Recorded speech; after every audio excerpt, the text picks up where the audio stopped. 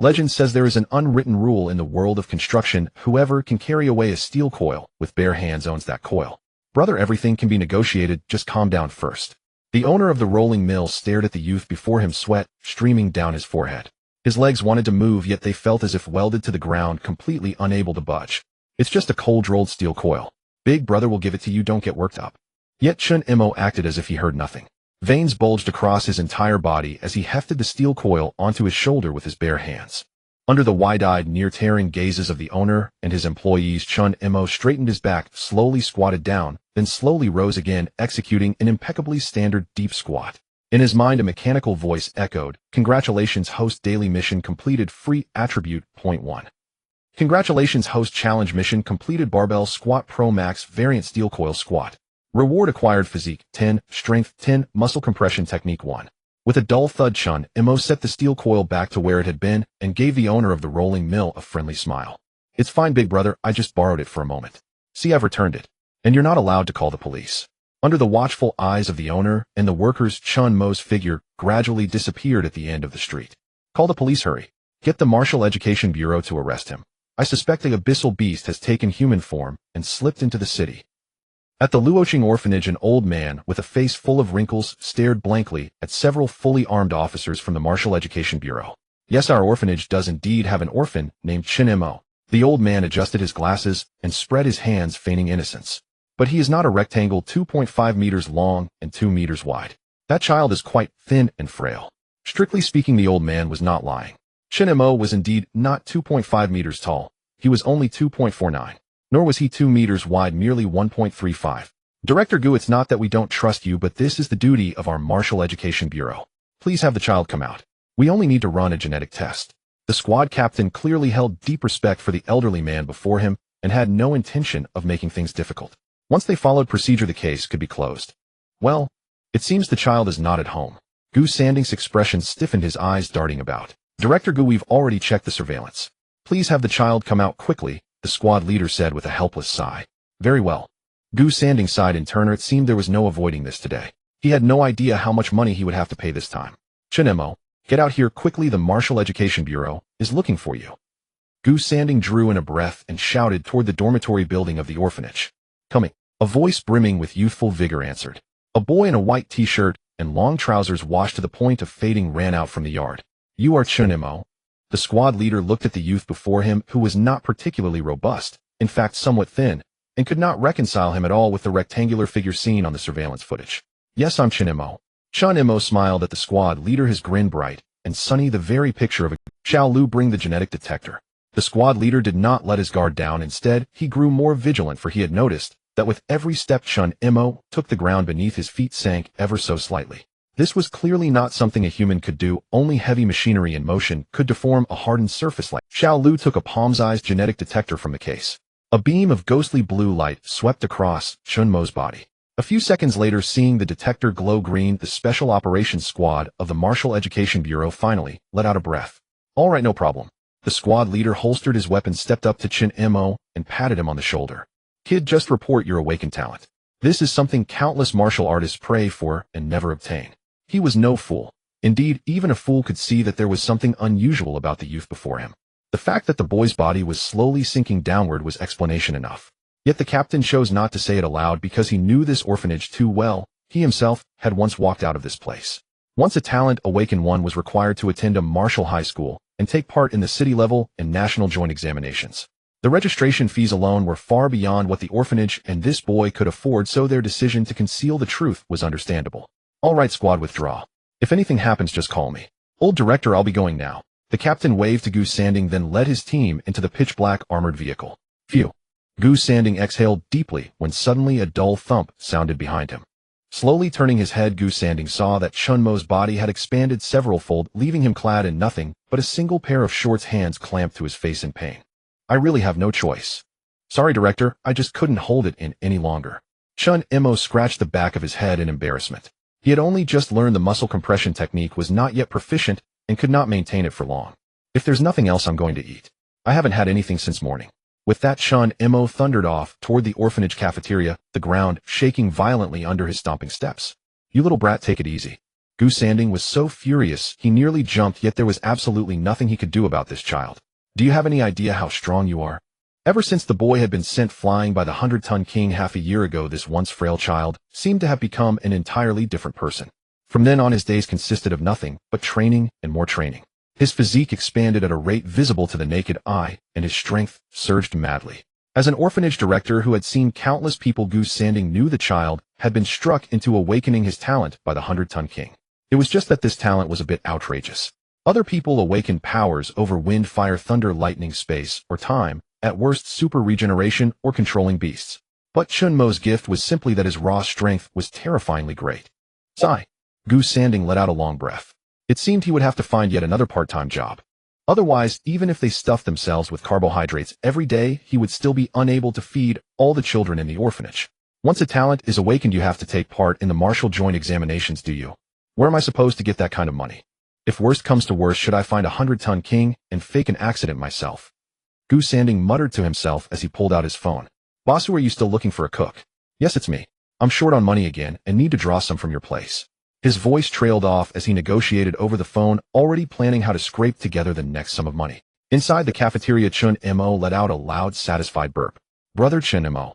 The dean is... A little girl of about 7 or 8 came pattering over, her footsteps light and crisp, and flung her arms wide as she leapt up to hang from Chen Mo's neck. Did the dean say what he wanted me for? Chen Mo rose to his feet, ignoring the little girl still swinging from his neck, and strode toward the dean's office in the main building. Nope. It just looked like the dean got older again, she chirped.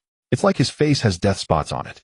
Those shouldn't be death spots, probably just age spots, Chen Mo replied. The two, one big and one small, chatted idly as they went. As the oldest and most mature in the entire orphanage, Chen Mo was usually the one in charge of coaxing and comforting the children. Because of that, all the children were very close to him, treating him almost like their own big brother. In front of the dean's office, Chen Mo finally set the little girl back on her feet. All right, go play on your own. Your big brother is going to discuss something with the dean. He patted her lightly on the head, and the little girl scampered off, feet tapping happily against the floor. Just come in, you're not allowed to knock. Gu Sanding's voice drifted out from inside the office, freezing Chen Mo's raised hand in midair just as he was about to knock. He gently pushed the door open, forcing himself to control his strength so he wouldn't crush the doorknob. When he had patted the little girl's head, just now his palm had actually stopped a centimeter above her hair, relying on the wind pressure to mimic a head pat. So what is it this time, Dean? Another job for me. Chen Mo was just about to sit down on the sofa when Gu Sanding stopped him. You brat, sit on that stainless steel chair. Don't you know how much you weigh now? Gu Sanding shouted, pointing at the thickened, reinforced stainless steel chair behind Chen Mo. All right, no need to shout, Chen Mo replied. Chen Mo hurried to placate him. His strength had been swelling too fast, causing his own weight to skyrocket as well. His control over that power lagged far behind, and he often broke things without meaning to. Things like the old building's load-bearing walls, the asphalt road at the entrance, and Gu Sanding's nearly scrapped little car had all suffered under his hands. Hurry up and tell me what it is. I still have to go back and practice compressing my muscles, he said. My current build is too big. I've even broken the dormitory doorframe, he added. Gu Sanding stared at him for a long moment.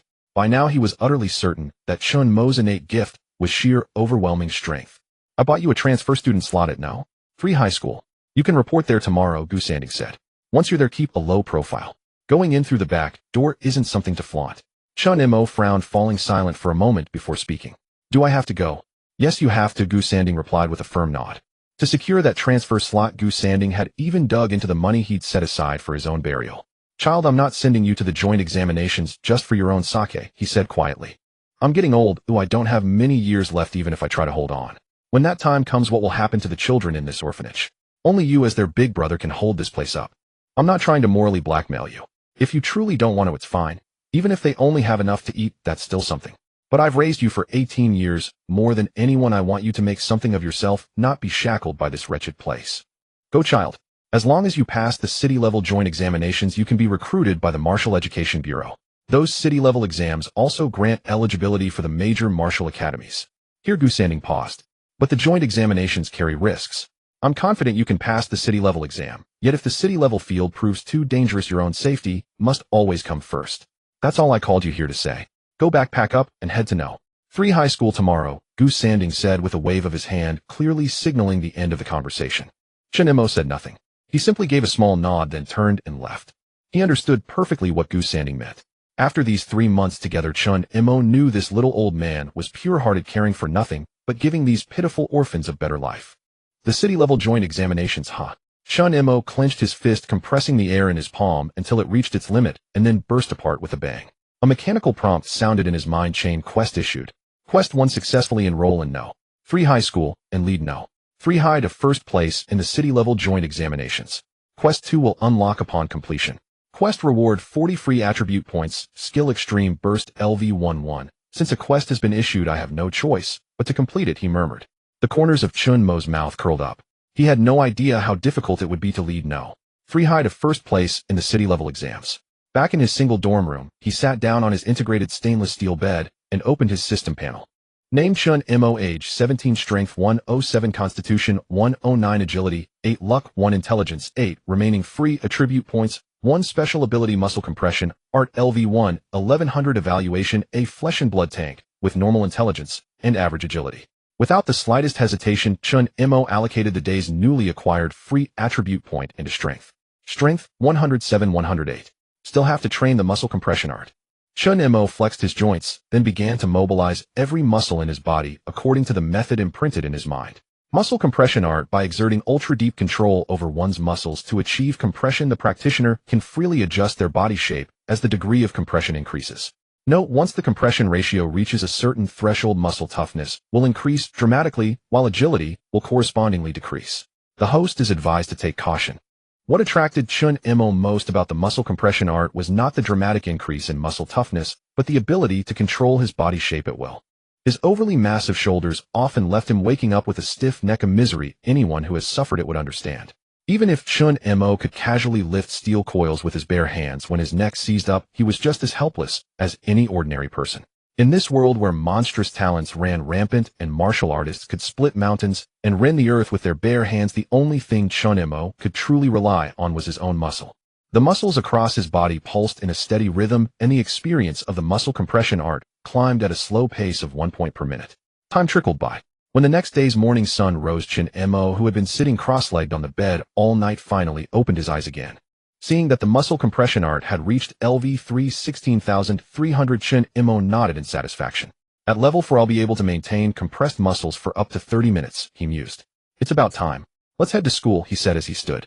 Come to think of it, this will be my first time attending school. I wonder if it'll be anything like high school in my previous life. Will the cafeteria serve breakfast and things like that? The Morning Light Orphanage is not far from Sanzhong, which is the only martial arts high school in the old district. At this moment, the homeroom teacher Lao Gao stood at the podium, tapping the ruler in his hand firmly against the desk. Today we have a transfer student joining us. His family background is not very good, so please take good care of our new classmate. Come in, please. With that, Lao Gao waved towards the classroom door. Amidst the eager and curious gazes of the students, a figure at least 2 meters and 4 centimeters tall, with arms thicker than the average person's thighs, slowly walked in. Who's from a poor family? This guy looks like he could punch through a silverback gorilla. Does he really come from a poor background? The students were left dumbfounded, staring blankly at the tall figure of Chen Mo standing at the podium. Lao Gao adjusted his glasses, feeling as if the podium was sinking. Hello everyone, my name is Chen Mo, and I come from the Morning Light Orphanage in the old district. For the next 2 months, I will be studying with you all, so I hope everyone will take care of me. Chen Mo flashed a bright smile, and after a brief moment of shock, the students below began to applaud and welcome him. Chen Mo, you can sit in the last row by the classroom door. The principal specially prepared reinforced concrete desks and chairs for you. The regular ones would break if you just touched them. Lao Gao didn't know much about the new student, only that he was a talented individual who had awakened his abilities. Now let's not waste any more time. After introducing our new classmate, we will start the lesson. In the afternoon, the practical combat class will still be led by Instructor Liu, so make sure to have a hearty lunch first. As Lao Gao was about to turn around, he almost stumbled and fell. My. He looked at the metal podium where 2 footprints were left, and then at the innocent-looking Chen Mo behind him, beads of sweat forming on his forehead. As we all know, martial artists are divided into gifted martial artists and those who train hard. Everyone present except for Chen Mo are all hard-training martial artists. But even if you don't have a unique talent, don't feel inferior. Remember, this talent is merely the icing on the cake, while hard training and fighting spirit are your true paths to greatness. The morning passed in a flash. Compared to the dull classes of his previous life, the martial arts knowledge taught at the martial arts high school was much more interesting. You are Chen Mo, right? In the cafeteria, several young men approached Chen Mo carrying their trays and sitting down. Is there something you want? I heard your family background is poor, coming from an orphanage. The leader of the group raised an eyebrow, looking at Chen Mo. What do you want? Chen Mo frowned deeper. If they were looking for trouble, why all the pretense? Nothing much. We pooled some money together to buy you some chicken legs. We couldn't afford anything more expensive. The young man smiled, pushing a large plate of braised chicken legs towards Chen Mo. Brother, the food in the orphanage must not be very good. Our school has student loans. Do you need us to help you apply for one with the principal? Chen Mo stared at the mountain of chicken legs in front of him, momentarily at a loss. He had prepared himself for a confrontation, but he never expected them to be offering him chicken legs instead. No need. Once I pass the first grade martial artist test, I will receive a martial artist subsidy, which is enough to support both the orphanage and myself. Chen Mo shook his head, declining the young man's kindness. Okay, if you encounter any difficulties in the future, feel free to come to us. Everyone will be willing to help you. By the way, my name is Gao Ziki. The homeroom teacher Lao Gao is my father. Gao Ziki smiled at Chen Mo, said nothing more, and left the chicken legs behind as he departed with the other boys. Feeling this simple kindness, Chen Mo couldn't help but smile. Not bad, it's much better than I imagined the life of a transfer student to be. Life in the third year is always busy, and the martial arts high school is no exception. After having lunch and resting for half an hour, all the third-year students were taken to the comprehensive sports building. Chen Mo stood at the back of the line, and even from the back, he was the most eye-catching. Many people cast curious glances at him, including the instructor standing on the stage. You young man, come up to the stage. Instructor Lu waved at Chen Mo, who walked up to the stage without thinking much. Not bad, it's a shame not to be a martial artist with such a physique. Instructor Lu patted Chen Mo's arm, which felt like hitting a solid piece of hard rubber. Classmates, after more than 2 years of physical training, many of you have begun to develop your chi and blood. However, merely having chi and blood is just the first step to becoming a martial artist. If you lack any practical combat ability, you will just be a chunk of well-nourished meat. Today I will teach you the most basic fist techniques and footwork. Although the citywide joint examination only selects talented martial artists, you all still need to put in some effort. Starting today, for the next 2 months, all physical training classes will be paused. Your only task is to engage in practical training. Watching the excited children below, Instructor Lu nodded in satisfaction. This is how young martial artists should be, full of vigor. In practical training, the most important thing is to learn how to take a hit. You should understand that when you cannot avoid an opponent's attack, knowing where to let the attack land on your body can minimize damage. Come on, young man, throw a punch at me. Instructor Lu patted his chest, signaling Chen Mo to throw a punch. Chen Mo hesitated, thinking about what would happen if he accidentally hurt Instructor Lu. Don't worry, I am a first-grade martial artist. You are just a kid with a bit of strength, you won't hurt me. Instructor Liu's words reassured Chen Mo a little. He was right, he was just an ordinary person with a bit of strength. How could he possibly be a match for a first-grade martial artist? Then, let's throw a full-powered punch. Bang! Chen Mo's school uniform exploded as his muscles swelled, and he unleashed a powerful hook. Instructor Lu regretted the moment he saw Chen Mo's uniform burst apart. He instinctively stomped the ground to avoid being hit by Chen Mo's powerful punch. However, boom! The violent punch's wind blew Instructor Lu away, and he rolled several times on the ground before finally stopping. Covered in dust, a bewildered Instructor Lu stood frozen, staring at the tattered clothes blown apart by the punch. He seemed to have just seen a large truck loaded to the brim crashing towards him. Inside the truck was his grandmother, who had passed away many years ago. No, that's not right. It wasn't an illusion, that was a visual shock. If he had really taken that punch, he might have gone to meet his grandmother. Hiss! Chen Mo furrowed his brow, drawing a sharp breath. He clutched his right arm as waves of pain surged through him. Regaining his senses, Instructor Lu sprang up from the ground, dressed in tattered clothes, and climbed onto the stage to check Chen Mo's condition. Severe muscle strain, torn ligaments, fractured scapula. After examining Chen Mo's arm, Instructor Lu felt a tingling sensation at the back of his head. What kind of force is this? Just a mere swing of a punch could inflict such damage. Young man, just how strong are you? And do you have no knowledge of combat at all? Instructor Lu realized that Chen Mo needed immediate treatment. Otherwise, it would take at least half a month for such injuries to heal naturally. If such a promising talent is delayed for over half a month, the blame would fall squarely on him as the instructor. I don't know how strong exactly, but I can squat with a steel roll. Chen Mo shook his head. He hadn't expected that a full-force punch could injure him. Old Wong, come over and cover. Instructor Lu frowned, disregarding his disheveled appearance, and after handing the students over to another instructor, he hurriedly took Chen Mo to the school infirmary. What happened? Isn't Instructor Lu supposed to be in sportswear today? The school mandates proper attire during classes. Oh, what does it mean for him to wear ragged clothes? Instructor Wong, upon hearing this, walked towards Class 16's lineup, but stopped midway. He rubbed his eyes, staring in shock at the completely vanished soft padding of the stage. Where's the soft padding on the ground? The students all turned their gazes towards 2 figures in the distance. Old One, you were too far away to see what happened. The instructor in charge of Class 15 shook his head and pointed at Chen Mo's back. Just now old Lu asked that kid to give him a punch. Oh, wasn't he supposed to demonstrate blocking and taking hits? That kid threw one punch and old Lu flew off. He was even blown away by the punch's wind. I was 7 or 8 meters away and felt my face skin flapping in the wind. Ooh, I admire old Lu for still being able to stand. After hearing the Class 15 instructor's words, Instructor Wang began to doubt his life for a moment. Really? He turned to the students below, and everyone nodded in unison. Damn, where did the principal find such a monster-level talent? Looking at it this way, that punch must have the power equivalent to a fully loaded semi-truck at 100 kilometers per hour. In the infirmary, a man in his 50s looked at Chen Mo's right arm with a furrowed brow. Xiao Lu, these kids are experiencing real combat for the first time. How could you use such excessive force? And who allowed you to wear ragged clothes in class? Do you know the school rules? Instructor Liu's face turned different shades, unsure of how to explain. Dr. Qian, don't ask. This child injured himself by overexerting. Please help treat him quickly, or the upcoming combat class will be delayed. Do you think I'm foolish? Dr. Qian exploded at this, pointing his finger at Instructor Lu and scolding him furious. Injured from overexertion. A normal person wouldn't do that because their strength wouldn't be enough to harm themselves. This child isn't even a martial artist yet. How could he possibly be that strong? My clothes were turned into ragged ones by his punch's wind. Instructor Liu's words left Dr. Qian speechless, and after a few seconds of silence, he began to quietly treat Chen Mo's injuries. After giving Chen Mo a light green potion, Dr. Qian handed a receipt to Instructor Lu. The cost of this restorative potion will be deducted from your salary. The primary reason for this child's injury lies with you, as you failed to instruct him on how to control his strength. Alright, I understand. Instructor Liu's expression turned grim. He only earned 13,000 a month, and after reimbursement, this restorative potion would still cost him 12,000. He estimated he would be living on dirt for the rest of the month. Don't do any intense activities today. Drink this, and you'll recover by tomorrow. Dr. Qian patted Chen Mo's thigh, marveling at him. Take this child back. Don't cause any more trouble. Alright. Instructor Lu wiped his sweat. As long as the upcoming combat class wasn't delayed, everything could be negotiated. With my arm injured, it shouldn't affect my ability to squat right. Chen Mo suddenly recalled that today's daily task was to do 5 squats with a Tintin load. If he couldn't even complete his daily task, it would be a huge loss. That's a point of attributes.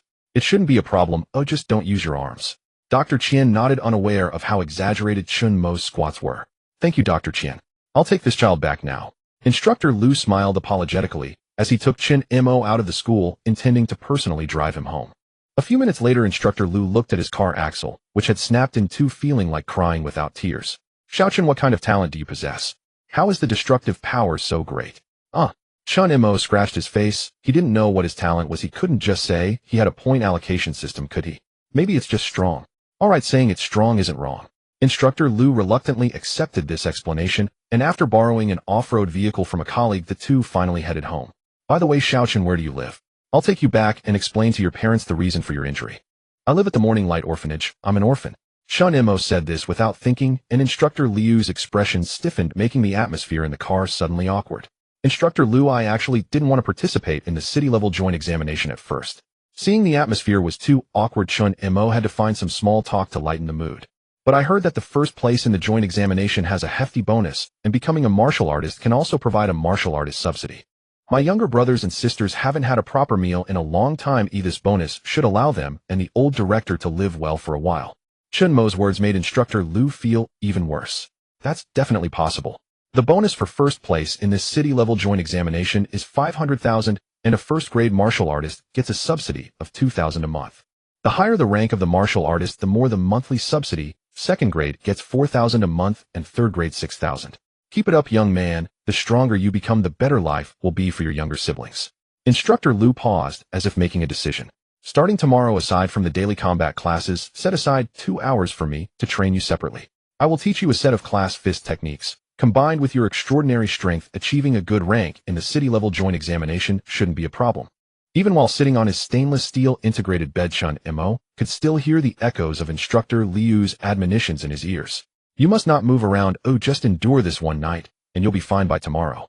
Sign my freedom attribute points. Chen Mo sighed, but in order to smoothly continue learning martial arts later, he decided to obediently lie still for the night. Since crossing over to this world 3 months ago, Chen Mo had hardly had a proper rest. The memories of the original owner would occasionally flicker in his mind, making it feel as if he were watching an immersive first-person movie. Through the original owner's memories, Chen Mo gradually gained an understanding of this world and began to develop some feelings for the orphanage. Not to mention the old man Gu trying every possible way to satisfy his skyrocketing appetite. He couldn't just ignore this orphanage. And how could he forget the children calling him brother? This kind of emotional bond was something Chen Mo had never experienced in his past life. Don't worry, once I become an entry-level martial artist, everyone's lives will improve a lot. The night passed rather bearably, and soon Chen Mo fell into a deep sleep. The next morning, feeling the full recovery of his right arm, Chen Mo happily boarded Instructor Liu's vehicle. Instructor Liu, who hit you? Chen Mo asked, looking at Liu, whose head was swollen like a pig's head with bruises all over his body. Instructor Liu's eyes, swollen to the size of mung beans, fixed a deadly glare on Chen Mo, wishing he could just bite this muscle-bound guy to death. I managed to hold on until I got you back yesterday, all thanks to adrenaline and qi. After I got back, I was done for it. Every part of me was in pain. Do you know that just the force of the punch was equivalent to being hit by a small car at full speed? Chen Mo opened his mouth, but chose not to speak further, fearing he might provoke Instructor Liu. By the way, Instructor Liu, does our school have a place for strength training? He glanced at today's daily task, which still required him to perform 5 squats with a tendon load. If the school didn't have such a place, he would have to make a trip to the steel mill and trouble the owner there. Of course we do. What area do you want to train? Instructor Liu nodded, though every movement was quite stiff. Squats with a tendon load, oh, it's for leg training. Chen Mo casually stated an astonishing thing, causing Instructor Liu to suddenly turn his head, looking at Chen Mo as if he were a monster. How much? 10 tons. Leg training. Instructor Liu was nearly driven mad. Had he known this kid was so strong, he would never have chosen him for the ring. Yeah, my strength has recently seen a breakthrough, so I can handle squats with a tendon load now. Chen Mo sighed. It took him 3 months starting from scratch to reach his current strength and physique. The hardships of this journey were known only to him. There should be one. If not, I can have someone bring over a steel roll for you. That thing is exactly 10 tons. Instructor Liu pondered for a moment and felt it would be more appropriate to keep Chen Mo in school for personal guidance. This worked. A few days ago, I went to the steel mill to do squats with a steel roll myself. In the gym, after finishing their group class, the students began their practical training. Chen Mo was taken aside by Instructor Liu, heading towards the weight training room in the gym's basement. Why do I feel like Chen Mo isn't really an orphan, but rather someone with connections? A student who had just gotten off the ring asked, feeling somewhat disgruntled as he watched Chen Mo leave. What does it matter if he has connections? His talent is just great strength, which doesn't fundamentally differ from our hard training as martial artists. Do you think Chen Mo is Wang Jun? Wang Jun has awakened the fire control technique. Several directors at our school have helped him refine a complete set of combat strategies based on fire control. But can you blow away a first-year martial artist just with the force of your punch? After this statement, the students who had been discussing fell silent. What does it matter to you? At least he has awakened his unique talent. Oh, what qualifications do we a bunch without talent have to talk behind his back? Let's just be honest and take it one step at a time. The shortcut of the joint exam isn't suitable for us. The proper martial arts exam has more hope. The students harbored no malice towards Chen Mo. After casually muttering a few sentences, they resumed their practical training. In the underground weight training room, Chen Mo patted the steel roll in front of him with satisfaction. Instructor Liu, nice. This is exactly the same as the steel roll I used that day. Of course, when I went to the steel mill, the boss used a forklift to pull the steel roll out for me. He said it was reserved for you. After all, there's an unwritten rule in the construction industry. Boom. Instructor Liu suddenly fell silent as he watched Chen Mo lift the Tintin steel roll onto his shoulder. The surrounding ground began to slightly sink. Chen Mo took a deep breath, and the air around him felt significant. A sound reminiscent of grinding teeth echoed as if steel cables were rubbing together, while Instructor Liu helplessly watched Chen Mo squat down and then stand back up.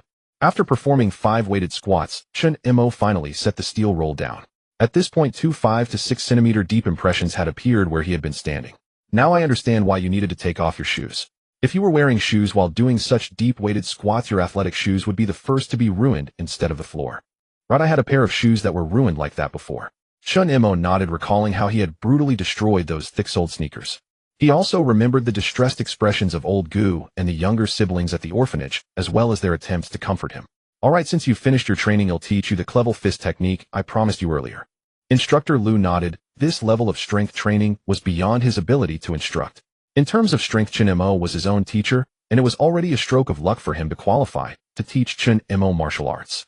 By the way, how many units of qi and blood have you accumulated now? Just as Instructor Liu was about to start explaining the fist technique, he suddenly recalled this crucial matter. Qi and blood. What qi and blood? Chen Mo was taken aback. It seemed there was no such thing in his attribute panel. A large question mark appeared over Instructor Liu's head. So, you have such great strength, but you don't have even a bit of qi and blood augmentation, do you? That punch yesterday was entirely reliant on your raw physical strength, wasn't it? In fact, Chen Mo was quite bewildered. His 5 dimensions consisted of only strength, physique, agility, luck, and intelligence. There was nothing like vitality or blood energy. I really don't know what to say anymore, Instructor Lu said as he vigorously rubbed his face, which had become swollen like a pig's head, feeling a sense of despair. Come, let me first teach you to recognize the meridians in your body, then help you condense your first trace of vitality. Chen Mo did not waste words and began to listen to Instructor Liu's crash course from scratch. After 2 hours, Chen Mo finally gained a basic understanding of martial artists. The reason why martial artists could unleash extremely powerful destructive force far exceeding that of conventional weapons was fundamentally reliant on their vitality. Those with powerful vitality could even ignore the damage caused by conventional weapons, while those at a higher realm could become immune to nuclear explosions, the ultimate weapon of humanity. Here, take this vitality pill. Instructor Lu took out the vitality pill he had originally prepared for himself and stuffed it into Chen Mo's hands. Chen Mo was not polite at all. He chewed the vitality pill like it was a candy and swallowed it. Remember what I told you earlier, feel the presence of your meridians and the flow of vitality. Detecting the birth of the first trace of vitality in the host's body, the original 5-dimensional attributes have changed to 6-dimensional attributes. At this moment, Chen Mo could not open the system panel in front of Instructor Lu. That would look too foolish. After an uncertain amount of time, Chen Mo finally boarded the bus home. Today I focused solely on explaining and guiding you with vitality. We'll discuss boxing tomorrow. You must balance work and rest. Only then can you walk longer and farther. Before getting off the bus, Instructor Lu could not help but remind Chen Mo. Don't mind me being talkative. Many dedicated martial artists ruin themselves by overexerting themselves in this regard. Alright, hurry back and rest. I'll probably need to get a wheel alignment later. Waving at Chen Mo, Instructor Lu drove off in a noticeably uneven off-road vehicle, disappearing into the night. Back already. Gu Sanding leaned on a crutch at the entrance of the orphanage with orphans behind him, making faces at Chen Mo, who were his younger siblings. Yes, I'm back. Chen Mo smiled as the children from the orphanage rushed forward to hug his legs. Brother, what did you learn today? Brother, are martial artists very powerful? Are you as powerful as them? Brother. The chattering voices of the children echoed in Chen Mo's ears. He did not feel annoyed at all, but rather felt a unique warmth. Director, I had dinner outside. I'm a bit tired today, so we'll go back and rest first. Little Bao, little Nan, I'm a bit tired today. You two can play by yourselves. Chen Mo gently patted his younger siblings' heads, and the children understandingly jumped down from him. Alright, go rest. They'll come to see the kids tonight.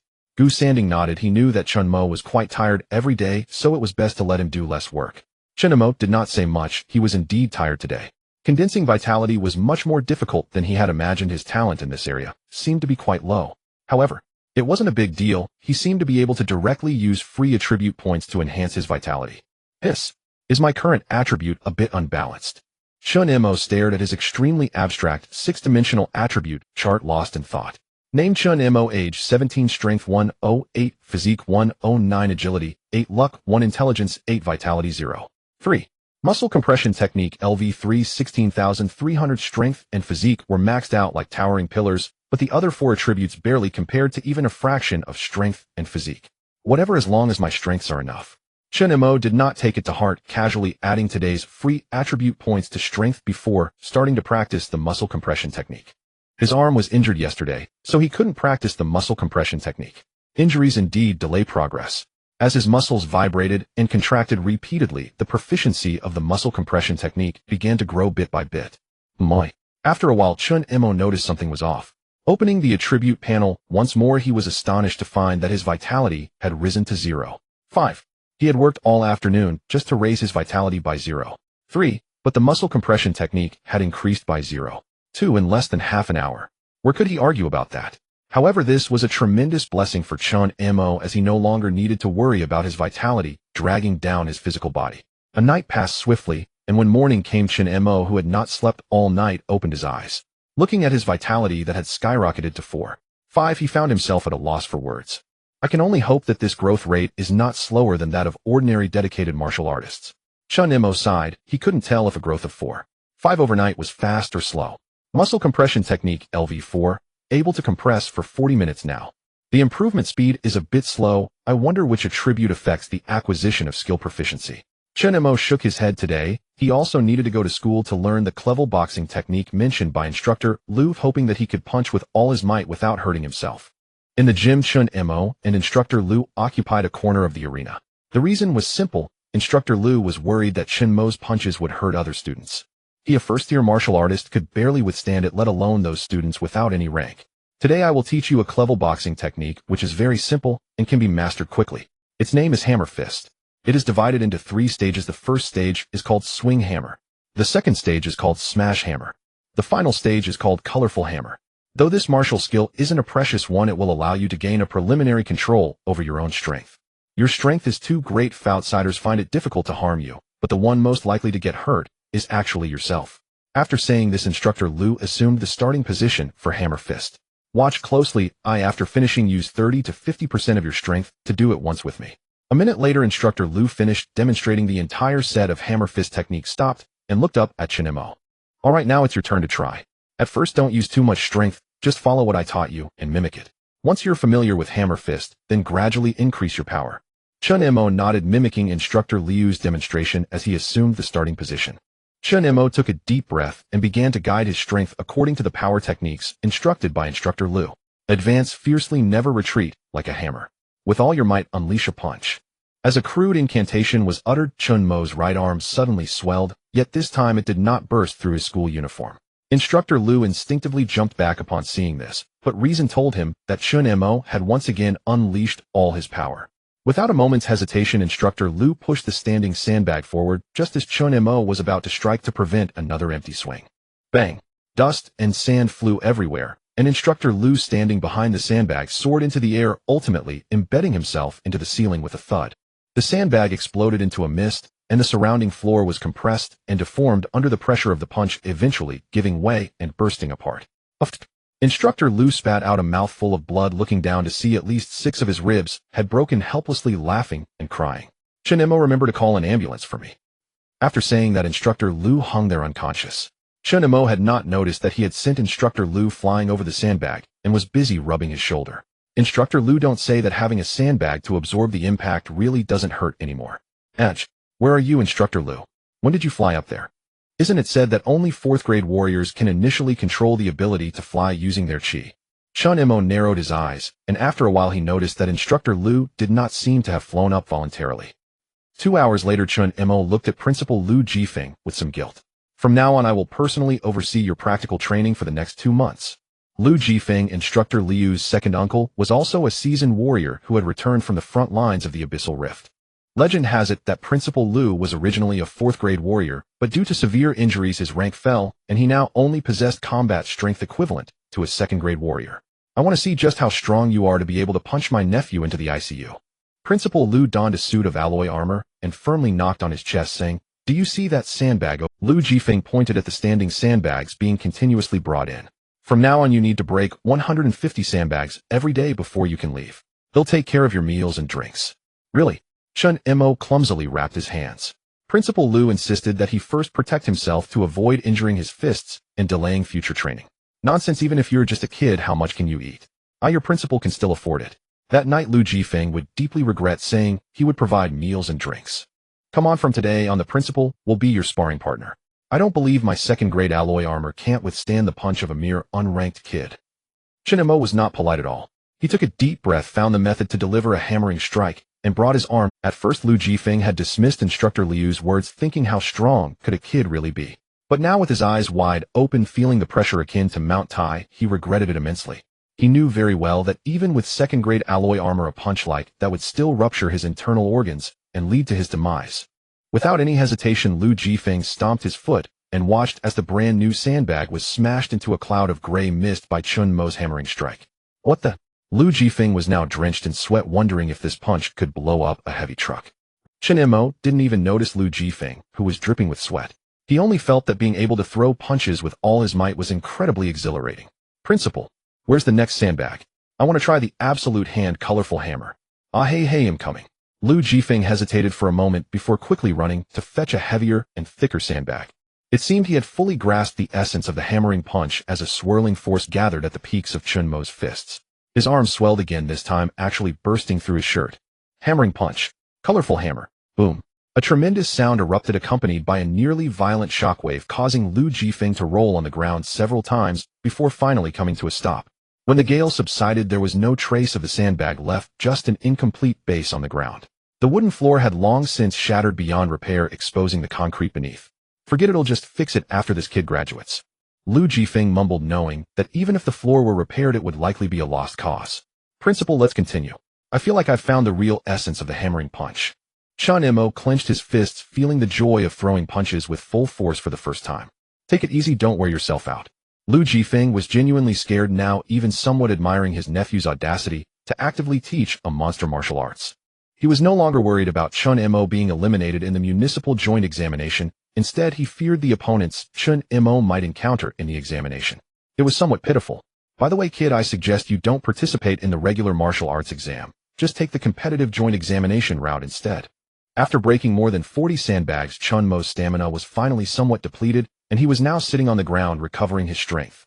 Lu Jifeng took this opportunity to express his thoughts. If you place in the top 5 in the municipal joint examination, you can participate in the provincial joint examination. The top 10 in the provincial joint examination can enter the national joint examination. As long as you can achieve a top 100 score in the national joint examination, you'll have a smooth path to enroll in the National Martial Arts University. Are you considering it? After sitting on the ground and catching his breath for a while, Chen Mo turned back to answer Lu Jifeng's question. Are there any rewards? What kind of question is that? Which is more important, the rewards or the National Martial Arts University? Lu Jifeng frowned, wondering how this kid couldn't differentiate between priorities. That was the National Martial Arts University, the top institution that everyone in the entire Great Xia aspired to attend. As long as one graduated smoothly from the National Martial Arts University, if not deployed to the front lines, they would at least receive treatment equivalent to that of a department-level official in the local region. However, there will definitely be rewards. The first prize in the municipal joint examination is 500,000, the provincial joint examination is 1 million, and the national joint examination is 5 million. By the way, what do you need all that money for? The resources required for a martial artist cannot simply be bought with. Lu Jifeng truly couldn't comprehend. Money was somewhat useful for ordinary people and cultivators below the 3rd grade, but it was of little value for those above the 3rd grade and gifted warriors. I want to build a new orphanage so that my younger siblings can embark on the path of martial arts. Chen Mo raised his head, the faces of Gu Sanding and his younger siblings flashing through his mind. Of course, Chen Mo's goal was not limited to this. He still had a series of tasks to complete, and he estimated that only after winning the National Joint Examination Championship could he finish all the tasks. That night, Principal Lu Jifeng painfully closed his eyes, tears streaming down his cheeks. Lu Jifeng couldn't comprehend how a 4th or 5th rank warrior could consume a whole sheep and a pot of rice. How on earth did this kid manage to fit 50 kilograms of beef, 60 kilograms of dry rice, 70 kilograms of vegetables, and 330 eggs into his stomach? Moreover, there was no visible change in his belly. His 8-pack abs remained distinctly defined. Burp. Chen Mo patted his belly, letting out a satisfied burp, and casually picked up a toothpick to clean his teeth. That should be enough, around 80% full. To be honest, ever since his strength reached the ton level, Chen Mo had not had a full meal. He typically just ate a bit, otherwise the morning light orphanage would be completely depleted by him. Chen Mo's weight was now around 500 kilograms, and to maintain his daily basic consumption, he needed over 10,000 calories. Plus, today's intense training had activated Chen Mo's digestive system, allowing him to eat so much in one go. Thank you, Principal Lu.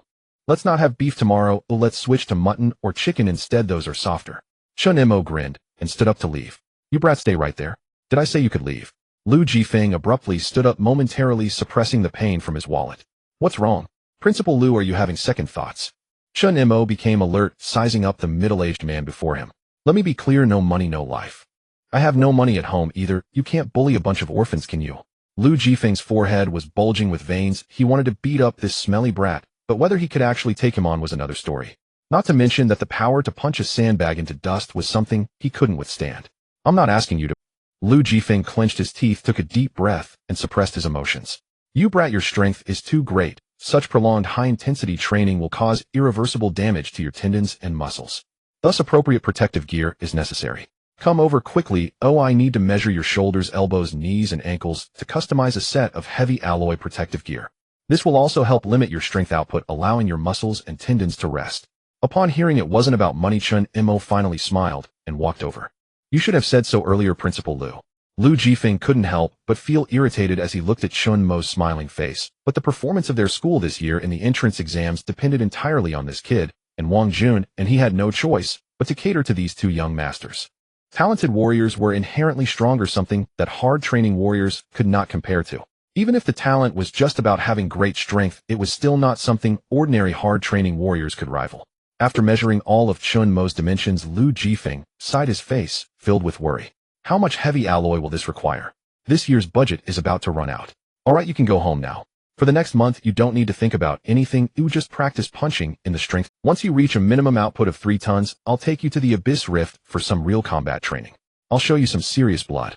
After returning home, Gu Sanding and the children noticed that Chen Mo seemed a bit tired, and they wisely chose not to disturb his rest. Sitting on his bed, Chen Mo opened his personal panel. Compared to just before he left in the morning, his vitality had increased by 0.1, but his attention was more focused on a new entry. Martial Skill Hammer Fist LV2 55,200. Today I seem to have destroyed 155 sandbags. Chen Mo scratched his chin, seemingly able to improve his proficiency slightly with each sandbag he burst. Tisk, quite costly. Looking at that one free attribute point, Chen Mo naturally clicked. In Chen Mo's view, physique took precedence over strength. After all, one's body is the foundation of revolution, i.e. being less prone to illness is essential for consistent training. Whenever his physique exceeded his strength by 10 points, Chen Mo would then focus on adding points to strength for a period. As for agility, he planned to consider it only after both physique and strength reached 500 points. Intelligence and luck couldn't even be increased with free attribute points. They could only be obtained occasionally during lucky bursts when encountering high-level tasks. In any case, he had yet to experience such luck even once. Time to sleep. Tomorrow I'll continue punching sandbags to relieve stress. Chen Mo stretched, and all his joints began to crack. The following days were just as Lu Jifeng had described. Other than completing daily tasks for fixed free attribute points, Chen Mo devoted all his time to training Hammer Fist. A month passed swiftly like this. After finishing today's Hammer Fist training, Chen Mo sat down on the side steps and began to daydream. Of course, in Lu Jifeng's eyes, Chen Mo was just spacing out, but in reality, Chen Mo was checking his attribute. Named Chen Mo: Strength 119, Physique 129, Agility 10, Luck 1, Intelligence 8, Vitality 124. 5. Muscle Compression Technique LV13 216 1400. Hammer Fist LV9 355 1000. Chen Mo's muscles could now sustain compression for 2 hours and 10 minutes, and upon reaching level 10 in muscle compression technique, he awakened a new skill. Compression Fist. The name is simple and crude, and so is its effect. Compressing the muscles of one side of the body to the limit, and then releasing instantly achieves tremendous destructive power. After this period of training, Chen Mo was well aware of the extent of destruction he could cause. Therefore, he did not attempt this move in the strength training room, but instead walked to the outskirts at midnight to find an open space and delivered a punch at a tree thick enough to be embraced by a person. The next morning's news reported a violent explosion occurring in the suburbs of Luo City, which was still under investigation. After trying it once, Chen Mo had confirmed one thing. Until he was determined to kill his opponent, he should avoid using this move as much as possible. Boy rested up. Lu Jifeng stood up, dusted off his clothes, and turned to look at Chen Mo, who was still lost. Today's Hammer Fist training is done. In a bit, I'm taking Wang Jun for his first-rank warrior certification. Wait for me at the school, and he'll take you out for dinner tonight. First-rank warrior. Chen Mo closed his system panel and looked up at Lu Jifeng. Principal Lu, what exactly are the requirements for a first-rank warrior? Chen Mo had been so immersed in Hammer Fist training lately that he had little understanding of the basics for warriors. Reach 100 units of Qi and Blood, master a martial technique to the proficiency level, and have a combat power of 800. Knowing Chen Mo was unfamiliar with these concepts, Lu Jifeng casually explained. Then, I should be just about there, right? Chen Mo scratched his head. His Qi and Blood had reached 124. 5 units, and his Hammer Fist was quite proficient. As for the combat power requirement for first-rank warrior, he had likely surpassed it long ago. What did you say? Lu Jifeng was stunned, staring blankly at Chen Mo. Your Qi and Blood has reached 100 units. Lu Jifeng had no doubt about Chen Mo's proficiency in Hammer Fist or his combat power. The only thing that could potentially hold him back from first-rank warrior certification was his Qi and Blood. After all, a martial technique powered by pure physical strength was worlds apart from one empowered by Qi and Blood. Of course, Chen Mo being a pure anomaly of raw stats didn't count. Yeah, I felt it about 5 or 6 days ago, but I didn't know what it meant then. Before Chen Mo could finish, Lu Jifeng rushed over and grabbed his wrist. Come on, let's get you tested. A few minutes later, Lu Jifeng stood dumbfounded inside the school infirmary, unable to believe that Chen Mo's Qi and Blood had skyrocketed from 0 to 100 units in just 1 month. Typically, the vast majority of dedicated martial artists would break through to 100 units of Qi and Blood within the first 3 months of enrolling in a martial academy. In the 3 years of high school, 90% of students had a total Qi and Blood below 18 units, Yet reaching 10 units was enough to easily get into a second-tier martial academy. 20 units could secure a spot in a first-tier academy. As for the prestigious National Martial Arts University, that wasn't determined by sheer chi and blood volume alone. Lu Jifeng had initially thought that having Wang Jun, a first-rank warrior with fire-controlling talent, was already a stroke of incredible luck. But who would have thought that this orphan he had taken in out of sympathy would touch the threshold of a first-rank warrior and just, "Kid, you're a damn monster." Lu Jifeng was completely blown away. At this rate, this kid would reach the fourth-rank warrior realm in 3 to 4 years at most. The standard graduation requirement for martial academies was third-rank warrior, and this kid was already guaranteed to graduate successfully. No way, I think it's pretty normal. Chen Mo scratched his cheek. Judging by Principal Liu's shock, his chi and blood growth rate seemed to be quite fast. Come on, I'm taking you and Wang Jun for the first-rank warrior certification today. By the way, you've never tried using your chi and blood to amplify your martial techniques or strength, have you? Lu Jifeng wanted to say more, but ultimately dismissed the thought. You have exceptional talent in martial techniques. He'll explain some of this to you on the way. With that, Lu Jifeng led Chen Mo towards the school gate. At the school gate, a plain-looking youth was leaning against a street lamp, hugging a long blade. Come on, get in the car. Lu Jifeng waved at the youth, who glanced at Chen Mo before taking a seat in the back. Chen Mo looked at the somewhat shabby sedan before him, hesitated for a moment, and then chose to get in. Creak. The car tilted noticeably as soon as Chen Mo sat down, but Lu Jifeng didn't mind. He started the engine and floored the gas pedal, shooting forward. Clatter. Sparks of blinding orange burst from the right side of the car, but Lu Jifeng didn't care anymore. He'd just have to get it repaired later. After more than half an hour of sparking, the car finally stopped in front of a 2-story building brimming with technological flair. Above the entrance hung a sign reading Martial Education Bureau. So warrior certification was held here as well. The first and second floors of the Martial Education Bureau were for regular office work and affairs, while warrior certification was conducted in the underground certification area. The underground certification area was bustling with people, many of them teachers from the new district's martial high schools, accompanying their students for certification. In a world that revered martial arts, geniuses were never in short supply. Both talented warriors and dedicated martial artists produced numerous prodigies unique to their respective paths. Luoqing No. Free High School. That martial high school from the old district. The registration clerk was surprised to see students from the old Impressive Principal Lu. To nurture 2 talents under those conditions. The clerk was somewhat excited. Kids in the new district had access to all sorts of high-tech auxiliary equipment, but schools in the old district weren't so fortunate. Want me to pull some strings and move you up the queue? We've got 5 first-rank warrior certifications this afternoon, including yours.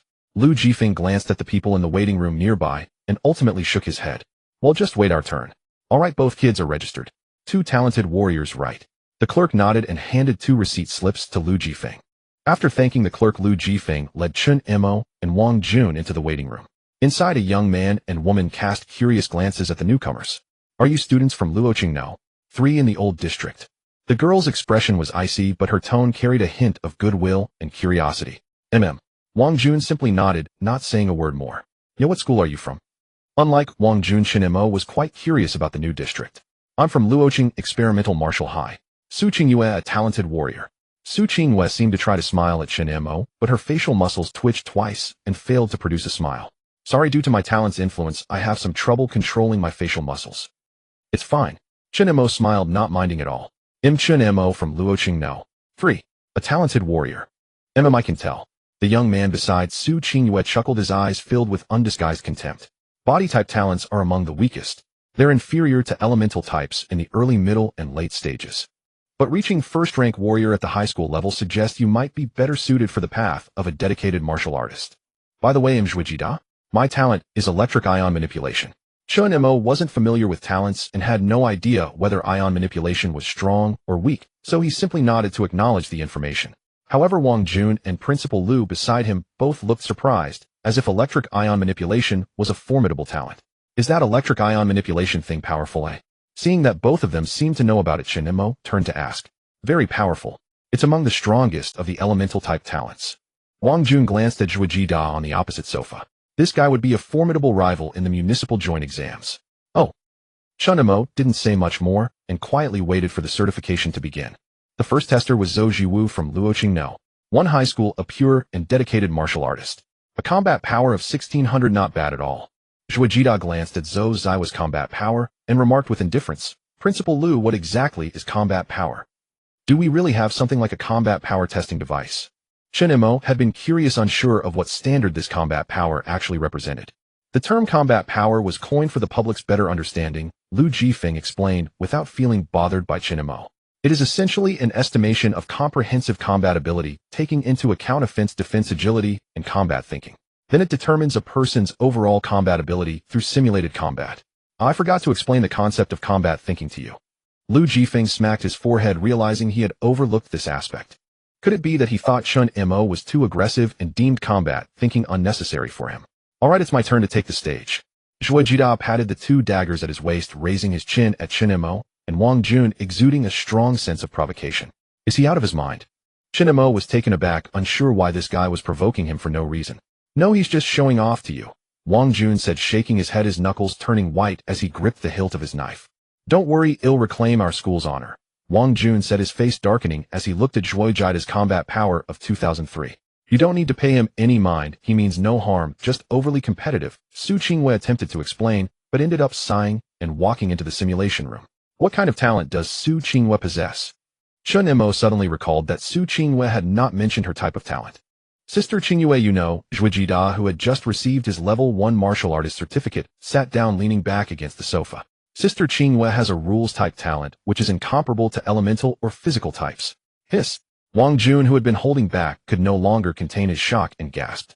The break room fell into silence, and even Lu Jifeng's expression turned extremely serious. Compared to Zhuo Jida, Su Qingyu's certification took much longer, taking a full half-hour to complete. Seeing her combat power of 3009, Wang Jun completely abandoned the thought of being first in the city-level joint exam. No matter what rules-type talent it was, it could not be compared to elemental types. Going in, Wang Jun stood up, gripping his long knife tightly. Go ahead, relax, we're just here for certification, not a competition. Lu Jifeng comforted Wang Jun, but Wang Jun was too preoccupied to heed such words. Chen Mo, you need to maintain a calm mindset and not get too nervous. Everything in the simulated combat is fake.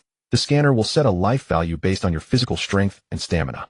Once the life value reaches 0, the simulation will end. You won't get hurt, so just go all out in your attacks. Chen Mo clenched his fists, uncertain whether his blood value would be the same in his normal state and under muscle compression. 25 minutes later, Wang Jun emerged with a grim face. How did it go? Lu Jifeng stood up, looking expectantly at him. Wang Jun said nothing, merely shaking his head. Lu Jifeng took the combat power assessment report and smiled at the impressive figure of 2,750. Isn't this quite strong? Don't be disheartened. Elemental types can rival rules types after reaching the 6th grade. But that only compares with the weakest rules types. I'm acutely aware of the fundamental differences. Wang Jun sighed. He was relatively satisfied with the result, but one could be disheartened by comparisons. Goods are judged against goods and people are judged against people. Principal Lu, I'm going in now, Chen Mo said, stretching and stepping into the simulation room with his ID card. The moment the door closed, all sounds from outside were cut off, and Chen Mo could only see Principal Lu speaking, but could not hear him. You must be the last one today, right? The girl sitting in front of the recorder nodded at Chen Mo and took his ID card. Go stand over there, we need to check your chi and blood levels. The certification process was quite simple, especially regarding martial skill proficiency, which was largely subjectively judged. After completing the basic first 2 steps, Chen Mo entered a room of at least 1,000 square meters. Chen Mo, you don't need to be nervous. Everything that follows is simulated, you only need to eliminate the enemies as much as possible. With that, the originally dim room suddenly lit up and rows of combat robots rose from the ground. A blue light swept over Chen Mo's body and a health bar constructed from particle projections appeared above his head.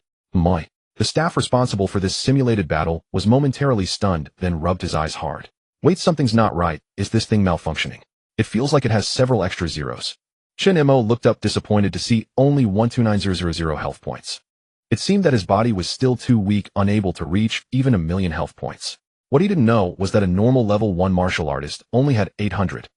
After running several self-checks and confirming that the equipment was indeed functioning, the staff finally opened the level 1 martial artist simulation battle with a bewildered expression.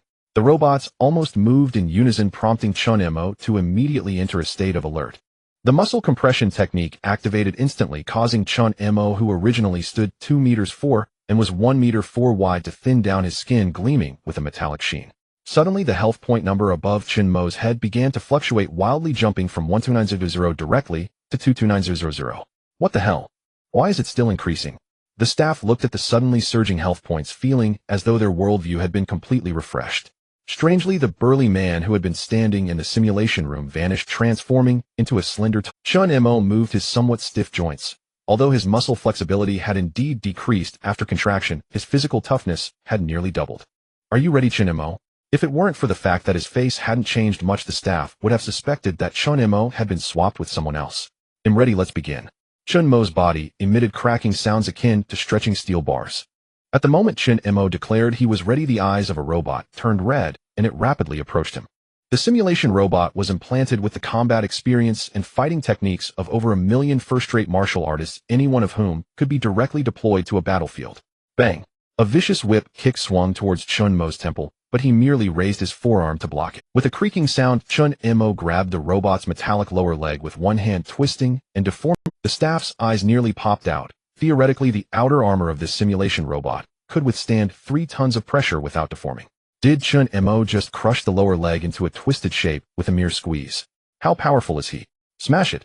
Chen Mo lifted the robot's lower leg high, using all his strength to slam the robot onto the ground.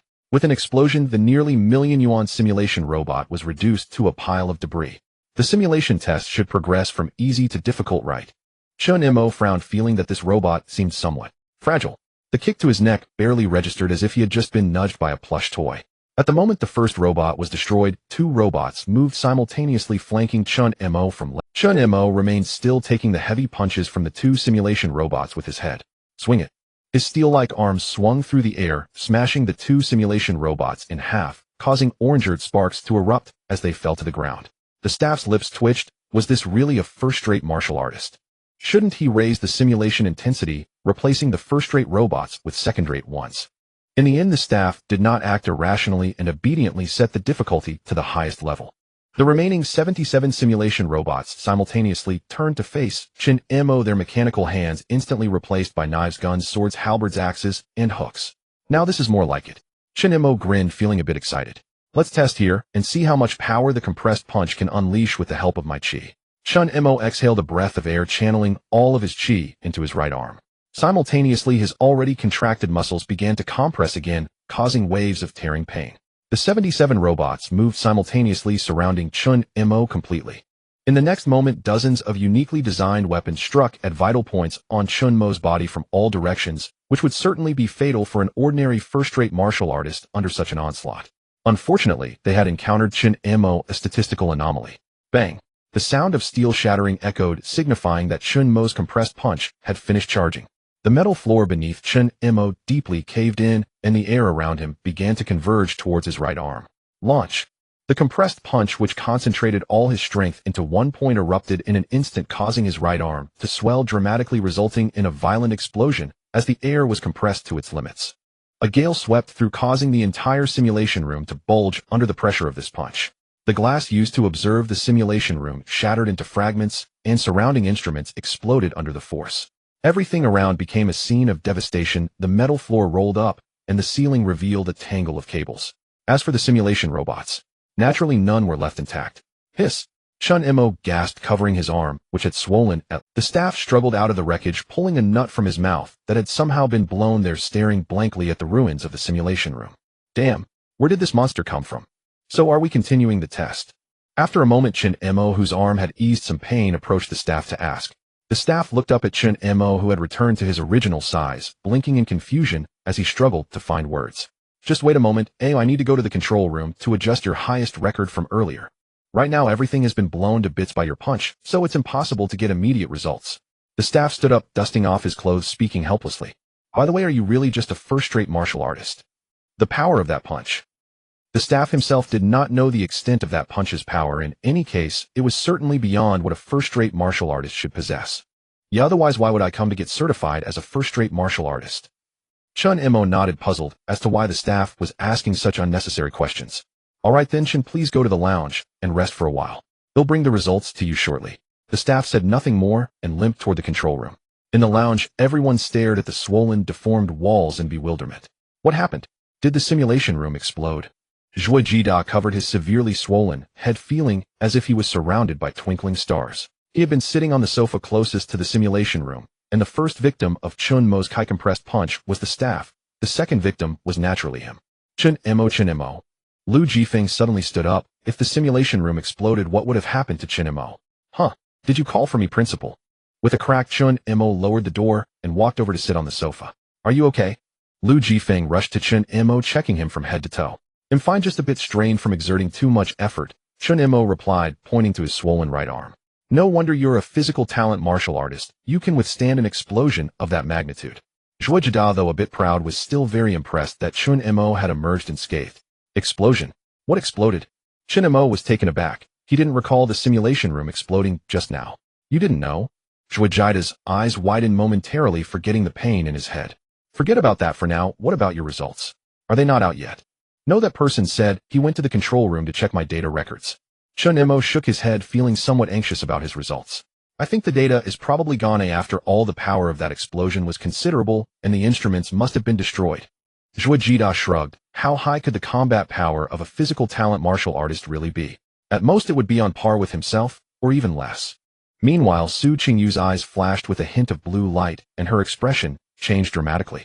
Chen, your combat score has been released. Just as Su Qingyue was about to say something to Zhuo Jida, the disheveled staff walked in holding the martial art. The maximum limit of the instruments here is only 99999. Warriors above this level need to go to the provincial capital for certification. However, this is sufficient. Congratulations, you have become a first-grade warrior. Also, you do not need to compensate for the simulation room that was blown up by your punch. This is included in the budget for losses by the Martial Education Bureau. The staff glanced at Chen Mo with a look of astonishment, handed him the warrior certificate, and then quickly fled. Is this acceptable? Chen Mo looked at the 99999 on the warrior certificate and sighed with a hint of dissatisfaction. Zhuo Jida, Wang Jun. All three of them had a question mark above their heads, wondering what it meant that the maximum limit was 99999. Does this mean Chen Mo's battle power is as high as 99999? Unlike the astonished three, Su Qingyue did not seem surprised by this result. Wait a minute. Zhuo Jida suddenly stood up, staring at Chen Mo with wide eyes. Did he just say you blew up the simulation room with one punch? Huh? What's wrong? Chen Mo genuinely did not understand why this guy was always so startled. Including Su Qingyue, the four looked at the simulation room that had exploded like popcorn and fell into deep thought. As everyone knows, popcorn explodes due to excessive internal pressure. Given that the simulation room exploded like popcorn, it was clear what had just happened. Principal, when will my subsidy for this month be credited? Chen Mo was not concerned about anything else. He was only interested in when the 2,000 yuan subsidy would arrive. Principal, when will my subsidy for this month be credited? Chen Mo was not concerned about anything else. He was only interested in when the 2,000 yuan subsidy would arrive. In fact, Chen Mo was the only one in the entire Morning Light orphanage who was relatively healthy. Within 2 hours perhaps. Lu Jifeng had not yet caught up with the situation and mechanically replied, that's fine. Shall we head back now? Chen Mo was instantly pleased. With this 2,000 yuan, he could definitely buy some fried chicken or other junk food for his younger siblings. Yes, let's go back. Lu Jifeng mechanically stood up, mechanically took Chen Mo and the others to the car, mechanically pressed down on the gas pedal, and mechanically returned to the school. It was not until they returned to the strength training room that Lu Jifeng came to his senses. Chen Mo, let me see your warrior certificate for a moment. Lu Jifeng extended his trembling hand, receiving the warrior certificate that Chen Mo handed over. Looking at the glaring 99999 on it, he almost choked. Calm down, I must stay calm. Damn. I wonder which martial high school in Luochen can compete with my no. Free high this year. Chen Mo watched Lu Jifeng suddenly go crazy and instinctively shrank back. Kid, aren't you short on money? If you can secure first place in this year's municipal joint examination, I will personally reward you with 100,000. The school will also reward you starting from 100,000. Lu Jifeng suddenly stood up and grabbed Chen Mo. Hiss. Chen Mo's right shoulder was already injured, and Lu Jifeng's slap made him wince in pain. Sorry, is your right arm injured again? Lu Jifeng quickly let go of his hand, looking concerned at Chen Mo. Yes, I exerted too much force. Those robots can't withstand blows, so I strained my right arm. Chen Mo did not hide it, as the swelling was too obvious. Wait, I'll go to the infirmary to get you a healing solution. Lu Jifeng left Chen Mo and disappeared. A few minutes later, he returned with a small bottle of medicine. Once your arm is healed, I'll take you and Wang Jun to the Abyss Rift to see some blood. By the way, what exactly happened just now? How did you blow up the simulation room with one punch? Also, I vaguely heard something inside saying something was still expanding. Did you learn something in secret? Lu Jifeng had been pondering this matter all the way, and now he could no longer contain his curiosity. Chen Mo thought for a moment and extended his left arm. Principal Lu, this should be what you are referring to. As he spoke, Chen Mo's originally muscular left arm instantly compressed, becoming noticeably slimmer. Lu Jifeng's eyes widened as he looked at the metallic gleam of the arm, his expression shifting from disbelief to relief. I see it's indeed a physical talent. In this compressed state, your defensive capability has increased, but your agility must have decreased, right? After all, the muscle density has increased, but the muscle strength remains the same, so movement becomes a bit clumsy. This time it was Chen Mo's turn to be surprised. He did not expect Lu Jifeng to guess so accurately. Alright, your subsidy should have been credited by now. He'll transfer you 5,000 more so you can buy some good food to replenish yourself. Chen Mo looked at the 7,000 yuan in his account, filled with gratitude. 3 days will give you 3 days to rest. In 3 days I will take you and Wang Jun to the Clevel Abyss Rift in Luocheng to see some blood. Take these 3 days to rest well. Ooh, I want to see you in high spirits then. After patting Chen Mo on the back, Lu Jifeng planned to take him back to the Morning Light Orphanage. Principal Lu, can you stop at KFC later? I want to buy some burgers and fried chicken to take back. Sure, but why don't you spend nearly 10,000 yuan at KFC by yourself? It's not for me. I'm just getting some oil and water for my younger siblings. Upon hearing this, Lu Jifeng said nothing more, merely nodded silently and transferred another 1,000 yuan to Chen Mo. After getting off the car and thanking Lu Jifeng, Chen Mo appeared before the children holding a KFC bag worth 3,000 yuan. The aroma of the fried chicken made the children feel a bit unfamiliar, but Chen Mo's robust figure gave them plenty of courage. Brother Mo, is this for us? A little girl with pale skin and hair, as well as eyebrows and eyelashes all white, ran over and hugged Chen Mo's thigh. Her red eyes, resembling those of a little rabbit, were fixed on the bag, and Chen Mo's hand, drool spilling out inadvertently. Of course, after all, Brother Mo is now a first-grade warrior receiving a monthly allowance of 2,000 yuan. Chen Mo raised the fried chicken high, eliciting cheers from the children. Wow, Brother Mo is a warrior. Brother Mo is a first-grade warrior strong. Can he defeat the director? The children chattered excitedly, their eyes filled with admiration as they looked at Chen Mo. To celebrate my becoming a first-grade warrior today, Brother Mo treats everyone to KFC. Each person gets a share, no fighting, no grabbing. For this dilapidated orphanage, which only received a meager 30,000 yuan in annual subsidies, KFC's fried chicken was something these children could only dream of. After distributing the fried chicken meant for the children, Chen Mo took another large paper bag into the director's office. Director, why didn't you come out just now, eh?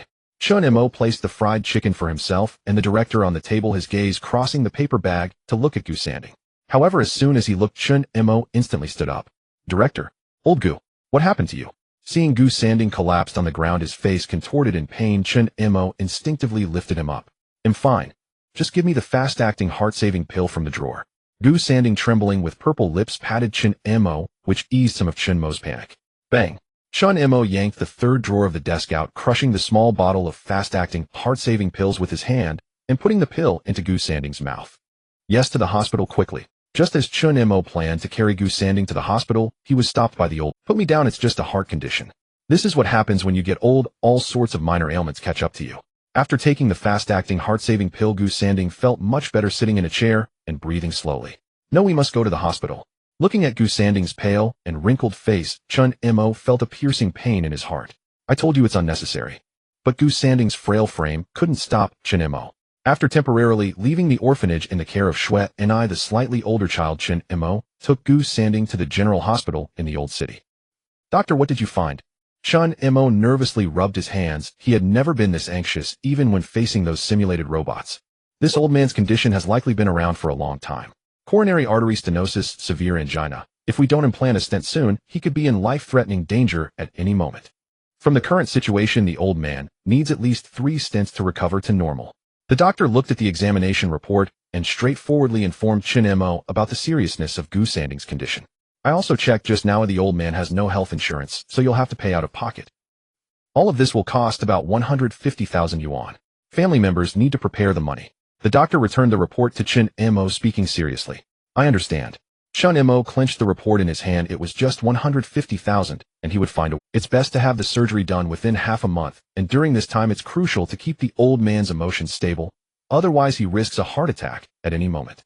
Also, it's better for him to be hospitalized for observation now, and once all the indicators are satisfactory, we will proceed with the surgery.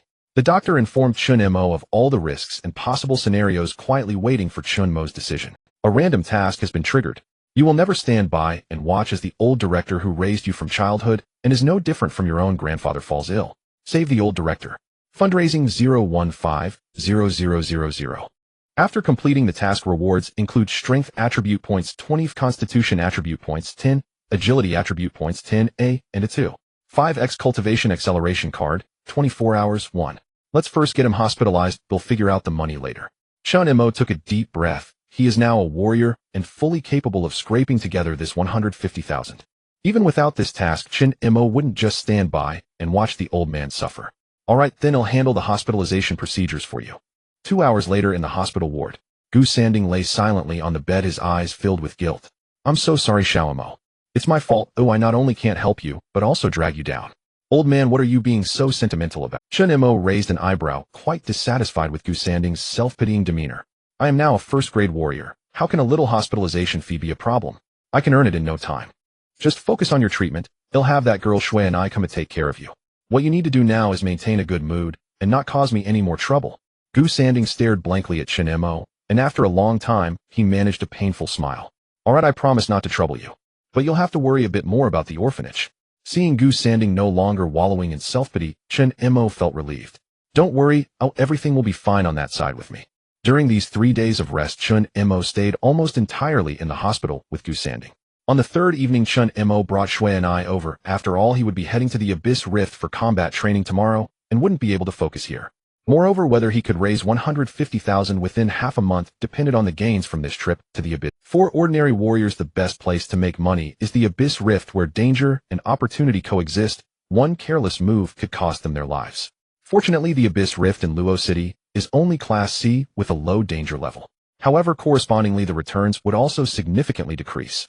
The next morning, after settling the children, Chen Mo took 2 oversized burlap bags and got into Lu Jifeng's car. What's going on? I didn't see Director Gu. Lu Jifeng turned to look at Chen Mo in the back seat, a bit puzzled. The old man is sick and is currently hospitalized. Chen Mo didn't hide it, directly telling Lu Jifeng about the current situation. Lu Jifeng remained silent for a moment, taking out his phone to call his wife. 150,000 is not a small amount. If he wanted to use the money to save someone, he needed to inform his wife. No, Principal Lu, there's no need for that. Chen Mo pressed Lu Jifeng's hand down, shaking his head firmly. For this combat training in the Abyss Rift, I will try my best to gather the old man's surgery and hospitalization fees. You've already helped me a lot, and I can't let you spend any more money. Just let me have a bit more of the spoils, and I'll exchange it for some cash. After picking up Wang Jun, the 3 of them headed towards the Abyss Rift located in the new district. There are a few things I need to clarify before taking you down into the abyss. Lu Jifeng spoke, while driving, sharing some important notes. Once we enter, there will be staff distributing positioning wristbands, which will indicate both explored and unexplored areas. After we go in, we can only operate within the explored zones of light and moderate pollution, do not enter the heavily polluted areas. Only warriors of 4th rank and above can explore the heavily polluted zones, as their bodies can withstand that level of radiation erosion. As Lu Jifeng continued his lengthy explanation, the 3 of them arrived at their destination after more than an hour. Contrary to what they imagined, the surroundings of the Abyss Rift were shrouded in a containment area with many warriors entering and exiting in an orderly manner. In addition to these fixed Abyss Rifts, there is also a low probability of small random Abyss Rifts appearing. These random Abyss Rifts can appear anywhere, so each city requires a large number of warriors to stand guard, ensuring the safety and stability of ordinary citizens. After presenting their warrior certificates, the staff handed the positioning wristbands to the 3 of them. Once they had put on the wristbands, they found an unoccupied entrance and stepped inside. Looking at the Abyss Rift in front of him, which resembled a curtain of water, Chen Mo took a deep breath and followed Lu Jifeng into it. A slight feeling of dizziness struck him, followed by an unpleasant odor invading his nostrils. What is that smell, eh? Chen Mo rubbed his nose and turned to Lu Jifeng.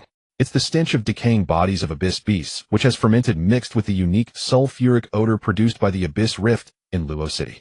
Lu Jifeng seemed to have grown accustomed to the smell and didn't find it problematic. Chen Mo's face darkened. He wished he had worn a mask. Follow me. This area is the safe zone. We can enter the lightly polluted zone in about 4 kilometers. Lu Jifeng glanced at his positioning wristband and without further ado led Chen Mo and Wang Jun towards the lightly polluted zone. Behind the 3, several pairs of eyes were fixated on their backs. Isn't that Chen Mo? Zhuo Jidao rubbed his eyes, confirming he wasn't mistaken. Do you know that student? A middle-aged man wearing gold-rimmed glasses and meticulously combed hair asked. Yes, I do. Zhuo Jidao nodded in response, then pondered for a moment before voicing his question. Teacher Wu, do you think a first-rank warrior's combat power can reach the assessment limit of our Luo City Martial Arts Bureau? Absolutely impossible. Teacher Wu frowned, slightly unsure why his proud student would ask such a nonsense. Even the most powerful rule-type, gifted warriors could never reach the assessment limit during their first rank. The assessment limit of our Luo City Martial Arts Bureau is 99999. Normally, the combat power of a first-rank warrior is around 1500, while a gifted warrior ranges from 1800 to 2200. Those who exceed this number are true geniuses, but such a claim as yours is absolutely impossible. Zhuo Jidao opened his mouth wanting to say more, but fell silent upon seeing Teacher Wu's expression. Teacher Wu, the type of first-rank warrior that Zhuo Jidao mentioned, indeed exists. Su Qingyue peeked her head out from behind Teacher Wu, her tone light, yet still expressionless. It's that Chen Mo from just now. I later heard he blew up the simulation room with a single punch. I also used the true sight eye to examine him. In the premonition of the true sight eye, the pressure he exudes is even more terrifying than yours, Teacher Wu. Teacher Wu's frown deepened. While he could understand if Zhuo Jidao was just boasting and unreliable, Su Qingyue was definitely not one to lie.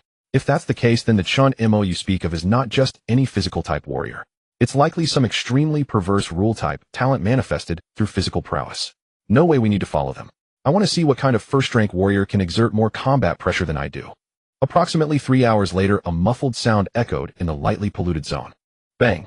Chen Mo looked at the abyss beast that he had turned into a blood mist with his punch, somewhat confused as he gazed at Lu Jifeng and Wang Jun. Both of them simultaneously covered their faces in pain. This was already the third first-rank abyss beast that Chen Mo had blown up. I've told you need to control your strength. How can you collect materials if you turn the abyss beast into blood mist? Lu Jifeng shook his head, wiping the blood of the abyss beast from his face.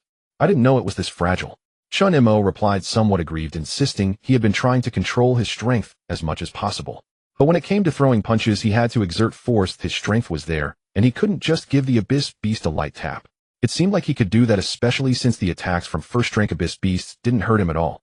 There's another ghost hunting dog over there, Wang Jun. Why don't you give it a try? From the beginning until now, they had encountered 3 abyss beasts, all of which were turned into blood mist by Chen Mo's punch. Wang Jun had no space to showcase his abilities. He could only watch Chen Mo perform while getting splattered with blood. All right. Wang Jun nodded and drew out the long sword from his waist. He held the sword with one hand, and the originally black long sword instantly turned bright red with intense flames dancing on the blade. Wang Jun stomped his foot and charged toward the ghost hunting dog that was eyeing him hungrily. Did you see that? This is the power of elemental gifted abilities. Wang Jun's application of it is still quite rudimentary, but it's sufficient among first and second-rank warriors. Lu Jifeng patiently explained the application of elemental gifted abilities to Chen Mo, who listened with great interest. The reason Lu Jifeng was explaining so thoroughly was naturally in preparation for the upcoming city-level joint examination. In Lu Jifeng's view, compared to Wang Jun's elemental gifted abilities, Chen Mo's pure brute force had a greater chance of securing the first place. A fiery blade shot up into the sky, and Wang Jun's sword severed the head of the ghost hunting dog. The cut was charred, and not a single drop of blood flowed out. See, this is the best way to hunt abyss beasts. By the way, is the protective gear still fitting well? Lu Jifeng seemed to recall something, and reached out to pat the elbow guard on Chen Mo's arm. It's alright, quite comfortable. Chen Mo moved his arm, noting that since putting on this set of protective gear, his chances of injury had indeed decreased significantly. That's good. Make sure to wear it properly unless you encounter an opponent that requires you to go all out, otherwise do not take it off. He continued, currently the only way you might get hurt is if you exert too much force, understand? While the two were chatting, Wang Jun had already returned, dragging the head and body of the ghost hunting dog. Come, let me teach you how to skin a ghost hunting dog. Besides its teeth, the skin of the ghost hunting dog is the most valuable part, selling for around 4,000 to 7,000 in the market. Lu Jifeng drew an incredibly sharp knife from his waist and thrust it into the neck. The 4 largest canine teeth are each worth around 2,000, so the entire ghost hunting dog is worth approximately 12,000 to 15,000. Chen Mo, did you just pull the teeth of the ghost hunting dog off with your bare hands? Chen Mo's hand holding the canine tooth trembled, and the pale yellow tooth shattered into pieces. Principal Lu, can you stop scaring me? I lost 2,000. How strong are you exactly? After skinning the ghost hunting dog, Lu Jifeng sighed helplessly. Normally the canine teeth of the ghost hunting dog are very hard to remove, so they are usually sold with the whole head, using specialized cutting tools to separate them. However, if you can directly remove the canine teeth, each tooth's value would increase by about 10%. As Lu Jifeng carefully taught Chen Mo, and Wang Jun gained further understanding of the abyssal rift and the hunting of abyssal beasts. The division of labor among the three was simple. Find a first-tier abyssal beast. Chen Mo would twist off its head. Wang Jun would handle the skinning and dismantling to keep the valuable parts, while Lu Jifeng, the most powerful among them, would act as the diligent porter. As the three delved deeper, the surrounding environment grew increasingly harsh. Ahead is a moderately polluted area. A first-tier warrior must complete exploration and retreat within 72 hours, otherwise radiation and toxins will cause permanent damage to the body. Moreover, moderately polluted areas can spawn second-tier or even third-tier abyssal beasts which are exceptionally powerful and usually require. Moreover, moderately polluted areas can spawn second-tier or even third-tier abyssal beasts which are exceptionally powerful and usually require 2 to 3 warriors of the same realm to work together to hunt. With our strength, hunting a general second-tier abyssal beast should not be a problem. What are your plans? Wang Jun turned to Chen Mo, unsure of when it had started, but this trio had begun to prioritize Chen Mo's opinions. Are the materials from second-tier abyssal beasts more valuable? Chen Mo pondered for a moment and asked the question that he and Wang Jun were most concerned about. They had completely hunted 8 ghost hunting dogs in the lightly polluted area, but they were still short of enough for the 15,000 medical expenses. The value of a second-tier abyssal beast is about double that of a first-tier, and unique plants and medicinal materials found only in the abyss begin to appear in moderately polluted areas. Every type of abyssal plant is extremely rare, and even a single one can sell for a 6-figure price. He added, "Kid, as long as you can find a medicinal herb regardless of its effect, your goal for this trip will be directly achieved." Hearing this, Chen Mo immediately agreed without a second thought. Let's go to the moderately polluted area. Boom, boom, boom. The ground began to tremble violently, and the gravel on the surface started to bounce uncontrollably. In the distance, through the mist of the abyss, several figures were desperately fleeing. Behind them, a beast at least 3 to 4 meters tall was chasing them like a madman. Run, run. That's a second-tier abyssal armored dragon. Hurry up. The fleeing individuals shouted loudly when they saw Chen Mo and the others. Upon hearing the term abyssal armored dragon, Lu Jifeng, without a second thought, grabbed Chen Mo and Wang Jun and started to run like crazy. What's wrong? Is that abyssal armored dragon really that scary? Chen Mo glanced back at the abyssal armored dragon still pursuing the others. It's not just scary, that thing is known as the meat tank of the abyss. Even a third-tier warrior would retreat in fear upon encountering it. Let's put it this way, Wang Jun's knife wouldn't even pierce its skin if he stabbed its belly. Lu Jifeng thought to himself that those fools were likely trying to steal the young of the abyssal armored dragon. The young of abyssal armored dragons are quite valuable, both their hides and flesh are considered super tonics for warriors. Moreover, that thing possesses incredible strength. There was once a third-tier abyssal armored dragon that directly lifted an entire building into the sky. Chen Mo gasped in awe, quickening his pace. I heard that the horns of the abyssal armored dragon are quite valuable. A single horn can sell for 1,000,000, right? Chen Mo came to a sudden stop, turning to stare at the abyssal armored dragon charging towards them. What do you do? Lu Jifeng became anxious, but no matter how hard he tried to pull Chen Mo, he couldn't budge him. What's going on? Chen Mo loosened his protective gear, dropping it to the ground and creating several small pits in the sandy surface.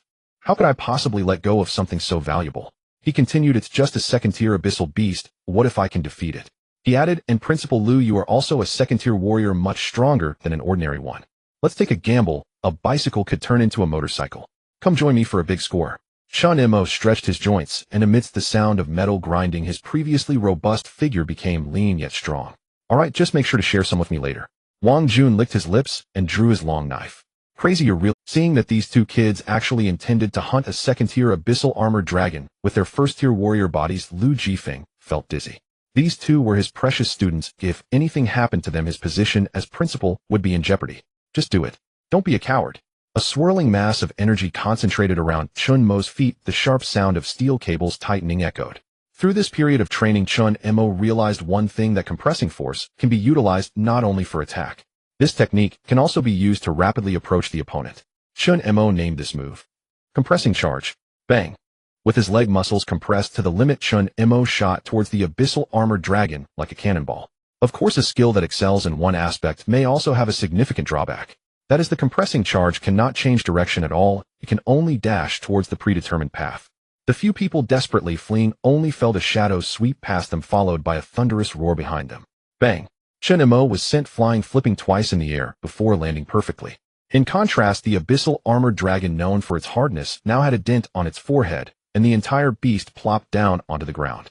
Chen Mo rubbed his forehead. The speed of the charge had been too fast, leaving him no time to throw a punch before his head collided with the dragon's forehead.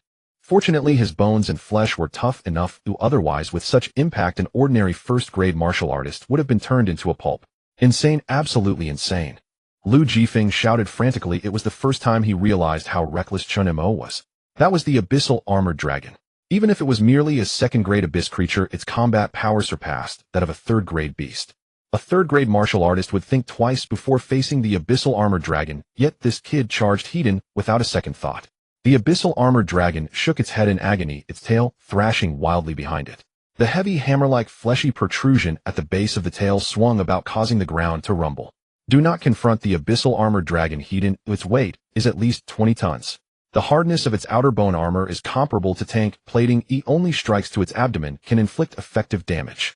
Lu Jifeng's words reminded Chen Mo that engaging Heaton would indeed put him at a disadvantage. However, Chen Mo spread his arms wide and stomped hard on the ground. Roar! The Abyssal Armored Dragon let out a deafening roar, its claws moving simultaneously. A giant weighing 500 kilograms collided Heaton with a beast over 20 tons. The clash of man and beast sent shockwaves through the ground, rippling outward upon impact. The soil was ejected under tremendous force, the earth rolled, and debris flew everywhere. Both parties tensed every muscle, the ground beneath them cracking and sinking. Each time the Abyssal Armored Dragon exerted force, a new crack appeared, while each of Chen Mo's strikes created a massive dent beneath his feet. Wang Jun, hurry and help. Lu Jifeng pulled out his water and fire spiral staff, thrusting it into the ground to launch himself into the air. The staff, connected by chains, swung down forcefully, yet it could not shake the Abyssal Armored Dragon's bone armor, which was as tough as tank plating. Got it. Wang Jun wasted no time. Flames ignited on his blade as he slid past Chen Mo, the sharp and scorching edge, leaving a deep gash on the dragon's abdomen. However, despite the terrifying appearance of the strike, it failed to slice through the Abyssal Armored Dragon's soft abdomen. The blade merely grazed the outer layer of skin. No good. The Abyssal Armored Dragon is too tough, we can't break through. Lu Jifeng became anxious upon seeing this. As a seasoned warrior who had fought for many years, he understood well when to continue fighting and when to retreat immediately. The previous two strikes had evidently hurt the Abyssal Armored Dragon. If luck was on their side, this beast should be preparing to flee. However, predictions are often just that. Predictions. The Abyssal Armored Dragon's already bulging eyes turned red, white steam spewing from its nostrils, and it yanked Chen Mo out of the ground entirely. Chen Mo.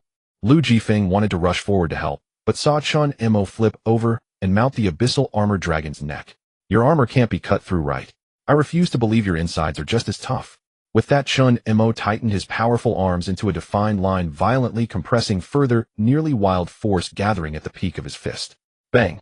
He smashed down with his fist, causing the Abyssal Armored Dragon to tremble and let out a mournful howl as its body became unsteady. Bang! Bang! Bang bang bang bang bang.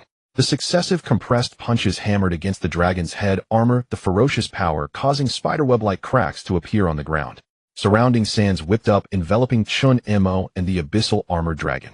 The onlookers were shaken by the terrifying aftershocks, unable to approach, and could only cover their faces with one hand in an attempt to see what was happening inside. Soon the drum-like sounds of the punches ceased. As the yellow dust had yet to settle, a figure slowly and heavily approached them. Chen Mo, is that you? Lu Jifeng was frantic. If anything happened to Chen Mo, he would have to atone with his life. It's me. This thing is hard on the outside but soft on the inside. It's not that difficult to handle. As the smoke cleared, Chen Mo was seen dragging the Abyssal Armored Dragon, whose eyes had popped out from the blows towards them. This beast is quite heavy. If I hadn't been training hard recently, I might not have been able to drag it at all. With his current strength, Chen Mo could easily handle objects not exceeding 13 tons. Dragging something around 20 tons wasn't too challenging either. Principal Lu, do you think selling this Abyssal Armored Dragon would cover my grandfather's surgery and hospitalization fees? Chen Mo patted the utterly dead Abyssal Armored Dragon and flashed a sunny smile at Lu Jifeng. Lu Jifeng, the martial artist who had been fleeing in panic but wanted to help upon seeing Chen Mo charge forward. Wang Jun. Those who witnessed Chen Mo literally pummel the Abyssal Armored Dragon to death from a distance, including Su Qingwei and her group. Don't even mention surgery fees. We could renovate the entire orphanage with what's left over. Lu Jifeng swallowed hard. He had previously estimated how strong Chen Mo's combat power was, but to the extent of beating an Abyssal Armored Dragon to death with bare hands, he couldn't even dare to imagine it. Su Qingwei and her group, who also felt shocked, were in the same boat. Just moments ago, they had all intended to help rescue someone, yet who would have thought that the second-grade Abyssal Armored Dragon would be killed by Chen Mo's sheer force? Moreover, aside from a slight dent on its head, the rest of its body had almost no injuries. It must have been its brain that was turned to mush from the heavy blows. Teacher Wu narrowed his eyes. Blunt instruments are the best choice against heavily armored targets. Hiss. Zhuojida took a deep breath. Is this something a first-grade martial artist can achieve? If such a punch landed on him, wouldn't he become a dazzling firework on the spot? In the old town's main hospital, Shui and I sighed with relief after receiving the surgeon's notification. Yesterday, the doctor mentioned that there were only 3 days left until the optimal surgery period. If the surgery was not performed within these 3 days, the postoperative recovery would be significantly affected. But they had no money. The orphanage's account held just over 20,000 yuan, which was meant for the children's meals and medical expenses. However, today the doctor suddenly said they could prepare for the surgery and asked for an adult to sign the preoperative risk consent form. Is Chen Mo back? I don't know, Grandpa, but there shouldn't be anyone else, right? Shui and I picked up a somewhat worn and yellowed towel to help Gu San Ding wipe his face. Apart from brother Mo, who else would care for this group of helpless orphans? Director, I'm back. Just as the two were lost in their thoughts, a weary figure entered the ward, followed by 2 others who also bore the stench of blood. This is Principal Liu from Sanzhong, and this is my classmate Wang Jun. They accompanied me to the Abyss Rift, and after dealing with a few wild dogs, we managed to gather enough money for the medical fees. Chen Mo did not mention anything about the Abyss Armored Dragon. The old man was too aged to need to know such detailed information. Discussing it would only serve to worry him, so it was better left unsaid. After greeting Gu Sanding, Liu Jifeng, and Wang Jun left, having spent 2 weeks in the Abyss Rift, most of which was simply traveling. The Abyss Armored Dragon was incredibly heavy. Moving a few kilometers a day was considered fast. Plus, it took half a day for the assessment at the recovery center, which delayed them until today. Of course, all of this was worth it. The complete Abyss Armored Dragon sold for a whopping 1,760,000 yuan. Furthermore, daily tasks were not delayed since having the Abyss Armored Dragon as a burden was completely sufficient. Director, these are the supplements they brought you. Chen Mo pointed to the nutritional products on the floor, while Shui and I thoughtfully brought over a stool for him. You've worked hard these days, Shui and I. He gently rubbed Shui and I's little head. Oh, during his absence, she had been managing the orphanage's affairs. They say poor children mature quickly, but it's all out of necessity. Xiao Mo, do you realize how dangerous the Abyss Rift is, eh? Yet Gu Sanding showed no signs of joy, instead wearing a gloomy expression, clearly unhappy. All right, old man, I know what you mean. Chen Mo was already used to Gu Sanding's concerns. This old man had begun to feel like he was a burden. This time there really was no risk, and even if it weren't for you, Principal Liu would still take Wang Jun and me to see some blood. After all, there are only 2 weeks left until the city-level joint examination, and seeing blood is the fastest way to enhance practical experience. Upon hearing this, Gu Sanding's tightly wound heart relaxed a little. He wasn't foolish. He understood that Chen Mo's words were meant to comfort him. The boy must have encountered plenty of dangers in the Abyss Rift. He just didn't want to tell him. All right, I've been tired enough these days, Shui, and you continue to take care of the director. I'll go back to rest, take a shower, and then come back. With that, Chen Mo took Shui and I and exited the ward. Girl, this card has 500,000 yuan in it. I know your ambition is to be your brother Mo's housekeeper, and now I'm giving you a difficult task. Before the director is discharged, renovate the orphanage as quickly as possible, aiming to ensure everyone sleeps on single beds. Can you do it? Upon learning that the card contained a 6 figures, some Shui and I's eyes went dark, almost fainting. Having been poor all her life, 6 figures were a fortune to her. Even a few hundred yuan was a significant amount. Shui and I, this matter can only be entrusted to you. Your brother Mo is about to participate in the city-level joint examination. The director is ill and needs surgery, and the other younger siblings are still small. You are the only one I can rely on now. Chen Mo solemnly patted Shui and I's shoulder, and she nodded like a robot. Her brain was overloaded. She was in a state where she would just nod to whatever Chen Mo said. All right then, brother Mo will head back for now. He'll come back tomorrow. In the remaining days before the city-level joint examination, Chen Mo's days were quite regular. He completed the daily tasks, as usual, practiced hammer punching at Sanzhong, and then went to the martial arts bureau to buy some blood chi pills. As for why he bought blood chi pills, the reason was quite simple. When Chen Mo practiced muscle compression technique, with the acquisition of experience, his chi and blood would also increase. If paired with a first-grade blood chi pill, the speed of increase would rise from 0.4 per hour to 0.8. It was nearly a double increase. This also meant that Chen Mo spent money like water. Each first-grade blood chi pill was exchanged with crisp bills. Before Gu Sanding's discharge, the thrifty Shui and I completed the renovations the day before. Unfortunately, this girl was still too frugal. She only patched the leaky roof, painted the walls, replaced a few toilets, and changed the bunk beds into single wooden beds. Even such minor changes made the entire orphanage radiate with happiness. Gu Sanding's surgery was very successful, and after a week in the hospital, he was discharged. When the old man saw the greatly transformed orphanage, he wanted to say something, but he couldn't resist the children's joy, and ultimately held it back. Gu Sanding merely repeated the same old phrases, such as saving, making do with what could be used, and not being wasteful. Chen Mo had heard these words so often that his ears were calloused. Time flowed slowly in these regular days, and before he knew it, it was the day before the regional joint examination.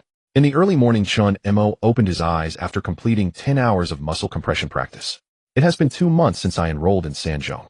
Chen Mo stretched, and all the joints in his body cracked. He opened his attribute panel and looked at his refreshed self, nodding in satisfaction. Name: Chen Mo. Strength 169, Constitution 170, Agility 12, Luck 1, Intelligence 8, Qi and Blood 304. 5 Muscle Compression Technique LV 22 2016 2300. Hammer Punch LV Max 999999.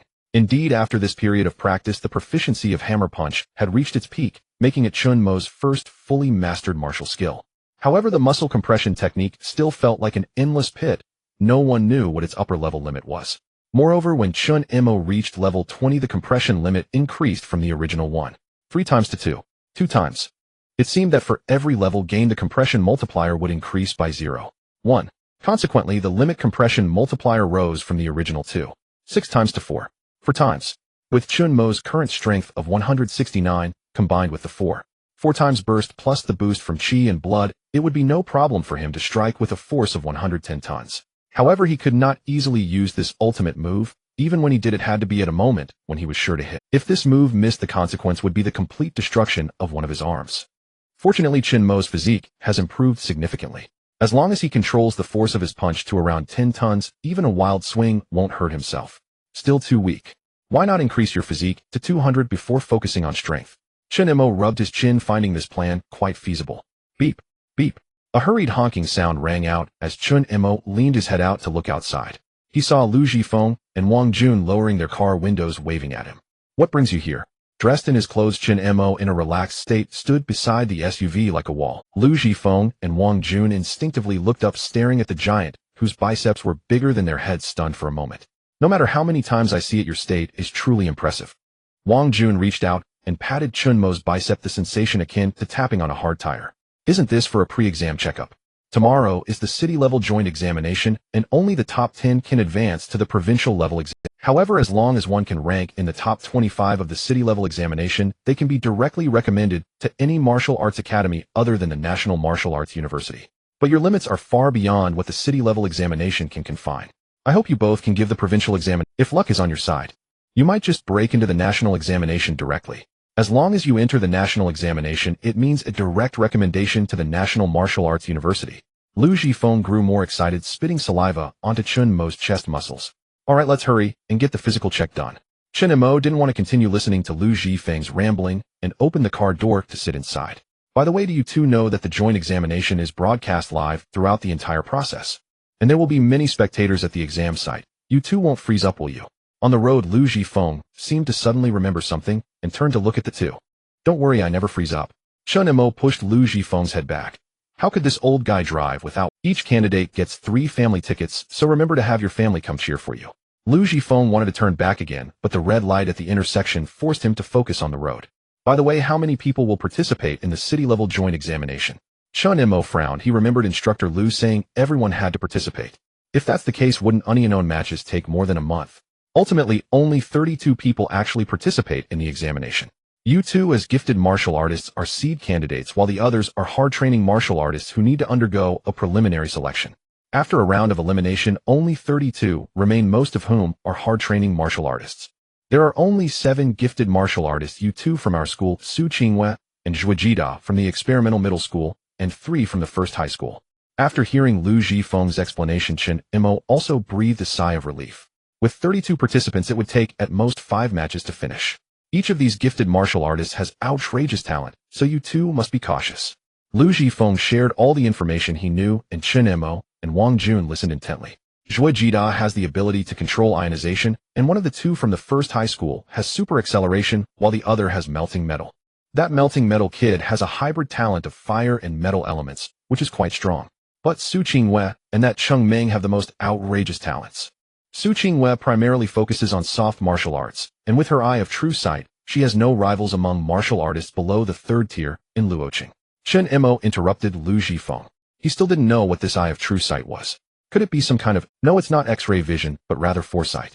Lu Zhifeng shook his head, and the words foresight left Chen Mo and Wang Jun dumbfounded. Foresight is merely the basic ability of that eye of true sight. Those eyes can also see through an opponent's weaknesses, which is quite terrifying. But the one who counters you the most is still that Cheng Meng. Whenever Cheng Ming was mentioned, Lu Zhifeng couldn't help but sigh. His talent is energy absorption. Be it chemical energy, kinetic energy, or physical energy, as long as it's energy, it will be completely absorbed by his body. And then he returns the accumulated energy back to his opponent without a trace. Screech. The SUV came to a halt in front of the Luoqing Sports Center. A banner reading Physical Examination Center hung in front of a glass door. It seemed their destination was here. By the way, Wang Jun's talent is fire element control. Chen Mo, what do you plan to name your talent? Upon hearing this, both Wang Jun and Lu Zhifeng curiously turned their heads. Talent name. Chen Mo was taken aback. He hadn't really thought about it. Look, everyone has a flashy name for their talent. Do you expect to call your talent Strong Power, which sounds quite trashy? Wang Jun fully agreed with Lu Zhifeng's words. Talent names should be flashy to be cool enough. Honestly, that makes some sense. Chen Mo also nodded in agreement, ultimately deciding on the name for his talent. Let's call it Strong Power. Lu Zhifeng. Wang Jun. In the end, the two couldn't argue against Chen Mo and had to let him write Strong Power in the talent section of the form. The staff looked at the form in hand, then up at the wall like Chen Mo, and finally nodded in approval. Looks strong indeed. Go ahead, get your blood drawn and urine tested. Once the results are out, you can come back to collect your contestant ID badge. Holding his martial artist certificate, Chen Mo plopped down onto the chair in front of the blood draw window. With a crack, the plastic stool shattered into pieces on the ground. Chen Mo and the nurse at the window exchanged awkward glances, and after a few seconds finally spoke. How about, I just squat? The young nurse smiled gently and gestured for Chen Mo to extend his arm. A few seconds later, she stared at the blood draw window filled to the brim, stunned for a moment.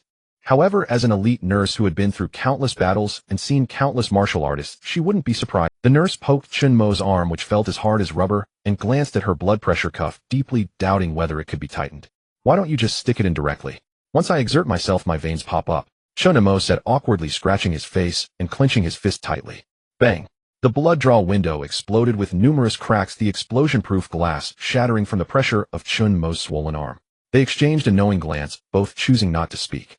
The nurse picked up a specialized alloy needle designed for martial artists and aimed it at Chen Mo's vein. Once, twice, thrice. The nurse began to sweat, taking a deep breath and raising her arm high, putting all her strength into another attempt. Ding! With a crisp sound, the alloy needle worth 300 yuan snapped in two. Hey, I refuse to believe this. The nurse was getting frustrated. After all, she had drawn blood from over 10,000 martial artists. How could she not manage a first-grade martial artist?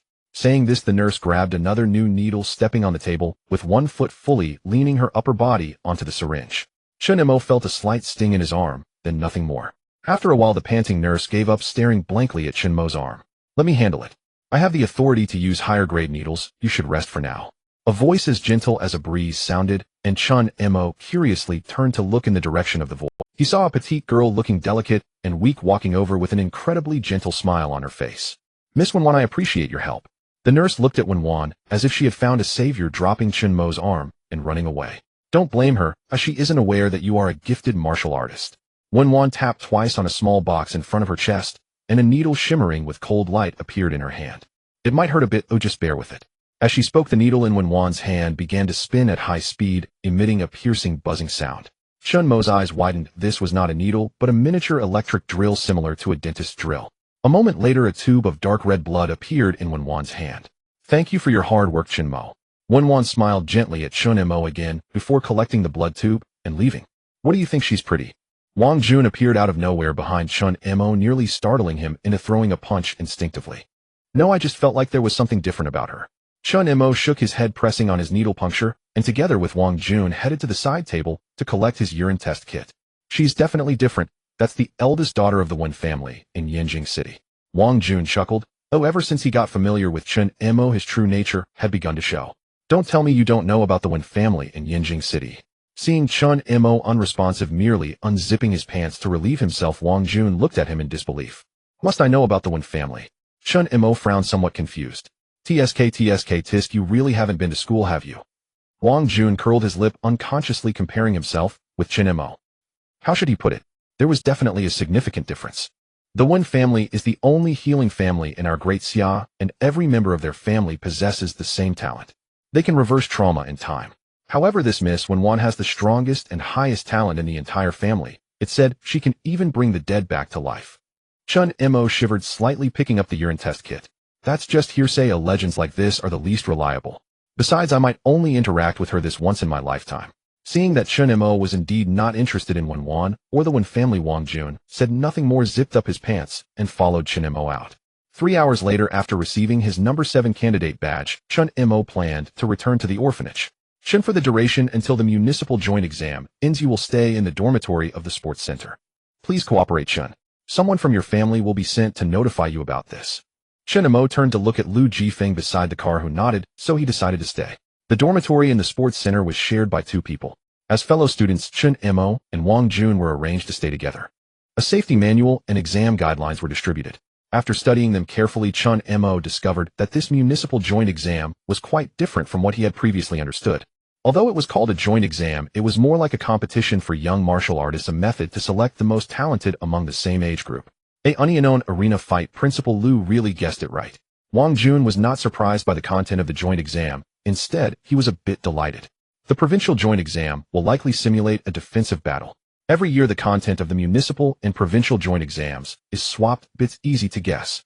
Eat a lot tonight. It's best not to eat breakfast tomorrow morning, or you might throw up during the fight. Chen Mo was completely in the dark about arena battles, having no understanding whatsoever. He had trained for too short a time and had no chance to learn how to gain an advantage in the arena. However, Chen Mo clenched his fist. He felt like he didn't need to think too much and could just go all out. At 6 o'clock in the evening, the cafeteria of the sports center opened on time. These 17 or 18-year-old boys and girls were at their most ravenous, especially a group of 17 or 18-year-old martial artists. The cafeteria staff was on high alert, with some even binding their spoons tightly to their hands with cloth strips to prevent them from slipping. The head chef responsible for frying dishes also firmly gripped his ladle, ready to fire up the stove. When the clock struck 6, the cafeteria doors burst open with a bang. Pairs of eyes appeared behind the doors, looking like hungry wolves, followed by the sound of thunderous footsteps. Despite these boys and girls being top talents in watching after a day of hunger, they were no different from starving. The girls didn't care about their appearances anymore, grabbing their trays and diving into the food. Chen Mo, standing at the back, was utterly stunned. He thought his eating style was impressive, but he didn't expect to see true masters. I really don't know what they're in such a rush for. There's plenty left after eating, so why not wait a bit for the hot food? Wang Jun stuffed a chicken leg which he had snatched from who knows where into Chen Mo's hands, while he himself stuffed 2 in his mouth. After experiencing a bloody battle, Chen Mo finally returned to his dormitory satisfied and full. He took out the prepared Qi blood pill and began to silently enhance his muscle compression technique and Qi. Seeing Chen Mo silently begin his training, Wang Jun, who initially wanted to relax, had no choice but to sit up and adjust his state. Chen Mo, I think you should rest well tonight to prepare for tomorrow's first battle. After sitting for a while, Wang Jun couldn't stay still any longer. He was too excited, unable to calm his heart, as his Qi kept fluctuating. The opening ceremony of the joint examination starts at 8:30 tomorrow. You can't oversleep. Chen Mo glanced at Wang Jun. He had already taken the Qi pill, and it would be a waste not to practice now. Wang Jun eventually lay down, needing to conserve his energy for tomorrow's first battle to make a name for himself. After sitting for a while, Chen Mo suddenly remembered something very important. Damn it, he hadn't completed today's daily tasks yet. He opened the system panel and frowned at the task of 15,000 kilograms bench press for 2 sets. His daily tasks ranged from sit-ups, push-ups, pull-ups, bodyweight squats, long runs, to weighted squats, and now the final task was the barbell bench press. It seemed that the system's daily tasks were guiding him, or rather gradually increasing in intensity. He wondered what the future daily tasks would look like. I can't go out now, what should I do? Although there weren't many free attribute points, Chen Mo understood the principle of accumulating little by little. A few minutes later, Chen Mo appeared at the front desk of the sports center. Are you saying there's a place where I can bench press 15 tons? The front desk girl looked at the boy, who was as intimidating as a city wall, and nervously asked. Yes, but if we don't have it, don't put us in a difficult position. If you have a heavy-duty truck, I can use that too. Chen Mo nodded. He had no other options, which was why he sought help from the sports center staff. We really don't have. Is it a necessity? If so, I can apply to my superiors to see if there are any alternatives. The front desk girl truly had no solutions and could only think of ways to appease Chen Mo. It's not because Chen Mo was a gifted warrior, nor because he was a candidate for this joint examination. There was only one reason: the guy in front of her looked too intimidating. She was afraid that if Chen Mo was displeased, he might send her to another dimension. Alright. Chen Mo sighed, realizing that his idea was too far-fetched. The sports center was a public place, so how could they possibly have such specialized equipment? What are you doing here so late instead of resting? Just as Chen Mo was about to leave, giving up on the free attribute points for the next few days, a somewhat hoarse voice sounded behind him. Director Zhou, this candidate wants to find a place that can bench press 15 tons and asked me if we have one. The front desk girl seemed to see a savior and hurriedly pushed the matter onto that person. You are Chen Mo, right? Director Zhou wiped his sweat with a towel and looked Chen Mo up and down. While you are quite muscular, no wonder your talent is called great strength. Can't sleep and looking for a place to train. Follow me. Chen Mo said nothing but looked at the strong man in front of him with a puzzled expression. In comparison to Chen Mo, Director Zhou was quite slender, but only in comparison to him. If compared to an ordinary warrior, Director Zhou was quite strong with arms thicker than the calves of average warriors. What's wrong? Seeing that Chen Mo didn't move, Director Zhou asked in confusion. Are you sure it can be 15 tons? It can't be less than that. Chen Mo didn't distrust Director Zhou, he just knew that this number was astonishing, and under normal circumstances such weights and plates were unlikely to exist. Just trust me and follow me. Stop dawdling, big guy. Director Zhou waved his hand, and Chen Mo finally followed him into an elevator not far behind. After pressing the button for the 6th underground floor, the elevator quickly descended. When the elevator doors opened again, a completely different world from the sports center appeared before Chen Mo's eyes. How about it, kid? I didn't lie to you, did I? Director Zhou wanted to pat Chen Mo on the shoulder, but couldn't reach, so he changed it to a pat on Chen Mo's back.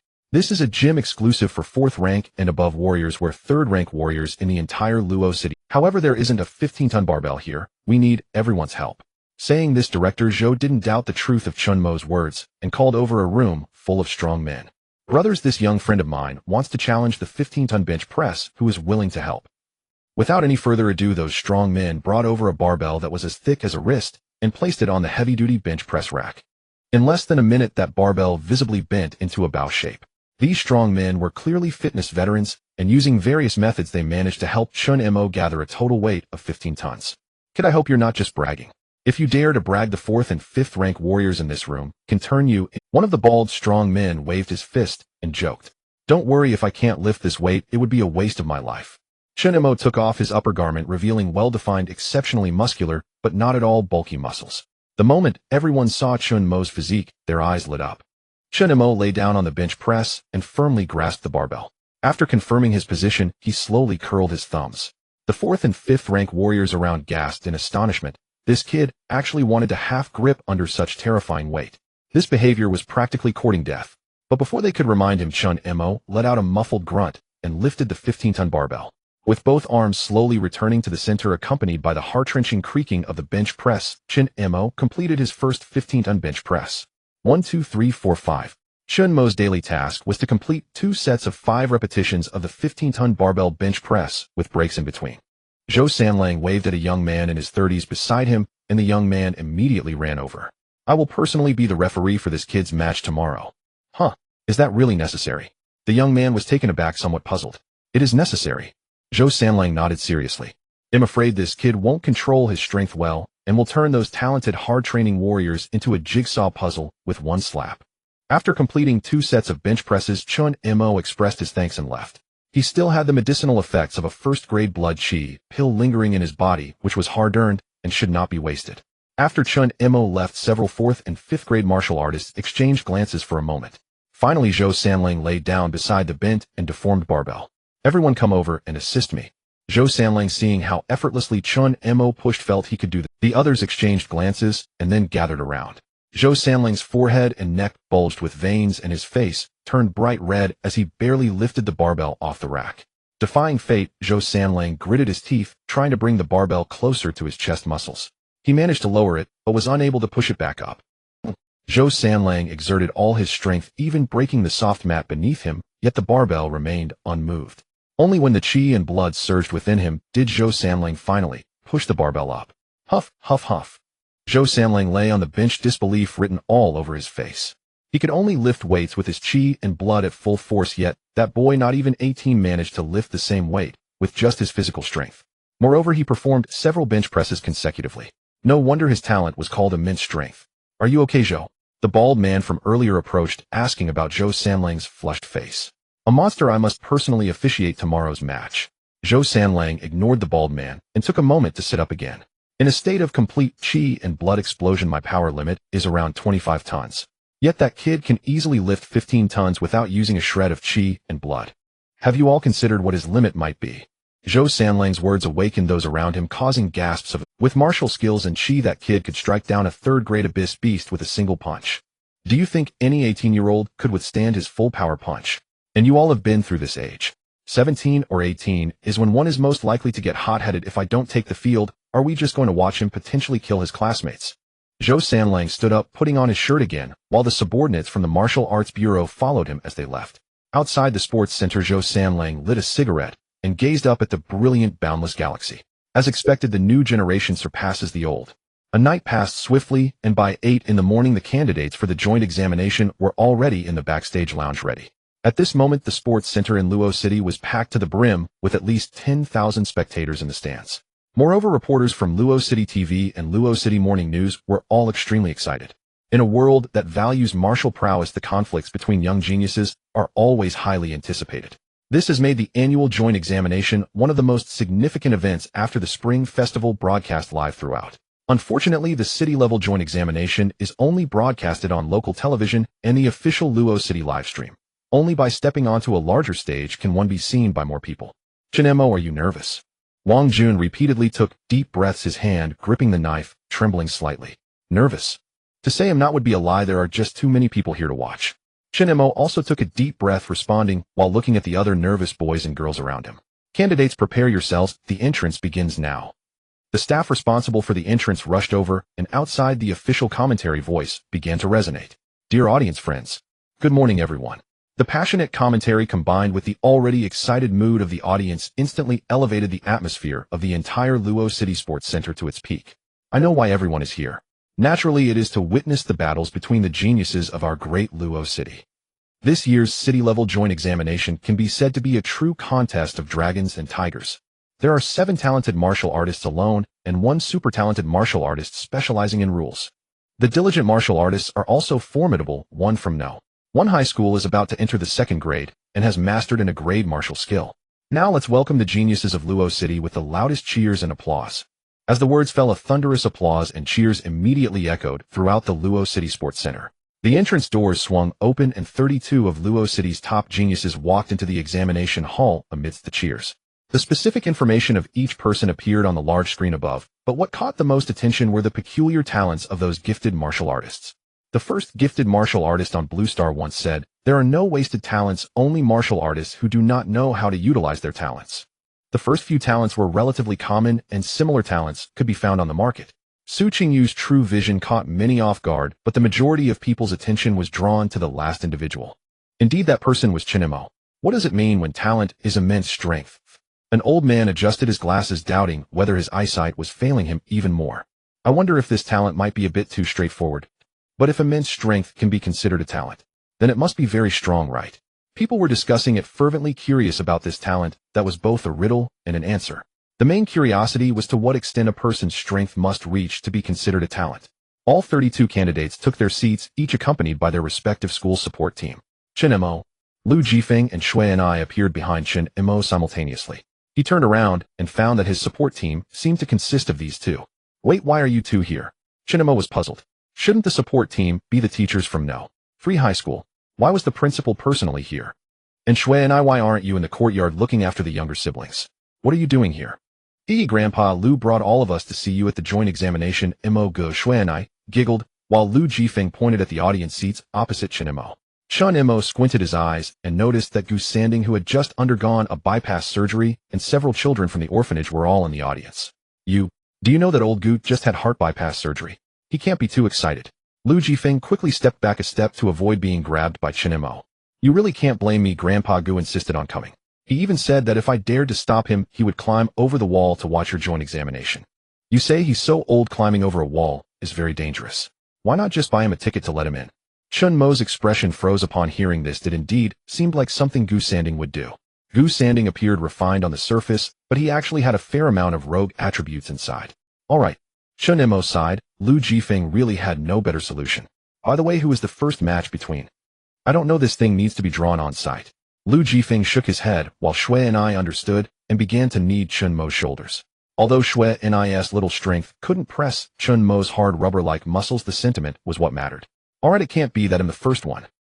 As Chen Mo spoke, the lottery interface on the big screen began to flicker rapidly. Ding.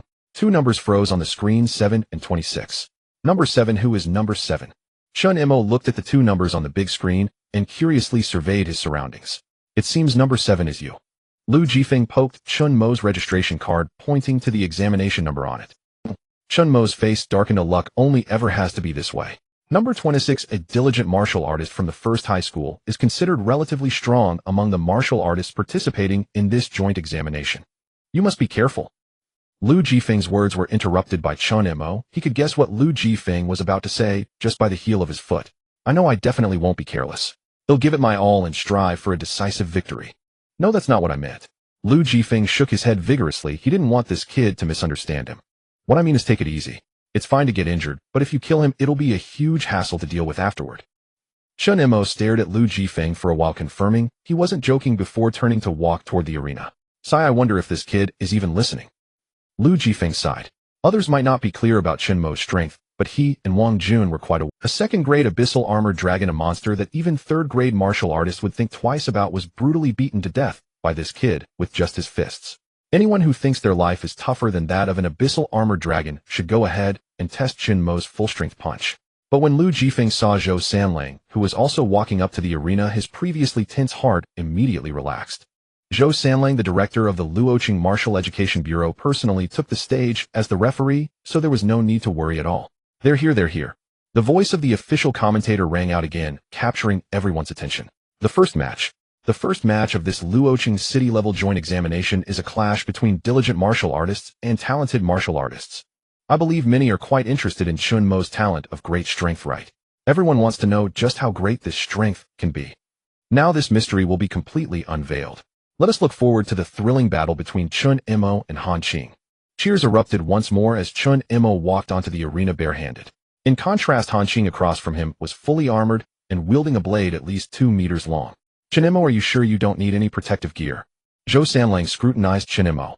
The full armor on Han Qing was provided by the authorities to protect candidates from fatal injuries. I wish I could use some. Chen Mo shrugged helplessly. The main issue is that there isn't any gear my size, so it has to be this way. So you won't even use a weapon? Han Qing furrowed his brows, feeling like the talented martial artist opposite him was looking down on him. Indeed, the overall strength of diligent martial artists is generally not as high as that of talented martial artists, but that is after achieving higher ranks. Now everyone is a first-grade martial artist, and their talents have not yet been fully developed. Diligent martial artists also have opportunities to defeat talented martial artists. Isn't that a bit too condescending? They'll give you a profound lesson.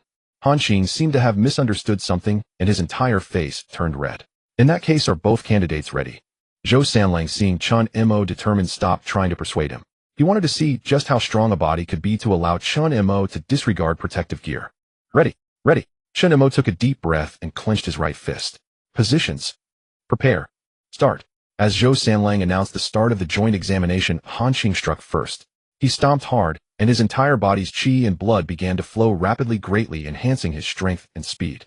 The blade in his hand spun, slashing towards Chen Mo's waist with an unstoppable force. This strike was so powerful that even the dust on the ground was sent flying. Chen Mo's pupils constricted. He had not expected the battle with a martial artist to be like this. Was this what truly distinguished a talented, diligent martial artist? There was no time to dodge or block this strike, or rather, even if Chen Mo could react, he wouldn't be able to evade it at all. His agility was simply too low. If he used a compressed step, he would directly fly out of the arena. So, the only choice was to take it heat-in, to withstand that glimmering cold blade with his bare body. Zhou Sanlang observed the situation on the field at all times. If anything seemed off, he would immediately terminate the examination. Cut off at the waist. As Han Qing shouted, the surrounding spectators gasped. Just when everyone thought Chen Mo's waist would be severed by this strike, a crisp sound rang out in the arena. The blade cut through Chen Mo's shirt, but halted at the surface of his skin. Not painful. Chen Mo blinked. He had already compressed his waist muscles to 2.6 times their original size, preparing for a counterattack after a single cut. But the situation seemed to be different from what he had imagined. Why did this strike feel neither painful nor— Did you hold back? Chen Mo asked in confusion, wondering if Han Qing had shown mercy. His words were broadcasted by the microphone, leaving everyone stunned. Han Qing's eyes widened. He couldn't understand why a first-grade martial artist's body was as hard as an iron lump. If that's the case, then I won't hold back. Chen Mo raised his right arm high, a visible vortex gathering around his fist. Han Qing showed no hesitation, immediately raising his blade to prepare to block this punch.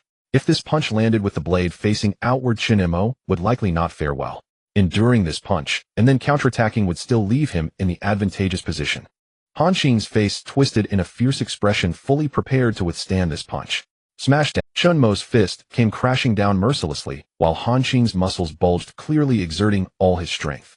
With a loud bang, the entire 15 by 15 arena sank, at least 5 millimeters, the swirling dust completely enveloping the stage. I declare, the winner of this match is Chen Mo. As Zhou Sanling's voice echoed, the dust that shrouded the arena gradually settled. Zhou Sanling blocked Chen Mo's fist with one arm, both feet sinking deep into the concrete arena. And Han Qing. His clothes were shredded by the force of the punch, reduced to mere strips, and the wooden knife in his hand was left with just the handle lying on the ground with rolled eyes. The once noisy audience fell silent, everyone bewildered by what had just transpired. The two had exchanged blows for no more than 5 seconds. How could it end like this? Moreover, it seemed that Zhou Sanling had helped Han Qing block that punch. What exactly had happened just now? Only a few in the arena were not surprised. They had witnessed the power of Chen Mo's punch. Good boy, I told you to hold back a bit on your strength. Zhou Sanling pulled his feet out of the concrete and vigorously shook his arms. If I hadn't tempered my steel skin and bones, that punch of yours could have broken my arm directly. Zhou, I really didn't use much strength just now. Chen Mo shrugged, indeed, not having used his full power just now. He hadn't even compressed his strength, let alone entered the state of super compression.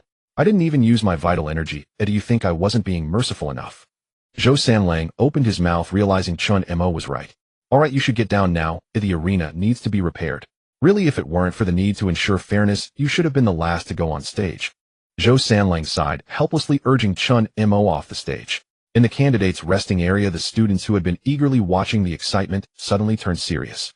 The flesh that even a wooden knife couldn't cut through combined with the immense force that sank the arena with that punch. What's wrong? Does it feel strange? Zhuo Jida glanced at Zhao Zihao and Xie Jing beside him, asking with a hint of superiority. Did you guys not carefully look at Chen Mo's profile, just seeing that his talent is great, and then dismissing it? That kid's combat power has reached 99999, isn't it normal for him to take down Han Qing with one punch? And besides, you haven't seen Chen Mo in action at full strength. TSK. Zhuo Jida sighed while shaking his head, looking quite annoying. You all know about the Abyssal Armored Dragon, right? Chen Mo can actually smash a second-grade Abyssal Armored Dragon to death. Do you think you two can withstand its blows? This statement left Zhao Zihao and Xie Jing stunned, staring at Zhuo Jida with disbelief. Don't look at me like that. If you don't believe me, you can ask Teacher Wu and Su Qingwei. They've both seen what happens when Chen Mo throws a punch. That guy is like a siege hammer. The two turned their gazes towards Teacher Wu and Su Qingwei not far away, who nodded in unison. It's known that an ordinary third-grade warrior would think twice before facing a second-grade Abyssal Armored Dragon, let alone them as first-grade warriors. I think it would only be me, Su Qingwei, and your friend Cheng Min, who could compare with Chen Mo. Zhuo Jida boasted while including himself, making the two roll their eyes in exasperation. Don't doubt it. Although every punch from Chen Mo is enough to take me down, his weakness is that he is too slow. I just need to avoid getting hit. Su Qingyu's true vision can predict Chen Mo's next move, while Cheng Min's energy absorption can consume the kinetic energy from every punch Chen Mo throws. So what do you think? My analysis isn't wrong, is it? After hearing this, the two fell into complete silence, knowing Zhuo Jida was right. But don't worry, with our strength, entering the provincial joint examination is completely feasible. It just means we can't defeat Chen Mo, but that doesn't mean you can't defeat others. Zhuo Jida's smug demeanor made people itch to punch him right then and there. All right, now it's my turn to go on. Zhuo Jida glanced at the number 5 on the big screen, knowing it was his turn. Zhuo Jida, don't be careless. Your opponent is not weak. Falling into the gutter would be embarrassing. Teacher Wu knew Zhuo Jida well. This kid was strong in both martial arts talent and personal ability, but his personality was his biggest flaw. Got it, Teacher Wu, I understand. Zhuo Jida patted the two flashy golden daggers at his waist and winked. Back in the resting area, Chen Mo lay on the sofa, while Shui and I thoughtfully handed him a bottle of water. Brother Mo, you worked hard. Shui and I grinned at Chen Mo, pride shining in her eyes. It's fine, it was just a punch. Chen Mo took the water from Shui and I and gulped down a large mouthful. Your next match will probably be the first round of 16, will take some time. You just need to get through the second round, which is the match from 16 to 8, and you can challenge the provincial joint exam. Don't feel too much pressure. Lu Jifeng rubbed his hands. He was also very excited, but couldn't show it as, Principal Lu, can't you have a little ambition? Chen Mo raised an eyebrow, turning to look at Lu Jifeng. What ambition? Lu Jifeng was taken aback, unsure of what Chen Mo meant. Don't you want to see our third school achieve first place in the city-level joint exam? Do you think it's hard for me to secure first place with my strength? It's hard. To his surprise, Lu Jifeng decisively nodded. It's not that the principal looks down on you, it's just that Cheng Min and Su Qingyu's talents counter you too much. I've previously overlooked one point: your punching speed is extremely fast, but your reaction speed and agility are no different from ordinary martial artists.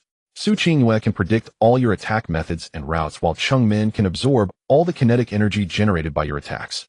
And there's Zhao Zihao, whose talent is super acceleration. Once he speeds up, you won't even have a chance to touch him. Lu Jifeng's words made Chen Mo fall into deep thought. These people were indeed not easy to deal with. But this is a platform battle. Principal Lu, you're worrying too much. Chen Mo waved his hand, a confident smile on his face. If this were a battle without venue restrictions, I might indeed be kite flying. But this is a platform battle. The venue is firmly locked in a 15-meter by 15-meter arena. I just need to make the area they can move in smaller. Lu Jifeng did not immediately grasp the meaning of Chen Mo's words.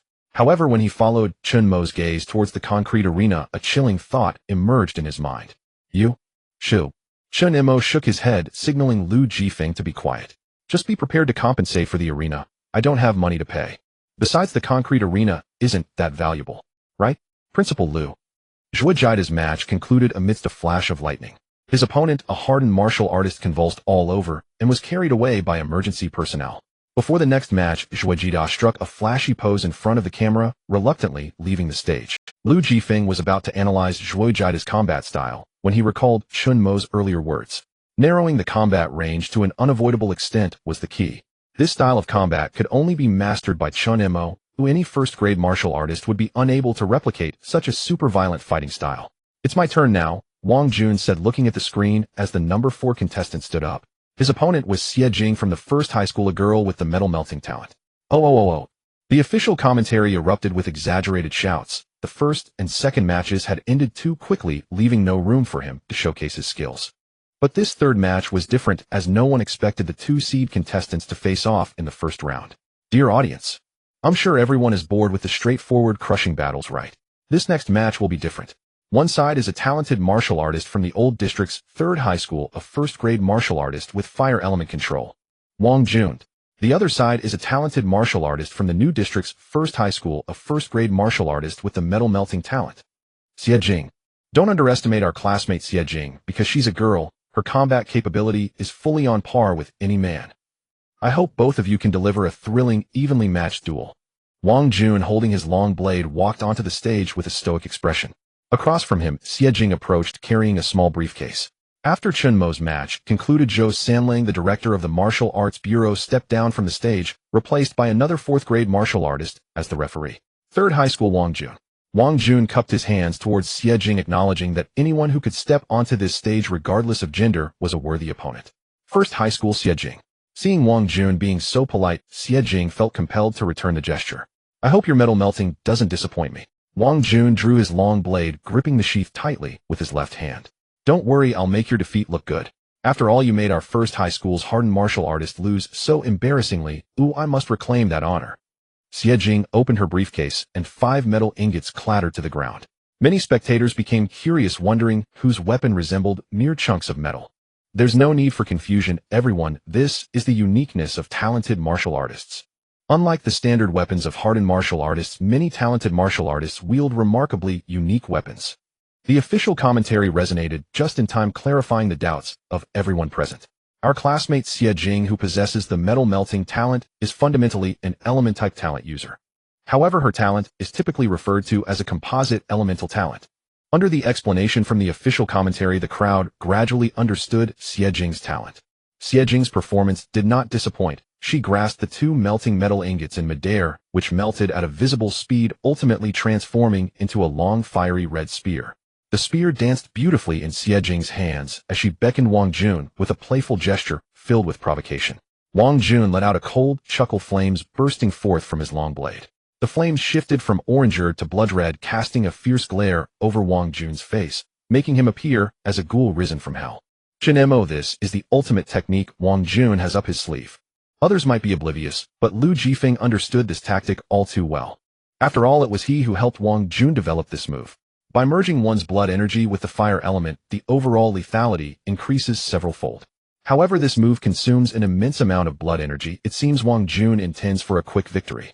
Chen Mo narrowed his eyes, sensing that Wang Jun's long blade had a considerable chance of cutting through his skin. Of course, in a compressed state, Wang Jun would never be able to slice through his muscles. Contestants, please take your positions. The referee announced as both participants had assumed their stances. Ready. Begin. In the moment the match commenced, Wang Jun and Xie Jing moved simultaneously. Flames erupted beneath Wang Jun's feet, greatly enhancing his speed. In the blink of an eye, Wang Jun's long blade was already in front of Xie Jing. Not to be outdone, Xie Jing's spear transformed almost simultaneously, turning into a wall of molten metal that blocked Wang Jun's attack. Wang Jun's pupils constricted. He hadn't anticipated Xie Jing's mastery of her talent to reach such a level. This is what happens when you underestimate me. Xie Jing smiled slightly, seizing the moment. Wang Jun hesitated as the molten metal wall transformed back into a spear lunging towards Wang Jun's chest. Wang Jun instinctively executed an iron plank bridge to barely escape this lethal strike. However, the high temperature ignited his shirt, and Xie Jing's spear altered its trajectory midair, crashing down fiercely. The flames extinguished the moment they ignited. As a martial artist with the fire element control talent, any flames could be utilized by him. Boom. The explosion rang out, and amidst a cloud of black smoke, Wang Jun staggered back 7 or 8 steps before coming to a halt, his face covered in soot. Xie Jing's hand trembled slightly as she looked at Wang Jun with astonishment. You ignited the dust in the air and used the explosion to deflect my downward strike.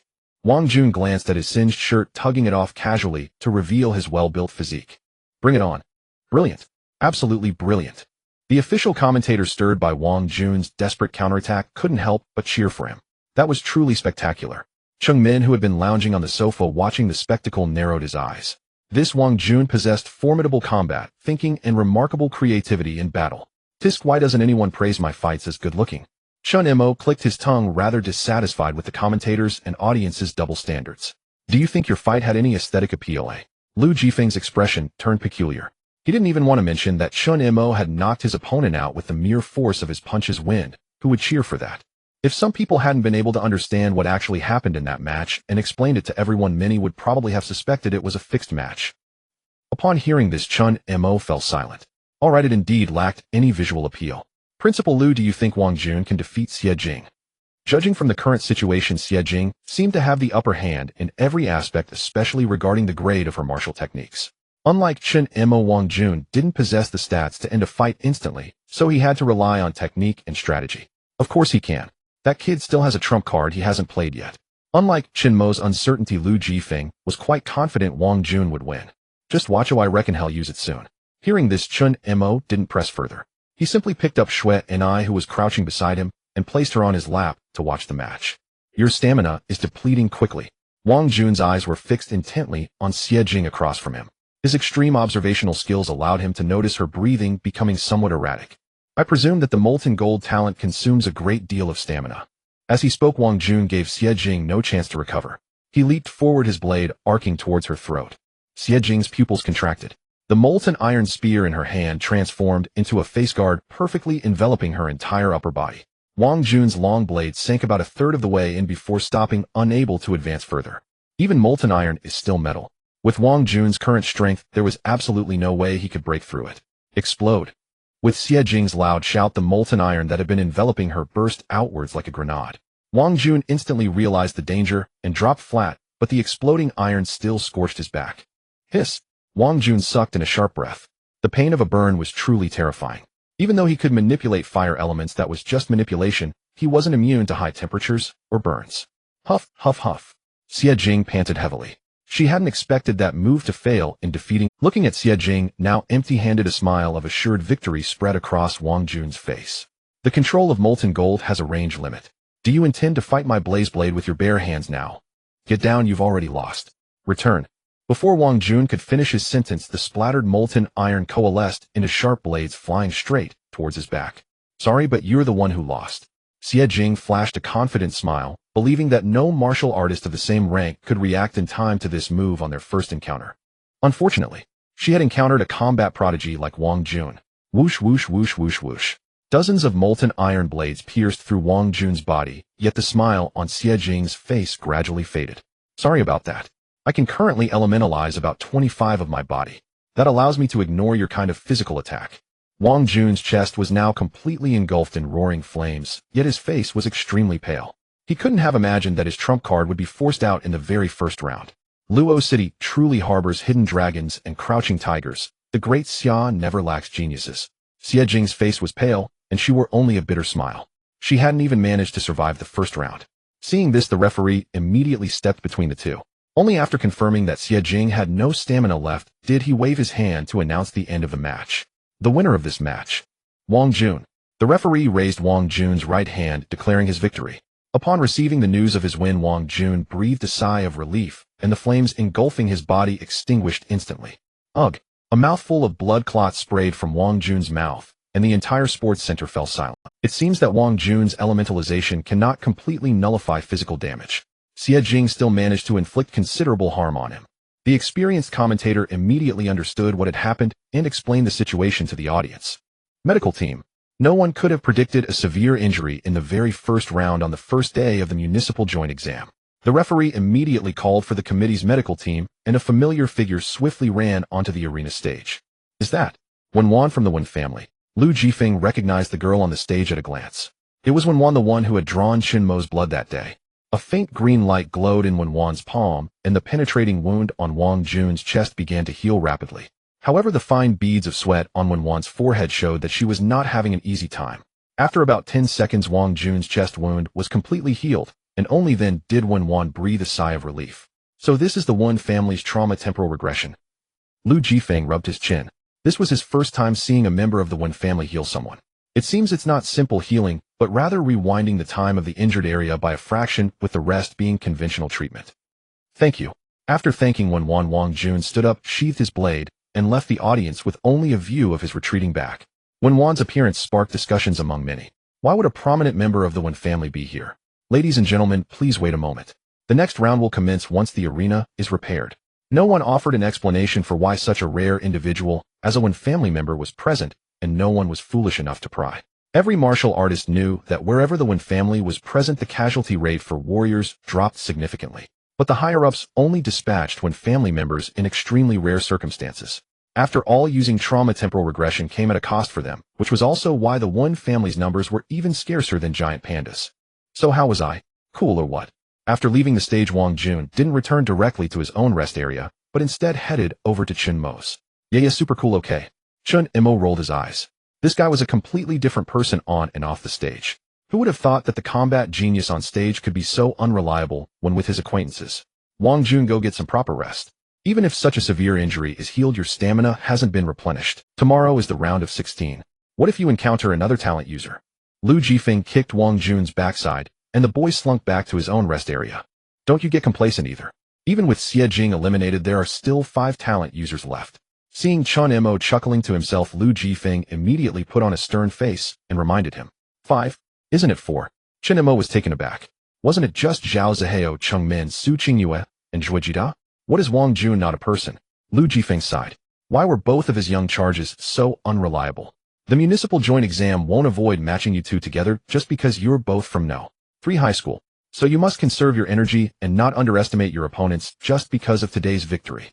I know you're strong and have your own battle tactics. But, listening to Lu Jifeng's endless lecture, Chen Mo's eyes glazed over as he entered a state of complete mental shutdown. Seeing Chen Mo like this, Lu Jifeng couldn't continue and could only let out a helpless sigh. Let's hope there's no internal match tomorrow.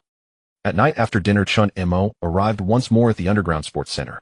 A group of muscular men drenched in sweat turned to look at the newcomer, and upon confirming it was Chen Mo, they proactively prepared a barbell weighing 15 tons for him. Young man, are you interested in joining our martial arts education bureau directly? Zhou Sanlang walked up to Chen Mo and casually draped an arm around his shoulder. If you are willing, I can help you with the onboarding process once the joint examination is over. Chen Mo was momentarily taken aback, looking at Zhou Sanlang with a puzzled expression. Director Zhou, let's not rush things. I have a question for you first. Chen Mo did not immediately agree to Zhou Sanlang, as this concerned his future. Ask away, I assure you the highest in terms of benefits, title, and seniority. Zhou Sanlang was very fond of Chen Mo and wished to have him by his side every day, personally guiding him. Had it not been for the examination period during which he could not interfere with the candidates, he would have loved to teach Chen Mo his ultimate skills right there. No, it's not about those things. Chen Mo shook his head. What he wanted to ask was not about such mundane matters. I want to know which is better, our National Martial Arts University or the Martial Arts Education Bureau. Upon hearing the words, National Martial Arts University, everyone, including Zhou Sanlang, fell silent. Your goal is the National Martial Arts University. Do you know that only the top geniuses who reach the National Joint Examination qualify to challenge the National Martial Arts University? Millions of candidates at the same level across the country, and only 320 can advance to the national joint examination. Do you realize how difficult this is? Zhou Sanlang initially thought Chen Mo merely wanted to strive for his future, but he did not expect the young man's ambition to be so vast. I am fully aware. Chen Mo nodded confidently, showing no signs of pretense. Everyone exchanged glances, standing up simultaneously. Kid, if you can pass the national joint examination and enter the National Martial Arts University, I can represent Luo City to offer you a generous scholarship. Moreover, you will become the pride of the entire Luo City. Zhou Sanling's tone was somewhat excited, but Chen Mo could not grasp his feelings at that moment. You may not understand, but in the past century, only 3 individuals from Luo City have successfully entered the National Martial Arts University. Without exception, they all became super strong practitioners, the weakest among them being a 7th grade master. Although every city has 5th or even 6th grade powerhouses, those who can break through to 7th grade warriors are extremely rare. Not even 1, not even 0. 1. Every 7th grade master is a super powerhouse capable of overseeing a province. Can you comprehend what this means? As long as you enter the National Martial Arts University, there is a high probability of achieving mastery. After hearing Zhou Sanlang's words, Chen Mo finally understood the significance of the National Martial Arts University. So is your ultimate goal still the National Martial Arts University? After realizing how grand Chen Mo's aspirations were, Zhou Sanlang asked again. Of course, if I am to do it, I must do it to the best of my ability. Without a moment's hesitation, Chen Mo nodded, decisively rejecting Zhou Sanlang's offer. Zhou Sanlang remained silent, only giving Chen Mo's shoulder a firm pat. Good lad, keep it up. It seemed Luo City's shallow waters could not retain the true dragon that was Chen Mo. All they could do was support him fully. If you can advance in the provincial joint examination, I will do everything I can to facilitate your journey. Alright, enough chit-chat. Complete your training and hurry back to rest. Zhou Sanlang had no intention of saying more, letting Chen Mo see for himself how he would proceed in the future. Chen Mo nodded and returned to his dorm after completing 3 sets of 15-ton bench presses. A night without conversation, after a grueling battle, Wang Jun went to sleep early, and Chen Mo also planned to take a good rest tonight, instead of continuing his training, to prepare for the even more intense battles tomorrow. The next day at 9 o'clock, the remaining 16 candidates appeared one after another in their resting area. After yesterday's fierce battle, half of the 32 candidates were eliminated, with only Xie Jing, a gifted martial artist, being eliminated. The rest were all eliminated practitioners. So did you rest well yesterday? Lu Jifeng walked to Chen Mo and handed him an energy drink. I slept very well. Chen Mo leaned back on the sofa watching the number 2 and 31 on the big screen, then turned to look in the direction of Su Qingwei. Su Qingwei slowly walked toward the arena under the gaze of the crowd, her eyes flashing with a hint of blue light. Ladies and gentlemen, I believe everyone hasn't had enough, right? Yesterday, the exciting battle brought by Su Qingwei. The official commentary began, signaling that the live broadcast had started. Chen Mo took out his phone and opened the official live broadcast room. Although it was just a municipal official live broadcast, the number of people online in real time was over 1 million. Almost everyone in Luo City was paying attention to this joint examination, eager to witness what kind of talents belonged to Luo City. The referee stepped onto the arena, confirming that both sides were ready, and announced that the match officially began. Su Qingyu's opponent was a hard-practicing martial artist from the second school, possessing strong combat abilities and mastering great martial arts. Unfortunately for him, he encountered Su Qingwei, a super genius with a talent for the rules. The cultivator, following the agile path, was exposed under Su Qingyu's eye of truth, revealing every move he made. No matter how hard he tried, he could not touch even a hair on Su Qingwei. Su Qingwei did not prolong the contest. Her eyes flashed with blue light as she lightly stepped forward and pointed her finger at the cultivator's heart. At the same time, the cultivator's vital energy just happened to flow into the meridian at his heart. With Su Qingyu's interruption, his face turned pale, and he spat out a mouthful of blood before collapsing to the ground. The referee approached to check the cultivator's condition and finally shook his head, indicating that he had lost the ability to fight. The winner of this round is Su Qingwei. Watching Su Qingwei step down from the stage, Chen Mo pondered how to avoid facing the same issue. But after it seemed she couldn't even pierce her own flesh, let alone channel her strength through skin and muscle to reach the meridian. Furthermore, he rarely used his vital energy, making this technique seemingly useless against him. Given this, unless he knocked himself out, it seemed he didn't have any weaknesses. Chen Mo rubbed his chin, thinking that maybe he possessed a bit of the air of an emperor. No, he absolutely must not establish the flag of being an emperor, otherwise he would end up in a state of utter helplessness. Chen Mo, stop daydreaming, it's your turn. Lu Jifeng punched Chen Mo hard, jolting him out of his Chen Mo looked up, and on the big screen was prominently displayed his number 7 and Zhao Ziheo's number 3. Oh. The passionate voice of the official commentator rang out, as if witnessing something incredible. In the second round, we are once again witnessing a duel between talented warriors. One side is Chen Mo, who possesses terrifying strength, while the other side is Zhao Zihao, who boasts super acceleration. Although Chen Mo's strength is astonishing, his speed is his greatest shortcoming. What kind of battle strategy will Chen Mo present against Zhao Zihao, who can completely counter him? Cheers erupted as the audience became excited over the battle between the two gifted warriors. However, a small section of the audience fell into silence. Gu Sanding looked at the numbers on the big screen, his expression not looking too good. As Chen Mo's guardian, he was well aware of his strengths and weaknesses. The commentator was right. Zhao Zihao, with his super acceleration talent, could indeed completely counter Chen Mo. Go Moj. Just when Gu Sanding was trying to comfort himself, the children beside him suddenly raised a handmade support sign. It was written in a crooked manner: Moj is the best in the world. Moj is the strongest. Moj, I want to eat fried chicken. Looking at the children cheering for Chen Mo, Gu Sanding slapped himself hard. The children did not give up, yet he as the principal was self-soothing. Truly ridiculous. Chen Mo. Gu Sanding stood up and shouted, startling Chen Mo, who was walking toward the stage. This old man just can't— You can't be too excited right after the surgery. Chen Mo slightly raised the corners of his mouth, squatting down to feel the concrete stage beneath him. It was hard, but it could be worth a try. Are both contestants ready? Zhou Sanling, replacing the previous referee, stepped onto the stage to glance at Chen Mo, who was squatting down.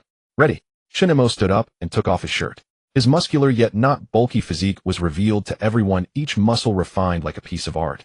Many gasped in awe, and some even drooled. Chen Mo's chiseled face, exuding masculinity combined with his well-built muscles, made it believable that he was a demigod come to earth. The upcoming battle might ruin his clothes, so it was better to take them off in advance. He was not wealthy at the moment, so saving where possible was best. Chen Mo, your best choice now is to admit defeat. Zhao Zihao's long sword glimmered with cold light, his gaze fixed intently on Chen Mo. Your reaction speed is too slow. My super acceleration will completely counter you. Admitting defeat now would allow you to do so gracefully, otherwise it will be embarrassing when I toy with you later. Zhao Zihao smiled slightly, his tone devoid of mockery, filled only with absolute confidence in his abilities. No, thank you for the reminder. Chen Mo shook his head. He had no intention of falling here. His goal was the National Martial University. Let me ask again, are both contestants ready? Zhou Sanling frowned, wondering why Zhao Zihao still liked to talk before the battle. It was not a good habit. Ready. Zhao Zihao gradually lowered his body, his vital energy starting to flow at high speed. Take your positions. Prepare. Begin. At the moment Zhou Sanling announced the start, Zhao Zihao transformed into a shadow and appeared behind Chen Mo. His long sword ruthlessly stabbed towards Chen Mo's lower back. While not fatal, it would cause a person to lose. Ding. With a crisp sound, Chen Mo turned his head to see Zhao Zihao, retreating several steps, scratching his lower back casually. That's a bit itchy. Chen Mo grinned as his robust body emitted the sound of steel cables twisting together. His originally muscular physique seemed to shrink significantly in front of everyone's eyes, and his skin reflected a metallic sheen. What just happened? Chen Mo's body has undergone a tremendous change. He has visibly slimmed down. Also, did everyone hear that sound like metal rubbing? That sound is coming from Chen Mo's body. Oh, what exactly has happened to him? Even the official commentator was baffled, completely unaware of what was happening with Chen Mo. If Chen Mo had concealed his talent, the committee would directly declare him the loser. But since nothing had been said so far, did that mean it was just a manifestation of great strength? Zhao Zihao said nothing and simply lowered his body again. Everything around him seemed to slow down in his eyes. Chen Mo's every move appeared as slow motion with numerous openings. As long as he maintained his rhythm, he could remain undefeated. Zhao Zihao thought this and acted accordingly, relying on this tactic to face all his opponents. Now I will let you witness what true super acceleration looks like. Zhao Zihao's veins bulged as he instantly vanished from his original spot. Ding ding ding ding ding. The continuous sound of metal collisions rang out with sparks igniting all over Chen Mo's body. Yet Chen Mo remained as immovable as an iron mountain, merely flexing his fist. Classmate Zhao Zihao's attacks are as elusive as a ghost. Even the most agile classmates must bow down under such speed. I wonder if classmate Chen Mo has any way to break the deadlock. Hey, classmate Chen Mo is moving. What is he going to do? Chen Mo raised his right fist high, a visible vortex forming at the tip of his fist. His already slim arm compressed even further. Boom. To everyone's astonishment, Chen Mo's punch did not strike Zhao Zihao, but instead slammed down onto the arena. Crack. A 3-finger-wide fissure appeared in the once-integrated arena, and Chen Mo smiled as he looked at the crack. Hey, it really wasn't that sturdy. This. Not only the audience was stunned, but even the official commentator and Zhou Sanling were taken aback. What is classmate Chen Mo doing? Is he venting his frustration because he can't catch classmate Zhao Zihao? No, he is not venting his frustration. The commentary grew quieter as he watched Chen Mo's hands delve into the fissure, his veins bulging. Let's go. A third of the arena was lifted away under the gaze of all present, thrown out by Chen Mo. Damn. The official commentator involuntarily exclaimed a curse. In all his years of experience, he had never seen such a fighting style. The audience may not realize the weight of that piece of arena. Our arena is entirely made of concrete, measuring 15 meters in length and width and 1 meter in height. That chunk of arena that classmate Chen Mo just threw out weighs at least 180 tons. No wonder our director Zhou had to personally intervene in the first match. If hit by such terrifying force, one could really end up reincarnated. Chen Mo's actions ignited the enthusiasm of the entire venue. There were no techniques, no strategies, just pure strength crushing the enemy. Zhao Zihao, caught in a state of super acceleration, wore an exceptionally grim expression as he gritted his teeth, swinging his sword even faster. Yet no matter how hard he tried, he could not break through Chen Mo's incredibly resilient skin. His body stood like a mountain, unmovable, no matter how hard he exerted himself. Boom. Another punch landed, sending another large chunk of the arena flying. The space left for Zhao Zihao grew smaller and smaller, reduced from the original 15 by 15 to less than half. Chen Mo shook his fist, realizing that repeated use of the compressed punch caused his body to heat up rapidly. Was this some form of fatigue? Yet Chen Mo paid no mind to it, standing in the center of the remaining less than half of the arena, unleashing another punch. With a deafening bang, the remaining half of the arena shrank again, allowing Chen Mo to easily cover the entire area with his outstretched arms. Zhao Zihao's face turned pale. He could hardly believe he would lose to such pure violence. It was so unfair. This talent was ridiculously powerful. It was absurdly large. Seeing Zhao Zihao had come to a halt, Chen Mo clenched his fist, the vortex gathering once more at the tip of his fist. Zhao Zihao attempted to evade this lethal punch, but Chen Mo's arms had already encompassed the remaining arena. Even if he dodged this punch, the wind pressure would knock him out. Defeat was inevitable. Just as Zhao Zihao was about to shout his surrender, Chen Mo's long-prepared, colorful hammer struck out. Zhou Sanlang's pupils constricted, and without a thought, he kicked Zhao Zihao away. Though this kick would leave Zhao Zihao bedridden for half a month, if he took Chen Mo's punch, he might just become a bloody mess on the spot. Seeing that the person in front of him had changed, Chen Mo wanted to forcibly stop his move. But the sharp pain from his shoulder ligaments told him that if he dared to stop, they would snap right there. Sorry. Chen Mo gritted his teeth, realizing that this long-charged, colorful hammer could only fall on Zhou Sanlang. Come on, let me test your fists. Zhou Sanlang, far from being angry, became excited.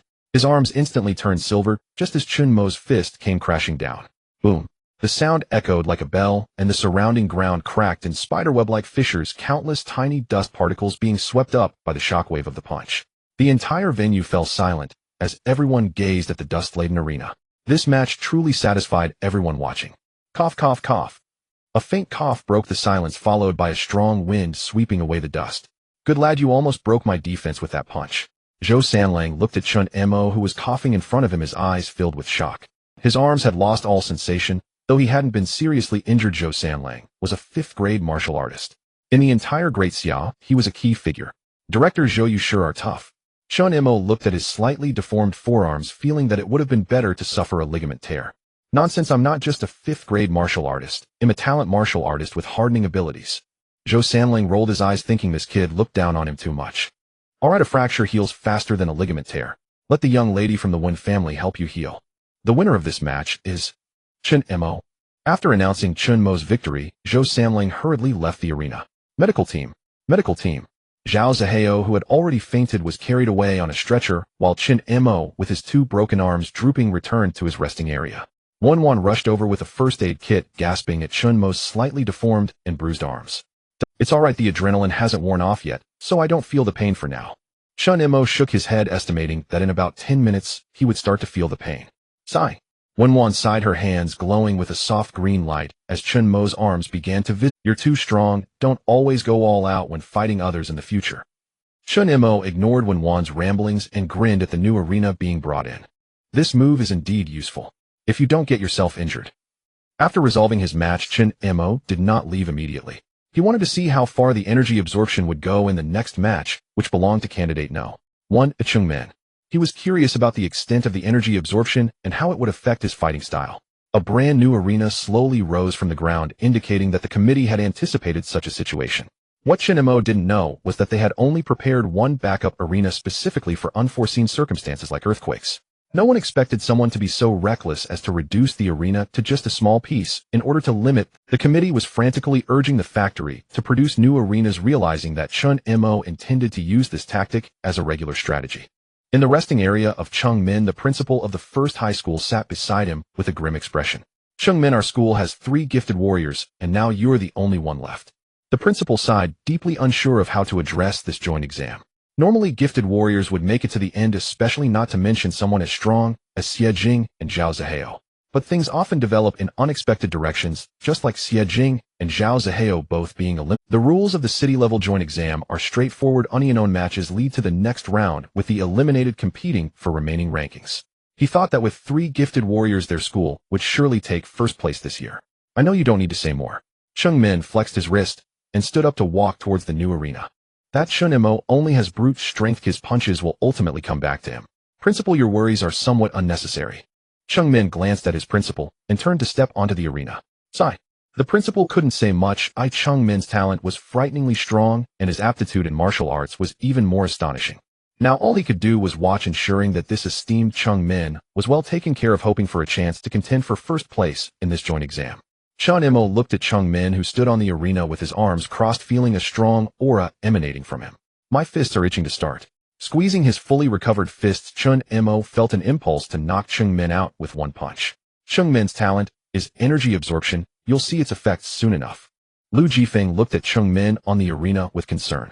Compared to the talent of super acceleration, which could be limited by terrain, Chengmin's energy absorption countered Chen Mo even more. So far, no one knew the upper limit of Chengmin's energy absorption because no one had ever reached it. You need to tell me, is there a limit to this energy absorption? Hearing this, Chen Mo's heart sank. If there was no limit, he could wear himself out without being able to touch him.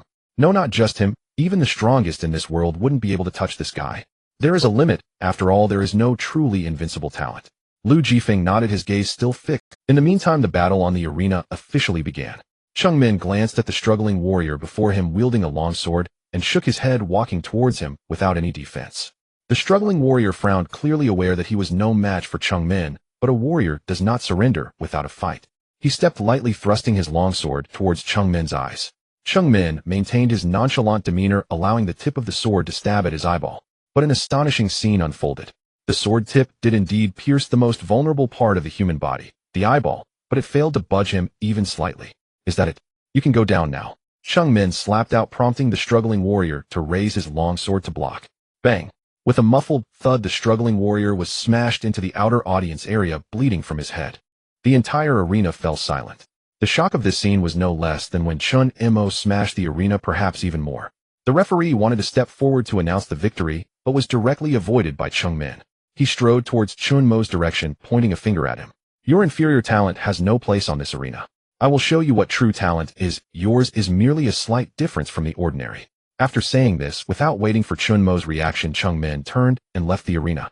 Lu Jifeng, seeing Chen Mo's forehead veins bulging as he gripped the railing tightly, hurried to stand in front of him. Don't be agitated. There will be chances to meet him later. If you go up to fight him now, it would be considered a private duel, and the instigator would be disqualified from the joint exam. Don't forget your goal. Oh, don't let his provocation affect you. This is also a form of strategy. Chen Mo's breathing became heavy, sounding akin to a beast's. Rest assured, I haven't reached the point where I lose my cool at the slightest provocation. Taking a deep breath and suppressing the urge to tear Chengmin apart, Chen Mo finally replied. Tomorrow is the quarterfinals, right? You better pray not to run into me. Lu Jifeng looked at Chen Mo, whose eyes had turned red, thinking that he hadn't lost his cool yet. If it weren't for his intervention, this guy would have likely fought Chengmin to the bitter end. As the round of 16 ended, the list for the quarterfinals was also announced. The remaining 5 gifted warriors all advanced, and 3 struggling warriors also progressed. The actual combat strength of the struggling warriors who made it this far was no weaker than that of the gifted warriors. Of course, Chen Mo, the monster with a battle power of 99,999, was not included. That night at the Morning Light Orphanage. Grandpa Director, when will Brother Mo be back? I haven't seen Brother Mo for several days here. I miss him so much. Several children surrounded Goose Sanding, chattering away, while Shui and I was beside them, feeding the 2- or 3-year-old children some medicine. Oh, your brother Mo is busy with important matters. He'll be back in 3 or 4 days. Goose Sanding gently coaxed the children around him, who were all very dependent on him and Chen Mo. Or rather, they depended on Chen Mo a bit more. Director Gu. A familiar figure walked into the orphanage, standing by the window and waving at Gu Sanding. Shui and I, you take the children to wash up and sleep. We have a guest. Gu Sanding said to Shui and I as he saw Zhou Sanlang outside the window. Okay, Director. Shui and I nodded obediently. Oh, as a child who grew up in the orphanage, she was much more sensible than other children her age. After all the children left, Zhou Sanlang finally walked in. His fierce appearance and robust physique would surely scare the children. What brings you here, Director Zhou? Gu Sanding chuckled, pouring a cup of water for Zhou Sanlang. There was no choice, their orphanage was too poor, and having extra cups for Zhou Sanlang was already quite good. Nothing much. The Martial Education Bureau plans to build a police office next to the orphanage, Zhou Sanlang said in a very plain tone, leaving Gu Sanding stunned. Director Gu need not be surprised that after this joint exam, Chen Mo's background will likely become common knowledge. At that time, it may cause some disturbances in your and the children's lives, so it's better to arrange for police presence. Yes, that makes sense. Gu Sanding nodded, acknowledging how thoughtful Director Zhou was. But he didn't know that Zhou Sanlang had considered much more than he realized. The new police office was not only to prevent those who might disturb the children's lives, but also to guard against some ulterior motives. Not long after the waves on Wednesday subsided, all the lights in the orphanage were extinguished. The children drifted into dreamland, and Gu Sanding yawned before lying down on his bed. Ever since undergoing heart bypass surgery, his sleep had improved significantly. Coupled with Chen Mo's brilliant performance in the arena, Gu Sanding had been sleeping soundly these past few days. However, while some slept well, others did not. The principal of the second high school was currently drinking alone. Who would have thought that this entire cohort at the second high would have no talented martial artists at all? At least we have 2 diligent martial artists in the top 8, unlike the other schools apart from the first, second, and third high schools, and the experimental martial arts high, none of them even made it into the top 8. Listening to his wife's consolation, Principal Wang Zhangwo's mood did not improve. Instead, he felt even more frustrated. Don't mind me, you go to sleep. Wang Zhangwo waved his hand dismissively, and his helpless wife could only sigh and return to the bedroom. With each gulp of liquor he downed, this second-tier martial artist became increasingly intoxicated, losing all clarity. No, at least one must break into the top 4. The inebriated Wang Zhangwo made his way up to the second floor of his house, fumbling for the fingerprint lock for quite some time before finding the verification spot. The vault door slowly opened, and Wang Zhangwo looked at a sealed box inside, wanting to reach for it. No way. Suddenly Wang Zhangwo jolted awake and slammed the vault shut. What the hell am I doing? How can I use such things?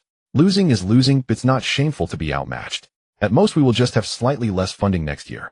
I can't just abandon my principles for a bit of funding. Shaking his head, the momentarily sober Wang Zhangwo stumbled downstairs to return to his room.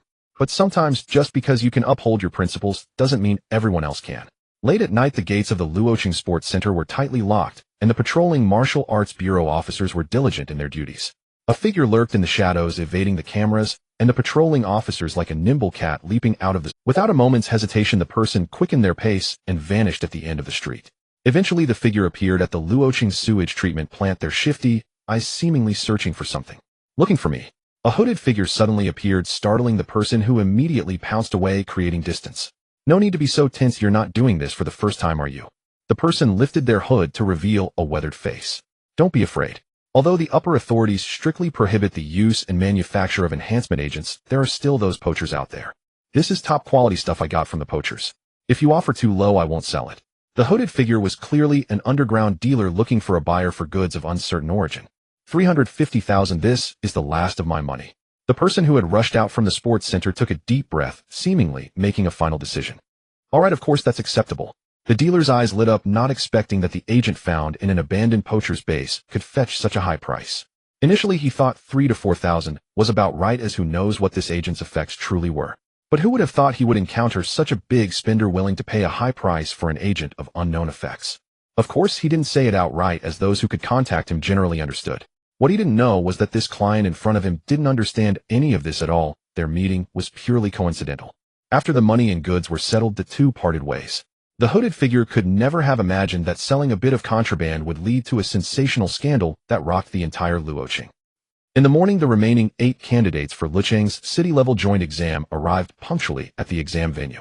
Compared to the previous 2 days, the audience had grown larger, forming a clear divide akin to the Chuhan boundary. The northern audience section, near Chen Mo's resting area, was filled with students and teachers from the third high. Large drums and various colorful flags were present, and everyone was prepared to cheer for Chen Mo and Wang Jun. The children from the Morning Light Orphanage were surrounded by students, each holding a plastic hand reminiscent of a child. Wow, Principal, how much funding did you spend on this? Chen Mo squinted as he glanced behind him, where most of the people were from the third high. That's none of your concern. I didn't touch the school's funds, that's all that matters. Lu Jifeng touched his empty wallet, his expression freezing for a moment. But what of it? This was the first time in history that the third high had broken into the top 8. They had to make a grand. In contrast, the first high and the experimental martial arts high had cheering squads that nearly filled the entire audience area of the sports center. But for the second high, it was much quieter. Apart from the parents and family of the competitors, hardly anyone came to cheer them on. In the second high's resting area, a young man touched the faintly stinging needle mark, his eyes filled with a fierce and sinister glare. Dear viewers, and those watching on your phones and TV screens, good morning everyone. The official commentator's passionate voice rang out, met by waves of excited cheers at the very same moment. Inside the official livestream, countless bullet comments scrolled by as everyone eagerly awaited the true highlight of the joint examination. Today, we will witness the third battle of this joint examination. These 8 contestants are without exception the unparalleled prodigies of our Luo City. Even those who fall in this battle will still represent Luo City at the provincial joint examination. Stop the chatter. Get on with the fight. Fight. Exactly. We're here to watch geniuses compete, not to listen to your rambling. The official commentator's voice was even drowned out by the impatient shouts of the audience. He smiled wryly, and the next second announced the official start of today's quarterfinals. Then I won't waste any more words. Now let us bear witness to the contestants of the first match today. On the big screen, the remaining 8 numbers began to flicker rapidly, finally settling on numbers 1 and 5. Chengmen, Chengmen, Chengmen. The students of First High began cheering with fervor, with the leading teacher even personally waving a flag. Zhuolao Air, Zhuolao Air. The students from the experimental martial arts high school refused to be outdone, with one even pulling out a megaphone from his pants. Zhuojida's face was full of black lines. These bastards couldn't refrain from shouting his nickname outside. It was so embarrassing. Zhuojida, don't be nervous. Just perform as you normally do. Teacher Wu patted Zhuojida on the shoulder, trying to calm his nerves. Don't worry, I'll do my best to probe the upper limit of that Chengmen kid's energy absorption. Zhuojida patted the 2 daggers at his waist, already prepared to pave the way for Su Qinghua. Those 2 weapons were more like short blades than daggers. When the 2 stood on the arena, the cheers in the field instantly ceased. Chengmen swept a glance over Zhuojida with an exceptionally arrogant gaze, then shook his head in slight disappointment. I hope you can let me experience the thrill of battle. Is that so? Zhuojida raised an eyebrow. He had heard that Chengmen liked to show off, but he hadn't expected it to be to this extent. Both were 17 or 18-year-old youths with naturally fiery tempers, and this completely ignited Zhuojida's fighting spirit. Bro will give you a little electrotherapy today, and then rework your fancy moves. Drawing his 2 pale golden short blades, electric light flickered across Zhuojida's entire body. This was the most basic application of ion mastery ionization. Are both contestants ready? The referee stood between them, the air thick with tension and the smell of electrolyzed oxygen. Ready. Zhuojida responded loudly while Chengmen gave a faint of acknowledgement. Take your positions. On your marks. Everyone held their breath, ready to witness this spectacular battle. Begin. The instant the words fell, the electric light on Zhuojida's body burst forth violently, and he shot towards Chengmen like a bolt of lightning. Scorpion tail sting. The twin short blades thrust towards Chengmen's vital points like venomous stingers. The tips of the blades shimmered with high-temperature ions capable of piercing through even steel. This was the terror of a talent warrior. A cultivation warrior would need to reach at least the 4th rank to possess such destructive power. Yet Zhuojida, a mere 1st-rank warrior, could accomplish this with ease. This was the gap between talent warriors and cultivation warriors. However, such attacks were not without cost. After all, the foundation of all talents in this realm required the expenditure of vital essence to activate. Activating one's talent meant burning vital essence, which was also the greatest weakness of burst-type warriors like Zhuojida. No endurance. Clang, clang. A crisp sound of collision rang out, and Chengmen bore not a single scratch, his clothes completely intact. It seemed the high-temperature ions were utterly ineffective against him. Zhuojida wasn't surprised by this situation. His sole objective in this battle was to uncover the upper limit of Chengmen's energy absorption. Electric light flickered across the arena as Zhuojida's vital essence burned recklessly. He had already reached his full power state, yet Chengmen still stood like a statue in the center of the ring. No matter how he attacked, he couldn't even stir a single corner of Chengmen's clothes. Damn it, this is disgusting. The vital essence within Zhuojida was dwindling, his speed gradually slowing and his face turning pale. Out of steam. Chengmen looked at the slowing Zhuojida, his eyes filled with mockery. Is that all? And you wanted to probe my limits? How laughable. Zhuojida gritted his teeth. If he went all out, he could only sustain it for a maximum of 2 minutes. A minute and a half had already passed. If he didn't achieve anything now, he would be utterly humiliated. At the very least, he had to leave a single wound on him. With the resolve of a death-defying strike, Zhuojida concentrated all his remaining vital essence onto the tips of his blades. Crackling currents surged through the short blades, and brilliant sparks flashed across the arena. Bang! Fine cracks appeared on the arena floor beneath Zhuojida's feet, as his Achilles tendons let out a miserable shriek. Sky-rending strike. In an instant, Zhuojida vanished from his spot, leaving only a scorched black trail in his wake. Clang! Another crisp sound, and Zhuojida's eyes stared intently at the boy before him, whose face was full of derision. "You son of a... Get down." Chen Mo slowly raised his right hand and slapped Zhuojida across the face. Boom. After a resounding crash, Zhuojida's head was driven directly into the concrete floor of the arena, and he lay completely still. The referee immediately climbed onto the stage, and after checking Zhuojida's condition, shook his head. The winner of this match, Chen Mo. The cheers from First High erupted like a tidal wave, while the expressions of the experimental martial arts high school were extremely grim. Yet no one blamed Zhuojida, for everyone knew Chen Mo's talent was simply too monstrous. Even Su Qing had a negligible chance of defeating him. Chen Mo glanced at Chen Mo, who was resting with his eyes closed in the waiting area, wanting to say something, but was called down by the First High principal. "Don't provoke others again next time. We've already received complaints before. A bunch of sore losers." Chen Mo snorted coldly, sitting on his sofa with some displeasure. Feeling a slight sting in his chest, a fleeting look of solemnity crossed Chen Mo's face. As expected, the Great Xia Empire never lacked geniuses. "I trust that first battle got everyone hyped up." The official commentator's voice chimed in at the right moment to liven up the atmosphere during the break for repairing the arena. Chen Mo's energy absorption is indeed formidable, but that doesn't mean Zhuojida's future is necessarily inferior. You see, once a warrior reaches the middle three ranks, the gap in strength brought by talent is quickly closed. Hard work and sweat. That is a warrior's most powerful talent. Now let's take a look at the contestants for the next. The numbers on the big screen began to flicker, once more ultimately stopping at 4 and 32. "Sai, luck is not on my side." One of the diligent martial artists from the second school shook his head, as he had hoped to be fortunate enough to advance to the top 4. But now it seemed that his journey in the joint examination was coming to an end here. As expected, he was easily defeated by Wang Jun in less than 2 minutes after stepping onto the stage. The third match was an internal battle of the Experimental Martial Arts University, featuring the strongest first-level diligent martial artist against the rule affinity talent Su Qinghua. Once the participants were confirmed, Lu Jifeng let out a long sigh of relief. "Thank goodness. Regardless of what happens, one of us will definitely enter the top 4. I just hope we don't end up fighting among ourselves. That wouldn't be very pleasant." Lu Jifeng was in high spirits. This was the best result in the history of their third school since he took over. "What's so unpleasant about it?" Chen Mo looked at Su Qinghua, who was toying with her opponent, and cast a puzzled glance at Lu Jifeng. "Even if we end up fighting among ourselves, one of us will definitely make it to the finals. Do you think I can't defeat Su Qinghua or Wang Jun, or even that Chen Mo?" Lu Jifeng opened his mouth, but remained silent. He wanted to say that both of them were strong, so he should be cautious, but upon remembering that Chen Mo could kill the abyssal armored dragon with his bare hands, he held his tongue. "But the person who would definitely reach the finals would be me." Chen Mo didn't voice this thought, as Wang Jun was after all his classmate. Some things were better kept to oneself. The diligent martial artist from the Experimental Martial Arts University was indeed the strongest first-level diligent martial artist in the entire Luo City. Even when facing Su Qingyu's Eye of True Sight, he maintained a fiercely resilient combat mindset for a full 6 minutes.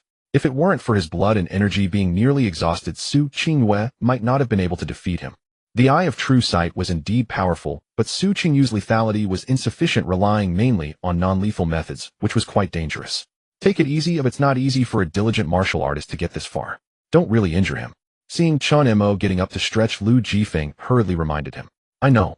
He'll just throw him off the stage," Chen Mo said as he moved his joints and stepped onto the platform. Seeing Chen Mo on stage, Zhou Sanlang followed him up. Today's final match will feature student Chen Mo against Tang Qingran from the second school. After a morning of competitions, the audience was somewhat fatigued, with some even starting to leave one after another. They understood that for a talented martial artist like Chen Mo to face a diligent martial artist, victory was already a foregone conclusion. There was no need to waste any more time, and should quickly go back to rest and prepare for tomorrow's semifinals. Chen Mo looked at the handsome but sinister-looking boy opposite him, feeling a sense of discomfort. However, Zhou Sanlang did not notice anything amiss with Tang Qingran. His focus was entirely on Chen Mo. He had to keep a close eye on Chen Mo's every move, or else this guy could easily kill someone when he got carried away. "Are both contestants ready?" "Ready." Chen Mo nodded, his gaze fixed firmly on Tang Qingran opposite him. "Ready." There was a hint of hoarseness, even a slight beastly growl escaping from Tang Qingren's throat, causing Zhou Sanlang to frown. Both contestants, take your positions. Ready. Start. As soon as the words fell, Chen Mo took heavy steps toward Tang Qingren. Are all you talented martial artists this arrogant? Tang Qingren's expression turned somewhat grim, his eyes filled with a multitude of red veins. My. Chen Mo was taken aback, unsure of why Tang Qingren was suddenly acting crazy. I'm not arrogant. I respect every hard-working martial artist. I will also respect every opponent, including you. However, before Chen Mo could finish his sentence, a towering blade light shot up into the sky. Arrogance. You are far too arrogant. Chen Mo's expression changed as he stumbled back 2 steps. A drop of blood fell to the ground, and Chen Mo looked down to find a deep wound on his chest, nearly deep enough to see the bone. How is this possible? Lu Jifeng suddenly stood up. He had seen the strength of Chen Mo's body. His muscle mass was harder than tank armor. How could a first-level martial artist injure him? Cheating. He must be cheating. Zhou Sanlang also noticed that something was amiss and immediately rushed forward to stop the match. Let them continue. Just then a voice sounded in Zhou Sanlang's ear. He was all too familiar with this voice. It belonged to the military overseer from the province. A 7th-tier master. But why would a mere city-level joint examination attract a military overseer? If things go awry, I will intervene personally. Do not interrupt them now. Didn't you see that Chen Mo also has no intention of stopping the match? Zhou Sanlang turned around sharply, realizing that the situation was indeed as the overseer had said. Chen Mo showed no signs of panic. Instead, he touched the wound on his chest and revealed a smile even more sinister than Tang Qingren's. Zhou Sanlang's first reaction was simple. That was the bone-deep ferocity within Chen Mo had been awakened. You cheated. Chen Mo slowly raised his head and asked Tang Qingren, whose face was sprouting patches of gray hair. So what? Isn't it cheating for you talented martial artists to rely on your gifts? To this, Chen Mo did not refute, but nodded in agreement. So do you think it is fair now? Chen Mo raised an eyebrow as the concrete platform beneath his feet began to crack inch by inch. Creak. A harsh metallic squeezing sound echoed, and Chen Mo's body visibly shrank in front of everyone. The wound was tightly compressed by muscle, perfectly stopping the bleeding. I will kill you. Tang Qingren's eyes turned blood red as his claw-like hands reached for Chen Mo's neck. Zhou, I can act without you stopping me, right? Before making a move, Chen Mo glanced at Zhou Sanlang. Without thinking, Zhou Sanlang nodded. After all, with a big shot backing him, he didn't have to worry too much. Very well. Chen Mo was quite satisfied with Zhou Sanlang's attitude, and his legs suddenly made a loud. The arena beneath his feet shattered. Chen Mo transformed into a projectile weighing over 500 kilograms, charging towards Tang Qingren at high speed. Even with the use of prohibited drugs, Tang Qingren could not keep up with Chen Mo's compressed sprinting speed. Zhou Sanlang's pupils constricted. Chen Mo had never exhibited such terrifying speed before. However, from the looks of it, this kid seemed determined not to break. As Zhou Sanlang anticipated, Chen Mo showed no intention of stopping, delivering a punch right to Tang Qingren. Boom. A visible shockwave erupted from the back of Tang Qingren's head, and his entire head instantly flattened under the force of the punch. His body fell in response, crashing to the ground with a thud. But Chen Mo did not stop. He bent down and grabbed Tang Qingren by the ankle. Thud, thud, thud, thud. The ground trembled as Tang Qingren was swung around by Chen Mo like a rag doll. Roar. A beastly roar not quite human erupted as the mangled Tang Qingren tore at his own ankle, flipping over to create distance from Chen Mo. Chen Mo glanced at the foot. He held a look of disdain crossing his face as he tossed it aside. Aren't you going to stop them? If this goes on, Tang Qingren will really be killed. Zhou Sanlang grew anxious. His position as the head of the Martial Education Bureau meant he was no saint. He was just worried that if Chen Mo killed Tang Qingren, the trail concerning the prohibited drugs would be lost. He won't die, don't worry. Do you know what Tang Qingren is using? The voice of the guard commander reached Zhou Sanlang's ears, once more tinged with seriousness. That's a genetic talent ammunition pack from poachers. Given the level of enhancement and performance, it's likely the Slasher King genetic talent ammunition pack. The Slasher King. Zhou Sanlang's pupils constricted. He was well aware of the notorious reputation of the Slasher. As a king renowned for his extreme attacking power and recovery ability within the abyssal race, his talent, named Slasher, was incredibly terrifying. 45 years ago, the human race of Blue Star paid the price of 2 8th-grade martial kings to kill him. However, ever since then, the whereabouts of the Slasher King's corpse have been unknown and were later confirmed to have been stolen by a poacher group. Then why aren't you stopping them? That's the Slasher King. An existence capable of killing a martial king. It's fine. I have already captured the person selling this ammunition pack and checked the place where he obtained it. The ammunition pack is an experimental product and cannot unleash the true talent of the Slasher King. At most, it can only allow a first-grade martial artist to kill a second-grade martial artist. As a genius martial artist with talent, can Chen Mo not overcome such a challenge? It would be better not to embarrass Luo City out there. Listening to the nearly heartless words of the guard commander, Zhou Sanlang bit his teeth, but said nothing. As for you, Zhou Sanlang, with such an incident happening in Luo City, you cannot evade responsibility. Naturally, someone will hold you accountable once this is over. Zhou Sanlang took a deep breath. He indeed had to bear the greatest responsibility. Accountability was beyond doubt. But how this unfolds still depends on this kid, named Chen Mo. The guard commander's words clearly contained deeper meaning, yet neither Zhou Sanlang nor he chose to break the silence. Die, I want you to die. Tang Qingran seemed to have lost consciousness. His head, now flattened, began to heal rapidly, but his eyes showed no glimmer of life. Chen Mo compressed his legs once more, his arms compressing in tandem as his blood began to gather. Swish, swish, swish. Numerous sharp slashes were unleashed in an instant. Chen Mo, in a charging state, had no chance to dodge and could only brace himself against the barrage of strikes. Feeling the burning pain coursing through his body, every nerve in Chen Mo ignited with excitement from the stinging sensation. Aside from the arena beneath his feet, the other arenas were sliced apart, as if they were butter. Able to effortlessly cut through a meter-thick concrete slab, yet unable to shake Chen Mo's body, it was clear just how formidable Chen Mo's compressed form had become. Die! Boom! Another loud crash echoed as the arena beneath Chen Mo was utterly obliterated, and he once again transformed into a flesh cannonball charging towards Tang Qingran. Everything happened too quickly. Aside from the guard commander and Zhou Sanlang, no one had a clear idea of what. The limp Tang Qingran was gripped by Chen Mo, his fur rapidly shedding, revealing a rather handsome face. Drip! Blood dripped from the hem of Chen Mo's clothing. At that moment, he was covered in red, numerous gaping wounds oozing blood. Interesting. Chen Mo grinned, lifting the Tang Qingran he held high. Director Zhou, this should count as my victory, right? Zhou Sanlang's face revealed shock. Just moments ago, Tang Qingran had unleashed at least 1,000 slashes, and Chen Mo had taken them all without a scratch. Those slashes, capable of easily cutting through steel and concrete, had merely grazed Chen Mo's skin. To say this kid's muscles were akin to tank armor would be an understatement. They should be compared to a martial artist's exclusive alloy. Indeed, despite Chen Mo appearing somewhat worse for wear, the actual damage was not as severe as what he had inflicted upon himself with a full-force punch in the previous match. These were merely minor flesh wounds, and it wouldn't even require the young lady of the Wen family to intervene. A single bottle of healing agent could heal him within 2 hours. The winner of this match, Chen Mo. After announcing Chen Mo's victory, personnel from the Martial Education Bureau and provincial military immediately began to disperse the crowd. This battle lasted no longer than 30 seconds, and most people didn't even have time to react before it concluded. They only heard a series of loud crashes, and then saw the current situation. Once everyone was cleared, Chen Mo was left alone. In the lounge. Kid, are you alright? Zhou Sanlang looked at Chen Mo, who was as bloodied as a butchered pig, and asked with concern. I'm fine, just some superficial wounds. Chen Mo waved his hand, wincing as the pain from his injuries. Director Zhou, let me take care of Chen Mo's injuries. Wenwan peeked from behind Zhou Sanlang, alarmed at the sight of Chen Mo's torn flesh. Alright then, I'll leave it to you. Zhou Sanlang nodded, and fell silent, seemingly waiting for something. Director Zhou, don't you plan to explain what's going on with Tang Qingran? After a few seconds, Chen Mo turned to Zhou Sanlang, who remained silent. Don't put Director Zhou in a difficult position. Let me explain it to you. A wild voice rang from outside the door as someone pushed it open. Who are you? Chen Mo scrutinized the burly man before him, finding his spiky hair thoroughly Me. The guardian sat down and pointed to himself. Zhou Sanlang wanted to say something, but was silenced by a glance from the guardian. When Weiner clearly recognized the person before her and stifled a laugh behind her hand. What are you laughing at, little girl? Uncle Sun's hair is like this, yet you always mock me when you see me.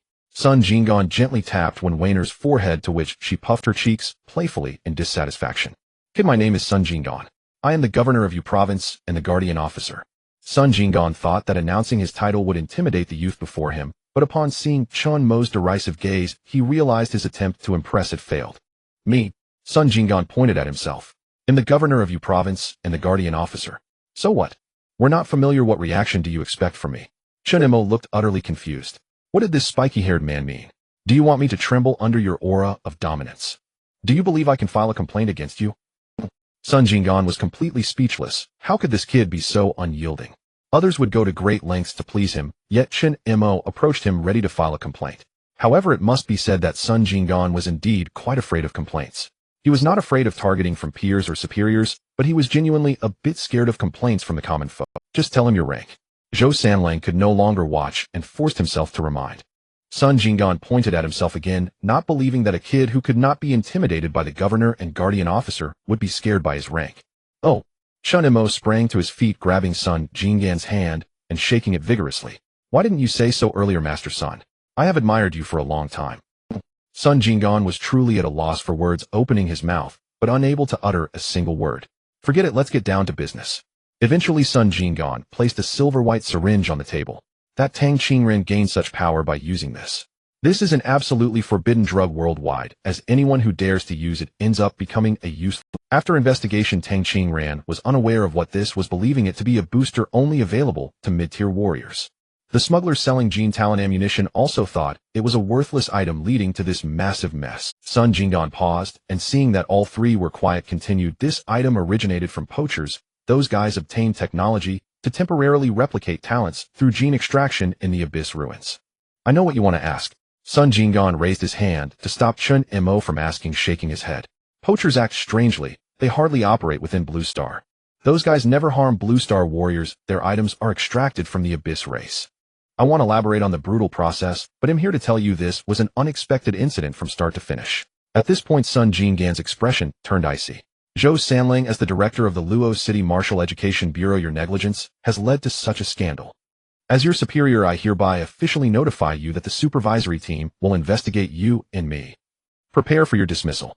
After that, Sun Jinggan turned to Chen Mo.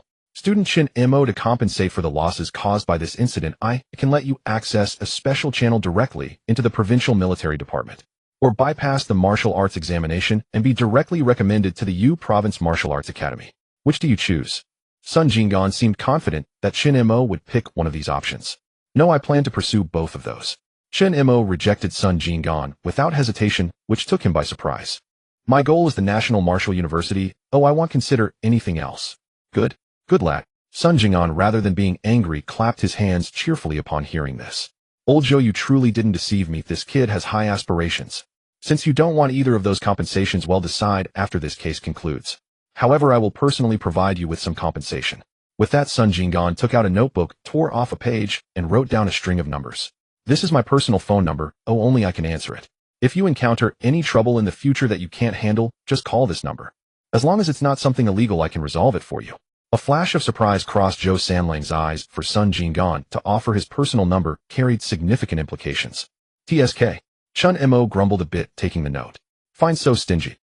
Sun Jinggan's forehead twitched. How could someone complain when he voluntarily offered his personal number and goodwill? If there's nothing else, I will take my leave now. You all take your time to chat. Chen Mo was completely uninterested in the poachers or the forbidden drugs. He just wanted to lie down and savor the thrilling feeling from the earlier battle and the exhilarating power of his punches. All right, Governor Sun, don't take it out on Chen Mo. Zhou Sanling quickly reassured Sun Jinggan as Chen Mo left without looking back. If I want stoop to the level of a child. Sun Jinggan snorted coldly, appearing displeased, but not lowering his evaluation of Chen Mo. Faced with a powerful opponent, Chen Mo showed neither fear nor retreat, instead igniting the fighting. This kid is simply a born warrior.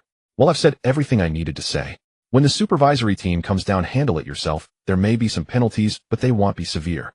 And make sure to properly reassure the public, explaining the situation clearly. To Sun Jinggan, this matter could be serious or trivial. As long as there were no casualties among the public, this matter could be resolved internally. Understood. Zhou Sanling knew that Sun Jinggan was helping him. In the night, the old phone of Chen Mo, which had been silent for a long time, suddenly emitted a piercing wail. Startled, Chen Mo quickly answered the call, and a flurry of chattering sounds immediately came from the phone. Xiao Mo, are you alright? Director Zhou just came by and said the situation has been resolved and your injuries have been treated. Gu Sanding's anxious voice rang out with faint sounds of concern from the children in the background. Yes, I'm fine. Chen Mo sat cross-legged on the ground. Ever since his bed collapsed under him the next day, he had been sleeping on the floor. It's just superficial wounds. They look frightening, but they don't hurt at all. Not even as serious as when I fell from the roof as a child. Chen Mo chuckled, trying his best to comfort Gu Sanding. The old man was getting on in years. It was best not. Really? At that time you looked like a blood gourd. Realizing what he had said, Gu Sanding hurriedly instructed Shui and I to take the children to bed. Once the children left, he continued, Child, why don't we? Forget it. Director, I hope you achieve great things, but I don't want you to lose your life. Gu Sanding sighed. In his heart, if it weren't for him and the group of children, Chen Mo wouldn't need to push himself. Perhaps it was his earlier words that had spurred this child on, making him persist in the competition even when he became a blood gourd. Now Gu Sanding felt a mix of heartache and guilt, suffering immensely. Chen Mo noticed the unusual tone in Gu Sanding's voice, took a deep breath, and spoke up. Old man, let me tell you this. The reason I'm pushing myself so hard is not only to provide a good life for my younger siblings, but also for myself. Do you know about Guoliwu University? My goal is to get there. I have dreams too, old man, so you don't need to feel guilty. Besides, I'm a man, the most courageous man in the Changwang orphanage. But Gu Sanding wanted to say something more, but was directly interrupted by Chen Mo. I know what I'm doing. I definitely won't put my life at risk. Don't worry, there will be days for you to enjoy in the future. Chen Mo chuckled, and on the other end of the line Gu Sanding had nothing more to say. After expressing concern, Gu Sanding hung up the phone. Chen Mo, is it really okay to deceive Director Gu like this? Wang Jun sat up in bed, looking at Chen Mo's old phone. Director Gu is old and may not understand, and those kids are too young to comprehend. But I just checked, the talent used by Tang Qingran is called Cut Off. It's the legendary talent unique to the Cut Off Sovereign. It can slice through space, a terrifying existence. Even in its weakened form, a common first-grade martial artist would be cut in half directly. Chen Mo raised his hand to stop Wang Jun lifting his shirt to reveal his clean, defined abs. I have no need to deceive the old man. Tang Qingran did inflict some minor injuries on me, but they were merely superficial scratches. My body is quite tough, and not to mention I was in a compressed state at the time. After saying this, Chen Mo compressed his forearm and presented it to Wang Jun. Wang Jun reached out and squeezed Chen Mo's forearm, feeling it was as hard as steel. Alright, I guess I was overthinking it. Wang Jun waved his hand and lay back down. Tomorrow is the semifinal. If we meet in the semifinals, you have to go easy on me. Don't knock me out with one punch. No worries between us, I will definitely be careful to just kick you off the stage. Chen Mo planned to take it easy tonight, rest well, and prepare for tomorrow's semifinal. Meanwhile, in the dormitory not far away, Su Qingwei tightly clenched the phone in her hand, feeling. In the afternoon, she witnessed the battle between Chen Mo and Tang Qingran. At first, she could evade the slashes using her true vision eye and easily stay close to Tang Qingran. But that last strike. Su Qingyu's eyes flashed with deep blue light once again as she began to simulate how she would handle that situation. Yet no matter how she tried facing the tens of thousands of slashes unleashed by Tang Qingran, the outcome was always being cut to pieces. Indeed, Tang Qingran's final burst was not thousands of slashes, but over 10,000. Her true vision, I saw it all clearly. Chen Mo had nearly taken all those 10,000 slashes hidden with his body. Unless I encounter Wang Jun, I truly have no chance of advancing. Su Qingwei ruffled her hair and lay down on her small bed with a pained expression. After her simulation, her chances of advancing were less than 25. But that's not too bad. At least I successfully made it to the provincial joint examination, and at worst I can get into a top 100 martial academy. Su Qingwei had a strong ability to adjust her emotions. After worrying for a few minutes, she put the matter as, I wonder how difficult the simulated defensive battle for the provincial joint examination will be. I hope to be matched with suitable teammates. The next day, accompanied by the sound of fireworks in the sky and thunderous cheers from the audience, the semifinals of the Los City joint examination officially began. Chen Mo yawned. After expending some energy yesterday, he slept quite comfortably. Ignoring the commentary that was igniting enthusiasm in the venue, Chen Mo focused his gaze on the figure of Cheng Min across from him. He had a feeling that the final battle would likely be a fight between him and Cheng Min. Just thinking about that annoying Cheng Min made Chen Mo's fists itch. I know. The audience doesn't want to hear more of my nonsense. The official commentator, hearing the audience's urging, realized that he had ignited their enthusiasm and decided not to continue with the preamble. Let us begin today's battle. With his words, the remaining 4 numbers on the big screen began to flash rapidly, finally stabilizing on numbers 2 and 4. At least it's not an internal battle. Lu Jifeng sighed in relief. As long as it wasn't an internal battle, he was genuinely afraid Chen Mo would knock Wang Jun out with one punch. He witnessed yesterday's battle. Even with the enhancement of banned drugs, Tang Qingran, who had gained the powerful slash talent and extraordinary self-healing abilities, was nearly beaten to death by Chen Mo. In fact, Tang Qingran was almost dead after the first punch. Being able to withstand a second punch was purely due to the support of banned drugs. Looks like Xiao Wang's journey ends here. What's wrong? Do you have no confidence in Wang Jun? Lu Jifeng leaned back in his chair, stretching his old arms. Not at all. Wang Jun's combat talent is extremely high, and his powerful fire element control is just the icing on the cake. However, until he reaches the mid-4th grade, the gap in talent is still completely unbridgeable. Rule-based talents are the strongest, and no matter how hard you try, you cannot surpass them. As he spoke, Lu Jifeng fell silent. Next to him, it seemed, there should be a living example. Why are you silent now? Chen Mo smiled, realizing that Principal Lu had also noticed that pure numerical strength was in a sense stronger than rule-based powers. Or perhaps pure overwhelming numbers are the purest form of rules. On the arena, Su Qinghua let out a sigh of relief as she examined Wang Jun, who stood opposite her. "Go for it, Sister Qinghua," shouted Zhuojida from the audience, his face bruised and bandaged. The vitality of a martial artist is indeed strong. Even after having his head smashed into concrete, he bounced back to life after just one night's rest. "Take down that fiery kid. Sister Qinghua, crush him." The students from experimental martial arts high cheered, much to the displeasure of the students from Third High. Despite Third High's lack of resources, the students were far more united compared to those from other martial arts schools. Faced with this situation, the guidance director, who had been sitting calmly, stood up. The old man tore off his shirt, revealing the characters Third High written on it. Boom. He began to beat a large drum that had been prepared long ago. Boom. Wang Jun. Boom. Blast that nasty girl. The originally simple cheer for Wang Jun transformed as a student suddenly had a brainwave, changing the atmosphere of Third High. "Don't you have anything to say?" Wang Jun drew his long blade, his left hand still gripping the alloy sheath tightly. "Just give it your all." Su Qinghua raised her fair hand, revealing the prominent calluses in her palm. Wang Jun squinted. It seemed that Su Qinghua practiced palm techniques. "Are both competitors ready?" The referee stepped onto the arena, glancing at the two tense participants. "Ready, ready." Both answered simultaneously, and the referee nodded, indicating he understood. "Competitors, take your prepare." The cheers from experimental martial arts high and Third High were completely drowned out, and everything around fell silent. In his eyes, only the beautiful girl opposite him remained, along with her every move. "Begin." Flames ignited Wang Jun's long blade, and without hesitation, he charged forward. Wang Jun understood that his control over fire elements was fundamentally weaker than Su Qingyu's true sight. Only through absolute speed could he secure victory in this match. With a flicker of blue light in her eyes, Su Qinghua quickly deduced all possible attack routes. After calculating the best escape route, she advanced instead of retreating. Wang Jun's thunderous strike missed completely as Su Qinghua deftly moved forward, but he did not show any surprise. Instead, he twisted his body violently, aiming the blade at Su Qingyu's back. However, this was also captured by Su Qingyu's true sight. She merely sidestepped and easily evaded this deadly move. Bang! With a muffled sound, Su Qingyu's seemingly light palm struck Wang Jun's back, sending him flying. PFF. A mouthful of blood spewed out, and Wang Jun frowned, pondering for a moment before arriving at an answer. The 8 trigrams dragon step. Not only have you mastered martial arts, but you've also learned body techniques. This revelation shocked the It is known that body techniques at the same level are much rarer than martial arts. Most martial artists only choose to learn body techniques after mastering their first martial art. This means that Su Qinghua possesses at least one martial art at a proficient level and one body technique at least at the beginner level. No, judging by her recent performance, Su Qingyu's body technique cannot be just beginner level, it has at least reached a skilled state. "My surname is Su." Su Qinghua did not say anything else, merely mentioning her surname. Wang Jun was taken aback, and his final doubt was resolved. The Su family heir of the Northern School's 8 trigrams palm. That's right. Su Qingyu's hands moved like a swimming dragon as she stepped into the 8 trigrams dragon step, her speed suddenly increasing. From the beginning of the joint examination until now, Su Qingyu's strategy had always been to defend and counterattack. But today she unexpectedly initiated the offense.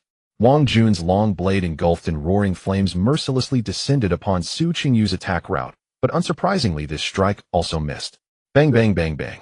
After 4 consecutive strikes, Wang Jun's face turned crimson. He felt his internal organs churning violently, a metallic taste rising in his throat. Forcing the blood back down, Wang Jun suddenly turned and slashed with his blade. A fire wheel appeared. Su Qinghua narrowly dodged this strike. Immediately after, her calloused palms slapped directly against the blade's edge.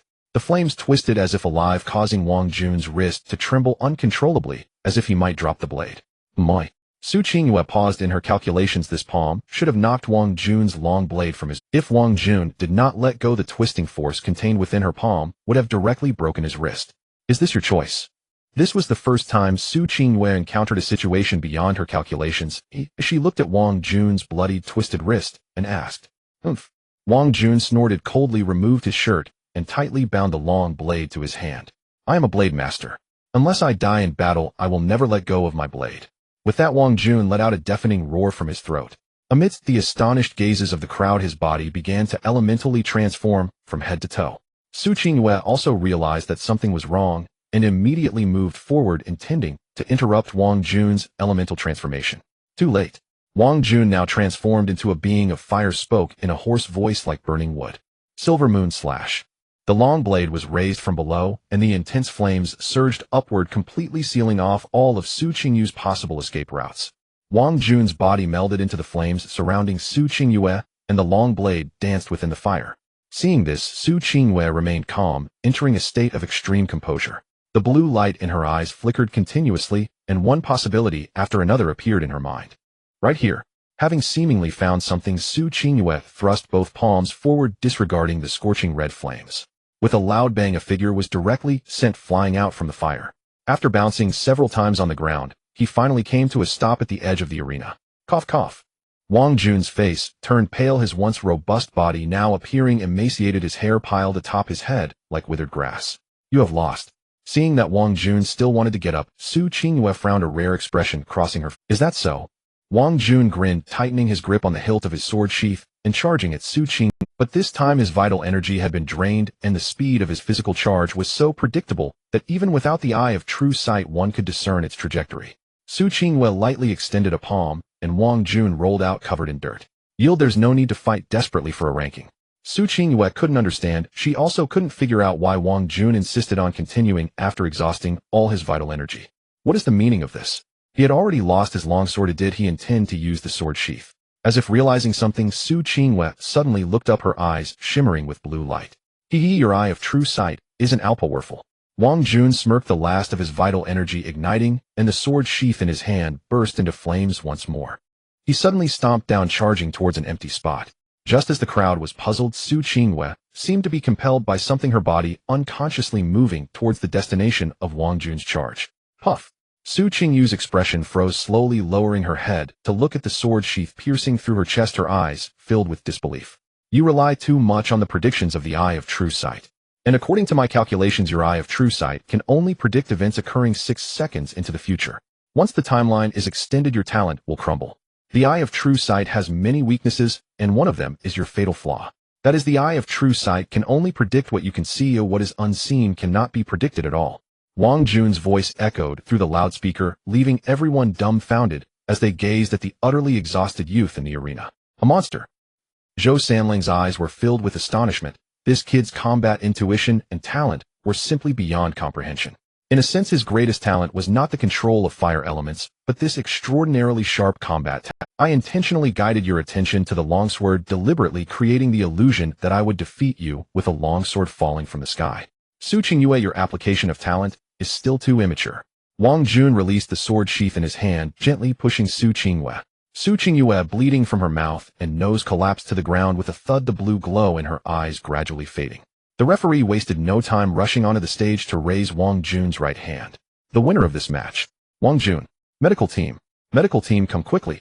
The arena remained silent, as no one had expected this elemental talent warrior, whom everyone had deemed unworthy, to defeat a rule talent warrior. After a brief silence, the entire arena erupted in unparalleled cheers. Even the students of the Experimental Martial Arts Academy were cheering. This match was simply too exciting, causing everyone to forget who they had supported. Wang Jun picked up the longsword that had fallen to the ground, glanced at the sword sheath still embedded in Su Qingyue's chest, shook his head, and walked off the stage. See you at the final battle. Just before stepping off the stage, Wang Jun gave Chen Mo a thumbs up. Alright, see you in the finals. Chen Mo nodded vigorously. After this battle, he could feel the blood within him subtly boiling. As we all know, the voice of the official commentator rang out again. Having witnessed this exciting battle, he was now somewhat too excited to speak. No matter how weak a rule talent may be, it is still a talent that transcends elemental talents. But Wang Jun, let us witness what it means for combat strategy to surpass talent. Talent. Certainly, it can provide talent warriors with a significant boost in strength. But a strong combat consciousness, combat strategy, and combat instinct can infinitely bridge the gap between the two. Just like the countless examples of hard-training warriors defeating talent warriors. Sharpening oneself, challenging the limits, seeking that glimmer of possibility within the impossible. This is what warriors should be doing. The cheers from the audience surged one after another, but this did not affect Cheng Ming and Chen Mo in the resting area. Cheng Ming looked on with great interest at the extremely weak Wang Jun, curious about what method Wang Jun would use to break his energy absorption. A few minutes later, the arena was repaired. The numbers on the screen no longer flickered, but were fixed directly on contestant number 1 and number 7. Principal Liu. Chen Mo stood up, patting the still bewildered Liu Jifeng. It seems the internal battle you least wanted to see is about to happen. It's just the final battle. Go for it, Mo, go. Shui Ni's face was filled with excitement, her big watery eyes shining as she looked at Chen Mo. Don't worry. Chen Mo waved his hand, and Shui and I watched his back as he slowly walked onto the stage. Next, the official commentator began to warm up for the match as the last two contestants took the stage. Let us witness the ultimate showdown between the strongest shield and absolute violence in this joint examination. In the audience, Gu Sanding saw Chen Mo on stage, but the teaching director from Sanzhong was still in a daze. He snatched the drumsticks from his hands and pushed him aside. Bang bang. Chen Mo, go for it. Bang bang. Chen Mo, go for it. Gu Sanding's lonely voice echoed in the quiet sports center, drawing many eyes to this old man with white hair. The children from the orphanage also seemed to react, and their tender cheers began to rise. The students from Sanzhong immediately switched to another flag, one emblazoned with the words Chen Mo is awesome. A clown. Cheng Ming glanced at the support group behind Chen Mo, sneering with disdain. This self-praising is quite good, you truly are a clown. Chen Mo took off his shirt and handed it to Zhou Sanlang. Indeed, Zhou Sanlang was the referee for this match again. I've seen plenty of arrogant guys like you, always thinking that having a bit of talent makes you something special, but in the face of my talent everything is just an illusion. Cheng Ming was not angered by Chen Mo's words, he merely let out a harsh sneer. Then let's see, who among us is truly arrogant? Chen Mo stretched his joints, his vital energy surging wildly within. Zhou Sanlang wasted no words, stepping forward to stand between the two. Are both contestants ready? Seeing that both had prepared, Zhou Sanlang announced the start of the match. Contestants, take your position. Get ready. Begin. The moment the match was announced to begin, the concrete arena beneath Chen Mo's feet exploded with a bang. In an instant, Chen Mo appeared right in front of Cheng Ming. The two were now almost nose to nose, with Chen Mo gripping Cheng Ming's hair, his massive fist mercilessly. Bang! A sound like a bell echoed out as Cheng Ming's expression soured, yet he showed no signs of injury. Let go of your mother. If the previous match was a battle of skills, this one was a clash of sheer power. Seeing that Chen Mo had no intention of releasing him, Cheng Ming unhesitatingly unleashed the energy he had accumulated within himself for a long time. Cheng Ming was not small either, standing at least 2 meters tall. He wrapped his arms around Chen Mo's neck and delivered a punch straight to his face. A visible shockwave erupted, but aside from slightly turning his head, Chen Mo sustained no injury. Going tit for tat. Am I afraid of you? Boom boom boom. Under everyone's gaze, two talented martial artists in a semi-final showdown began to engage in the most primal and violent exchange. Chen Mo gripped Cheng Ming's hair, delivering blow after blow to his face. Cheng Ming meanwhile held onto Chen Mo's neck, unleashing the energy he had stored for who knows how long onto Chen Mo's face. The ground began to tremble and cracks appeared on the concrete arena. Ha ha ha. Cheng Ming laughed maniacally. It was the first time he encountered a peer who could truly exchange blows with him. I know what your strategy is. You just want to push my energy absorption to the limit and then blow me up. I can absorb and use energy simultaneously. Unless you can destroy my energy limit with a single punch, you will ultimately be the one to lose. Arrogant. Utterly arrogant. Cheng Ming directly revealed to Chen Mo the method to defeat him, believing that Chen Mo would never be able to achieve it. Then thanks for the tip. Chen Mo grinned savagely as his right arm emitted a sound like twisting steel. Bang!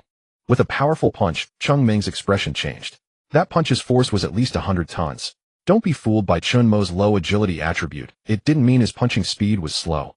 Bang bang bang bang bang bang. Like a torrential storm, the punches rained down, causing Chen Mo's skin to gradually shift from pale to red. Such immense power under continuous output would inevitably cause a rapid increase in body temperature. Clouds of white steam rose, yet Chen Mo seemed oblivious, continuing to throw punches furiously. Cheng Ming's counterattack speed began to slow down. He realized that the speed at which he was expending energy was gradually matching the speed at which he was absorbing the kinetic energy from Chen Mo's punches. This madman. Why is his strength so great? Chen Mo also noticed Cheng Ming's face growing increasingly grim, and the smile on his face became more sinister. The force of the punches grew increasingly powerful. At this moment, Chen Mo had truly completed his warm-up. Indeed, from the beginning until now, Chen Mo had been in a cold start state. In the high temperature, his once stiff muscles became incredibly resilient, and his blood pressure and heartbeat reached a perfect state of exercise. Boom. With another punch, the formerly unshakable Cheng Ming suddenly knelt down.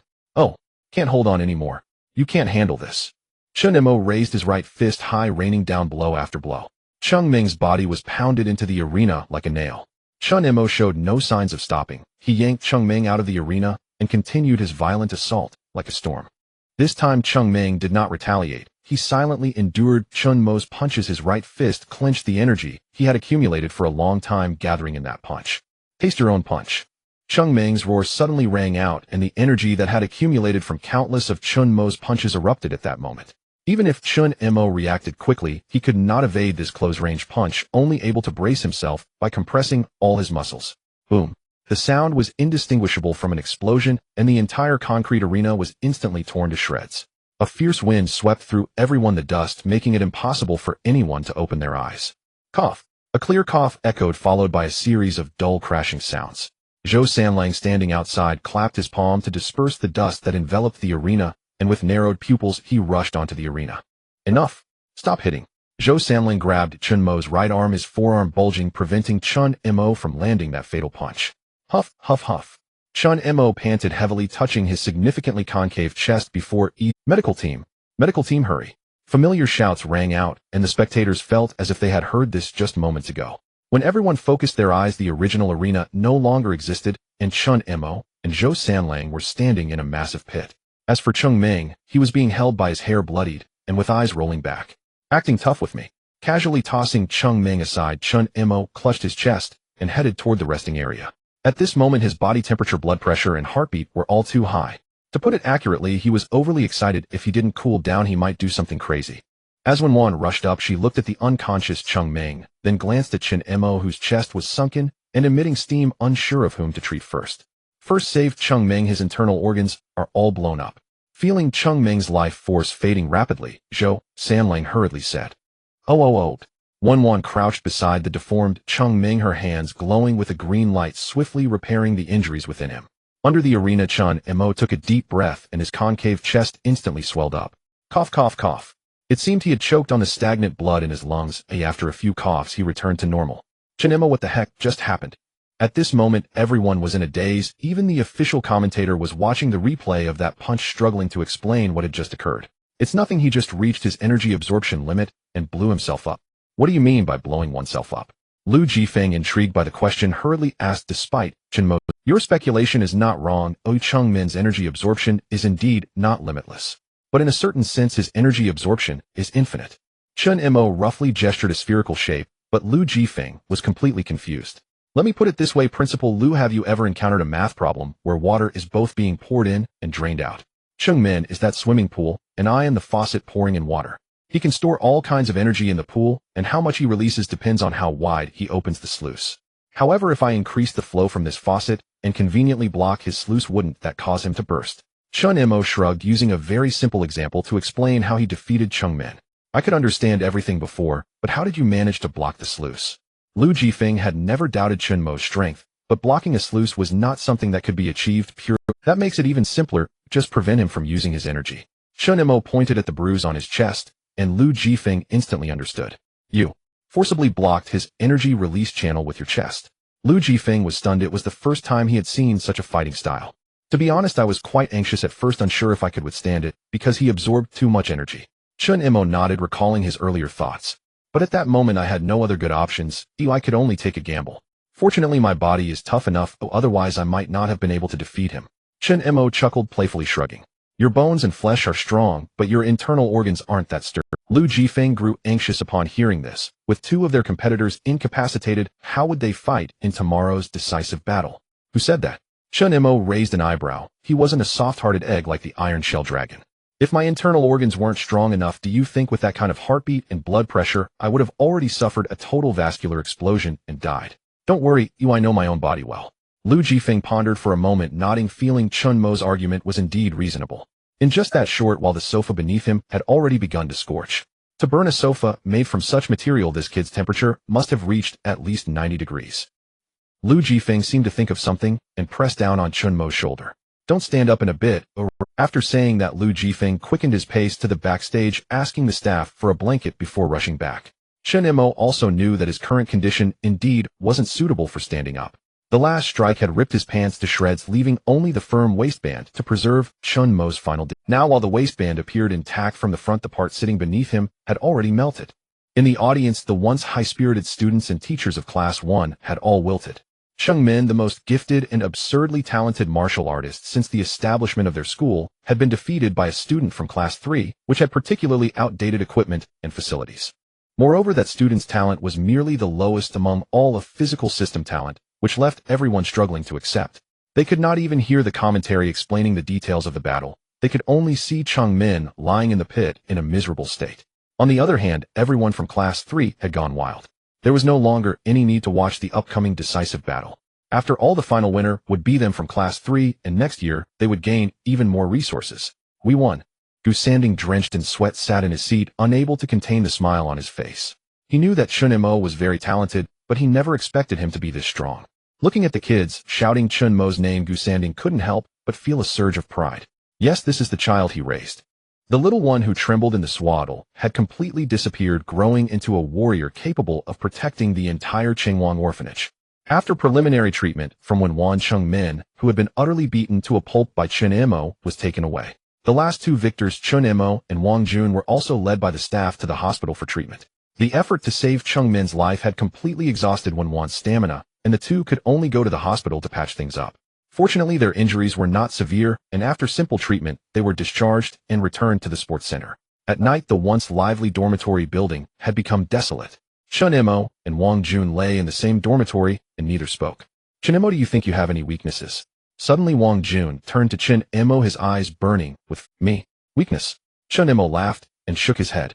My only weakness is not being flexible enough, but that alone isn't enough to defeat me. Wang Jun wholeheartedly agreed with Chen Mo's words. When a person's strengths reach a certain level, their so-called weaknesses become irrelevant. Then let's give it a try. I hope you can show mercy tomorrow when you go all out. I'm really afraid you'll kill me with one punch. Don't worry, that's not possible. Come on, buddy, can I really kill you? The two exchanged glances and laughed. Chen Mo, what are your plans after the city-level exam? Are you going to continue to participate in the provincial-level exam to chase that legendary national martial university? The dormitory was quiet for a while, and Wang Jun turned over to Chen Mo and asked, of course, otherwise why would I participate in the exam? Chen Mo nodded. The system had given him a series of tasks, and after he secured first place in the city-level exam, the next task would likely be to achieve first in the provincial-level exam. Yes, those who come to participate in the exam all want to enter the National Martial University. But once it comes to the provincial-level exam, the teams will be randomly assigned. I hope the teammates at that time will be reliable, who otherwise competing for those 10 spots among over 100 people in the province will be too difficult. Those who can participate in the provincial-level exam are the top geniuses from various prefecture-level cities, and selecting the best from these geniuses shows how intense the competition can be. By the way, what exactly is that simulated defense battle? Chen Mo was a bit curious. He was using a dilapidated old phone, struggling even to make calls, let alone search for information online. Wang Jun scratched his head, unsure how to explain it to Chen Mo. Given your situation, you probably haven't played tower defense games, but it's basically about defending an energy hub within a specified time. This thing tests teamwork and adaptability. However, individual ability is also quite important. 4 years ago, there was a provincial-level exam where one person dragged 4. Only the 4 who were dragged into the national exam ultimately didn't enter the National Martial University. They were all eliminated in the border practical combat of the national exam. After listening to Wang Jun's explanation, Chen Mo roughly understood that the simulated defense battle was actually preparation for the subsequent border practical combat of the national exam. Essentially, it was a real-life version of a tower defense game, and it wasn't even a real-life version of LOL. The two boys from the old city began to talk excitedly about their futures, and time quietly slipped away. The next morning, the two individuals who had almost fully recovered appeared punctually in the resting area. Today's audience was larger than yesterday's, but the majority were media workers from various regions. Interviewing the top scorers of the joint examination from different regions has become a non-negotiable routine. Any organization that dares to miss, it would be labeled unprofessional. Moreover, isn't a city-level champion still a champion? Its value is certainly high. Today there were no cheers or shouts in the sports center, as everyone quietly watched the two contestants step onto the stage. Zhou Sanlang stepped onto the stage, not in a hurry, to commence the duel between the top talents of Luoqing. Are you ready? Chen Mo loosened his joints, took off his shirt, and tossed it to Lu Jifeng in the resting area. More or less, Wang Jun nodded with a smile, drawing out his long knife.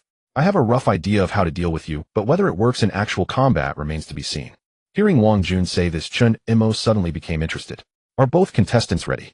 The decisive battle is about to begin. We can provide you with extra preparation time. Zhou Sanlang was no longer as tense as before. After all, this was an internal match of the 3rd middle school, and Chen Mo wouldn't be too ruthless. Ready? Chen Mo and Wang Jun spoke in unison, and it was only then that Zhou Sanlang announced the official start of the match. The fighting process was quite simple, as Wang Jun kept probing for the estimated weaknesses he had in mind. Unfortunately, Chen Mo's body was too tough. Even with all his might, Wang Jun couldn't cut through Chen Mo's skin.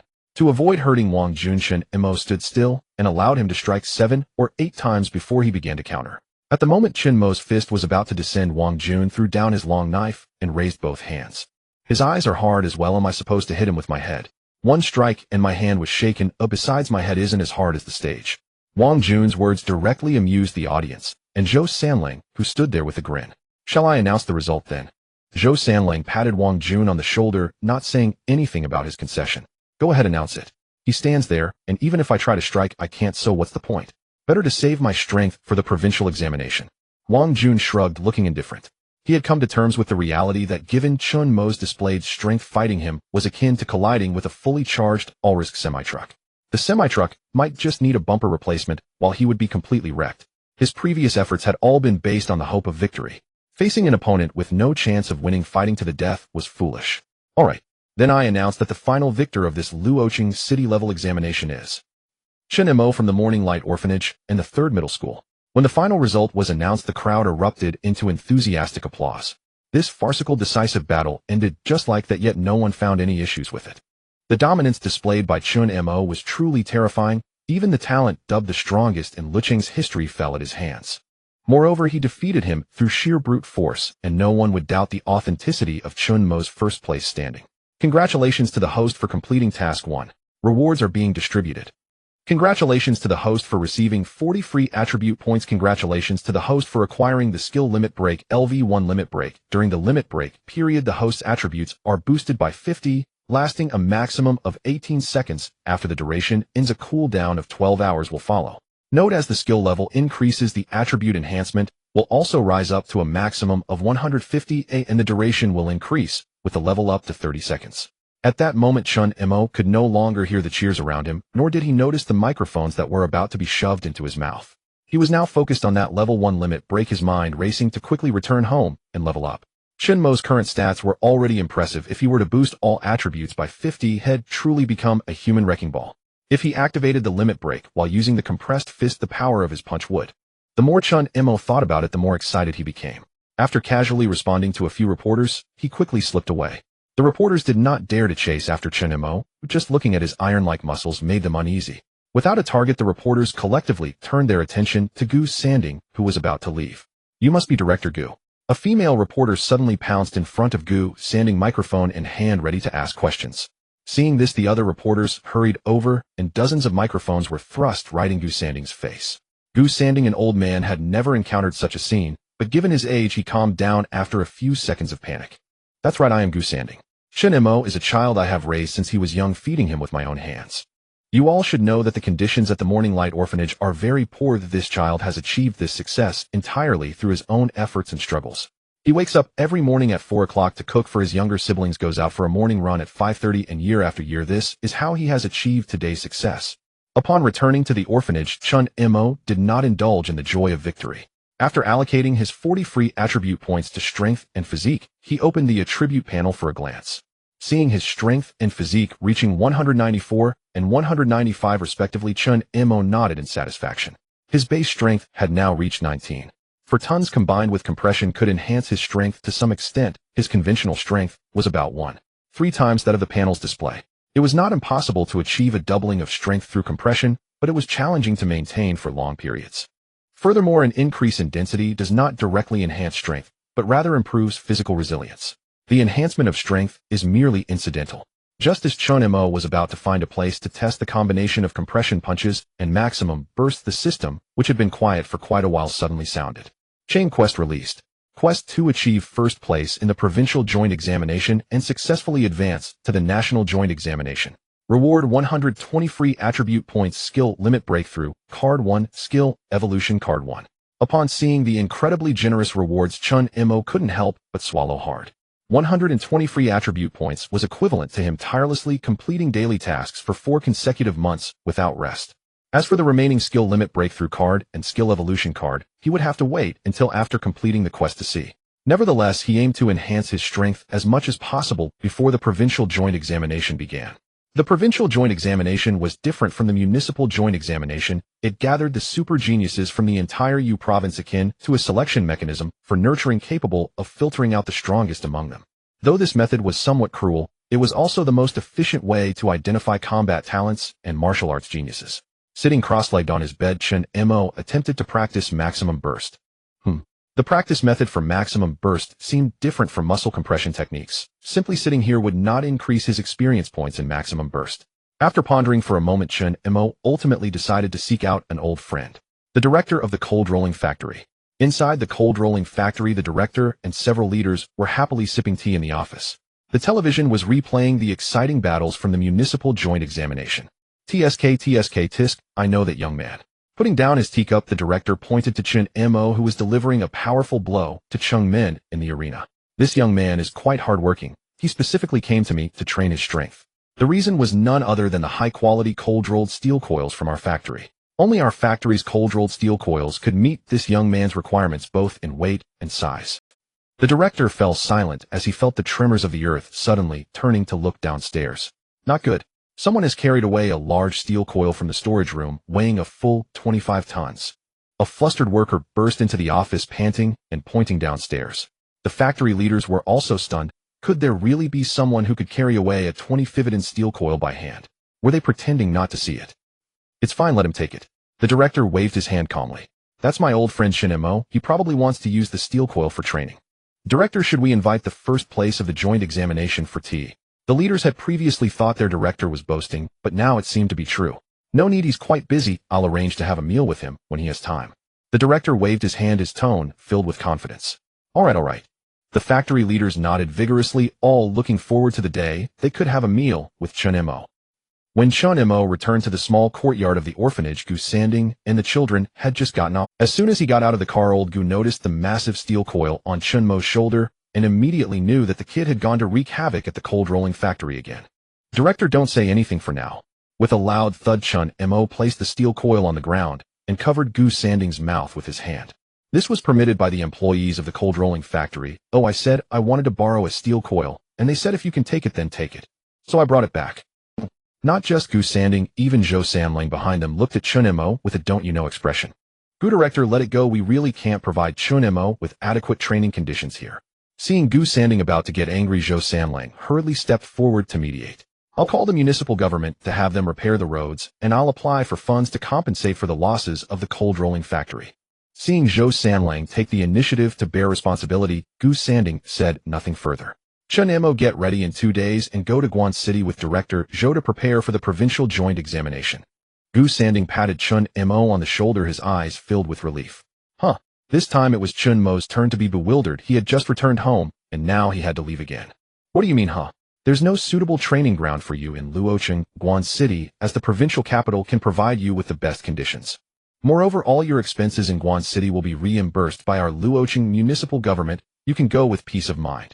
No, I understand that. Chen Mo shook his head and turned to Zhou Sanlang.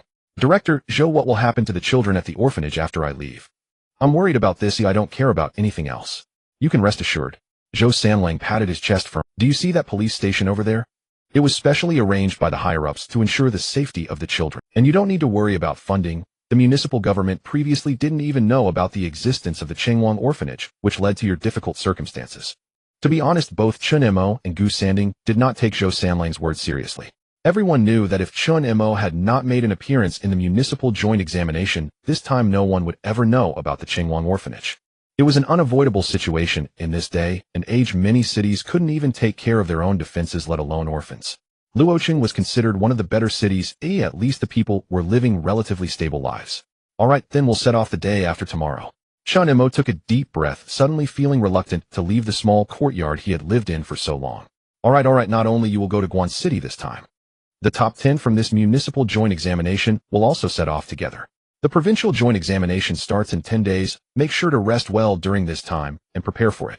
Chen Mo, you must be clear that your ultimate goal is the National Martial University. You must be prepared for the worst. That means dragging 4 burdens into the top 10 of the provincial joint examination by yourself.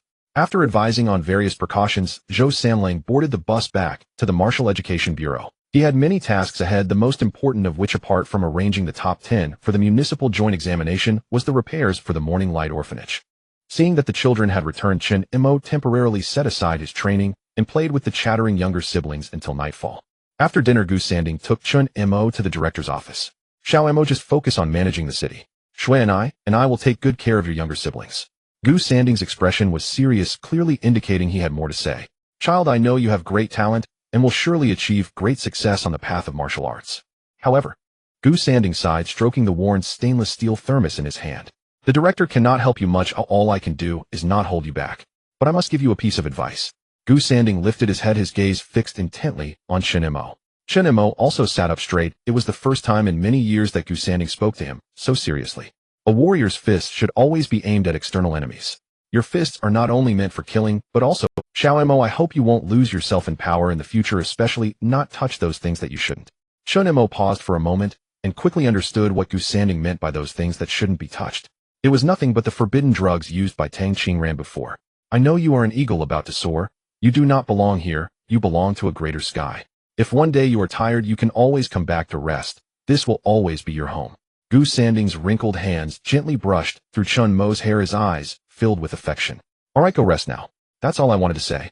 Remember to get breakfast for your younger siblings tomorrow, so I can have a... After speaking, Gu Sanding stood up and left the director's office, returning to his own bedroom. He was not good at expressing his emotions. Reaching this level today was already the limit for Gu Sanding. Chen Mo sat still for a while, absorbing the warmth he had just experienced. In his previous life, he was also an orphan, but he had never had such an experience. A true sense of having a family. Huh. Chen Mo exhaled, his lips curling slightly. The old man is quite sentimental. But he's just saying some nonsense. Where else could this be if not my home? From this moment on, Chen Mo truly integrated into this world. His heart also remained in this slightly worn-down little courtyard. Meanwhile, at the Central Hospital of Luo City, in a high-level ward. What's wrong? You haven't said a word. The principal of Yizhong opened the ward door, holding a basin of hot water. On the hospital bed, Cheng Ming, who was looking up at the sky, turned to the principal and slowly sat up. You need to rest well. You'll be going to the city the day after tomorrow. Losing to Chen Mo truly surprised us, but it has its benefits for you. Your development of your own talent is far inferior to Chen Mo's. Just that alone means you lost. I won't go to the city. Cheng Ming slowly spoke, his voice a bit hoarse. His internal organs had basically been shattered by Chen Mo's strikes. Even though medical technology was extremely advanced and the involvement of the healer's family, he would need at least 3 more days to recover. Huh. The principal of Yizhong was taken aback, casting a puzzled glance at Cheng Ming. You can't just give up on yourself because of this failure, Cheng Ming. Who said I'm giving up on myself? Cheng Ming clenched his fist, recalling the heavy blow from Chen Mo, which felt like a mountain crashing down. Principal, help me find a way. I want to directly join the military department of Yuzhou. I'll start as a private and gradually hone myself. When I feel the timing is right and my control over my talent is mature enough, I will challenge him again. Unlike what the principal of Yizhong imagined, Cheng Ming did not indulge in self-pity after this failure. Instead, it ignited his competitive spirit. He completely gave up on deepening his studies in the martial arts academy, and instead planned to go to the most brutal place and sharpen himself in the harshest way. Losing to Chen Mo, I concede willingly, he didn't use any underhanded means. He defeated me with absolute power, and I can only admire him. The principal of Yizhong was taken aback for a moment, and then smiled. All right, I'll call the town guard lord, and see how they can arrange you. But going to the military, life and death will be hard to... Cheng Ming, I hope you return alive in 4 years, and successfully defeat Chen Mo. 2 days passed in the blink of an eye, and during this time, Chen Mo found ways to improve his extreme burst experience value. It was actually quite simple to increase the experience value of extreme bursts. Just use it more. Each time extreme burst was used, its experience value would increase. Within 18 seconds, every full force punch could add 100 experience. The judgment for a full force punch was a bit strict. Chen Mo estimated that he needed to gather strength for 2 seconds to unleash a full force punch. During this process, Chen Mo also discovered that the speed at which his vitality increased was terrifying, adding nearly 8 points of vitality every second. The steel roll in the small courtyard had been struck to form a deep crater, as if it had been bombarded by tank shells countless times. Sitting on his bed, Chen Mo opened his attribute panel. Name: Chen Mo, age 17, strength 195, constitution 196, agility 12, luck 1, intelligence 8, remaining free attribute points 0, vitality 906. 5 muscle compression technique LV 23916 2400 hammer fist LV max extreme burst LV 600,700. How can I increase the speed of my punches? The bus heading to Guan City has already stopped in front of the orphanage, with Zhou Sanlang sitting in the driver's seat honking to hurry Chen Mo. Chen Mo shook his head, deciding not to dwell on it any longer, and walked into the small courtyard of the orphanage, where Gu Sanding and all the children were waiting for him. What are you all doing? Chen Mo was somewhat confused. He was only going to Guan City. Why such a grand send-off? Xiao Mo. Gu Sanding stepped forward, tiptoeing to adjust his clothes. Do your best, Shui and I, and the younger siblings will be waiting for your good news at home. Don't worry about us, Director Zhou has already reported our orphanage's situation, and this year's funding has been increased to 600. From now on it will be smooth sailing. Chen Mo opened his mouth to say something, but looking at the hopeful expressions of Gu Sanding and the children, he ultimately only managed to smile. There was no need for him to get sentimental at this moment. He just needed everyone to believe that he could secure the top spot. Rest assured, I will definitely be first in the provincial joint exam. I've also reserved a spot at National Martial University. Shui and I. Chen Mo waved to Shui and I, who was beside Gu Sanding, and the little girl rushed over excitedly. Make sure to buy a good TV later so everyone can watch how well your brother Mo performs. Chen Mo affectionately ruffled Shui and I's little head, making her giggle and nod. And remember to give Kai some extra meat. That little pup has been with us for over half a year and hasn't had a single bone to chew on. As Chen Mo continued his gentle reminders, Shui and I's smile grew even brighter. No matter how powerful he became, no matter his level of strength, he would always be her brother Mo, the superhero she could rely on to support the entire orphanage. Alright, that's all. The little fund I left for you should still have quite a bit of money left. Later I'll have Director Zhou and Principal Lu transfer the prize money onto that card. Keep this money well, it will be the capital for you and your younger siblings to embark on the path of martial arts in the future. With that, Chen Mo shouldered his small backpack and boarded the bus without looking back. Chen Mo, are you sure that money is all going to the orphanage? On the bus, Zhou Sanlang frowned. The funds allocated by the city for the orphanage were sufficient, and Chen Mo's actions seemed unnecessary. You should understand that martial artist training costs quite a bit, especially for you talented martial artists. You need a talent planner to maximize your potential. Just this alone isn't something that can be covered in $1 million, it requires at least tens of millions. I certainly understand. Chen Mo nodded. Just the high-grade blood chi pills he had consumed recently cost at least several $100,000, not to mention the expenses after his future advancement. But what of it? Then I won't persuade you any further. Just contact me if you encounter any difficulties. We in Luocheng will find a way to help you. Seeing that Zhou Sanlang stopped persuading him, he closed the bus door, and the bus began to slowly move. Chen Mo looked out the window at the waving children, and his desire to grow stronger intensified. Just as the bus was leaving, several extremely fine cracks appeared on the previously smooth road surface, emitting faint glimmers of light. Chen Mo, did you know Cheng Meng and Zhao Zihao haven't come? After the bus left the urban area of Luocheng and got onto the highway, Wang Jun leaned closer to ask Chen Mo. My, they haven't come. Chen Mo was taken aback and turned to look. Most of the people on the bus were familiar faces. Aside from Wang Jun beside him, there were also Xie Jing, Zhuojida Su Qingyue, and several other formidable martial artists, all of whom were present. Cheng Meng and Zhao Zihao had given up their chance to participate in the provincial joint exam, and their spots were naturally filled by substitutes. I heard they went directly to the military department in Yuzhou. That's fine, but it's just a different path, but the goal remains the same. Chen Mo didn't mind this, nodding as he leaned back in his seat, gazing out at the scenery.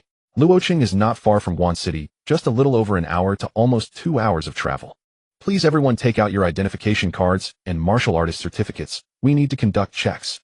A patrol officer who looked very imposing boarded the bus holding a glowing circular crystal. Except for Chen Mo, the others were quite used to this situation and naturally took out their documents. Chen Mo didn't think much of it either and took out his documents to await inspection. The patrol officer was followed by 3 others, each exuding a powerful aura of qi. The inspection process was quite simple. It involved checking the documents and placing a hand on the circular crystal, and a flash of white light signified the end. Thank you for your cooperation. You can now enter Guan City. The leading patrol officer nodded after confirming everything was in order, signaling that the bus could pass through the checkpoint. What is this check for? Chen Mo was somewhat confused. He seemed to have never encountered such a check within Luocheng. You don't know? Chen Mo's question left Wang Jun stunned, looking at him with a puzzled expression. That makes sense, you've never left Luocheng, so you wouldn't know what this is about.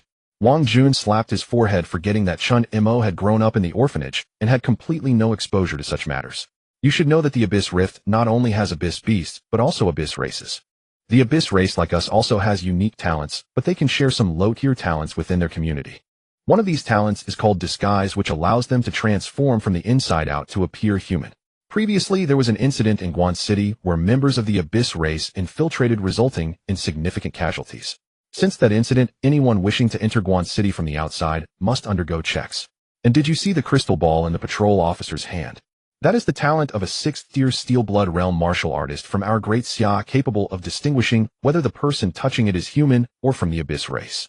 Now almost every city has established such checkpoints to prevent a repeat of the tragedy in Guan City. After hearing Wang Jun's explanation, Chen Mo finally understood.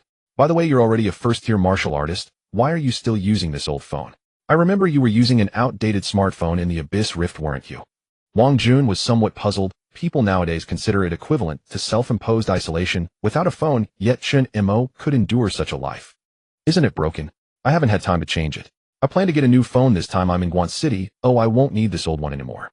Chen Mo smiled. He didn't care much about these things, but smartphones certainly offered many more channels for information.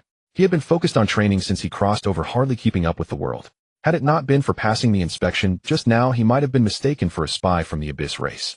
The bus did not enter the city center directly, but instead drove in another direction. We won't be going into the city this time. The provincial joint examination will take place outside the city, as there isn't a venue large enough within it. Zhou Samling's explanation was primarily meant for Chen Mo, as everyone else was already aware that the arena battle would lead to a simulated defensive battle. The simulated defensive battle requires a very large venue, and has extremely high construction costs, all to test how strong the students can unleash their combat capabilities in a scenario where death has no consequences. About half an hour later, the bus stopped in front of a building that spanned at least 2 to 3 dozen football fields. The staff, who had been waiting for a long time, rushed over to receive the candidates from Luo City. Everyone, please take care of your belongings and gather in the health examination room after placing your things down. The simulated defensive battle will be conducted entirely in a simulation chamber, so we need to fully gather various data about each of your bodies. Of course, with the supercomputational power of the supercomputing center, there is no need to worry about the supercomputer being unable to perfectly simulate your talents. The staff had worked here for many years and were naturally aware of the concerns and doubts in the candidates' minds. Under the guidance of the staff, everyone quickly placed their luggage and gathered in front of the health examination center. Each health examination only supports one person at a time due to the immense computational power required, so please come one by one. The staff opened the door, and Zhuo Jida became the first person to undergo the health examination. The remaining individuals were preparing on the sofas outside the health examination room, quite curious about the process inside. Do you think this simulation will perfectly replicate my clone?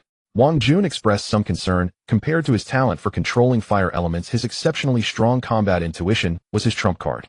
However, if there is a gap between the clone and the original, some of his battle strategies might change drastically, as adapting to a new body can be quite troublesome. Don't worry, student. The staff seemed to recognize Wang Jun and walked over to his side.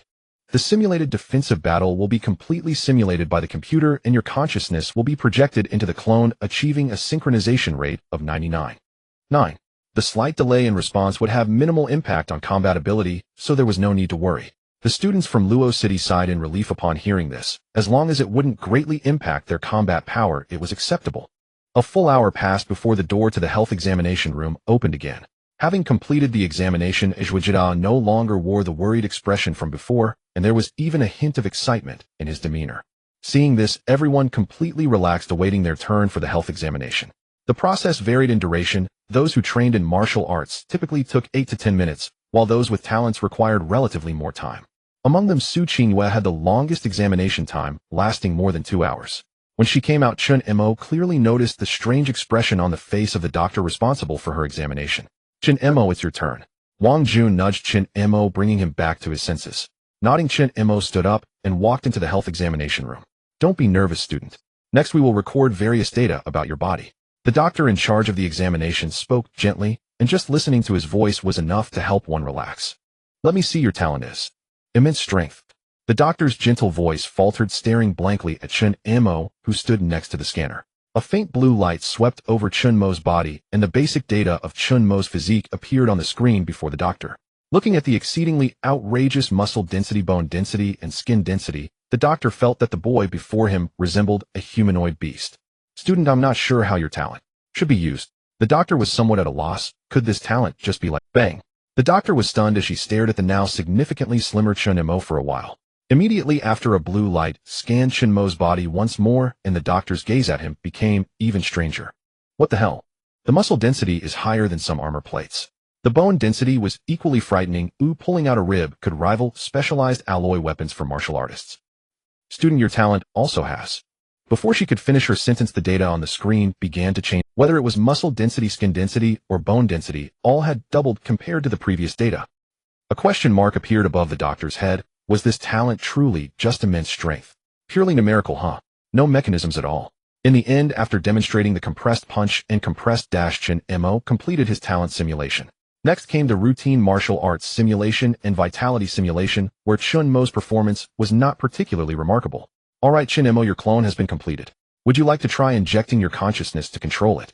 The doctor in charge of the examination had been in the profession for at least 25 years and had seen countless talented martial artists and those who trained hard. But a talent that was purely at this level she had never seen before. Or rather, she had never encountered a talent that was outrageous to this extent. There were no flashy mechanisms, just the purest of values. Good. Chen Mo lay down in the simulation chamber per the doctor's instructions, and the doctor walked over to him to help him put on the consciousness extraction device. Accompanied by a slight sense of dizziness, Chen Mo found himself standing on a grayish land. Chen Mo, next you can unleash your abilities freely and see if you feel any difference from your external self. Soon having completed the health examination, Chen Mo walked out of the examination room. How was it? Zhou Sanling approached, scrutinizing Chen Mo from head to toe. It's fine, the simulated version of me doesn't seem too different from my external self. Chen Mo nodded, occasionally glancing towards the simulation chamber in the examination room. He seemed to have discovered the simulated version of himself could extend the limit burst, which originally lasted only 18 seconds, to about 30 seconds. Moreover, the most outrageous thing is that after using extreme burst in the simulation, I actually received almost 50 of the experience points back upon exiting the simulation. This is quite exciting. Zhou, if I said I wanted to train in the simulation chamber, is there a way to do that? Chen Mo leaned closer to Zhou Sanlang and asked in a low voice. Not bad, kid. Zhou Sanlang was somewhat surprised, not expecting Chen Mo to realize right away that the simulation chamber could be used for training martial arts. Unfortunately, you won't be able to use it during the simulation defense battle, because each activation of the simulation chamber costs at least 1 million, and it burns up 400,000 for every minute of operation. Our province's finances are not sufficient to support you all using the simulation chamber for training. Chen Mo sighed in disappointment, already starting to ponder contacting the local governor, hoping to use that connection to gain access. But you don't have to be too disappointed. Do you know why everyone wants to get close to the National Martial Arts University? Zhou Sanlang smiled slightly, putting his arm around Chen Mo's shoulder. Why? Isn't it because the National Martial Arts University is the best martial arts university in our great Xia? Chen Mo didn't understand why Zhou Sanlang would ask such a silly question. Just like how everyone wanted to get into Tsinghua University and Peking University in the last life, did they not want to go? Was it that they couldn't get in? No, it's more than that. Zhou Sanlang shook his head, pointing at the health examination center behind them. The National Martial Arts University has the most advanced technological support in all of Great Xia, and all new training methods are provided to the National Martial Arts University as soon as they are researched. For example, this simulation chamber training, I heard that as long as you enroll in the National Martial Arts University, everyone gets 1 hour of usage time each month. This hour costs nearly 25 million, so now you understand why everyone is desperate to enroll in the National Martial Arts University, right? Upon hearing this, Chen Mo gasped in shock. The National Martial Arts University is so extravagantly wealthy. Work hard, young man. Only by passing the National Joint Exam and scoring in the top 100 will you qualify for direct admission to the National Martial Arts University. As he spoke, Zhou Sanlang patted Chen Mo on the shoulder and quickly walked to the front of the line. One can only say that Guangcheng truly lives up to being a provincial capital, as even the accommodation aspect completely crushes Luocheng. Unlike the small dormitory buildings before, the students participating in the provincial joint exam this time are all staying at the simulation center's own hotel. The management is not as strict as it was during the municipal joint exam. Everyone can come and go freely from the hotel, and those who wish to roam can take the simulation center's own car to the city for some fun. After all, this joint exam is a simulation defense battle, and the possibility of cheating simply does not exist unless you are skilled enough to find a top hacker capable and willing to infiltrate the supercomputing center for you. But even if you found one, a single super hacker could never accomplish such a feat.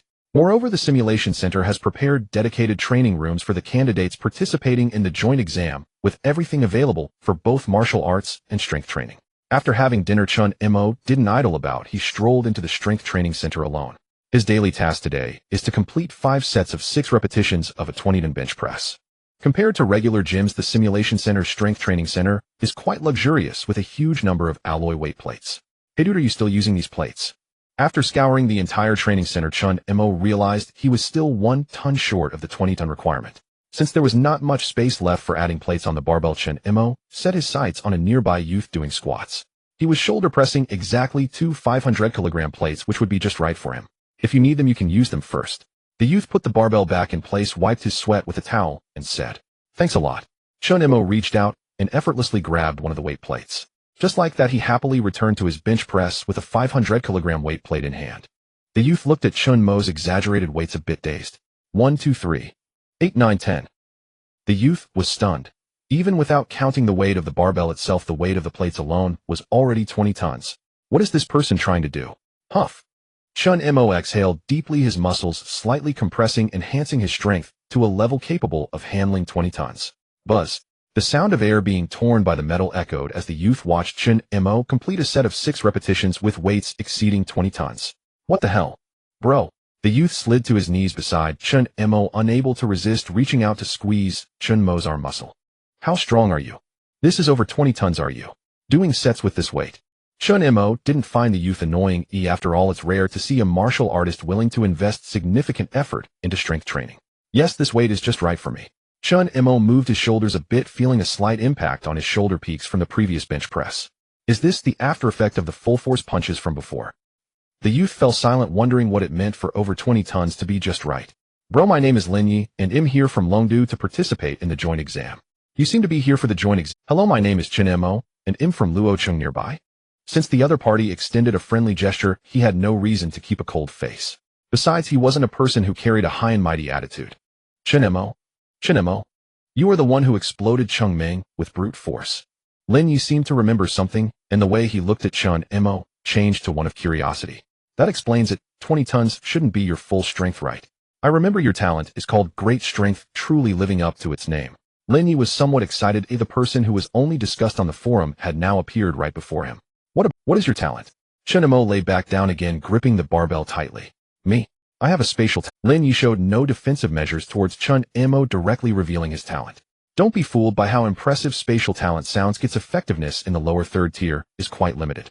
To be precise, my talent is called spatial anchoring, specifically used to deal with those particularly agile or other spatial type martial artists.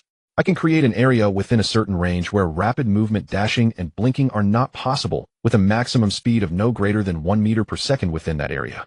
Unfortunately, my talent doesn't have much lethality. To defeat enemies, I still have to rely on martial arts skills and martial path realms. Lin Yi shrugged, a look of regret on his face. Chen Mo's face darkened. He felt that this guy was trying to play a game of Versailles with him. If he had such a skill, he wouldn't have had to struggle so much to defeat Zhao Zihao back then. Brother, can you help me out? I feel like my strength has plateaued recently, and I need someone to push me to my limit on my... Sure, let's go. Chen Mo was rare to meet someone willing to engage in strength training, and this kid's impression was quite good looking. He decided to accompany him for some practice. By the way, what is the maximum mass your spatial anchoring can handle? 95 tons. Lin Yi provided a very precise figure, and Chen Mo nodded, saying nothing more. Given this, Lin, you should be unable to restrain his full power during a compressed charge.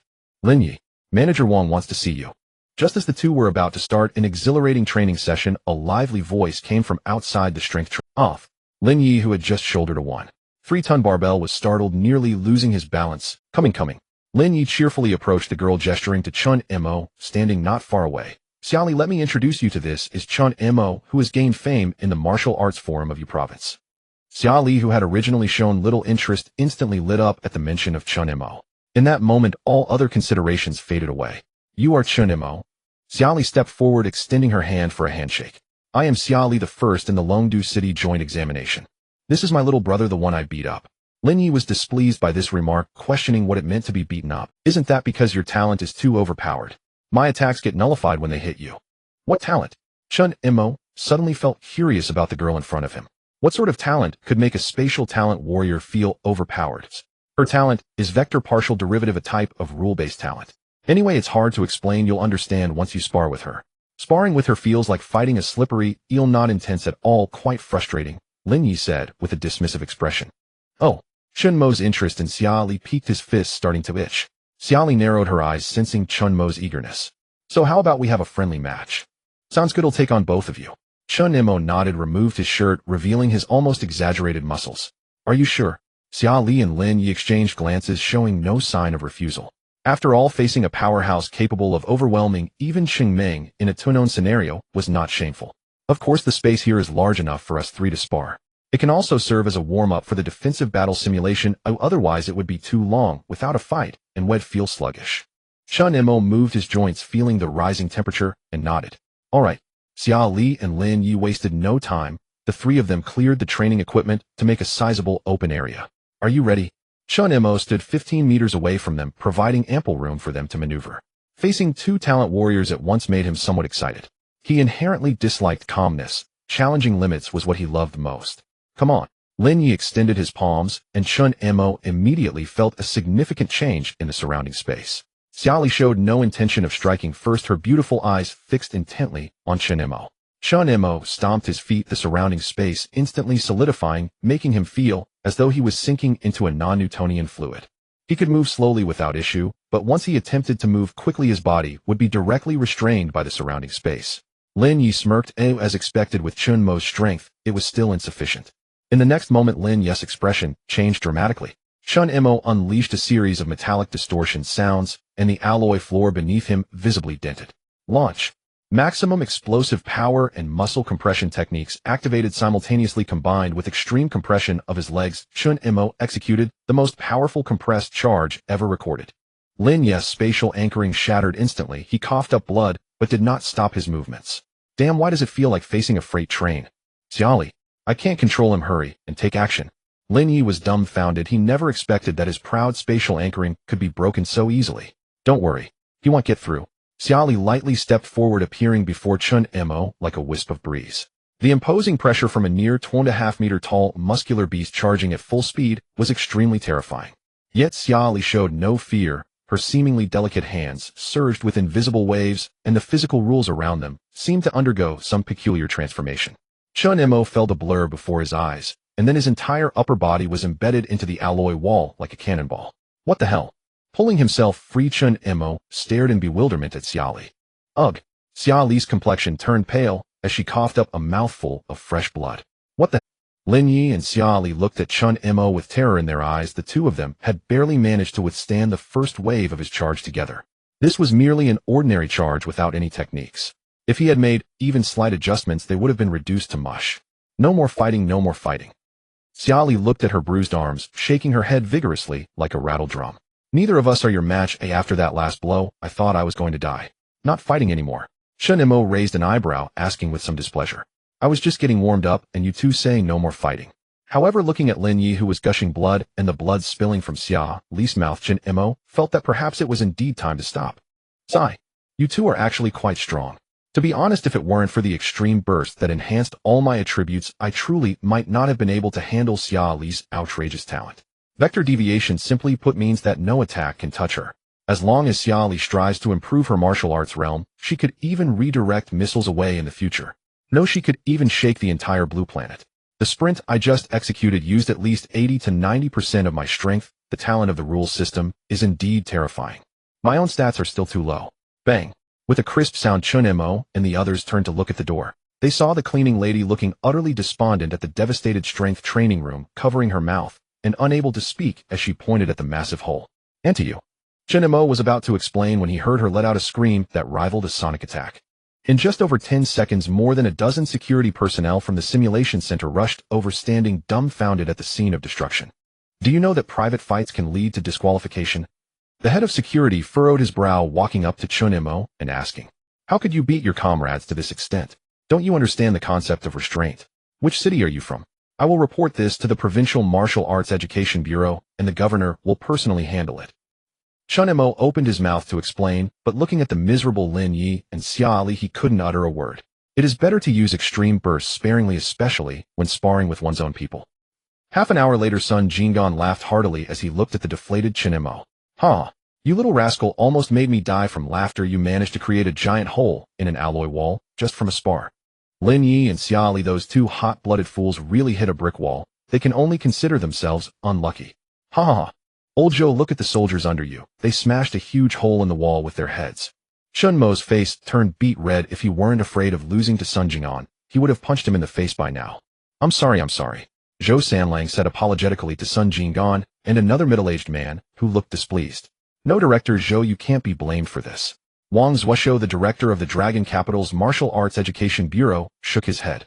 I know the personalities of those two fools very well, and we checked the surveillance. It was they who requested to spar with Chen. Thus the fault lies with those two hot-headed idiots. They overestimated themselves, and Chen Mo has no issues. Saying this, Wang Zuosho lightly coughed. Zhou Sanling, being in the position of the Martial Arts Education Bureau Director, was sensitive to certain matters. He knew the pleasantries were over, and now it was time to discuss serious business. However, even though it was those two kids who proposed the spar the wall that got smashed cannot be solely blamed on us. We will cover 70% of the losses at the simulation center, and the remaining 30% will trouble you, Director Zhou. Wang Zuosho smiled slightly. This was already a very good condition. All right, no problem. Zhou Sanlang nodded repeatedly, feeling relieved. Well, now that we've settled the compensation issue, let's talk about the private fighting matter.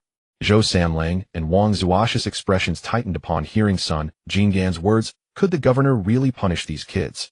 Chen Mo, you violated the rules by engaging in private fights, causing serious injuries to two examinees along with significant economic losses to the simulation center. According to the rules, I should disqualify you. As soon as these words were spoken, the atmosphere in the room became heavy. But Sun Jinggan grinned, reaching out to pat Chen Mo on the shoulder. I quite like you, so this matter will just be let go. However, you need to remember Daxia allows competition among martial artists, but absolutely prohibits internal strife and mutual harm. Aren't you going to thank me? Sun Jinggan now resembled a child, wrapping his arm around Chen Mo's shoulder and chattering away. Got it, isn't thank you enough. Chen Mo rolled his eyes. Was he being shameless? Then let's both not live today. To express my gratitude to the governor, I prepared a classic song. Grateful Heart, thankful for having you. Wang Zuosho and Zhou Sanlang were dumbfounded, watching as Chen Mo and Sun Jinggan played around. Is this really the demon Sun Jinggan they remembered? Overall, this farce was just lifted high and gently put down, and no one bothered to worry about the aftermath. Perhaps the only victim was the wall that had a huge hole smashed into it by Chen Mo. After this lesson, Zhou Sanlang specifically called a meeting for everyone. He emphasized the importance of avoiding conflicts before the exam, stating that even if sparring was necessary, it must be reported in advance. He also singled out Chen Mo as a typical negative example, making Chen Mo so angry he couldn't eat for a while. However, the effect of this was immediate. Since the wall explosion incident, the entire simulation center had been quite stable for several days. This group of 17 and 18-year-olds at the explosive age had none who dared to cause trouble, all behaving obediently to adjust their states, preparing for the upcoming provincial joint examination. Simulation defense battle. Meanwhile, in the old district of Luo City at the Morning Light Orphanage, Director Gu, aren't you considering moving away? The municipal staff scratched their heads in confusion, not understanding what was good about this shabby little courtyard. Not moving. I've lived here for so many years, it's quite sentimental. Gu Sanding shook his head. Living here out of sentiment was one reason. Another was that he needed to wait for Chen Mo. Alright then, tomorrow I'll have the construction team come to renovate. The previous renovation was too rough, many places were neglected. At the very least, we need to eliminate safety hazards, otherwise the children will be at risk during their activity. As the staff spoke, they glanced at the severely deformed courtyard, which looked like it had been hit by several shells from it. Then it's hard work for you all. By the way, before the renovation, send us the television first. You should know Chen. Mentioning Chen Mo, Gu Sanding's face was filled with pride. The provincial joint examination is starting in a few days. I promised him I would watch the entire live broadcast. At night, after finishing the accounts, Gu Sanding rubbed his temples, planning to rest. Old man, don't be in a hurry. Suddenly a hand rested on Gu Sanding's shoulder, startling him to the point where his heart almost leapt out. Who are you? Gu Sanding, regaining his composure, began to sweat profusely. There was a police station next to the Morning Light Orphanage guarded by two third-tier martial artists. The fact that this person could slip in under the noses of two third-tier martial artists must indicate ill intentions. Money? You want money, right? I can give you all the money, but please do not harm the children. No, I'm not here to ask you for money. The figure hiding in the shadows gave a helpless smile and patted Gu Sanding's shoulder again. I came to advise you to move away as soon as possible, considering Chen Mo's talent. His talent is exceptional, and I don't want him to miss the provincial joint examination due to unforeseen circumstances. Think it over. We usually refrain from interfering in external matters. After saying this, the figure vanished, leaving Gu Sanding drenched in cold sweat, still sitting in place. Call the police. Yes, quickly call the police. Gu Sanding had just picked up his phone when he hesitated for a moment and let out a sigh. Hello, is this Xiao Wu from the municipal office? Yes, this is Gu Sanding. About what you mentioned regarding us moving. He ultimately decided to heed the advice of that person and planned to relocate to the new district. He couldn't take any risks. After all, so many children were relying on him for their lives. After hanging up, Gu Sanding pondered for a long time and ultimately chose not to mention this to Chen Mo. He couldn't let this matter delay Chen Mo's provincial joint examination, as it was the child's greatest opportunity to turn his fate around. However, he still needed to inform the patrol to ensure the children's safety. In the simulation center inside the hotel room, Chen Mo held a brand new phone, his expression slightly contorted as he looked at the content on the screen. Lin Yuang Jun and Xia Li, who had come over to join the fun, couldn't help but burst into laughter. You all laugh again, and let me hear it. Chen Mo put down his phone and stared intently at the three of them. Their expressions stiffened, and they all turned their heads to the side, glancing around nervously. Chen Mo, do you know you have a nickname on the martial artist forum now? Bang. The door was pushed open, and Zhuojida and Su Qingyu walked in holding their phones. Super 100-ton King. This nickname is quite a blend of Eastern and Western styles. Ha ha ha ha. Zhuojida laughed, but then fell silent when he noticed that everyone in the room was looking at him with strange expressions. Could you repeat that? Chen Mo slowly stood up, his smile not reaching his eyes as he walked up to Zhuojida. Director Zhou previously said we shouldn't engage in private fights. Bang. With a dull thud, Zhuojida collapsed to the ground, a large bump slowly forming on his head. Whoever calls me that nickname again will not see my good side. Chen Mo actually didn't mind others giving him nicknames, but they could at least choose something more pleasant. What does Super 100-ton King even mean? Otherwise, one might think his talent was that of a transformer able to transform into a large truck to crush his opponents. I won't call you that anymore. Everyone quickly shook their heads. They genuinely feared Chen Mo would turn into the Super 100-ton King and run them over.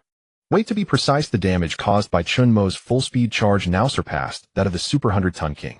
By the way, the provincial joint examination starts the day after tomorrow. Has the official announced how the teams will be divided? I told you the teams will be randomly assigned 6 per team with a total of 30 teams.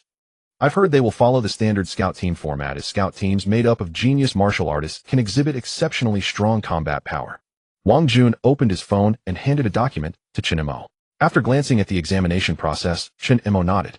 Compared to the more time-consuming arena matches, the simulated defense battles of the provincial joint examination were much more time-efficient.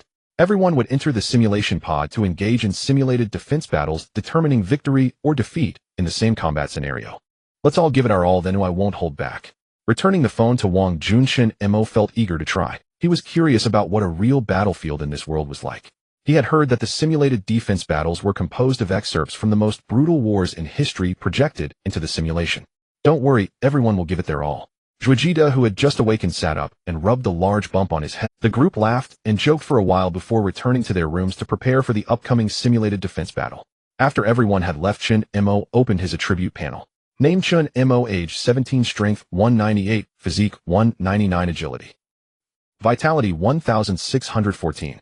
5 muscle compression technique LV 25, 617, 2600, extreme burst LV 16, 1500, 1600. With both the muscle compression technique and extreme burst boosting him, Chen Mo's vitality growth rate was comparable to riding a rocket. Now his vitality had already reached the standard of a second-tier martial artist, and it was time to update his martial artist certification. Upon learning this news, Zhou Sanlang jumped up from his chair. How could it be that he was suddenly seeking certification as a second-tier martial artist so soon after achieving first-tier status? This speed was somewhat frighteningly fast, wasn't it? However, after Zhou Sanlang confirmed that Chen Mo's vitality indeed met the criteria and even exceeded it by a considerable margin, he calmed down. Certification as a second-tier martial artist requires proficiency in 2 martial arts skills. You currently only know this one punching technique. It's better to wait until after the provincial joint examination to discuss it. At that time, I'll teach you my signature martial art, and once you master it, you'll be able to certify as a second-tier martial artist. Seeing Chen Mo's excitement, Zhou Sanlang planned to cool his enthusiasm. Chen Mo, I know you're very excited now, thinking that becoming a second-tier martial artist at such a young age shows growth. But what you don't know is that once you step into the national joint examination, you'll find that there are quite a few geniuses who reached second-tier status before turning 18. The rate at which your vitality is increasing is indeed astonishing, and no one can compare to you. While Zhou Sanlang was explaining to Chen Mo the requirements for advancing through each rank of martial artist, Shui and I had already set down the last child's luggage. Headmaster, when can we go back? A little boy no older than 4 or 5 tugged at Gu Sanding's pant leg, his eyes brimming with tears. This is our new home from now on. Gu Sanding scooped the little boy into his arms and gently pinched his cheek. But what if Brother Mo comes back? What if he can't find us? The little boy's worry overshadowed even the sadness of moving. Don't worry. Once his provincial exam is over, I'll tell him. Shui and I give that place a call and ask when the TV will arrive. Before Gu Sanding could finish his sentence, his phone rang. Hello. It's delivered. Where exactly did you send the TV? Gu Sanding nodded in bewilderment and hung up. After a careful and thorough recollection, he realized he had forgotten to update the delivery address. The Dawn orphanage in the old town was nearly 80 kilometers from the new one in the new district. A round trip would take 3 to 4 hours. Officer Lee. Gu Sanding let out an awkward cough. He had specifically requested expedited shipping, which was why it had been delivered in the dead of night. And now it had gone to the wrong place. Age truly did take its toll. I understand, Director Gu. Officer Li simply nodded with a smile, saying nothing more. He and Officer Zhao had been assigned to protect the Dawn Orphanage, so he would simply follow the director's arrangements. But if you ask me, we should go tomorrow. We'll head out in the morning and be back by evening at the latest. For safety, Officer Li advised Gu Sanding not to make the trip that night. Road conditions would be clearer in daylight, making it considerably safer. All right, well, go tomorrow morning then. Gu Sanding nodded without further protest. The night passed in the blink of an eye, and early the next morning, he, Shui, and I, Officer Li and Officer Zhao got into the car. They set off toward the Dawn Orphanage in the old town. Glancing at the gloomy, overcast sky, Officer Li unconsciously accelerated. Looks like it's going to rain today. Gu Sanding rubbed his knees. His old rheumatism was a reliable weather. The weather report said there'd be a torrential downpour and advised people to stay indoors. How could I have forgotten that? Officer Li sighed, thinking they should have waited another day. No can do. Tomorrow Chen Mo starts the provincial exam, and I promised him I'd watch the whole live stream. And the kids, they're all looking forward to seeing their brother Mo perform. Gu Sanding chuckled, genuinely eager to see how Chen Mo would fare in the provincial exam. That's a fair point, Director Gu. Officer Li nodded in agreement. The new orphanage's facilities aren't fully set up yet. Mainly there's not much in the way of entertainment. Getting the TV over will help a lot. And Director Gu, you don't need to lift a finger. Officer Zhao and I will handle the moving. Whether out of respect for their orders for Chen Mo's sake or for the sheer achievement of Gu Sanding raising so many children single-handedly, both officers held him in high regard. Then I thank you both. In all these years no one had ever shown Gu Sanding such respect. And it was all thanks to the child he was most proud of. The sky grew darker and darker, the clouds pressing down as if about to crush the earth. The rain came down in sheets, and even with the wipers at full power the road ahead was all but invisible. Only the faint, blurred glow of taillights could be made out through the downpour. Fortunately, Officer Li was an excellent driver, and as a third-rank martial artist his reflexes and senses were exceptionally sharp. Thanks to that they made it back to the Dawn Orphanage in the old town without incident. Quick, let's get inside out of the rain. Officer Li held an umbrella shielding both Gu Sanding and Shui and I beneath it. The four of them rushed into the orphanage, narrowly escaping being drenched in the street. I'm really sorry about this. Gu Sanding looked out at the wall of rain and spoke apologetically.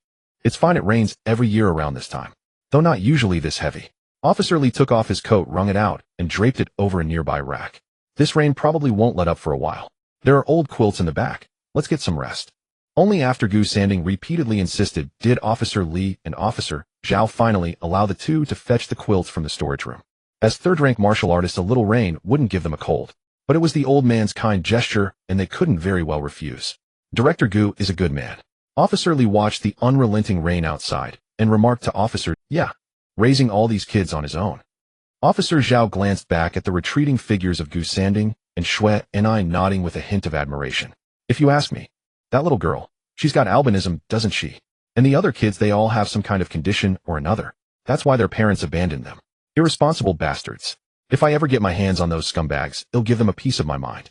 Officer Zhao was a father himself, and the thought of what these children had endured left a bitter taste in his heart. Time trickled by, and the torrential rain showed no signs of stopping from noon all the way into the next morning.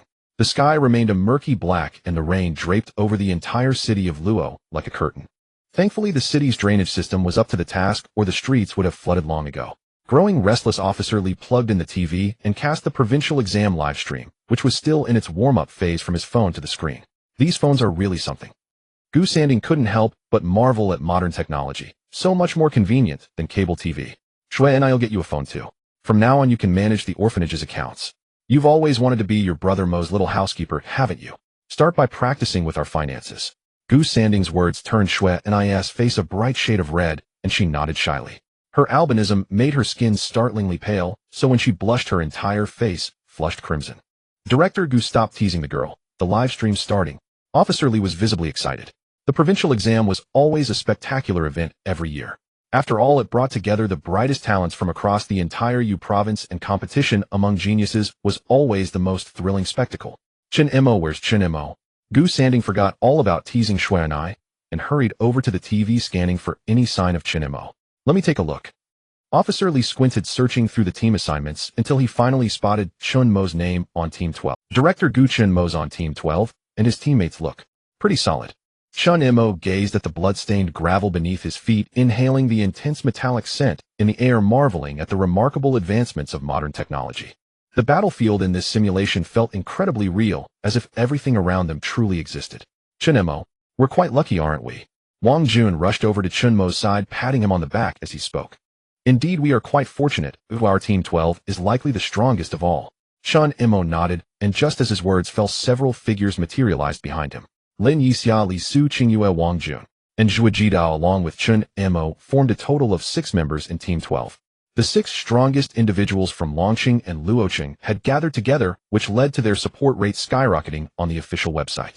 So how exactly do we earn points? Chen Mo scratched his face looking at the towering crystal column behind him, which was at least 17 or 18 meters high. I have no idea. This thing must be an energy hub, right? Lin Yi shrugged. It was also his first time participating in the provincial joint examination, and no one had informed him how to acquire points. Perhaps we need to defeat enemies, eh? Wang Jun was equally clueless. They were only told to enter the simulation chamber at the start of the examination, and nothing else was mentioned. Could it be that their impromptu reactions were being observed? Su Qingyue, who had remained expressionless, furrowed her brow, seemingly recalling something. I remember. This simulation of the defense battle is based on the great disaster that occurred 47 years ago. Su Qingyue, who had initially been expressionless, snapped her hands together, recalling the legendary catastrophe. Great disaster. The moment those words were uttered, everyone except for Chen Mo turned pale. What great? Chen Mo looked bewildered at the others. Neither he nor the original owner of this body had any knowledge of such a great disaster. That disaster resulted in the deaths of 76,000 soldiers in the Northeast military, the assault troops, and all reconnaissance teams were annihilated, which ultimately repelled the Abyssal Army. The time period we are currently in is likely the most brutal mid-stage to go for. Eventually, it was the commander of the Northeast military who utilized the energy from the self-detonation of 108 energy hubs that turned the tide of battle. So you mean? We have become the assault troops from back then. The expressions of the group grew grim. How could they possibly protect the energy hub behind them from the onslaught of 1,000,000 abyssal troops? It was nothing short of a fantasy. Don't panic, this is just a simulation. Just do your best. Everyone faces the same pressure as us, so there's no need to be anxious. Chen Mo didn't know much about that great disaster, so he wasn't as tense as Wang Jun and the others. Right, just do your best. Meanwhile, in the examination command center, Sun Jinggan was sipping his hot tea slowly. Governor, isn't it a bit excessive to simulate the great disaster for the defense battle? Zhou Sanlang frowned tightly. Even they, as local martial arts education bureau directors, might not be able to bear such immense pressure, let alone a group of kids who had never experienced bloodshed. The ones responsible for these energy hubs were all veterans of countless battles. Each one could single-handedly defeat 10 opponents of the same level. Excessive, eh? Sun Jinggan raised an eyebrow, slowly placing his stainless steel cup down. This is not my request, it's a unified directive from above. This time the provincial joint examination will uniformly utilize a simulation of the great disaster for the defense battle. As local martial arts education bureau directors, you should understand what this means, right? Zhou Sanling was taken aback, but quickly understood. The pressure from the abyss is increasing. Yes, and the randomness is also becoming more intense. Sun Jinggan nodded, his expression growing grave. Since last month, there have been no less than 17 incidents of random abyssal rifts occurring nationwide. Moreover, each occurrence has been quite sudden, causing relatively few casualties, but immense panic. The abyss is clearly on the verge of breaking loose. It's likely that the great disaster will happen again in a few years. These children have exceptional talent. If they wish, they are highly likely to enter the assault troops and reconnaissance. We should help them adapt to the pressure of the assault troops in advance, so their reactions won't be as severe during the national joint examination. What? Not only did Zhou Sanlang stand up abruptly, but many local martial arts education bureau directors also looked shocked, their faces filled with disbelief. Are you saying that for the national joint examination these children will be sent to the border fortress? I disagree. Everyone shut up. Sun Jinggan slammed his hand on the table, his gaze sweeping over the agitated martial arts education bureau directors. Be quiet and watch. These kids are not as fragile as you think. Moreover, warriors are born to Attention all candidates. Attention all candidates. In this joint examination, each kill of a first-grade abyssal beast will earn 1 point. Second-grade abyssal beast 5 points. Third-grade abyssal beast 20 points. Fourth-grade abyssal beast 100 points. Points for abyssal warriors of the same level 5. For every successful defense against a wave of assaults, the team will gain 100 points. As a loud warning echoed, the ground around them began to tremble violently. The first wave of assaults from the abyssal beasts and abyssal tribe is about to begin. Please all candidates prepare for response. Please all candidates prepare for response. The tremors of the earth grew increasingly intense, and Chen Mo could faintly see groups of dark shadows approaching. Damn it! Are there at least thousands of abyssal beasts? Zhuojida's eyes widened. Was this provincial joint examination really starting off this big? They weren't leaving them a single moment to buffer. Prepare for battle. Chen Mo remained relatively calm. He tore off his shirt, his heart racing. This wasn't fear, it was the excitement brought on by the madness deep within his bones. They're coming. Accompanied by the trembling earth and billowing dust, countless ghost hunting dogs appeared before Chen Mo. You can't rush in alone. Defense battles rely on endurance and teamwork. We are not useless. Coordinated efforts yield better results than going solo. As the one in the team who can foresee the future, Su Qingwei has already seen the attacking routes of the ghost hunting dogs. Then you take command. Chen Mo was quite pleased, his muscles tense and his heart pounding. Su Qingwei had never mentioned that her training focused not on individual combat prowess, but rather on a comprehensive view of the battlefield from a god's perspective. Chen Mo will be the main attacker and defender, Wang Jun and Zhuojida will assist him. Lin Yi, your spatial anchoring, should be able to control the shape and range right. 30 meters in front of Chen Mo, compress the width while expanding the length and height to create a slowing zone that cannot be passed quickly. Chen Mo, your task is simple: eliminate all the abyss beasts that pass through the spatial anchoring. Su Qingyu's arrangements were swift, stabilizing the chaotic battlefield in an instant. All right. Lin Yi extended his hands, and a curved slowing zone enveloped the entire perimeter of the energy hub. What about me? What about me? Summerlee was a bit anxious as she had nothing to do with this arrangement. Summerlee, focus on the aerial attack routes. Su Qingyu's eyes sparkled with blue light, predicting that a large number of flying abyss beasts would begin their assault in a few seconds. Got it. Summerlee took her longbow from her back, fully engaging her vector derivative. Get ready. Su Qingyu's eyes remained fixed, constantly monitoring every position on the battlefield. 2, 1, here they come. Thousands of ghost hunting dogs charged forward almost simultaneously, but when they touched Lin Yi's spatial anchoring, their rapidly charging bodies seemed to be trapped in midair. Chen Mo stepped forward, reaching out to grab the head of a ghost hunting dog, squeezing it forcefully until it burst. However, there were simply too many ghost hunting dogs in front of him. At this rate, even if they exhausted themselves, they couldn't kill all the attacking abyss beasts. ZZZT. Golden lightning flickered, and several ghost hunting dogs attempting to charge from the side were beheaded by Zhuojida's blade. Boom. Wang Jun beside him was also busy. A flaming crescent rose from the ground, incinerating a dozen ghost hunting dogs into ashes. This is a disadvantage, isn't it? Chen Mo sighed, realizing he had no significant area-based attack methods. But Chen Mo took a deep breath and compressed his arms fiercely. Bang! With a loud noise, everyone's attention focused on Chen Mo. He plunged his hands into the ground, his veins bulging. Give it to me. Rise. The ground trembled violently, and the once cohesive earth began to crack under Chen Mo's immense force. Boom! Amidst the flying sand and gravel, a massive rock, or rather a piece of shattered ground, was forcibly excavated by Chen Mo with his bare hands. In the next moment, Chen Mo's arms spread like a bow, and that piece of shattered earth flew out like a cannonball. Lin Yi reacted quickly, immediately canceling the spatial anchoring along the projectile's path. But those ghost hunting dogs anchored in midair were also released, howling as they charged in. However, waiting for the ghost hunting dogs was not delicious flesh, but a piece of ground that tore through the air. The shattered ground tore through the air, rolling several dozen times among the thousands of ghost hunting dogs before coming to a stop. The once relentless advance of the ghost hunting dog army fell silent in an instant. Including Su Qingyue, everyone stared blankly at the vacuum created from the flesh and blood. This isn't stressful at all. Chen Mo moved his shoulders and turned back to Su Qingyue, grinning. You all stay ready in the back, I'll go warm. With that, Chen Mo stomped hard, transforming himself into a human cannonball shooting out. Chen Mo.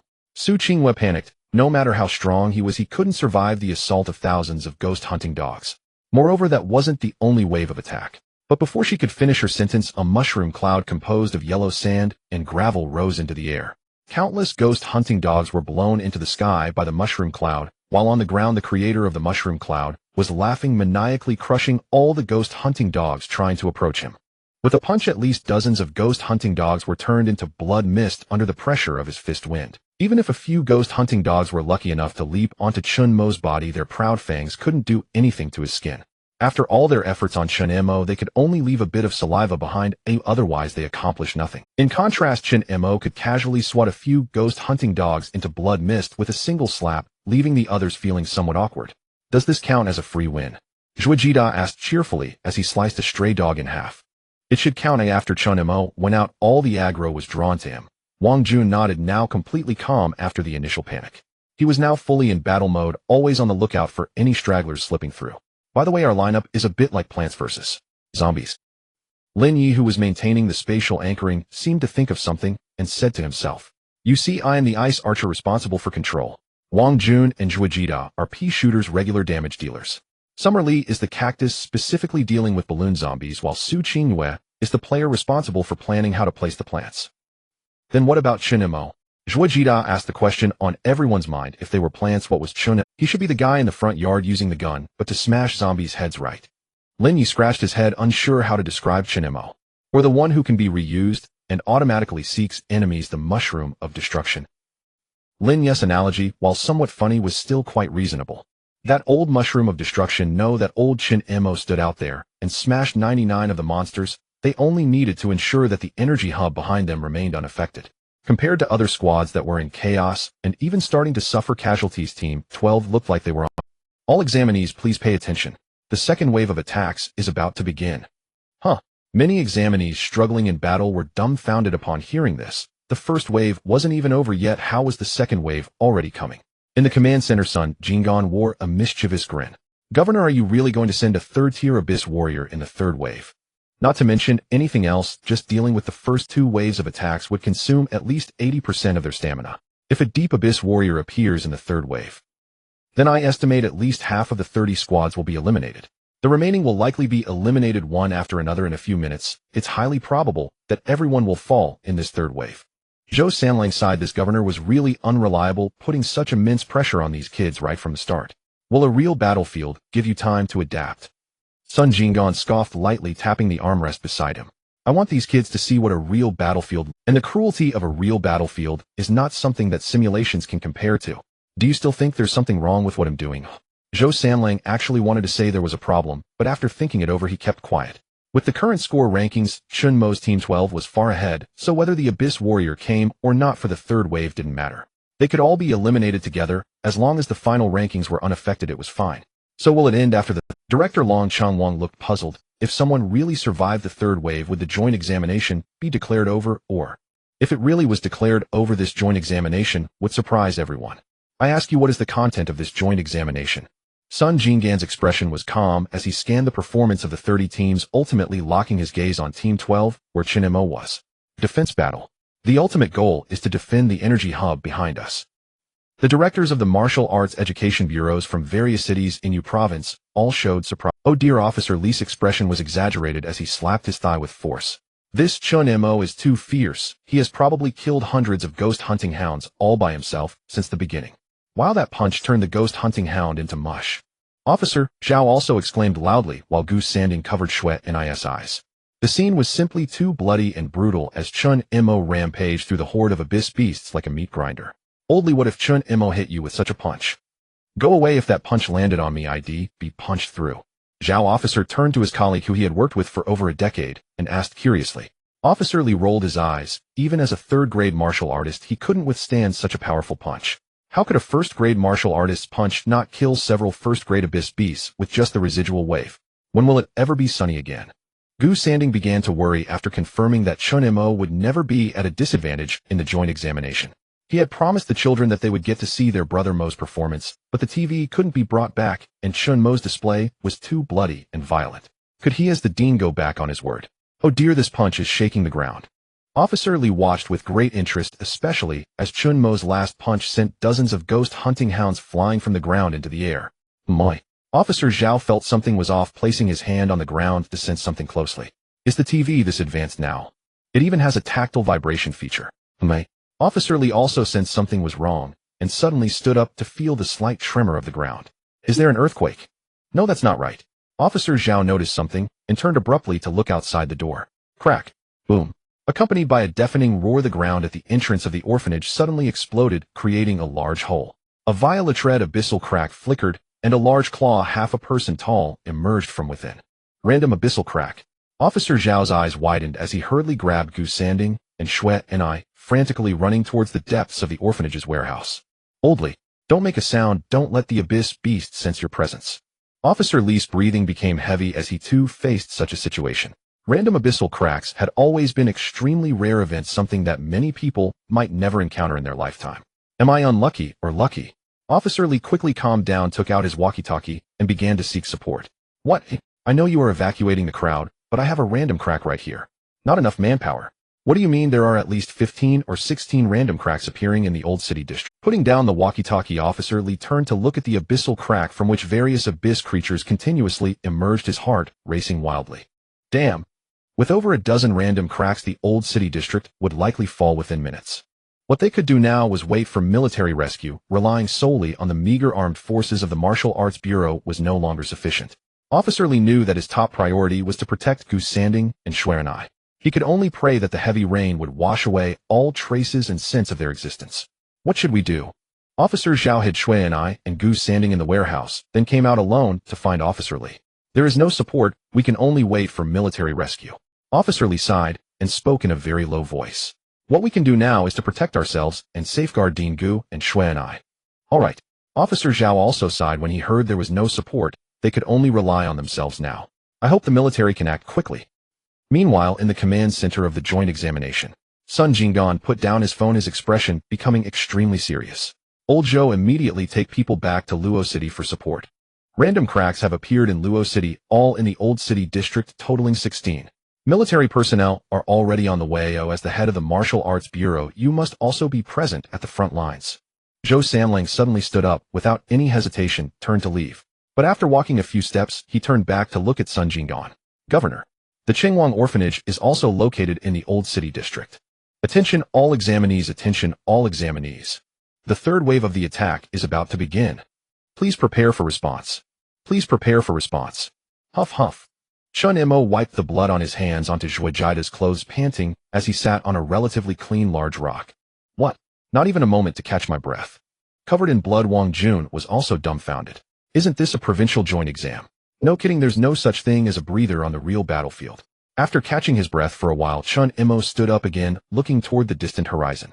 Unlike the imagined siege of countless beasts, this time, there was only one figure appearing on the distant horizon. No, not just one figure, but a person riding a horse slowly approaching. The person was holding a long spear, the spearhead shimmering with a blood-red light. A deep abyss warrior. As the brain of the entire team, Su Qingwei recognized at a glance that the opponent in the third wave was a deep abyss warrior. Behind him, thousands of abyss beasts roared and howled. It was hard to believe how the initial assault team managed to hold on. Finally, a big one has come. Chen Mo clenched his fist, excitedly looking at that figure.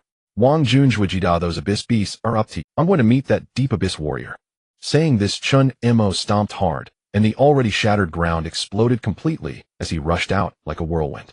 The deep abyss warrior sneered, and the long spear in his hand suddenly glowed with a dazzling red light. Midway through his charge, Chen Mo felt an immense pressure descend upon him. His steps faltered, and his calves sank directly into the ground. Talent. That's the talent of the deep abyss race. His talent is controlling gravity. Chen Mo retreat. Su Qingwei instantly analyzed the talent of the deep abyss warrior, attempting to call Chen Mo back. But she was ultimately a step too late. The tip of the warrior's spear had already appeared an inch from Chen Mo's throat. Creak. With the super compression activated, Chen Mo's throat became as hard as steel in an instant, and he was forced back several dozen meters by the charging deep abyss warrior. Chen Mo grabbed the long spear that had pierced his throat and aimed a punch at the horse's head in front of him. But the immense pressure slowed down the speed of Chen Mo's punch significantly, allowing the deep abyss warrior to easily evade with just a turn of the horse's head. The spear tip glowed red again, and Chen Mo felt like he was pinned down by a 100-ton weight, unable to move. Gravity, gravity. Su Qingwen knew that even if they rushed in to help now, it would only complicate matters. As the brain of the team, she had to think of a way to break the deadlock immediately. Xiaoli, quickly help Chen Mo. Gravity is also a type of vector. Divert the gravity, acting on Chen Mo. Having just killed several flying abyss beasts with her blood arrows, Xia Li received the order and charged towards Chen Mo's location without a second thought. The surrounding abyss beasts attempted to surround Xia Li, but a flash of lightning and a burst of fire cut off their path. Chen Mo said, "These abyss beasts are ours." Zhuojida slung his short knife over his shoulder, provocatively raising his chin at the horde of abyss beasts. "Stop pretending, let's get to it." Wang Jun, without a word, ignited his entire body in blazing flames and directly activated his elemental transformation. A giant demon made entirely of fire let out a deafening roar, sweeping his fiery blade. In reality, complete elemental transformation would cause Wang Jun significant harm. But in the simulation he felt no fear. After all, it was all fake. Activating complete elemental transformation in the simulation could also increase relevant experience. Why not go for it? If I can't show off, then I won't. Zhuo Jidao rolled his eyes, his whole body crackling with electricity as he swiftly slaughtered the abyss beasts. At the moment both of them launched their attacks, Xiaoli successfully broke through the encirclement and appeared beside Chen Mo. She flashed her arms with a glimmer of white light, and the heavy feeling on Chen Mo vanished instantly. The ground beside him exploded. The Deep Abyss warrior remained unfazed, and the long spear in his hand flashed red again, unleashing terrifying gravity multiple times heavier on Chen Mo. This won't work. Xiaoli gritted her teeth, her eyes flickered as her arms glowed white again. After diverting the gravity from Chen Mo, once more Xiaoli performed a somersault and landed on Chen Mo's neck. A question mark appeared above Chen Mo's head. Oh, what kind of position was this? Chen Mo, go for it. I've got you covered. Turning around, Xiaoli's arms glowed with white light, perfectly countering the red light at the tip of the Deep Abyss warrior's spear. It was only at this moment that Chen Mo realized what was happening. You're squeezing my neck. With no hesitation, Chen Mo stomped hard, truly transforming into a super 100-ton weight as he charged towards the Deep Abyss warrior. The Deep Abyss warrior's expression darkened as he realized that his talent had been countered, and he immediately brandished his spear toward Chen Mo. Amidst swirling sand and flying stones, the two figures collided fiercely. The horse neighed, the warrior roared, and steel clashed. Boom! With a loud bang, the Deep Abyss warrior barely blocked Chen Mo's hammering strike with his spear. Yet the steed beneath him let out a pain neigh, its forelegs bursting apart, causing both horse and rider to tumble to the ground. Damn! Chen Mo, finish him off. Blood oozing from her mouth and nose, Xiaoli's eyes turned red from bursting blood vessels as she shouted excitedly. Chen Mo wasted no time, tightening his right fist, compressing his muscles. Super compression. Extreme explosion. At the moment he threw his punch, Chen Mo's attributes doubled again, and the punch, carrying immense power, smashed unerringly into the Deep Abyss warrior's head. Bang! The ground rippled, followed by an explosion. The impact of Chen Mo's punch not only shattered the Deep Abyss warrior's head, but also the ground for dozens of meters around. Beautiful. In the command room of the joint examination, Sun Jinggan excitedly punched the air. This kid is impressive. Su Qingwei is great as well, and Xiaoli has also made a significant contribution. These kids are amazing, they're practically born for battle. Sun Jinggan initially thought that all 30 teams would be eliminated in the third round, but unexpectedly 3 teams remained. Governor, are you really not going to inform Chen Mo about the incident in the old city? Director Wang was a bit worried. If something really happened to Chen Mo's family, this kid would probably hate Sun Jinggan for a lifetime. Sun Jinggan, who had been excited moments ago, fell silent instantly. His expression grew serious as he pondered the pros and cons. As an elder, he told himself that this matter should be communicated to Chen Mo, otherwise it would be a lifelong regret if something went wrong. But as a soldier, he reminded himself that such a stage could only be stepped on once in a lifetime. Missing it would also lead to lifelong regret. He could only say, for Chen Mo's future, if he were to harbor hatred, he should direct it towards himself. I won't tell him. Oh, I can't delay the provincial joint exam. Meanwhile, in Luoqing, the Old Town District. No, we can't mention Xiao Mo's name. The old dean, hiding in the warehouse, shook his head. If that child Xiao Mo found out about this matter, given that child's temperament, he would probably abandon the provincial level examination and rush back to save them. Having lived this long, he has done enough. He can't delay his own child. Officer Zhao. Gu Sanding took a deep breath and pushed the girl Shui and I into their arms. If the beast really comes in later, you two take Shui and I and run. I can still hold on for a while with this old body. Even if I eat, I can still be half full. Gu Sanding's expression was resolute, but Shui and I in his arms began to struggle like crazy. Shut up. Gu Sanding slapped Shui and I's face, his expression fierce and unquestionable. It's not that dire yet. The more you shout, the worse it gets. At this moment, Gu Sanding had completely lost his previous gentleness, frightening Shui and I into remaining completely still. It's all right, old Gu. Officer Li was equally tense, sweating profusely as he listened to the rampaging beast outside on the streets. Director Zhou is already on his way back. He should arrive in half an hour at most. Boom. Thunder rolled in the dark clouds, transforming into lightning striking the ground. Bang. A heavy footstep echoed, tightening the hearts of the few people hiding in the warehouse. Oldly, don't act unless absolutely necessary. Once we act, the noise will only attract more beasts. Only if it's absolutely unavoidable. Remember, you must not act. Officer Zhao gritted his teeth, tightly gripping the handle of his long knife. I know. Officer Li shielded Gu Sanding and Shui and I beneath him, even holding his breath. They could hear the footsteps drawing closer, a pair of eyes the size of lanterns peering through the glass into the warehouse. After scanning the warehouse and finding no one, it let out a furious roar and swiped its paw, tearing the roof off. Fortunately, the beast was merely venting its anger. After tearing off the warehouse roof, it ran off to other places. Debris landed on Officer Lee's back, but Goose Sanding and Shui and I beneath him were unharmed. You scared the life out of me. Officer Lee let out a sigh of relief, but was soon pierced by a chilling scream. Help! Someone save me. Officer Lee suddenly looked up and saw a middle-aged woman running frantically through the rain holding a child. Behind her, a dozen ghost hunting dogs were charging at her, drooling. Officer Lee could even clearly see the malicious mockery flashing in those ghostly dogs' eyes. They weren't hunting for food. They were purely enjoying the thrill of the kill. Damn it. Officer Lee's forehead bulged with veins as he braced himself ready to stand up to save her. Old Lee, have you forgotten your mission? Officer Zhao grabbed Officer Lee's wrist, staring intently into his eyes. Damn it, Zhao Qian. Look at the words on my uniform. Police. This word is pronounced as Jing. I became a cop to protect the common people, and you want me to just watch a living person and child get killed by beasts? What a joke. You take care of Gu and Shui and I'll lure all these beasts away. Saying this, Officer Lee put on his uniform and cap, ready to head outside. Swish. But just at that moment, a flash of silver-white light cut through, and those beasts were almost instantly severed in two. The mother and child were also taken away by a figure in a black robe, disappearing into the rain. I just got fired up.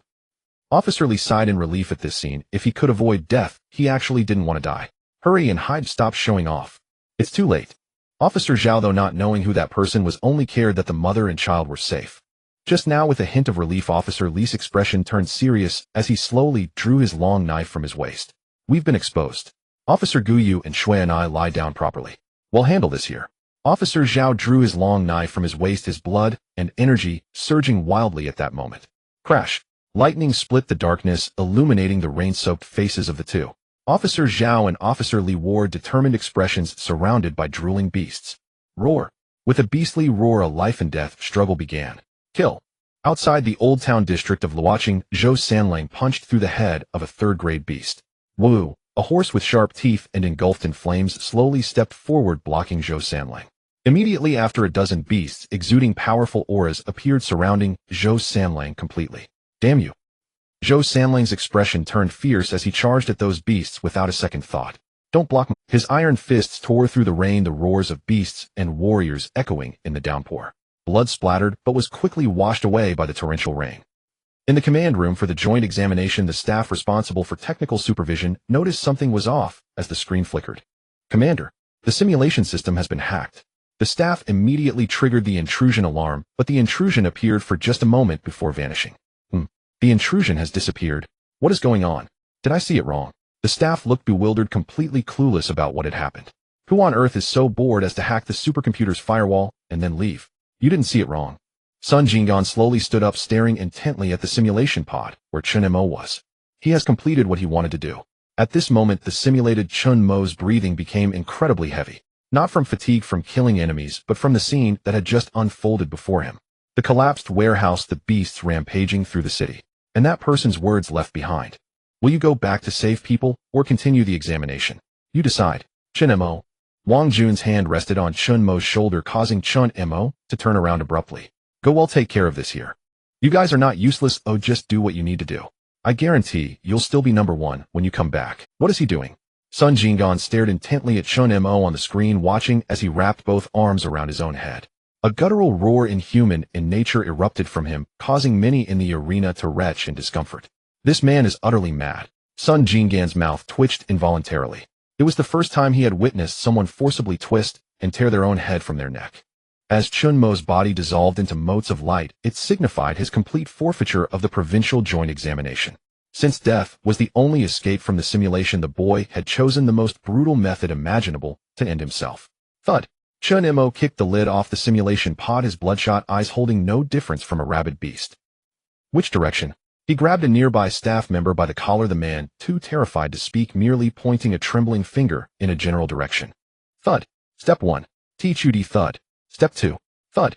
Thud thud thud thud. Step 3 4 5. Like an armored vehicle that starts slow but becomes unstoppable once in motion, Chen Mo began his sprint towards the indicated direction. His legs compressed to their limits, his body tearing through the air, he smashed a massive hole straight through the alloy wall. Wait for me. Wait for me. Chen Mo was now on the verge of a complete mental collapse, charging towards Luoqing like a frenzied beast.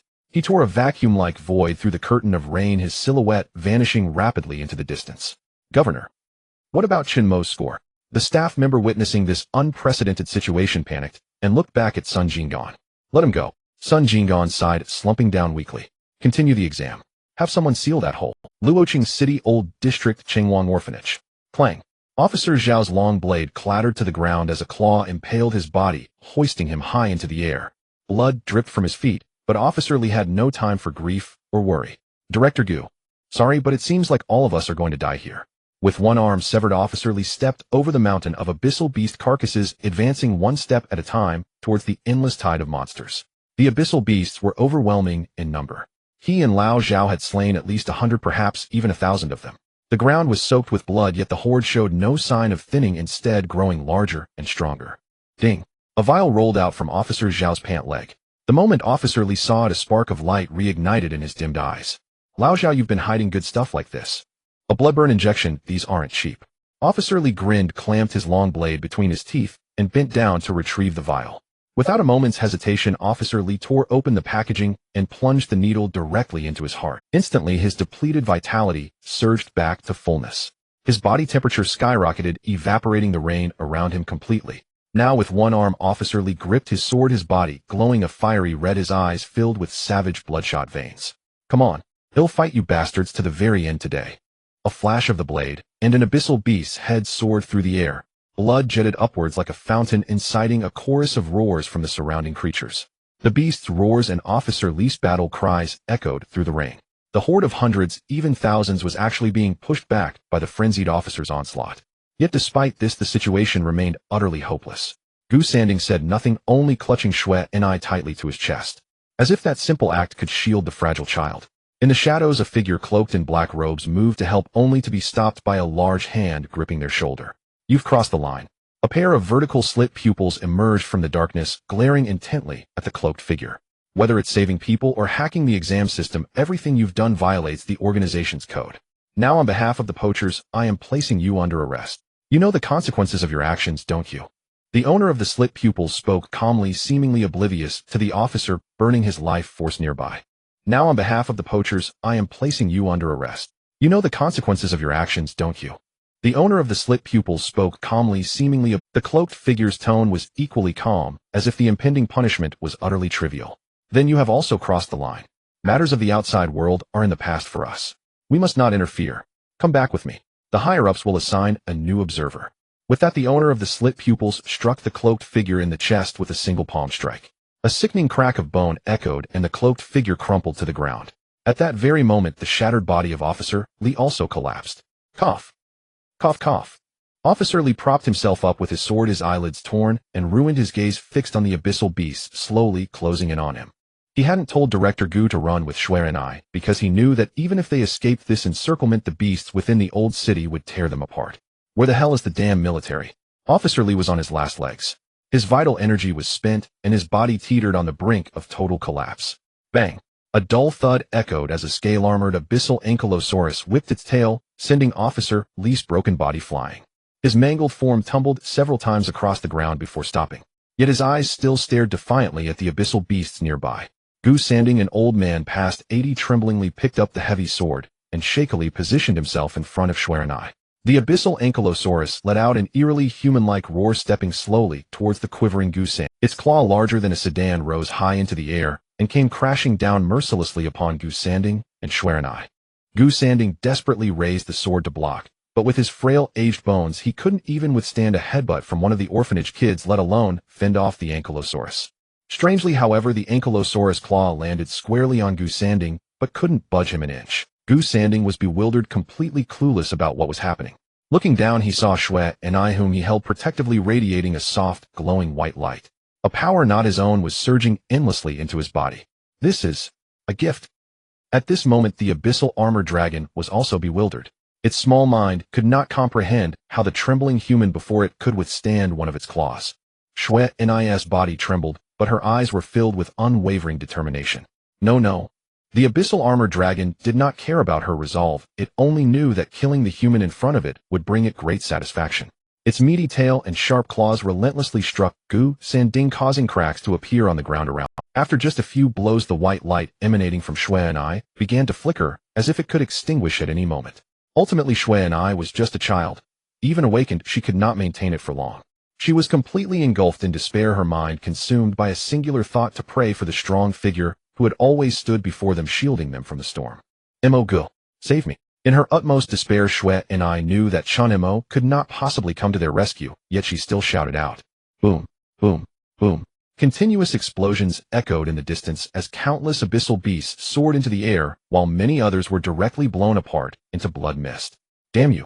At this moment, Chen Mo was drenched in blood, his body temperature so high that the raindrops evaporated upon touching his skin. Many abyssal beasts changed their targets the instant they sensed Chen Mo's presence, roaring as they charged toward him. However, these first and second-tier abyssal beasts could not hinder Chen Mo's advance.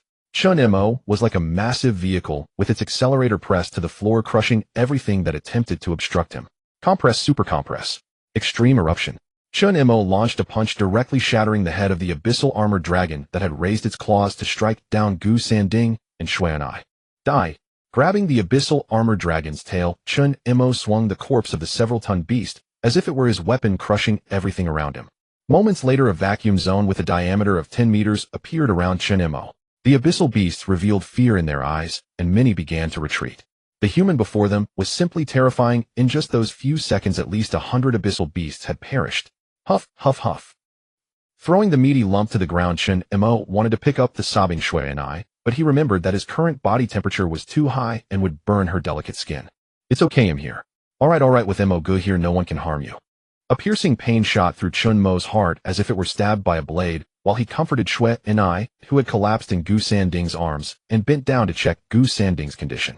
As long as you're okay, as long as you're okay. If Gu Lao and Shui and I were to die here today, he would never be able to overcome that hurdle in his life. He'll take you away, don't be afraid. Chen Mo kicked to death an abyssal beast that tried to ambush him and walked to the ruins to retrieve a blanket soaked by the rain. Chen Mo and Officer Li and Officer Zhao. For some reason, just standing here with countless abyssal beasts eyeing them, Gu Sanding felt a great sense of security. Chen Mo wrapped Gu Sanding and Shui and I in the blanket, hoisting them onto his shoulders. He walked over to Officer Li and Officer Zhao, his heart sinking. The person with a pierced chest was still alive, but the other was left with only one arm. Chen Mo did not speak. He simply wrapped both of them in the blanket. Hold on tight. He'll take you all out. After running for over 100 kilometers, Chen Mo's stamina should have reached its limit, yet there was no sign of fatigue. With a punch, the abyssal beasts ahead were blasted into bits. Chen Mo continued forward, throwing punch after punch, breaking through countless abyssal beasts' encirclement. Only after entering the newly secured district did the blood-soaked Chen Mo finally sit down, as if he had lost all strength. His body temperature rapidly dropped, and a trickle of blood flowed from his nostrils. Everything before his eyes began to blur, and the faint sounds grew increasingly distant.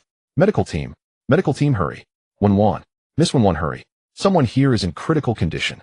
Just before losing consciousness, the cold mechanical voice of the system echoed in Chen Mo's mind.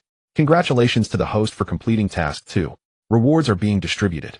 But before he could hear the details of the rewards, Chen Mo's vision darkened and he fainted. It was unclear how long had passed when a pungent smell of disinfectant penetrated Chen Mo's nose. He slowly opened his eyes and suddenly sat up. Dean, Shui and I. His first instinct was not to check the system rewards or his own injuries, but to find the person he had rushed back 100 kilometers to save. We're here. Chen Mo, lie down quickly. Gu Sanding rushed forward as soon as he saw Chen Mo wake up, trying to push him back onto the bed. But Chen Mo's large frame was not something Gu Sanding could move. The old man's face turned red as he felt like he was pushing against a wall that could breathe. Are you all right? Chen Mo examined Gu Sanding with concern. We're fine. Shui and I. Where did that little girl go? Chen Mo looked around, but did not find any trace of Shui and I. Shui and I awakened her talent in a dire situation, but her stamina was severely depleted and she is still unconscious. Officer Li died in the line of duty. Officer Zhao is paralyzed from the waist down. With each statement, Gu Sanding's expression grew darker. Chen Mo remained silent, unsure of what to say. He was grateful to Officer Li and Officer Zhao, but for him, Gu Sanding and Shui and I were more important. By the way, what's the situation outside now? The situation has been brought under control. I've heard that the military dispatched 3 scouting teams to wipe out all the abyssal beasts in the old district. Those random rifts closed half an hour after opening, but over 300,000 abyssal beasts poured out. Just as Gu Sanding finished speaking, the door to the hospital room was pushed open. Chen Mo. A group of 5 led by Wang Jun rushed in and surrounded the hospital bed.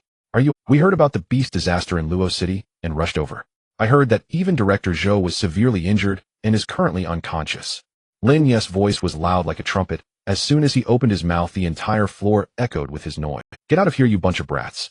I brought you here to help with the aftermath, not to chat and waste time. Sun Jinggan's voice echoed at the door, and only then did Wang Jun and the others scramble to escape. After they left the room, fell silent instantly. Director Gu, I need to talk to Chen Mo alone. Could you step out for a moment, please?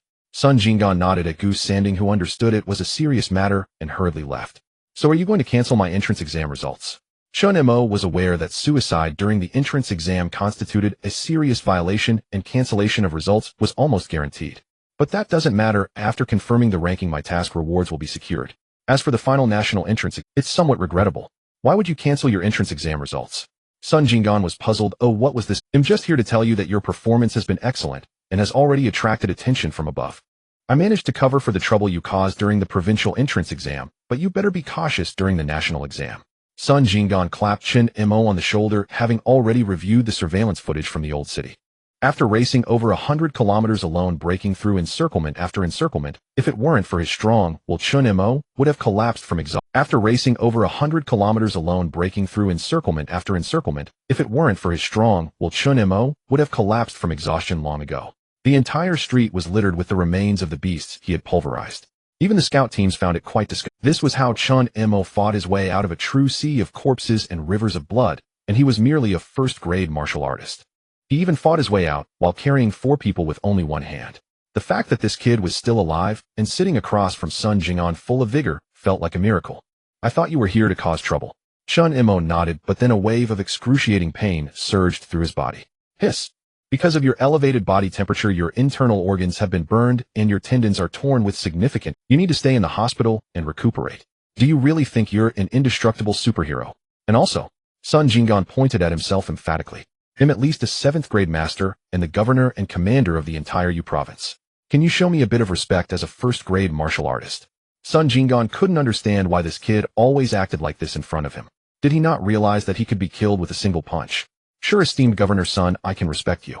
Chen Mo rolled his eyes. This old man had never treated him with respect, yet he expected it in return. Isn't that just ridiculous? Now this esteemed Governor Sun, I want to know about Officer Li's compensation. I know Officer Li fulfilled his duty, honored his promise to protect the citizens. I won't forget him. Luo City won't forget him. Yu province won't forget him, and Xia won't forget him. From now on, his family will be supported and cared for by the state, and all future expenses will be reimbursed by the government. Sun Jinggan knew what Chen Mo wanted to say. Oh, it seemed to be his first encounter with the concept of sacrifice. Chen Mo, I know you're upset. But what I want to tell you is that on the battlefield, especially on the front lines, martial artists sacrifice themselves almost every minute. Their sacrifices ensure stability in the rear. Otherwise, why would you feel that life outside the Abyss Rift is so peaceful? Sun Jinggan patted Chen Mo on the shoulder again, seemingly only knowing this method of comforting others. Enough of this nonsense. I won't say more. I have a question, and don't tell me you only know this one punching technique. Do you realize that this punching technique is merely a grade martial skill, the most basic of the basics? Sun Jinggan changed the topic, not wanting Chen Mo to feel too guilty about this. So, esteemed Governor Sun, are you going to teach me some amazing martial technique? I just thought Governor Sun wouldn't only rely on his verbal skills. So you were waiting for me here. Sun Jinggan opened his mouth, feeling as if he had been caught in Chen Mo's trap. This little brat, I really want to hit him. We'll talk about this after you recover. Sun Jinggan waved his hand, unwilling to continue the banter with Chen Mo. He would just accept this loss. So, esteemed Governor Sun, what boxing technique are you going to teach me? It can't just be a grade martial skill, right? I mean, with Governor Sun's stature, it should at least be an A-grade martial skill. Alright, enough already. After you recover, I'll give you an A-grade martial skill. Is that good enough? Sun Jinggan was speechless. This kid couldn't be hit or scolded, so it seemed he could only avoid him. After saying this, Sun Jinggan turned and disappeared. He runs pretty fast. Chen Mo smirked. Getting an A-grade martial skill would be nice, at least better than the punching technique. By the way, my task. Suddenly Chen Mo remembered that he must have heard the rewards being issued before he lost consciousness. He hurriedly opened the system panel and found that his free attribute points were sitting quietly at a total of 120. In an instant, without any hesitation, Chen Mo allocated them to strength and constitution. A series of crisp sounds erupted within him, and his previously painful internal organs felt much better. So comfortable. Chen Mo moved his shoulders, feeling as though he had been revived. Currently, his strength and constitution reached 258 and 259, an increase of a full third compared to before. If he also accounted for the limit burst compression and super compression. Now with a single punch, Chen Mo could unleash power comparable to a high-speed train. It was quite terrifying and pure in absolute purity in terms of numbers. However, the rapid increase in strength and constitution still had drawbacks, such as his muscles becoming even. Feeling his wrist, which was thicker than an average person's calf, Chen Mo sighed deeply. He needed to quickly level up his muscle compression technique, at least to the point where it could cycle 24 hours. Otherwise, he would truly become a wall that can breathe and talk. Speaking of which, with my current grip strength, could I crush a person's skull? While pondering this, Chen Mo opened the system backpack. Since awakening the system, it was his first time using. Looking at the 2 cards inside, Chen Mo was curious about their effects. He clicked on the skill limit breakthrough card, and a line of small text appeared before his eyes. Skill limit breakthrough card can increase the skill level limit by 10 levels. Chen Mo pondered for a long time and finally drew a conclusion about this item. Tasteless to eat, but a pit. He turned his attention to the other card, the skill evolution card, and gently tapped it. Please choose a skill to evolve. A question mark appeared above Chen Mo's head. He just wanted to see this card's effect, so why was it prompting him to use it? First, tell me how this evolution works. Skill evolution card can specify a skill obtained from the system for evolution. The direction of evolution is unknown, but the evolved skill will definitely be more powerful. Currently, the host can evolve skill limit burst, so I have no choice then. Chen Mo sighed, resigning himself to evolving limit burst. Since the system said it would be more powerful evolving, it didn't really matter. Skill evolution successful. Limit burst, limit collapse. Limit collapse, all attributes increase within a short period, and the host can redistribute attributes except for intelligence and luck during the duration. Note the duration and enhancement effects are the same as limit burst and retain the original level. What does this mean? Chen Mo's intelligence, which was as high as 8 points, played a crucial role, allowing him to quickly understand the difference between limit collapse and limit burst. Limit burst simply boosts values, but limit collapse converts the boosted values into free attribute points, allowing for redistribution. However, after the time ends, it will revert to its original state, merely a short-term burst skill. Xiao Mo, have you finished talking with the governor? Gu Sanding, noticing the silence in the room, cautiously walked in. Yeah, it's done. Chen Mo recounted his conversation with Sun Jinggan in detail. A few days later, the healed Chen Mo successfully discharged from the hospital. Shui and I stood beside him, tightly gripping the hem of his clothing, as if he might disappear at any moment. Since the last beast disaster, Shui and I's dependence on Chen Mo had grown increasingly severe. After several rounds of examination, it was discovered that Shui and I's awakened talent was quite extraordinary and not a single talent. In other words, this little girl had simultaneously awakened 2 talents. They were the conceptual system's bestowal and the conceptual system's imitation. That's right, it was imitation. At that time, Shui and I had escaped a calamity by imitating Cheng Min's energy absorption and bestowing that energy absorption onto Gu Sending. However, the scope covered by these 2 talents was too vast, making it difficult to determine their usage conditions and range for the time being. Shui and I, don't be afraid. Chen Mo squatted down and gently stroked Shui and I's white hair. Brother Mo will soon go to the National Martial University to find you. You just need to hold on for a while. Yes, Shui and I's unique dual talents were highly valued by the professors at the National Martial University, leading to her exceptional admission. Then it's settled, Brother Mo. Shui and I extended her pinky finger, and Chen Mo instantly understood that this little girl wanted to make a pinky promise. It's settled. Chen Mo extended his hand, and their pinky fingers intertwined. Pinky swear 100 years without change. After receiving Chen Mo's promise, Shui and I joyfully boarded the special vehicle heading to the National Martial University. What's wrong? Reluctant to part with her, Gu Sanding looked at Chen Mo's somewhat despondent figure and asked with a hint of teasing. Of course, this little girl has been under my care since she was little. Chen Mo nodded, not hiding his feelings. And with Shui and I gone, I'll also leave. The orphanage will only have you old man to manage things. If it really comes to it, you can come with me. At that time, renting a place would make it much easier for me to visit you. Gu Sanding shook his head, not intending to consider Chen Mo's suggestion. You don't need to worry about that. The city has assigned 4 teachers to take care of the children, rotating every 24 hours. Just come back to visit whenever you have time. Don't be so homesick. Your future is incredibly bright and shouldn't be confined to such a small orphanage. Moreover, the orphanage has already relocated to a safe area in the new district. Both resources and safety are maximally guaranteed, so what are you worried about? Hearing Gu Sanding speak this way, Chen Mo could only nod in temporary agreement and said, all right, let's go back. Your younger siblings have been worried sick about you after so many days. Gu Sanding stretched lazily, putting on a nonchalant expression as he got into the car. Just a moment, I still have some matters in the old district. Chen Mo instructed the driver, and then turned to head towards the old district, which had almost turned into ruins. Gu Sanding was aware of Chen Mo's current strength, so he didn't say much. Before long, Chen Mo found a fairly open area. Extreme collapse. Without any hesitation, he activated Extreme Collapse. Crimson cracks appeared on Chen Mo's body surface as his strength, physique, and agility rapidly increased. The current level of Extreme Collapse was LV16, which could maximally enhance all attributes by 66. Excluding intelligence and luck, Chen Mo currently had 878 free attribute points that he could allocate at will. Although his intelligence was only 8, he understood that the kind of power must be matched with an appropriate level of physical strength, otherwise he would be destroyed by his own strength. After 2 seconds of contemplation, Chen Mo adjusted all his strength and physique attributes to 439. Yes, he had directly set his agility to 0 and allocated all attributes to strength and physique. In an instant, Chen Mo's body felt several times heavier, and with each step, he left deep footprints on it. The ground began to tremble, as if a heavy machinery was moving on its own. Chen Mo's speed remained unaffected. Instead, it surged significantly due to the explosive increase in power. However, with his agility reduced to 0, even turning around became a challenge. Every punch he threw required all his strength, and he couldn't even control the force accurately. Looking at the huge pit he had created with his punch, Chen Mo decisively allocated 200 points from his strength and physique to agility. In an instant, Chen Mo felt his body become incredibly light. He now weighed at least 600 kilograms, yet this beast of 600 kilograms astonishingly performed a zaped maneuver on the ground. Creak! Just as Chen Mo was immersed in the thrill brought by his newfound agility, a painful tearing sound echoed from his knee. What the hell? Chen Mo fell to the ground like a dog eating shit, staring in bewilderment at his rapidly swelling knee. This can't be right. His physique should be on par with his strength now. Why did I injure myself? And it wasn't even from a full power pump. Upon reflection, it seemed that the pressure from this zaped maneuver was no less than that from a full force punch. That's right, it appears physique is still the most important factor, and his body is still too weak. Chen Mo limped back to his feet.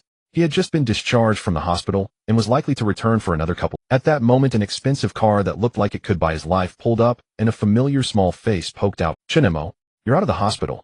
Wenwan stepped out of the car and immediately noticed Chen Mo's swollen. What happened? With your body strength, you shouldn't be experiencing a ligament tear. Wenwan looked puzzled, but still offered to help Chen Mo repair his torn ligament. I just got a bit carried away. I lost control and snapped my own ligament. Chen Mo chuckled, feeling quite envious of this professional caregiver. He wasn't envious of Wenwan's body, but rather her talent for quickly healing injuries.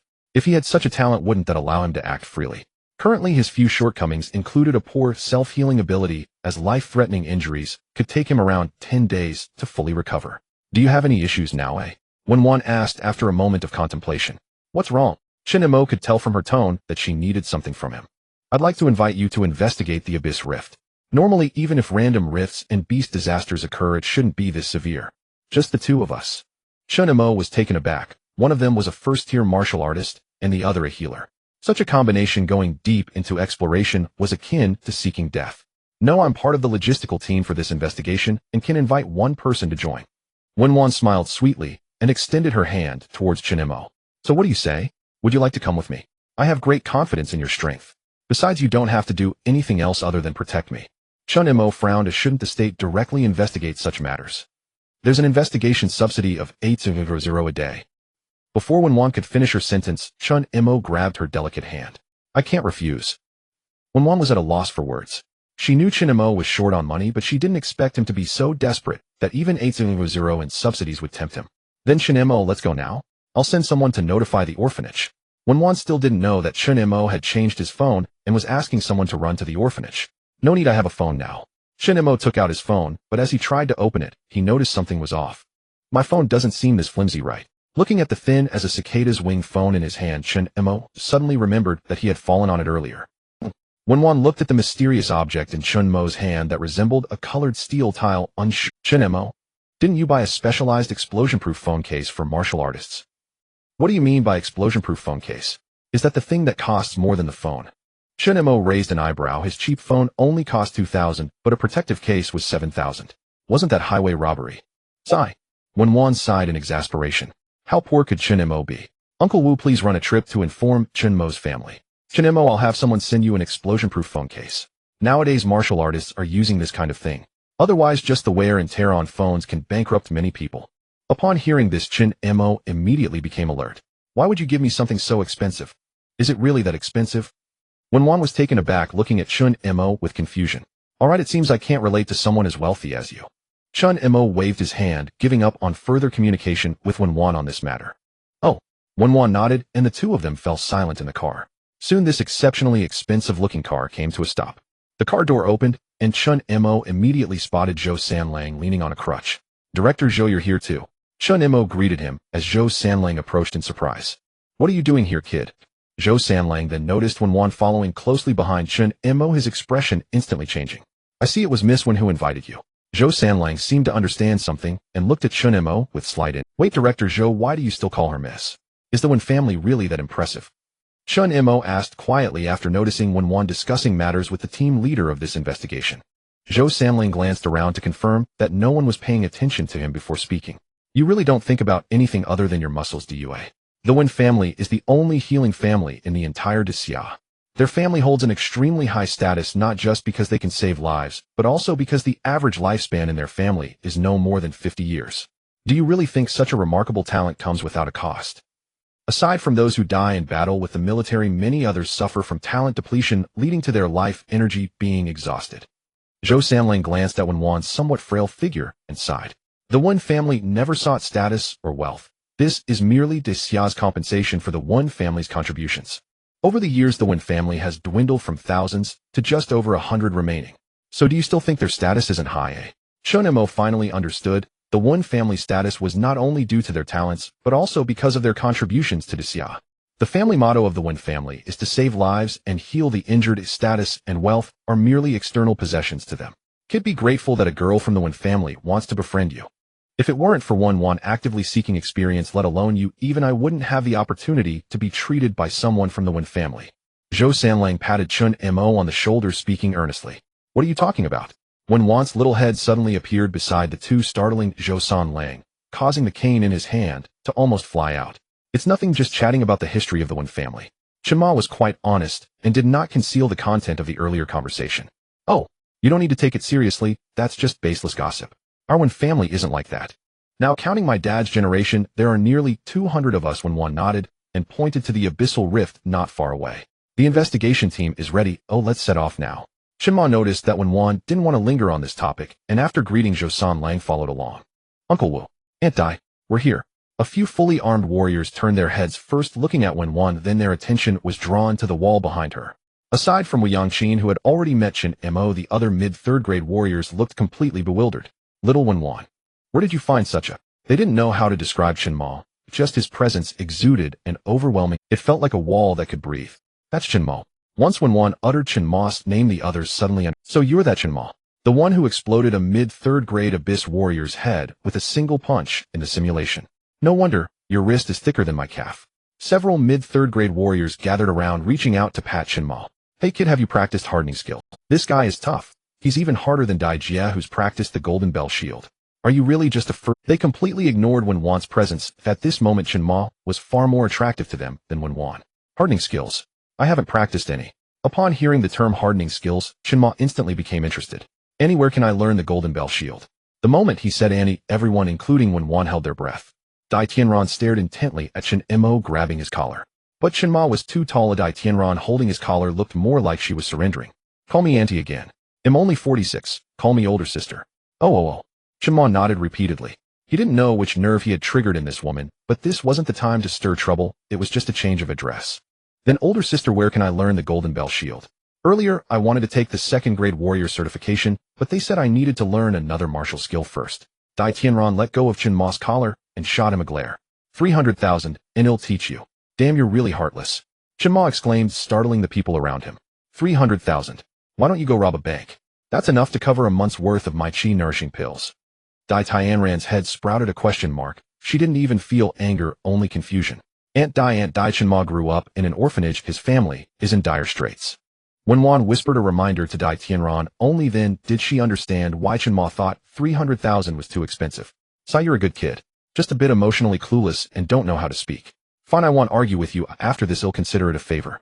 Women of Dai Tianran's age naturally possess a maternal instinct, especially when encountering a weak child like Chen Mo. She wanted to pat Chen Mo's head, but couldn't reach, so she reluctantly settled for patting his backside.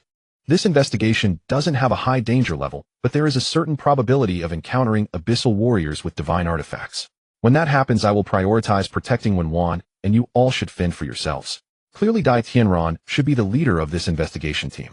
And Chen Mo, you need to pay attention to your own safety. Investigation and exploration are not the same thing. Investigation requires delving into uncharted areas. The content of this investigation is quite simple. Based on the known information, it can be inferred that this random rift and beast disaster did not occur naturally. Rather, there are abyssal ruins appearing within the Luoqing abyssal rift. Our estimates suggest that at least a mid-third grade warrior is needed for the investigation. However, for safety reasons, the higher-ups dispatched us several 5th grade warriors along with little Wenwan and her personal bodyguard. Wenwan's face flushed, but she didn't refute anything. Chen Mo quickly understood what he should do. It's simple. Just stay by Wenwan's side and handle some minor trouble. Now everyone, let's set off. Shortly after Chen Mo and his group set out to investigate the abyssal ruins, a furious shout echoed from the Wen family mansion in Yinjing. Where's that stubborn girl? A middle-aged man with glasses looking scholarly slammed his palm on the table beside him, causing the air pressure in the entire living room to drop. Do you know how dangerous relic exploration is? Letting her go to Luoqing to assist in the local joint examination is already a huge risk. That child Wenwan has an unprecedented talent in the clan. Do you know how precious she is? That power could change the entire battlefield. You just let her run around so easily. Amidst the middle-aged man's roar, an old man with a cane slowly walked in. What are you shouting about? It's beneficial for kids to go out and experience things as they grow up.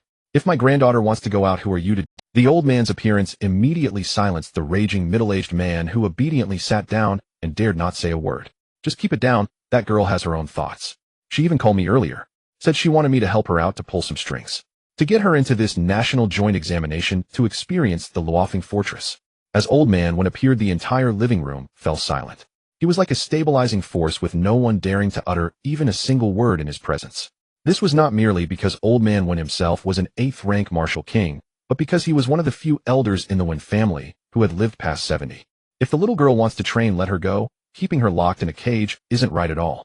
Old man Wen brusquely pushed Wenwan's father aside and snatched the teacup from his hand to take a sip. Damn it, after all this show you're drinking iced red tea. Kid, do you really think your father is dead? Old man Wen struck Wen Rook his head with his cane, causing him to grimace in pain. What's wrong with iced red tea? Chilled iced red tea is the national seller. A younger member mumbled quietly, but was overheard by old man Wen, the 8th rank martial king. Kid, I admit that chilled iced red tea is delicious, but your 12th uncle drinks it hot. The young man fell silent, casting a strange look at Wen Rushu. All right, this matter is settled as is. I will inform General Zhou to arrange a spot for little Wenwan. Old man Wen decisively ended the debate, sweeping away all doubts with his authoritative presence.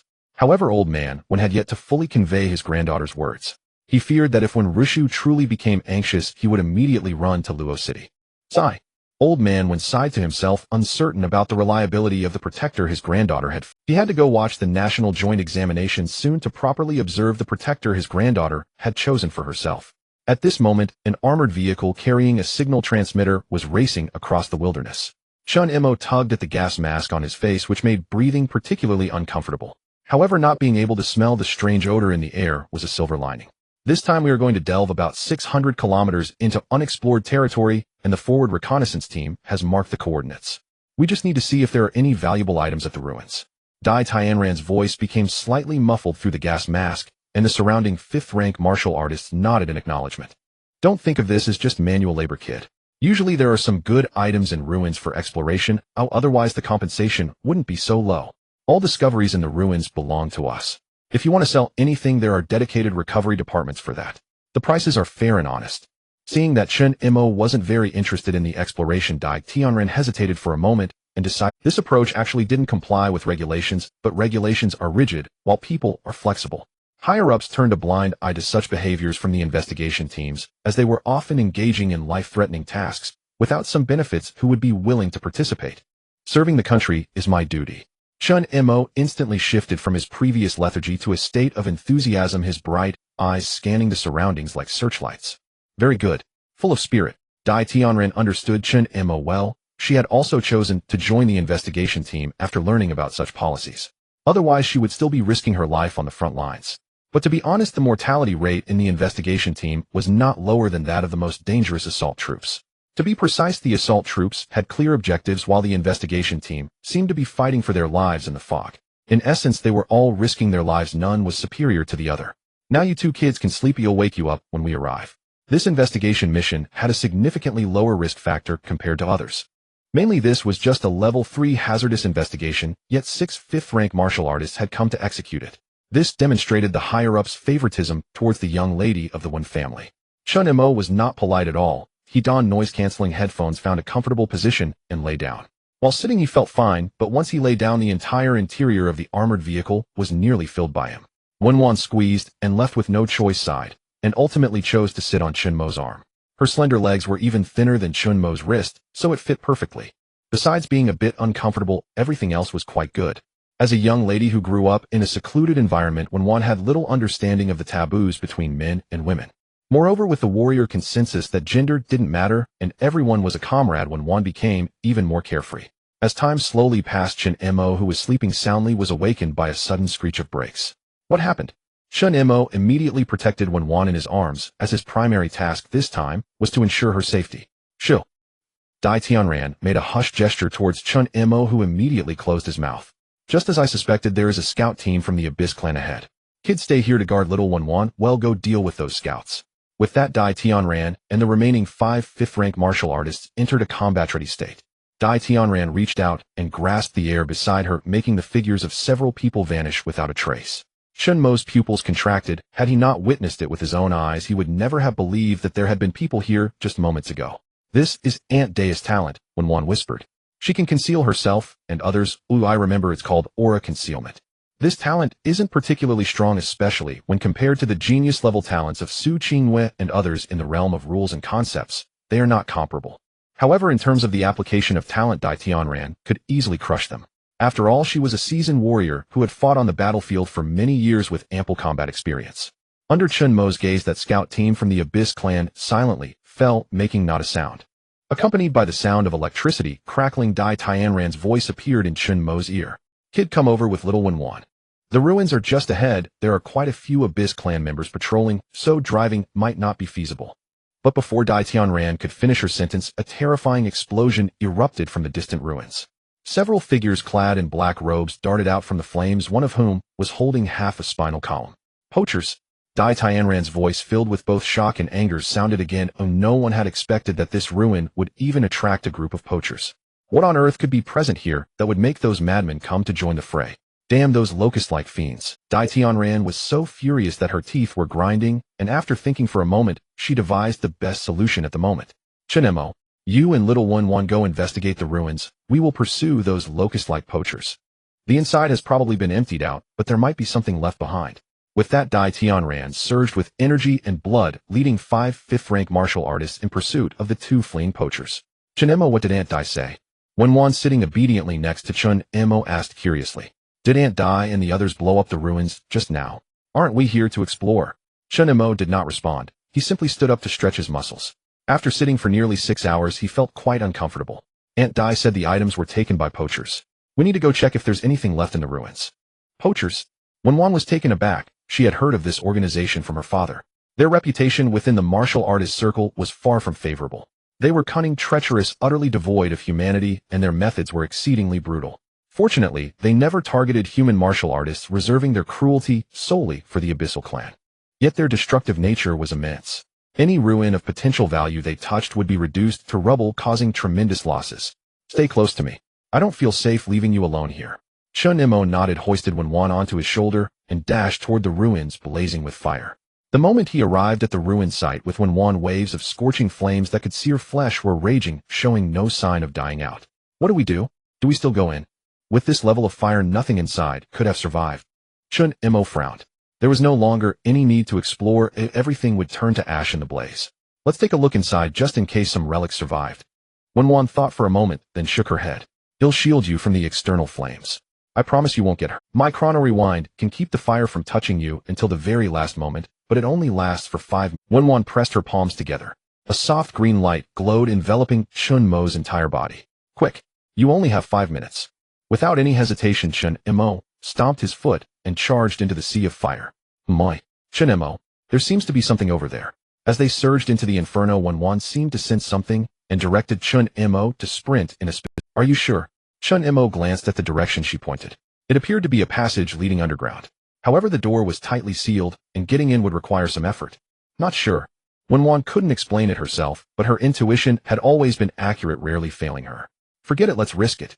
Chen Mo didn't argue. If the door opened to reveal nothing, he would simply retreat with Wenwan. That way no one could fault his decision. Chen Mo gripped the door frame, veins bulging across his body. But just as he was about to exert force, a strange pattern at the center of the door suddenly illuminated. With a hiss of steam, the tightly shut door swung open with a bang. Chen Mo stumbled, nearly falling to the ground. He stared blankly into the pitch-black tunnel before him.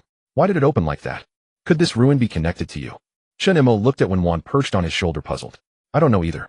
I just felt something in there. My sixth sense is rarely wrong. Wenwan shook her head, unable to explain the feeling herself. Go in. We're here now, let's take a look. Chen Mo took a deep breath, the gas mask collapsing inward from the force of his inhale. With a powerful stomp, he plunged headfirst into the dark underground passage. Don't go in. Dai Tianran grabbed Chen Mo's shoulder, but the sheer momentum of his charge dragged her straight into the tunnel as well. Her feet carved 2 deep furrows in the ground before she managed to halt Chen Mo. You two go back. They'll go down and check it out. Dai Tianran shook her strained arm, looking at Chen Mo with a strange expression. She was a 5th-rank martial artist with tempered steel skin and bones, yet she couldn't even stop this first-rank kid. Just how strong was this boy? Weren't you chasing the poachers? Chen Mo rubbed his shoulder, puzzled by Dai Tianran's demeanor. Couldn't catch them. Those locusts have too many escape tricks. Dai Tianran shook her head, her dense life force warding off the external flames and heat. You two head back now. This underground passage is the only unexplored part left. Once I check it, this investigation will be complete. Chen Mo didn't waste any words. A less work was always welcome.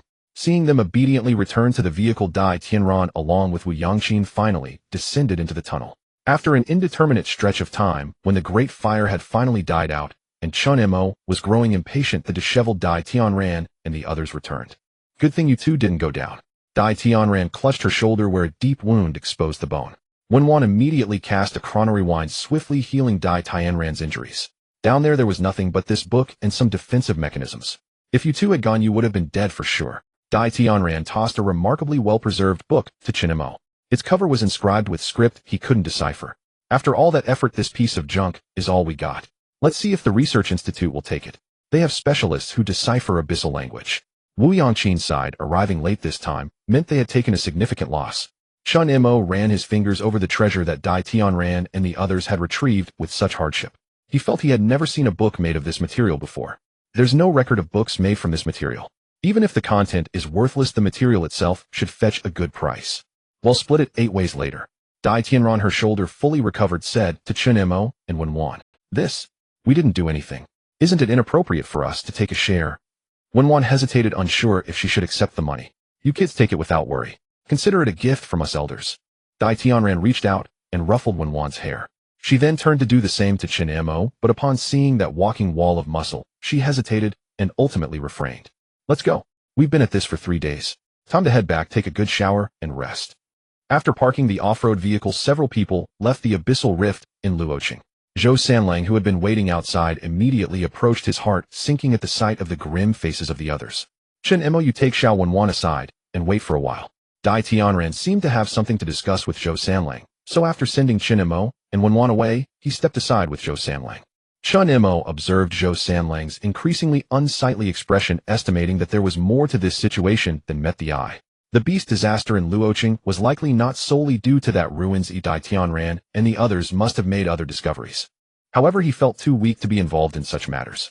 After the few of them finished discussing, Zhou Sanlang walked over, leaning on his cane.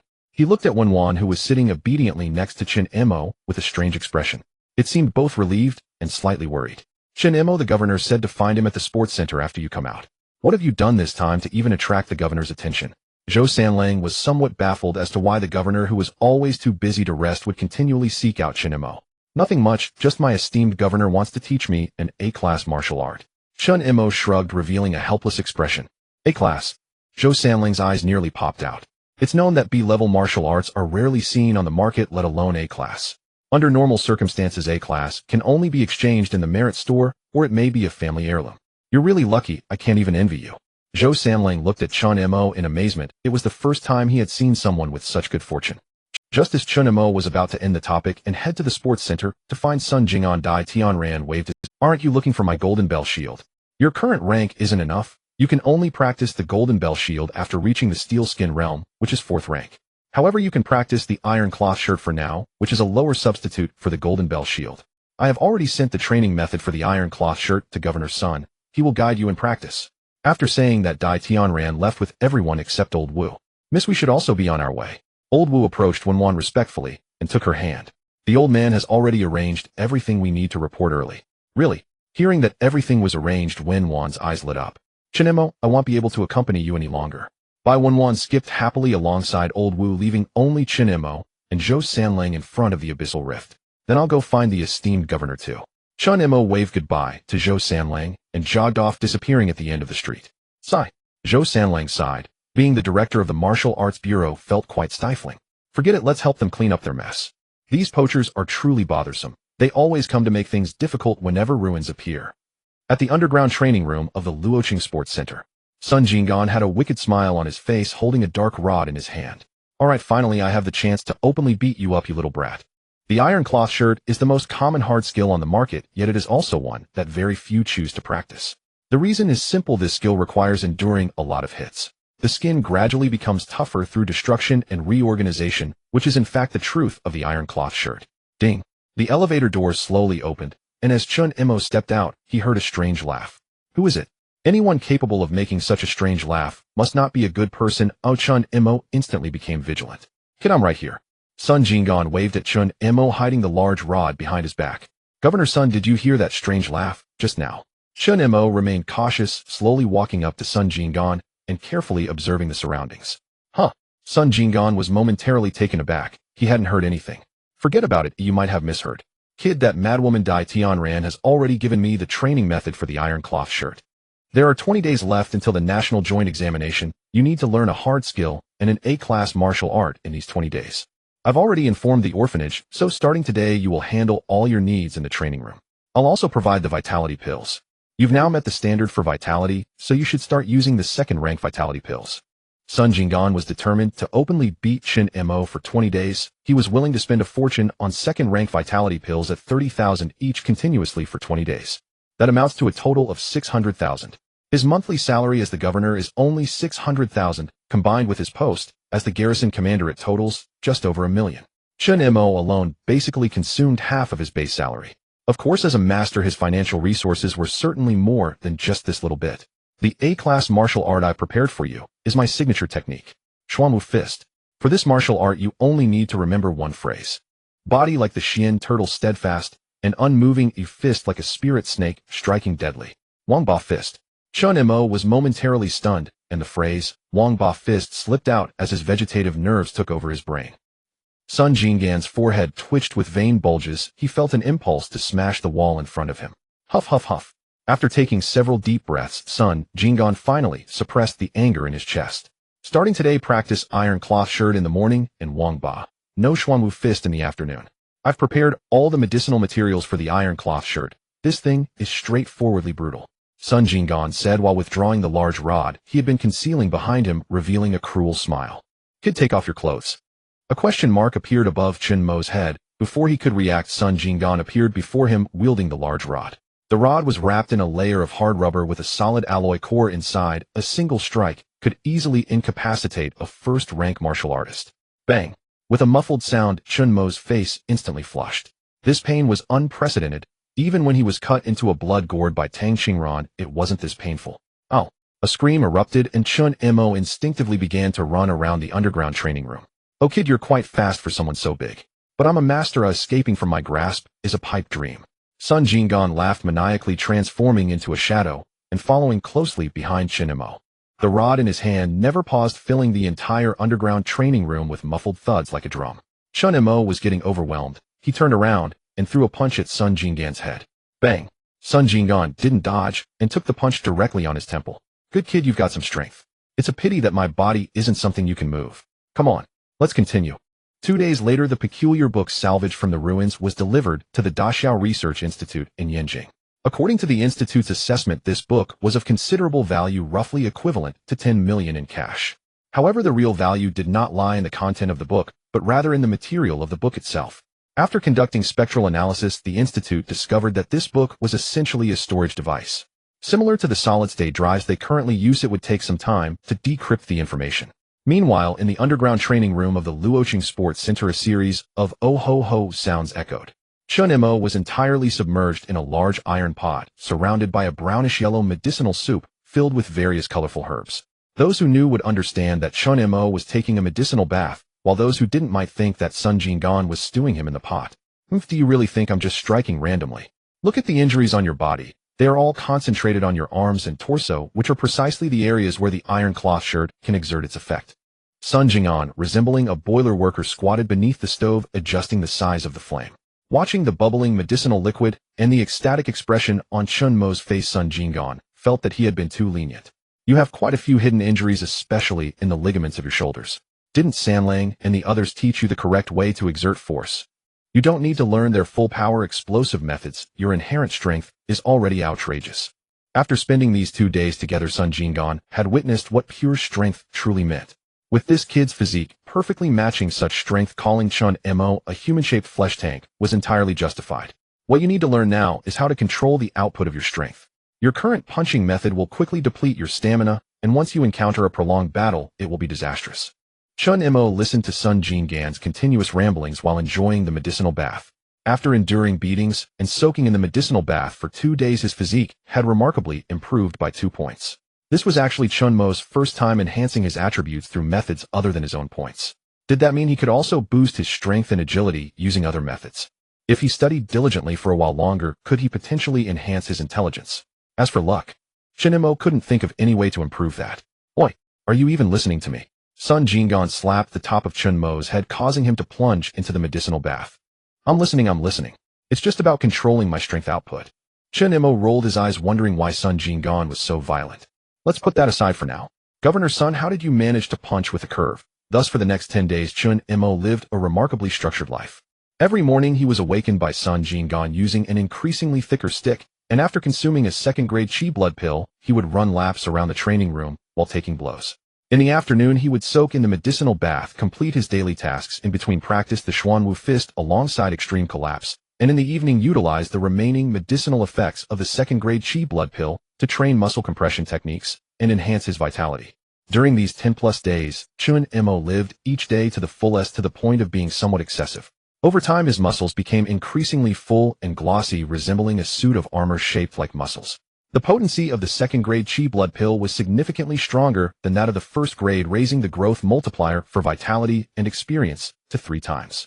It wasn't until today, as Chen Mo boarded the train to Coin City, that he finally had time to check his current attribute. Name: Chen Mo, age 17, strength 269, physique 301, agility 28, luck 1, intelligence 8, remaining free attribute points 0, vitality 14099. 3. Muscle compression technique LV35 25273600, extreme collapse LV36 909 3700, hammer fist LV max, iron cloth shirt LV max, Xuanwu fist LV7 117,800. Chen Mo gazed at his vitality, which had skyrocketed to over 10,000, and couldn't help but sigh. He had initially thought that with his current vitality and martial skills, he would be able to qualify as a third-grade martial artist, yet he found himself stuck at the footwork and movement techniques.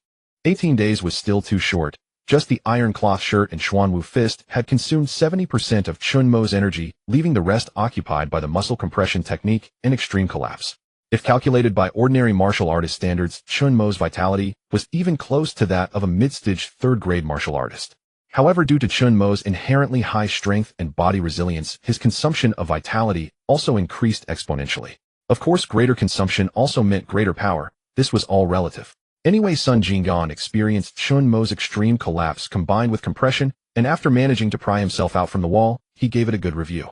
His suggestion was to wait until Chen Mo's vitality increased enough to support him in a prolonged battle lasting over half an hour before attempting to qualify as a third-grade martial artist. Young man, are you heading to Coin City? After putting away his attribute panel, the old man sitting across from Chen Mo. Yes, sir, what's up? Are you going to Coin City for tourism? Chen Mo nodded, not knowing if it was because he had grown up with the old man goose-sanding that he was particularly polite. Not exactly, I'm going to see my son. The old man's pride was unmistakable as he spoke about his son. Your son works in Coin City. Chen Mo pondered for a moment and couldn't recall which martial arts university in Coin City was particularly famous. Sort of. The old man nodded and continued. He works at a place called Luofeng Fortress. Do you know where that is, young man? That brat hasn't returned home for nearly 10 years. I had to apply through his superior before I could come to see him. I remember he was the captain of a scout team, right? Hearing the old man's words, Chen Mo was momentarily taken aback before he reacted. This was no ordinary workplace. The Luofeng Fortress was one of the 10 most dangerous fortresses in the entire Great Xia. Being the captain of a scout team in such a fortress and managing to survive for 10 years was not just luck. One's ability to stay alive and personal strength had to be formidable. I don't know why the previous reconnaissance battalion changed its name to the scout team, but it's all pretty much the same. Young man, what are you going to Coin City for? The old man smiled at Chen Mo, but his eyes remained fixated on Chen Mo's fist. Young man, why are you leaning on the table? Are you feeling unwell? The old man reached out to touch Chen Mo's fist, and only then did Chen Mo realize that the old man's eyesight wasn't that good. Old sir, I'm right here. Chen Mo waved his hand in front of the old man, and only then did the old man realize he needed to put on his glasses. Looking at the wall opposite him that could breathe, the old man started to sweat. It was no wonder he was startled. After all, just sitting there, Chen Mo exuded an overwhelming presence. A giant over a meter wide, anyone who saw him would feel a shiver down their spine. I'm getting old, my eyesight isn't what it used to be. The old man quickly regained his composure, still smiling at Chen. Young man, I feel you resemble someone quite a bit. That gifted warrior with the surname, Chen, what was his name again? Chen Mo. Chen Mo looked at the old man with a hint of amusement, unsure of what he was about to say. Yes, that's Chen Mo. The old man slapped his palm with enthusiasm, his face still smiling. That young man is as robust as you, though he doesn't appear as large as you do. By the way, young man, you still haven't told me what you're doing in Coin City. Their conversation veered off for a moment before returning to the main topic. I'm here to participate in the National Joint Examination. The examination is taking place at Luofeng Fortress. Shall we go together then? In the face of the unpredictable rifts, no flying vehicle could guarantee safety any longer. Ground and water routes have become the preferred choice for the vast majority. Some even choose to travel on foot, but that is a choice for high-level warriors. Most people like Chen Mo, a third-tier warrior, and ordinary citizens would choose high-speed trains and greenskin trains. The train from Luo City to Coin City took a full 36 hours. No wonder Governor Sun had advised him to depart early. Looking at the blaring sunlight outside, Chen Mo slung his backpack over his shoulder and walked out of the station. In front of the station, a military green off-road vehicle was parked in the most conspicuous spot. Simultaneously, the occupants of the vehicle noticed Chen Mo, the most conspicuous person around. Standing at 2.5 meters tall and a meter wide, he was noticeable wherever he went. Excuse me, are you Chen Mo? A man in military uniform stepped out of the vehicle, walked up to Chen Mo. Yes, that's me. Chen Mo nodded, and after the soldier scanned him with a detector, he was allowed to get into the vehicle. The divisions for the National Joint Examination have been assigned, and you've been placed under my command. My name is Zhang Lianqi. You can call me Captain Zhang or Brother Zhang. Zhang Lianqi smiled at Chen Mo and led him into the military vehicle. Shouldn't we wait a moment? As the off-road vehicle was about to start, Chen Mo tentatively asked. Earlier, I met an old man on the train. He said he was coming to Luofeng Fortress to see his son. Zhang Lianqi's expression instantly tensed, and he turned sharply to look at Chen Mo. Was that old man's eyesight poor? Always hunched over, sporting a receding hairline. Do you know that old man? Chen Mo was also taken aback. What a coincidence. I told him not to come, but he insisted. Zhang Lianqi slammed his thigh in frustration and quickly opened the car door, starting to look for his father. The old man was just following me. Chen Mo found it odd as well. Where had the little old man who had just followed? Son, have you thought about your father? Just as the two were observing their surroundings, a hunched figure suddenly. Chen Mo was so startled that he nearly smashed through the car roof, while Zhang Lianqi jumped up in shock. That old man. Dad, you really are my biological father. Zhang Lianqi was nearly exasperated. Luofeng Fortress was a place where the Great Xia fought against the Abyss race at the front lines. How can you speak to your own father like that? The old man raised his cane and gave Zhang Lianqi a tap on the forehead. Zhang Lianqi was so furious he could only breathe heavily, but dared not say anything. I fought my way through all these years. Do you really think I don't know what Luofeng Fortress is like? I didn't even see your older brothers when they died. If I didn't come to see you, would I be waiting for the day when I have to collect your core? The old man grew increasingly agitated, swinging his cane with such vigor that it left a shadow in the air. Zhang Lianqi dared not dodge. He could only endure it. After a while, the old man grew tired and sat next to Chen Mo, panting. Drive? I came to see you, and you're not pleased. Zhang Lianqi, having received the old man's reprimands, remained silent and could only sulkily sit in the passenger seat, letting the driver drive away. Old sir, what exactly is your background? On the road, Chen Mo was somewhat curious. He had just caught an important piece of information from the old man's words. Those 3 words fought my way through. Young man, didn't I already tell you? The old man looked at Chen Mo with a hint of curiosity. I used to be in the reconnaissance battalion, otherwise how would I know that the scout team is a reformed reconnaissance battalion? My foolish son has been in the scout team for 10 years without dying. He's much more impressive than me, his old man. We once encountered a 7th-tier Abyss Lord during a mission, and it nearly scared the life out of me. Chen Mo's words seemed to have triggered the old man's memories, and he opened up completely. Later I exhausted my vital energy, and was sent to the military sanatorium to live out my days. You have no idea, the nutrition meals at the sanatorium made my face turn green. They were nowhere near as tasty as the roasted abyss beasts we had on missions. Dad, please don't say any more.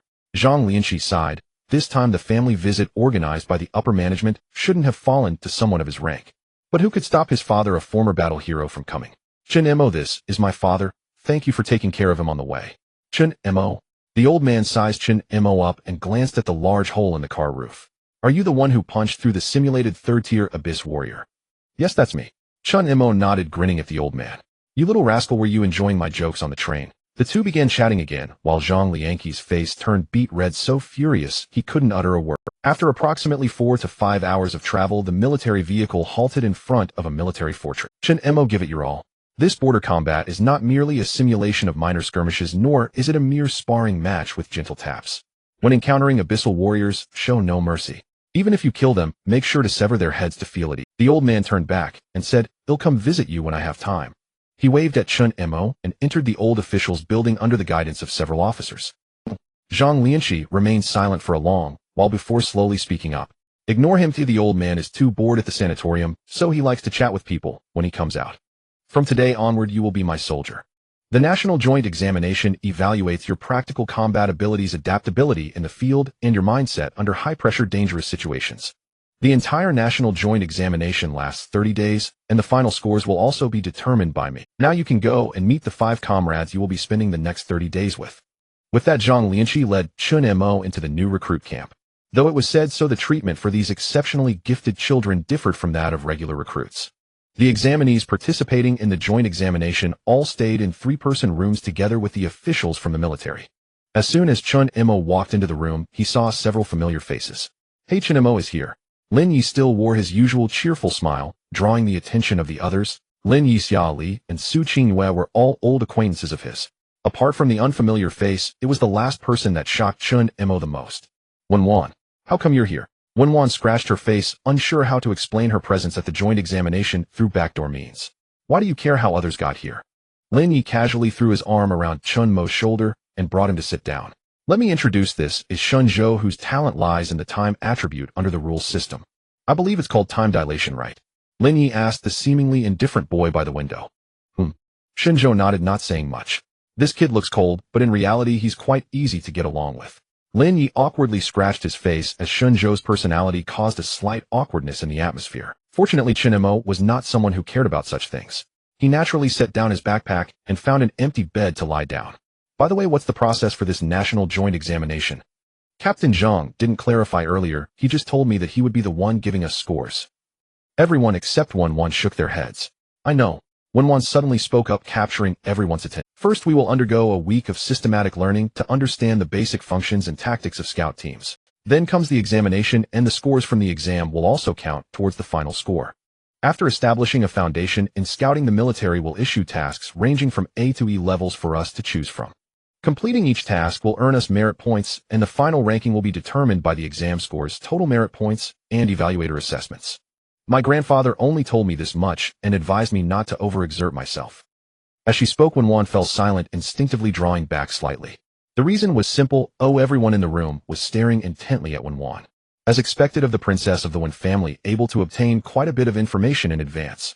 Shinjo scoffed coldly, shaking his head and turning away. Hey, dude. Lin Yi was displeased. Wasn't it kind for Wan to share such information with him? What do you mean by that? If you don't want to hear it, you can cover your ears. Moreover, this is all information we could learn shortly, when Wan just told us a bit earlier. Alright, no need to pay him any mind. Chen Mo patted Lin Yi's shoulder and got up, shaking his head at him. Lin Yi said nothing, simply watching Chen Mo walk step by step towards Shinjo. A gust of wind rushed in through the broken wall, and a figure fell towards the ground like a shooting star. This was the 6th floor. Even a first-tier martial artist would take a moment to stand up after such a fall. Bang!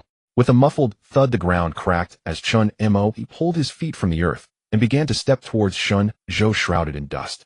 I told you, a brute like you who can only rely on sheer strength can't hurt me.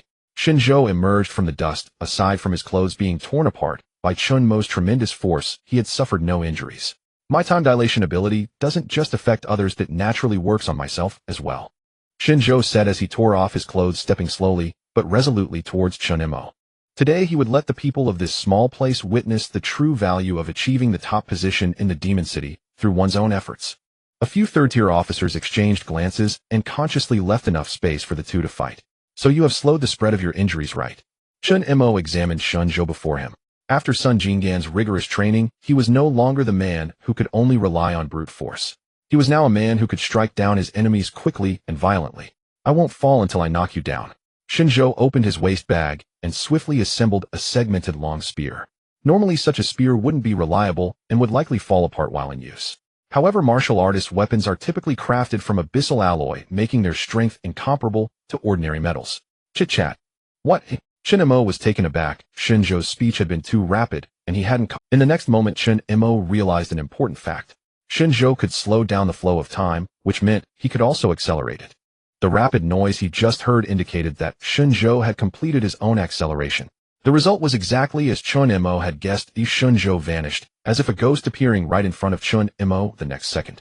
The long spear in his hand ignited with blood flames fueled by his own vitality, ruthlessly piercing towards Chen Mo's chest.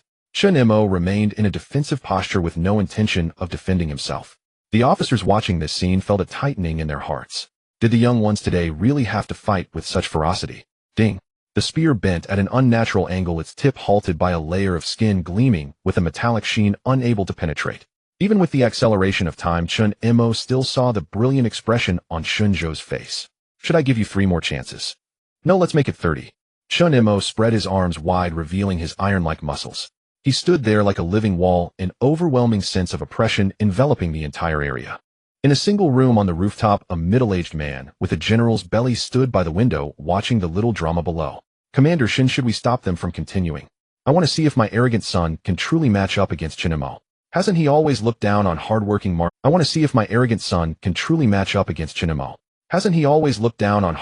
martial artists because of his talent? Chen Mo is not much different from the hardworking martial artists. He just has a bit more strength. If he can teach him a lesson, that would be good for his future. His journey has been too smooth. Even without my assistance, he has made it this far on his own. If he doesn't encounter setbacks, soon any future blows will be catastrophic for Xiaozhou. Rather than facing destruction in the future, it would be better for him to be knocked down now. Commander Shin smiled as he watched Chen Mo, who was frantically attacking Chen Mo, below, his eyes filled with anticipation. At the same time, 2 full minutes passed, and Chen Mo's frenzied attacks had left only faint white marks on Chen Mo's skin, achieving nothing else. It's been 2 minutes. I should have given you enough time. Chen Mo moved his joints, instantly activating his extreme, distributing an additional 200 attribute points to agility. Chen Mo shot out like an arrow released from its bow. Compress. Super compress. A piercing sound of twisted metal echoed as a distinctly visible white vortex formed at the tip of Chen Mo's fist. Chen Mo's eyes widened as he exerted all his strength to use his talent, trying to dodge this absolutely lethal strike. Spirit Snake emerges from the hole. Chen Mo stomped his foot on the ground, and the surface exploded. His fist tore through the flying debris, without mercy, crashing down towards Chen Mo's crown. The force attempting to slow the flow of time for Chen Mo's punch was shattered under the sheer might of this strike. Boom. The violent energy erupted, and Chen Mo squinted at the dark, stout figure descending from the sky. The surrounding officers were startled and immediately stood at attention, saluting. Good day, sir. Commander Shin said nothing, only releasing Chen Mo's fist. Good lad, that punch had some real power behind it. Commander Shin looked at his slightly reddened palm, disbelief evident in his eyes. It's important to note that he was the current commander of the Luofeng Fortress of the Great Xia and an 8th-rank martial king. He could easily disregard ordinary attacks, yet today a mere first-tier kid had managed to make his palm turn red. If that punch had landed on his own son, he estimated it would have caused an explosion at the cellular level. A super assembly wouldn't be able to piece him back together. Alright, you two just arrived at the fortress and already dare to fight. Do you think the military's rules are the same as those outside? Captain Zhang, where are you? A loud shout echoed, causing Zhang Lianqi to shiver and rush over in just a couple of steps. Zhang Lianqi's body tensed, not daring to look at Commander Shen. These are your new recruits. Since those two are fighting as their captain, you must also be punished. Those two will undergo 500 kilograms of weighted cross-country, running for 150 kilometers. And you? Commander Shin assessed the extremely nervous Zhang Lianqi, his outward appearance looking furious while his eyes brimmed with admiration. 24 hours of confinement. After that, continue leading the team. Alright, dismissed. Commander Shen did not say another word to Chen Zhou, not even glancing in his direction. Once Commander Shen left, Zhang Lianqi finally let out a sigh of relief. It seemed that with this punishment, Commander Shen did not intend to pursue the matter further. Thud. Just a short while after Commander Shen departed, Chen Zhou rolled his eyes and fainted. Moi. Zhang Lianqi was taken aback and hurriedly crouched down to check Shen Zhou's condition. Not wanting to look, but upon doing so he was nearly scared to death. Half of Shen Zhou's face had turned into a pancake, his entire jaw shattered. After finishing his extreme collapse, Chen Mo rubbed his wrist. It seemed the commander had used some technique to dissipate the force, which was why he hadn't shattered his own fist. That stout fellow was rather interesting, but why did he feel that Chen Zhou and the commander looked somewhat alike? At night, Chen Mo and Chen Zhou, having just completed their weighted cross-country run, returned to their dormitory. Neither of them had eaten or drunk a thing all day, and hunger gnawed at them fiercely. Chen Mo. Chen Zhou hesitated for a moment before speaking up. I was wrong earlier. I shouldn't have looked down on you just because your talent was merely raw strength. You made me realize that there is always someone stronger, and there is always a sky beyond the sky. As a second-rank martial artist with the talent of time manipulation, I was utterly no match for you. I was indeed too arrogant. Please be magnanimous and don't hold it against me. Chen Mo was genuinely taken aback by Chen Zhou's words. A man so proud willingly admitting his fault. Could it be that his punch had scrambled Chen Zhou's brains? Chen Mo, say something. Chen Zhou's face burned with embarrassment. This was his first time apologizing, and he was being met with cold indifference. Oh, it's not that I don't want to speak, it's just that I'm too surprised. Chen Mo chuckled, and with a single roll he collapsed the pitiful iron-framed bed. Showing no surprise, Chen Mo reached out and flattened the steel pipe with his hand, ensuring the bed wouldn't move while he slept. You, this arrogant young master, actually admitting your fault willingly now, that's a rare sight. Let's just let bygones be bygones. We still need to cooperate closely over the next month. As a magnanimous man, since the Tsundere guy had apologized, he couldn't very well hold a grudge. Besides, it wasn't him who had been humiliated, so why couldn't he accept the apology? But tomorrow you'll have to repeat those words to the other three. Let's talk about that later. Chen Zhou didn't continue, instead pulling the blanket over his head and playing ostrich. After running those 150 kilometers with Chen Mo, his mindset had undergone a tremendous shift. Despite his prestigious family background, the Shen family had always advocated self-reliance, strictly forbidding its members from bullying others or leveraging their status for undue advantages. Chen Zhou was not one of those weak second-generation heirs. He had fought his way out of the Magic City entirely on his own merit. As the saying goes, a hero's son is a hero, and Chen Zhou was exactly that. But it was precisely this extremely competitive nature that had twisted his personality. After receiving Chen Mo's character-correcting punch, Chen Zhou gradually began to shed the defensive shell he had built against everyone in the Magic City. Gurgle. Lin Yi, who was watching the commotion, suddenly heard a thunderous roar and jolted upright. What's that noise? Lin Yi was on high alert. That sound just now was like the roar of a primordial beast, definitely not something an ordinary person could produce. What are you making such a fuss about? Chen Mo's face flushed red with embarrassment as he rubbed his empty stomach. I'm starving. You try running 150 kilometers with a heavy load and no food all day. Lin Yi's expression shifted from wariness to awkwardness, and finally, he covered his mouth to stifle his laughter. Laugh all you want, and see if I don't stuff you in my mouth and chew you up. A hint of anger mixed with shame colored Chen Mo's words as he unceremoniously lifted Lin Yi off the bed. Lin Yi's build was relatively slender for a martial artist. Hoisted up by the hulking Chen Mo, he curled up like a little chick. I'm wrong, bro, I'm wrong, alright. I won't lower myself to your level. Chen Mo snorted coldly and tossed Lin Yi back onto the bed. Well, since you're so hungry and I didn't eat much at dinner either, how about we three sneak into the mess hall and grab some midnight snacks? Lin Yi's eyes twinkled. That boiled pork slices dish from today was delicious. Oh, just thinking about it made his mouth water. This doesn't seem quite right. Chen Zhou, also weak from hunger, sat up and looked at Lin Yi with anticipation. What's not right about it? It's not like we're committing a crime. Having a bite and a drink is no problem. Lin Yi patted his chest as if he knew the law inside and out. Then let's go.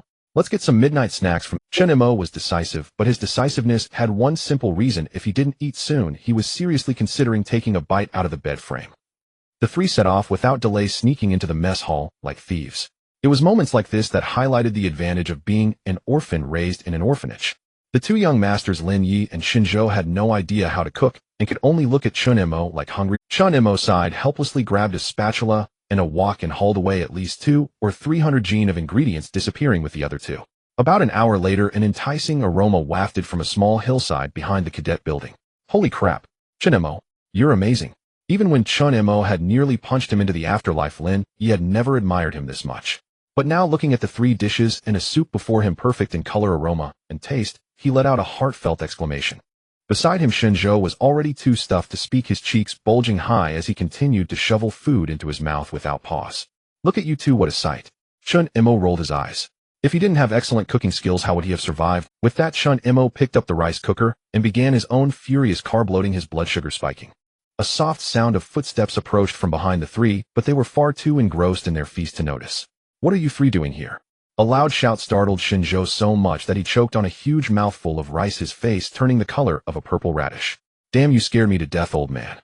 Chen Mo's hands froze mid-motion, startled by old man Zhang's shout. After recognizing the newcomer, he looked with a mix of amusement and exasperation at the small cane-wielding old man. You 3 are quite comfortable having your own private feast out here. Old man Zhang didn't stand on ceremony, plopping down and snatching the freshly filled bowl of rice right out of Lin Ye's hands. Damn it, the people from the sanatorium caught up with me and specially made a whole table of health food for me. That stuff is so bland it's driving me crazy. Your spicy, heavy-flavored stir-fries are much more to my liking. Old man Zhang picked up his chopsticks and unleashed his ultimate move, the whirlwind chopstick shovel mouth. Realizing they were facing a formidable opponent, Chen Mo and the others dared not be careless and immediately launched a rescue operation on the remaining stir-fry dishes. Chen Mo got any wine? Old Zhang, his mouth greasy from eating, lifted his head from his bowl, staring intently at Chen Mo while chewing on a stubborn piece of gristle. Where am I supposed to steal wine for you? Besides, this is a fortress, alcohol is forbidden. Chen Mo rolled his eyes. The old man looked frail and withered, but his appetite was anything but small. Hey, I knew it. Old Zhang chuckled slyly, pulling 2 plastic bags from his pocket. Guess what this is? Homemade rice wine, a specialty from Kuan City. Give it a try. Old man, aren't you supposed to have high blood pressure and blood sugar? You still dare to drink? Chen Mo was taken aback. The bags were sealed too, while he hadn't even caught a whiff of alcohol. What's the big deal? I fought wars my whole life, can't I enjoy a drink now? Old Zhang scoffed, biting off a corner of the bag and starting to drink. Besides, my old bones are full of hidden injuries. I can't sleep without a drink. Chen Mo took the bag from old Zhang's hand, bit open a corner, and drank. The rice wine was sweet and pleasant, genuinely good. No one spoke for a while, and the rear hill of the cadre building was filled only with the sounds of chewing and the gurgling of wine being consumed. After an unknown amount of time, the stir-fry in the pot was scraped clean, and even the oil slick at the bottom was used by Chen Zhou to mix into his rice. Burp. Old Zhang let out a satisfied belch, picked up his cane, and stood up shakily. Ahem, well, won't keep chatting with you lot. It's rare to have a truly satisfying meal. Watching old Zhang's receding figure, the 3 exchanged glances and immediately began digging a hole to dispose of the evidence. But they had barely dug twice when a dense patter of footsteps sounded behind them. Stop. Get on the ground with your hands on your heads now. Several soldiers holding alloy steel blades stared at them with utmost vigilance, their vital energy already surging. If the 3 made any suspicious move, the blades would punch a clear hole through them. Seeing this, the 3 exchanged glances and reluctantly complied, crouching with their hands on their heads. A few minutes later, Commander Shen, his face dark, looked at the 3 crouching figures at a loss for words. Normally, such a violation would warrant confinement, but with the national joint exam starting tomorrow, locking them up could jeopardize their futures. He was stuck between punishing them and letting it slide. Report. Enter. The meeting room door swung open and a small, wizened old man with a sheepish grin was escorted in. Zhang Laosen. Commander Shen shot to his feet, scrutinizing the frail old man from head to toe. Report. Salute to the commander. Old Zhang straightened his back with effort and saluted Commander Shen. What are you doing here? Came to see my son. Wasn't it your event that brought him here? Old Zhang chuckled, sitting down without a care for protocol. So, Commander Shen, I put them up to the cooking. I'm sick of the bland food at the sanatorium. You understand, right? Besides, we were in the same year's enlistment. Can you do me a favor and let them off? Old Zhang winked and grimaced at Commander Shen. Being a shrewd operator himself, Commander Shen immediately understood that old Zhang was taking the blame for the 3 young men. Zhang Laosen, stand up. Do you realize this is a fortress? Ordering new recruits to cook for you is an abuse of power. Given your status as a war hero, I'll spare them, but you will face consequences. Commander Shen, always ready to take an out, quickly switched his demeanor. Yes, sir. Old Zhang wore a look of utter contrition, while Chen Mo and the others' expressions turned quite strange. All right, get out of here and go to sleep. Zhang Laosan, your punishment is coming. Chen Mo and the others secretly gave old Zhang a thumbs up before vanishing down the corridor. Once everyone had left, old Zhang and Commander Shen exchanged a glance and burst into laughter. What, reminiscing about our days of sneaking out for a private feast? After laughing for a moment, old Zhang coughed twice and sat down. Yeah, the food that kid Chen Mo makes is way better than anything you, Commander Shen, ever cooked. Back then, if we hadn't been starving, no one would have touched that pile of crap you made. You old bastard, you ate it with more gusto than anyone. That's because there was nothing else to eat. We were desperate. After bickering for a while, the old man and the stout man fell silent. Sand your body. How is it? Commander Chen, being a peak-rank martial king, could easily discern old Zhang's current. His vital energy was depleted. His life force was but a flicker, like a candle flame in a gale, on the verge of being snuffed out. Not many days left. Old Zhang waved his hand. I'm just here to see my foolish son before I go. The brat hasn't given our Zhang family an heir. His two older brothers died before having kids either. In that respect, they're not as good as their old man.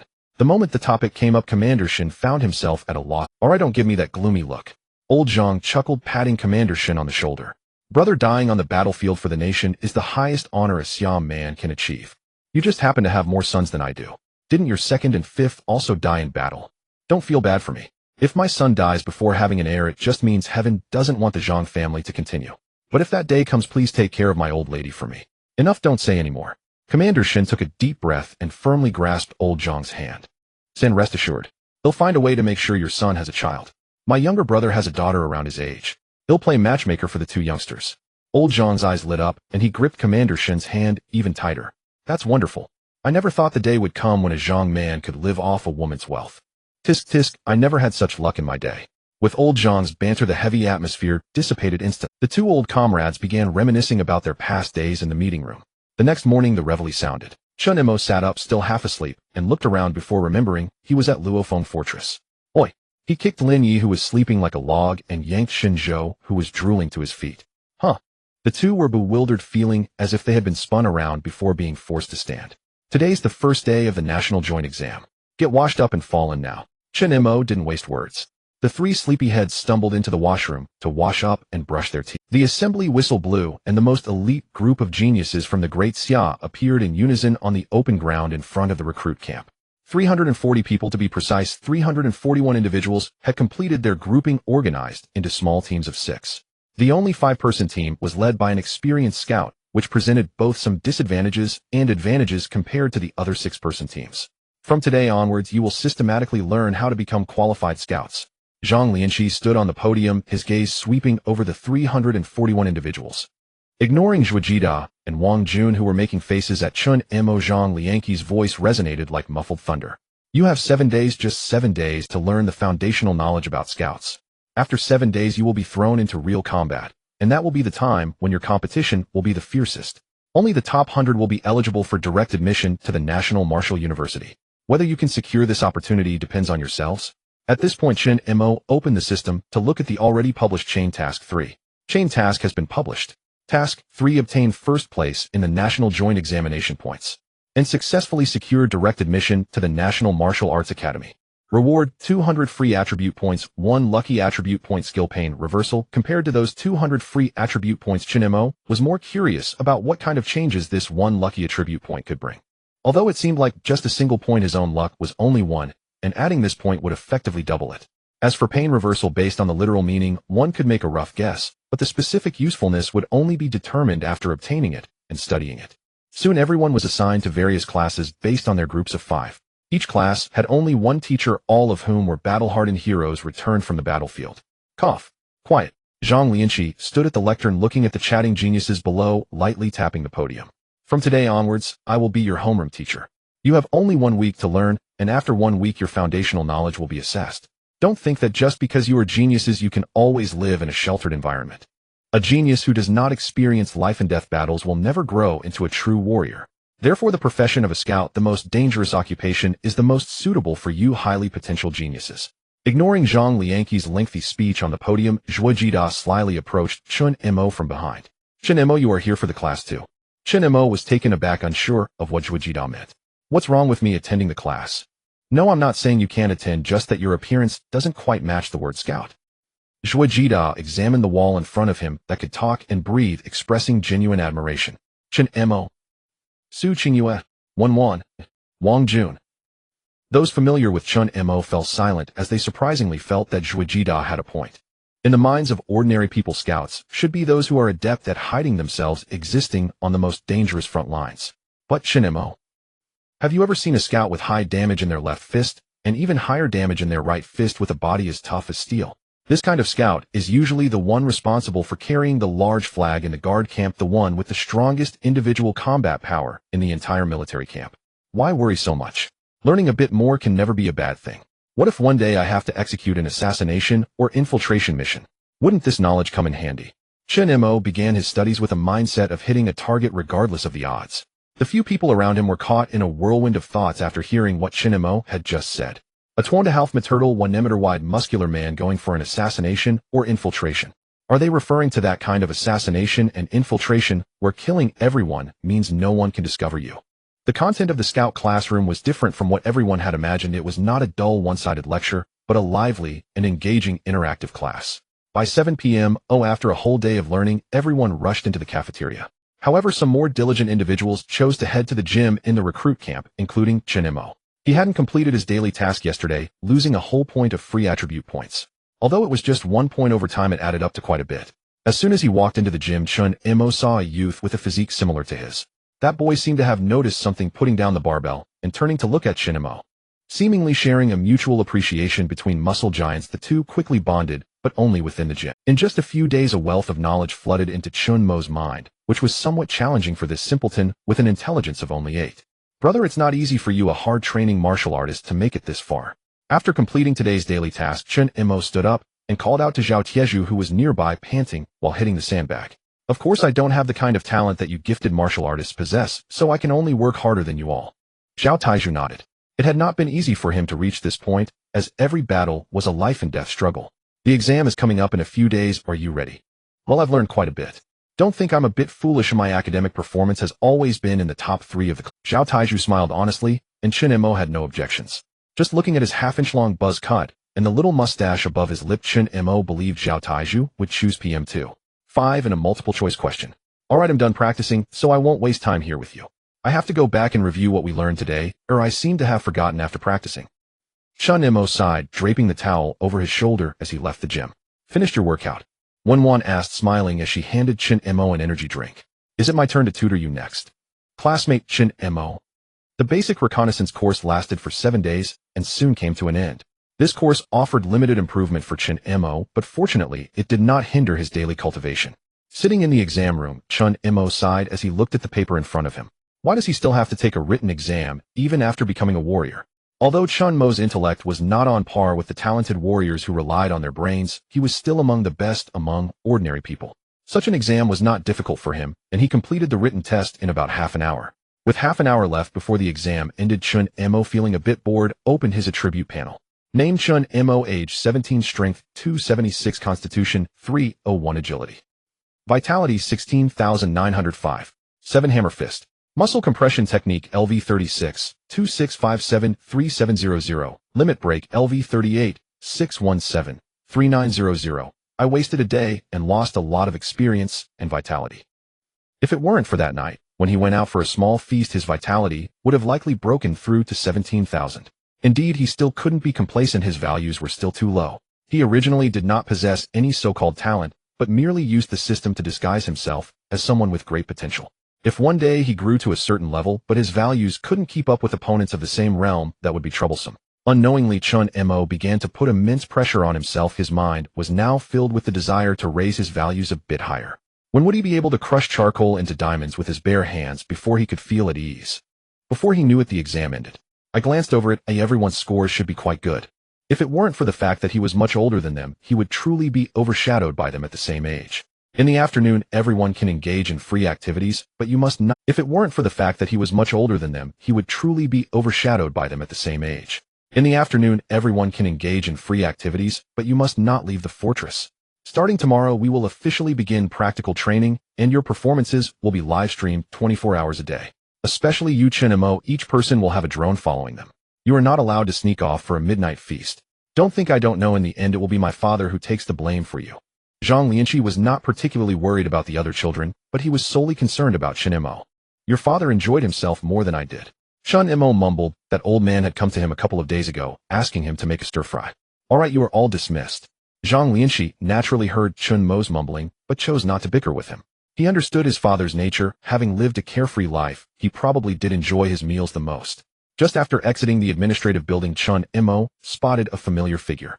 Chen Mo, over here. The old man Zhang waved vigorously at Chen Mo, standing next to the highest combat power of the fortress. Commander Shen. Commander Shen asked me to take you all to the Martyrs Cemetery for a vivid patriotic education. I wasn't keen on going at first, but Commander Shen said if I took you there you'd have to prepare a midnight feast just for me. Not far away, Zhang Liangqi's face darkened, just as he finished saying that his father brought Commander Shen to slap him in the face. Getting old means being able to do whatever you want, a truly invincible person with full resistance. Chen Mo turned to look at Zhang Liangqi, who had a look of helplessness indicating that he couldn't do anything about it. Go ahead, just don't make the midnight feast too heavy. The old man's blood pressure and blood sugar are too high. One careless move could easily burst a blood vessel in his brain. All right. Chen Mo nodded, and the 300 examinees in the entire examination room surged forward. Commander Shen, is this really necessary? Looking at the large group of people gradually walking away, Zhang Liangqi couldn't help but ask, why wouldn't it be necessary? It's to give your father something to do, otherwise he would annoy me every day. Commander Shen chuckled. The old third had a lot to say and needed someone to listen, and these children were the best audience. Besides, do you think this is just simple education? I want them to see how their predecessors acted. Warriors are not merely individuals who possess strength. Commander Shen's gaze turned distant as if he recalled the scene of himself fighting on the front lines with his brothers. In the Martyrs Cemetery, over 300 people received a flower each. Damn, just doing these useless. The old man Zhang spat disdainfully and directly instructed the examinees to throw away the flowers in their hands. This place is essentially a grave for the well-dressed. The ones lying here are all great men who would like flowers.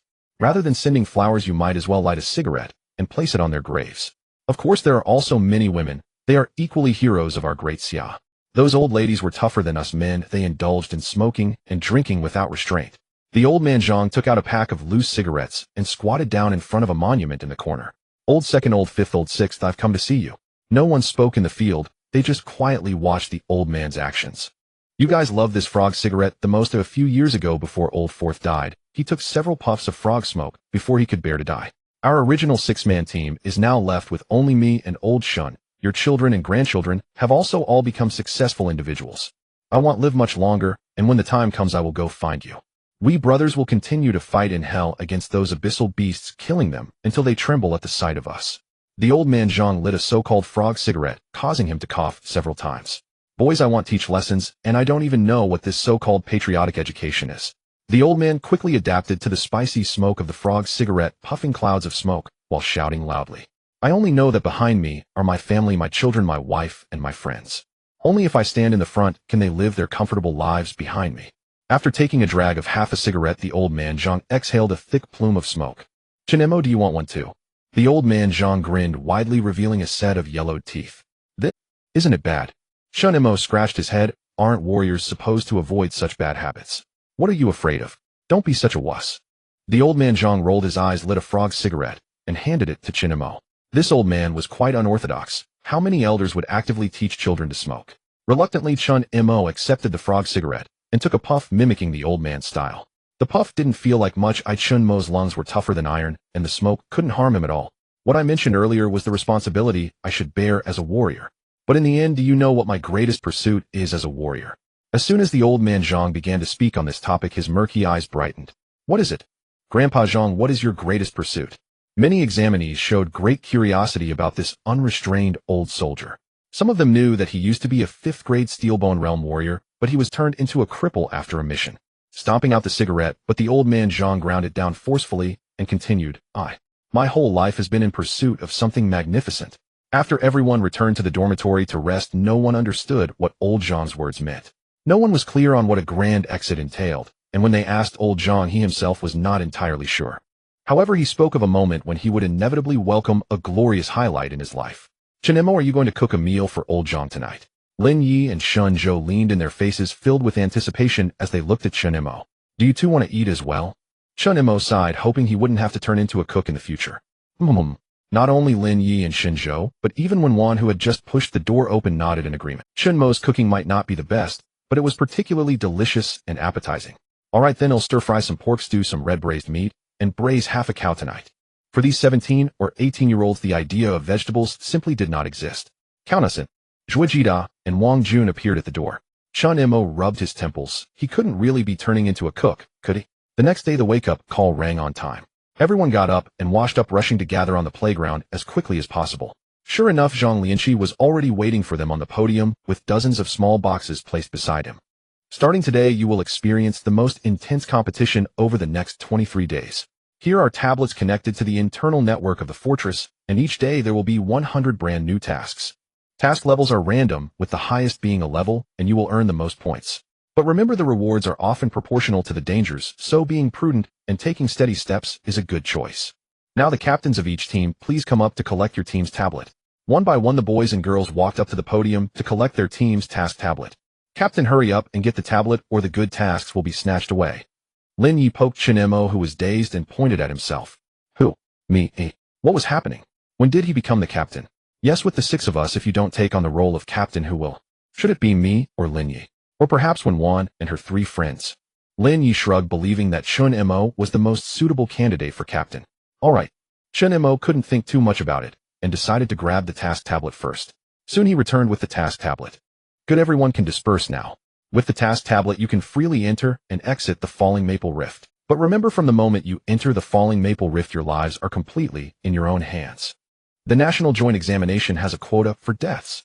Zhang Lianqi's words were as good as unspoken, though everyone knew the rules after entering the Abyss Rift. Moreover, in some extremely competitive areas, the first round of the arena matches could already cost lives. No one said anything. Hurry up, Chen Mo, see if there are any good tasks. Lin Yi put his arm around Chen Mo's shoulder, excitedly urging him on. Chen Mo didn't waste time and directly clicked on the tasks after turning on the tablet. A level task: eliminate the wandering ghost hunting dogs. 10 points. A level task: eliminate the flesh-eating plants outside the fortress in the Falling Maple Rift. 10 points. Without hesitation, Chen Mo skipped the previous level clevel and level tasks, focusing on the level tasks with the highest danger and difficulty, but also the most points. A level task: sweep the Centurion's herb garden, located 770 kilometers southeast of the Falling Maple Fortress, with points being unlimited based on the external market price for acquisition.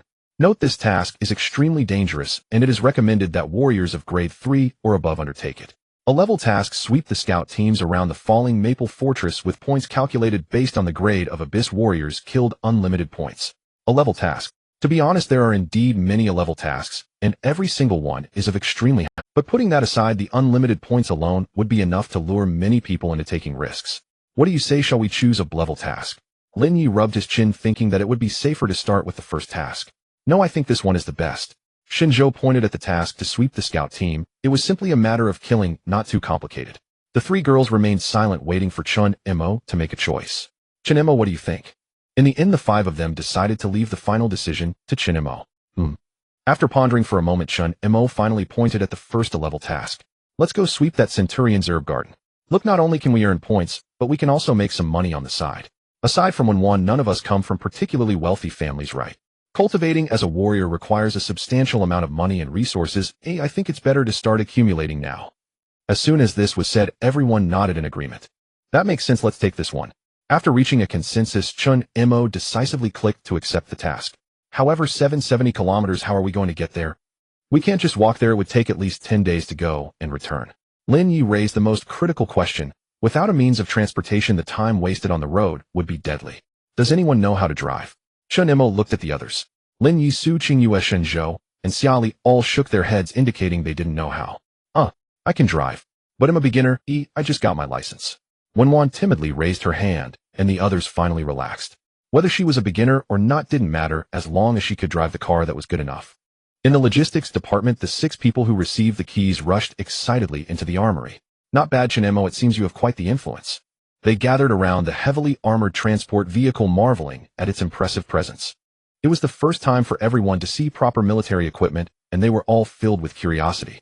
Wenwan, can you figure out how to drive it?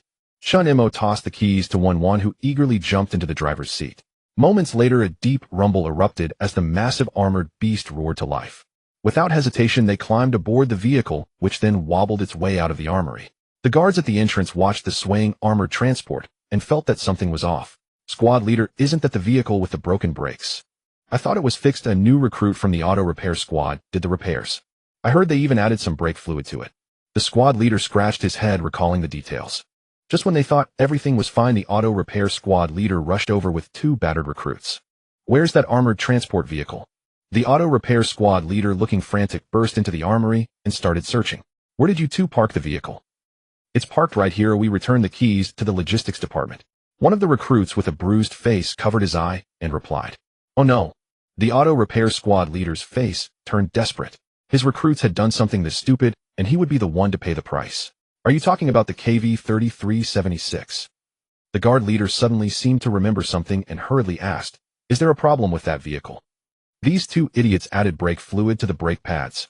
The auto repair squad leader was furious, delivering a swift kick to the rear of one of the recruits. The two guards at the entrance were left dumbfounded. Brake fluid added to the brake pads. That means the braking system would fail entirely. "Quick, report this. The candidates for the joint exam have taken the vehicle to carry out an A-level mission. This is bad. We need to intercept them." But it was too late. After a period of adjustment, Wenwan had fully entered a state known as harmony between man and machine. The armored transport vehicle sped across the violet-gray wasteland, the surrounding scenery blurring. "Whoa, cough, cough, cough." As Lin Yi stuck his head out the window, he was hit by a blast of toxic gas. His face instantly turned purple, and Xia Li sighed, taking out an antidote to inject into his thigh. "Damn, is the abyssal rift at Luofeng Fortress this toxic?" Lin Yi coughed for a while before recovering, slumping in his seat, looking miserable. "What have you been listening to in class?" Xia Li glanced at Lin Yi, wondering how her childhood friend seemed to be getting done. "It's precisely this toxic zone that prevents the forces of Heiyun City from easily launching an attack. The Abyssal Clan lacks protective masks like ours. Only high-level warriors can withstand such poison. After passing this 8-kilometer toxic zone, we will be in the territory of Heiyun City, so be very careful then. By the way, who among you has good abyssal language skills?" After Xia Li asked this question, there was a long silence, and no one spoke. All right, it seems everyone lacks talent in languages. Xia Li herself wasn't that good at abyssal language either. She had only learned a few curse words. "Who cares? When we see any Abyssal Clan members, just kill them on sight." Chen Mo clenched his fist. Killing Abyssal Clan members could earn money, and he was in dire need of funds. The price for second-grade blood essence was too high. He couldn't afford it with his current balance. The scholarship and rewards had all gone to the orphanage, leaving him to figure out a way to make money. Meanwhile, Su Qingwei did not join in on the banter, but kept her true vision eye open, predicting what would happen next. The armored transport vehicle sped through, quickly exiting the toxic zone. But shortly after leaving the toxic area, Su Qingyu's eyes sparkled with blue light, and she grabbed Wenwan's shoulder. "Hurry and brake. There's an Abyssal Clan scout team ahead." Wenwan instinctively pressed the brakes, but the armored transport showed no signs of slowing down. Why aren't the brakes working? Wenwan panicked. It was her first time experiencing brake failure. Chen Mo, sitting in the passenger seat, immediately pulled the handbrake, but the armored transport still showed no intention of stopping. Bang! Chen Mo stared at the handbrake for a while before realizing he had pulled it down. Not far away, the oddly shaped abyssal scouts had not noticed the transport yet, and Chen Mo quickly changed his approach. "Damn! Step on the gas and ram them." Since the brakes wouldn't work, he would take a different approach. Hitting those scouts would ensure no one could discover them. "Turn right." Su Qingyue quickly assessed the next move and shouted to Wenwan. Wenwan clenched her teeth without hesitation and slammed the accelerator down. The steel beast let out a furious roar just as the abyssal scouts turned to look. They had come only for their routine patrol and never expected such a situation. By the time they reacted, it was already too late, as the square front of the vehicle crushed right over them. A series of sickening crunches and pops echoed as several abyssal scouts were completely dismantled by the arm. "What is wrong with this broken vehicle?" Chen Mo, who hadn't had time to close the window, was smeared with the insides of the abyssal scouts. He wiped his face clean before speaking. "I have no idea. It seems the brakes have failed." Wenwan also looked confused. A driving school never taught her how to handle such a situation. After pondering for a moment, Chen Mo reached a conclusion. Since the vehicle's brakes had failed, he would need to find an alternative braking method. With that in mind, Chen Mo decisively took off his boots and rolled up his pants. The others were puzzled by what he was about to do, thinking he was simply uncomfortable in his shoes. But the next moment, the familiar sound of steel cables scraping was heard as Chen Mo stomped down hard, directly creating two large holes in the undercarriage of the armored vehicle. His feet were like nails driven into the ground, and the armored vehicle's speed quickly decreased, finally coming to a steady stop on a hillside. The vehicle fell silent as everyone stared at Chen Mo in shock. Chen Mo, looking relaxed, pulled his feet out of the holes and nodded in satisfaction, noting that his soles showed no signs of wear. "All good now, we have brakes again." Wenwan, Su Qingyue, Xia Li. Su Qingyue couldn't comprehend it. Her true vision, I hadn't seen this absurd future. This must be why she had lost to Wang Jun back then. Su Qingyue fell into deep thought, realizing her understanding of her true vision I had deepened. The true vision, I could only foresee futures she could comprehend, and methods like Chen Mo's using his foot to brake by punching through the vehicle's bottom were indeed not something an ordinary person could conceive. Damn, brother, you're a genius. Lin Yi clapped his hands with force, recalling how he had forgotten about the foot brake. Unfortunately, this braking method could only be used by Chen Mo, as his body was strong enough. If he tried it, his feet would probably end up worn out. Let's go, let's not waste any more time on the mission. Chen Mo waved his hand, and after confirming that this method indeed worked, they had no more reservations. Wenwan shifted gears again, pressed the accelerator, and the armored transport vehicle dashed out like a runaway wild dog. Although Wenwan's driving skills were not impressive, she pressed the accelerator with such determination that the vehicle surged forward at a speed of 200 kilometers per hour. Only the weight of the armored vehicle held it down, otherwise any other car would have taken off long ago. Accompanied by a flurry of flying sand and gravel, Chen Mo successfully executed another foot brake. The 3-hour frenzy seemed to have activated something deep within Wenwan. Once as gentle as a little rabbit, she was now excitedly throwing punches. We are 37 kilometers away from the captain's herb garden. Well, walk the rest of the way from here.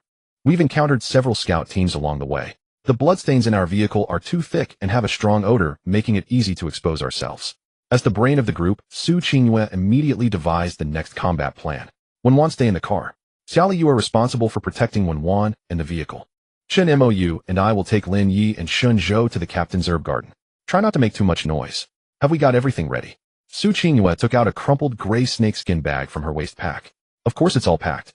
Lin Yi and Shun Zhou exchanged glances and pulled out matching snakeskin bags. Chen Mo also patted his waist pack, which was bulging, clearly stuffed with matching snakeskin bags. Good. Do you all remember our action principle? Su Qingyue nodded in satisfaction. These people were quite reliable at critical moments. Of course we remember. Chen Mo and the others nodded in unison, repeating the principle of their action. Once inside, we grab everything we can. If we can't carry it all, just stuff it into our mouths. Oh, anything in our bellies counts as a gain. A question mark rose above Su Qingyue's head. She didn't remember the action principle being like this. Let me repeat. The principle for this operation is speed, caution, and silence. That is the captain's territory, equivalent to a 4th-grade steel-skinned martial artist. The 4 of us tied together might not even be able to defeat him. The mission objective is to steal. We are not sending you free to raid. Su Qingyue was almost furious. Men should never gather together. Whenever several men got together, they would inevitably come up with a terrible idea. Oh. Chen Mo and the others nodded temporarily, suppressing the notion of devouring everything. All right, Xiaoli, and Wenwan, you two be careful. If the situation becomes critical, you can retreat first. We can handle ourselves. Su Qingyue sighed and led Chen Mo and the others out of the vehicle. Watching the 4 figures grow increasingly distant, Wenwan felt a sense of unease in her heart. An hour later, the 4 had appeared behind a small hill outside the captain's herb garden. The entire herb garden was patrolled by only a dozen 1st and 2nd grade Abyss martial artists, while the rest were ordinary Abyss clan farmers with no cultivation. The only potential threat was a 3rd grade Abyss martial artist, seemingly the leader of the patrol team. Aren't we going to just kill them all? Chen Mo rubbed his chin, feeling restless again. At this moment, Su Qingyue fell silent. She actually found Chen Mo's suggestion quite constructive. No, that's not possible. But soon Su Qingyue snapped back to her senses, realizing she had been drawn into the thought process of these 3 men. They'll attract their attention. Su Qingyue intended to say that she would divert the guard's attention, while Chen Mo and the others took the chance to steal herbs from the garden. But then she thought if she didn't keep these 3 men slightly in check, they might go wild. Let's pair up. Chen Mo, you and Shun Zhou go attract the guard's attention, while Lin Yi and I will steal herbs from the outskirts of the garden. These herbs are extremely valuable and can only grow in the environment of the abyssal rifts. Besides the wild herbs from the rifts, the only way to obtain them is to steal them from Abyss martial artists. Done. Chen Mo put away the snakeskin bag, nodded, and picked up a few stones from the ground as he approached the Shun Zhou didn't say much either, and immediately followed Chen Mo. Alright, once Chen Mo attracts their attention, it will be our turn to move. Su Qingyue's palms were sweating and blue light flickered in her eyes as she awaited the most opportune moment. But most of the time things don't go as predicted. When they were only 20 meters away from the patrol team, Chen Mo and Shun Zhou halted. By the way, Shun Zhou, since your time dilation can accelerate yourself, can it also accelerate inanimate objects? It should be possible, but I've never tried that application before. Shun Zhou frowned. Chen Mo's words reminded him that the use of their talents was not a fixed routine. Here, accelerate the stone in my hand. Chen Mo moved his wrist, extending the grayish-purple stone toward Shun Zhou. Shun Zhou did not refuse, and quickly applied time acceleration to the stone. Weighing the stone in his hand, Chen Mo's right arm suddenly compressed. Crackle. The super compression activated and his right arm emitted its signature metallic friction sound. Wait, what are you going to do? Shinjo was a bit panicked. It seemed Chen Mo intended to do more than just attract the patrol team's attention. He just watched. Chen Mo swung his right arm, with full force launching the stone like a cannonball straight into the center of the patrol team. With a thunderous bang, the solid stone exploded like a shell from a mortar, instantly shattering several first-grade abyssal warriors into pieces. Shinjo glanced at his own hand, then at the stone clenched in Chen Mo's grip, sinking into deep self-doubt. What just happened? Aren't the powers of firearms supposed to diminish in the abyss? What was that shell just? Did I miss? Chen Mo squinted, picking up another stone to weigh it in his hand. His accuracy was indeed lacking. Could it be related to the attribute of agility? After pondering for a moment, Chen Mo grabbed a large handful of stones in his hand. Come on, Shinjo, give me a speed boost. Chen Mo licked his lips, and his arm emitted a metallic scraping sound. Shinjo didn't think much, blankly applying time acceleration to the stones in Chen Mo's palm. Chen Mo's entire body tensed like a drawn bow, and Shinjo even saw a faint white vortex forming in his palm. Go! The stone tore through the air, its surface igniting due to friction with the atmosphere. A piercing shriek echoed, but before the abyssal warriors could react, the stone exploding like fireworks rain. Compared to the previous single-point explosion, the power of this widespread assault was significantly reduced. This time the stones did not explode. They simply pierced through several abyssal warriors' bodies before bouncing a few times on the ground and coming to a stop. Finally, the remaining 7 or 8 abyssal warriors found Chen Mo, who was lying on the slope, throwing stones, and charged at him with furious roars. Run! Let's hurry! Shinjo wanted to pull Chen Mo away, but he found that Chen Mo had already stripped off his shirt. You assist me, and I'll smash them all. If he removed the gas mask, Shinjo would see that Chen Mo's expression was filled with excitement. But, just as Shinjo was about to persuade Chen Mo to retreat, he remembered how Chen Mo had just obliterated several abyssal warriors with mere stones, causing him to hesitate. Hesitation in battle is often fatal. In that brief moment of indecision, the fastest abyssal warrior charged forward. The glimmering spear lunged towards Chen Mo's heart. However, the scream the abyssal warrior imagined did not materialize. He only saw the spearhead snap in two, with a crack, awkwardly smiling at Chen Mo. You think this is funny? Chen Mo slapped him hard, sending the abyssal warrior spinning like a top. A series of crackling, bone-breaking sounds echoed, and a round object flew into the sky. Shinjo stared at the head still spinning on the ground, his worldview completely refreshed. When Chen Mo fought him, he must have held back. What are you waiting for? Hurry up and boost my speed and Shinjo didn't even bother with the plan set by Su Qingyue, placing his hand on Chen Mo, attempting to apply a layer of time acceleration. But no matter how hard he tried, time acceleration had no effect on Chen Mo. How strange. Come on, your talent isn't good enough. Chen Mo rolled his eyes, wondering what kind of rubbish talent this was if it couldn't even apply a buff to himself. Hurry and debuff those abyssal warriors. I'm going to smash them all. Alright. Shinjo had lived for 18 years, always believing he was a person with strong opinions and individuality. But since meeting Chen Mo, he realized he didn't need to have strong opinions. Just following behind Chen Mo to assist seemed sufficient. Carefully sneaking outside the wall, Su Qingyue and Lin Yi heard a loud bang and turned their heads simultaneously. What the hell? What's going on? The two were very close to the explosion site and witnessed the abyssal warriors hit by stones erupt into fireworks. The usually calm Su Qingyue couldn't help but curse, as she had never seen a scene like this before. Forget about it. Let's hurry in and grab the medicinal herbs. Lin Yi wasn't too surprised by the situation. Chen Mo's temperament was clearly unsuitable for scouting, and with her mind in a bit of a daze, Su Qingyue didn't have time to use her true sight to predict the future. She could only follow closely behind Lin Yi into the herb garden. Seeing the ground covered with precious medicinal herbs, both of them had their eyes shining and completely abandoned their previous plans. Just as Su Qingyue was about to use her true sight to foresee the future again, that third-grade abyssal warrior had already been turned into a top by Chen Mo. Normally, the Xuanwu fist would strike like a spiritual serpent, but Chen Mo's version was more like a robust black python, crushing everything. Shinjo stood beside Chen Mo, watching the third-grade abyssal warrior spin like a top, unsure of what expression to show. Moments later, the third-grade abyssal warrior twisted into a pretzel, collapsed to the ground. His eyes, wide open and lifeless, still stared at Chen Mo, but his body had lost all vitality. See, this isn't much different from stealth. Chen Mo shrugged, pulling out his sack and dashing toward the herb. Alright. Killing everyone might also be a method of infiltration. Shinjo scratched his head and hurried to catch up. Quick, we only have 3 minutes. Su Qingyue's eyes sparkled with blue light. She saw that the abyssal centurion would return in 3 minutes. Chen Mo, especially you, that's an abyssal centurion, and none of us together can match him. The commotion you caused is too loud. He's coming back. Hearing this, Chen Mo had no choice but to shut up, stuffing various medicinal herbs into the sack. 2 minutes later, all the low-grade medicinal herbs at the herb garden's perimeter had been swept clean by Chen Mo and the others, and the four of them immediately focused on the fruit tree deep in the garden. Crimson blood fruit tree. Its fruits are the main ingredient for second-grade blood chi pills.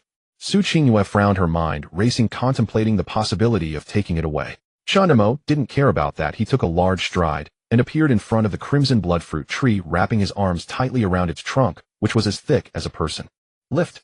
In the astonished eyes of Su Qingyue and Shun Zhou and the accustomed gaze of Lin, Yi, Chen Mo forcibly uprooted the nearly 10-meter-high fruit tree. Stop talking, let's hurry, someone is coming. Chen Mo's senses were exceptionally keen among warriors. He had already sensed a powerful aura rapidly approaching. Su Qingyue and the others nodded, following Chen Mo and running like the wind.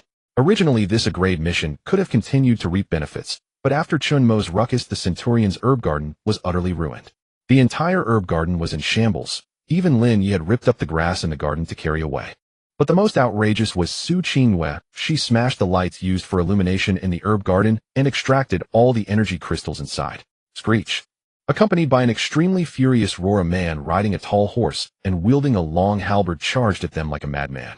The Centurion's eyes were bloodshot. This herb garden was territory he had fought through dozens of deadly battles to acquire, only to have it completely destroyed by this group.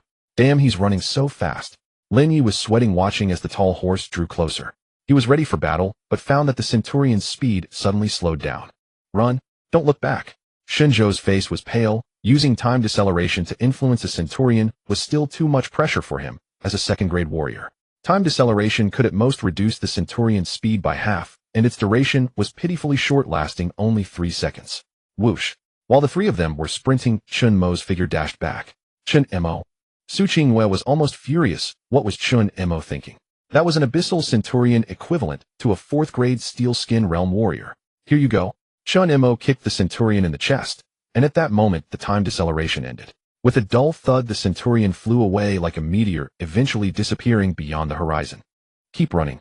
Chen Mo didn't chase. He merely took the opportunity during the time deceleration to kick the Centurion away.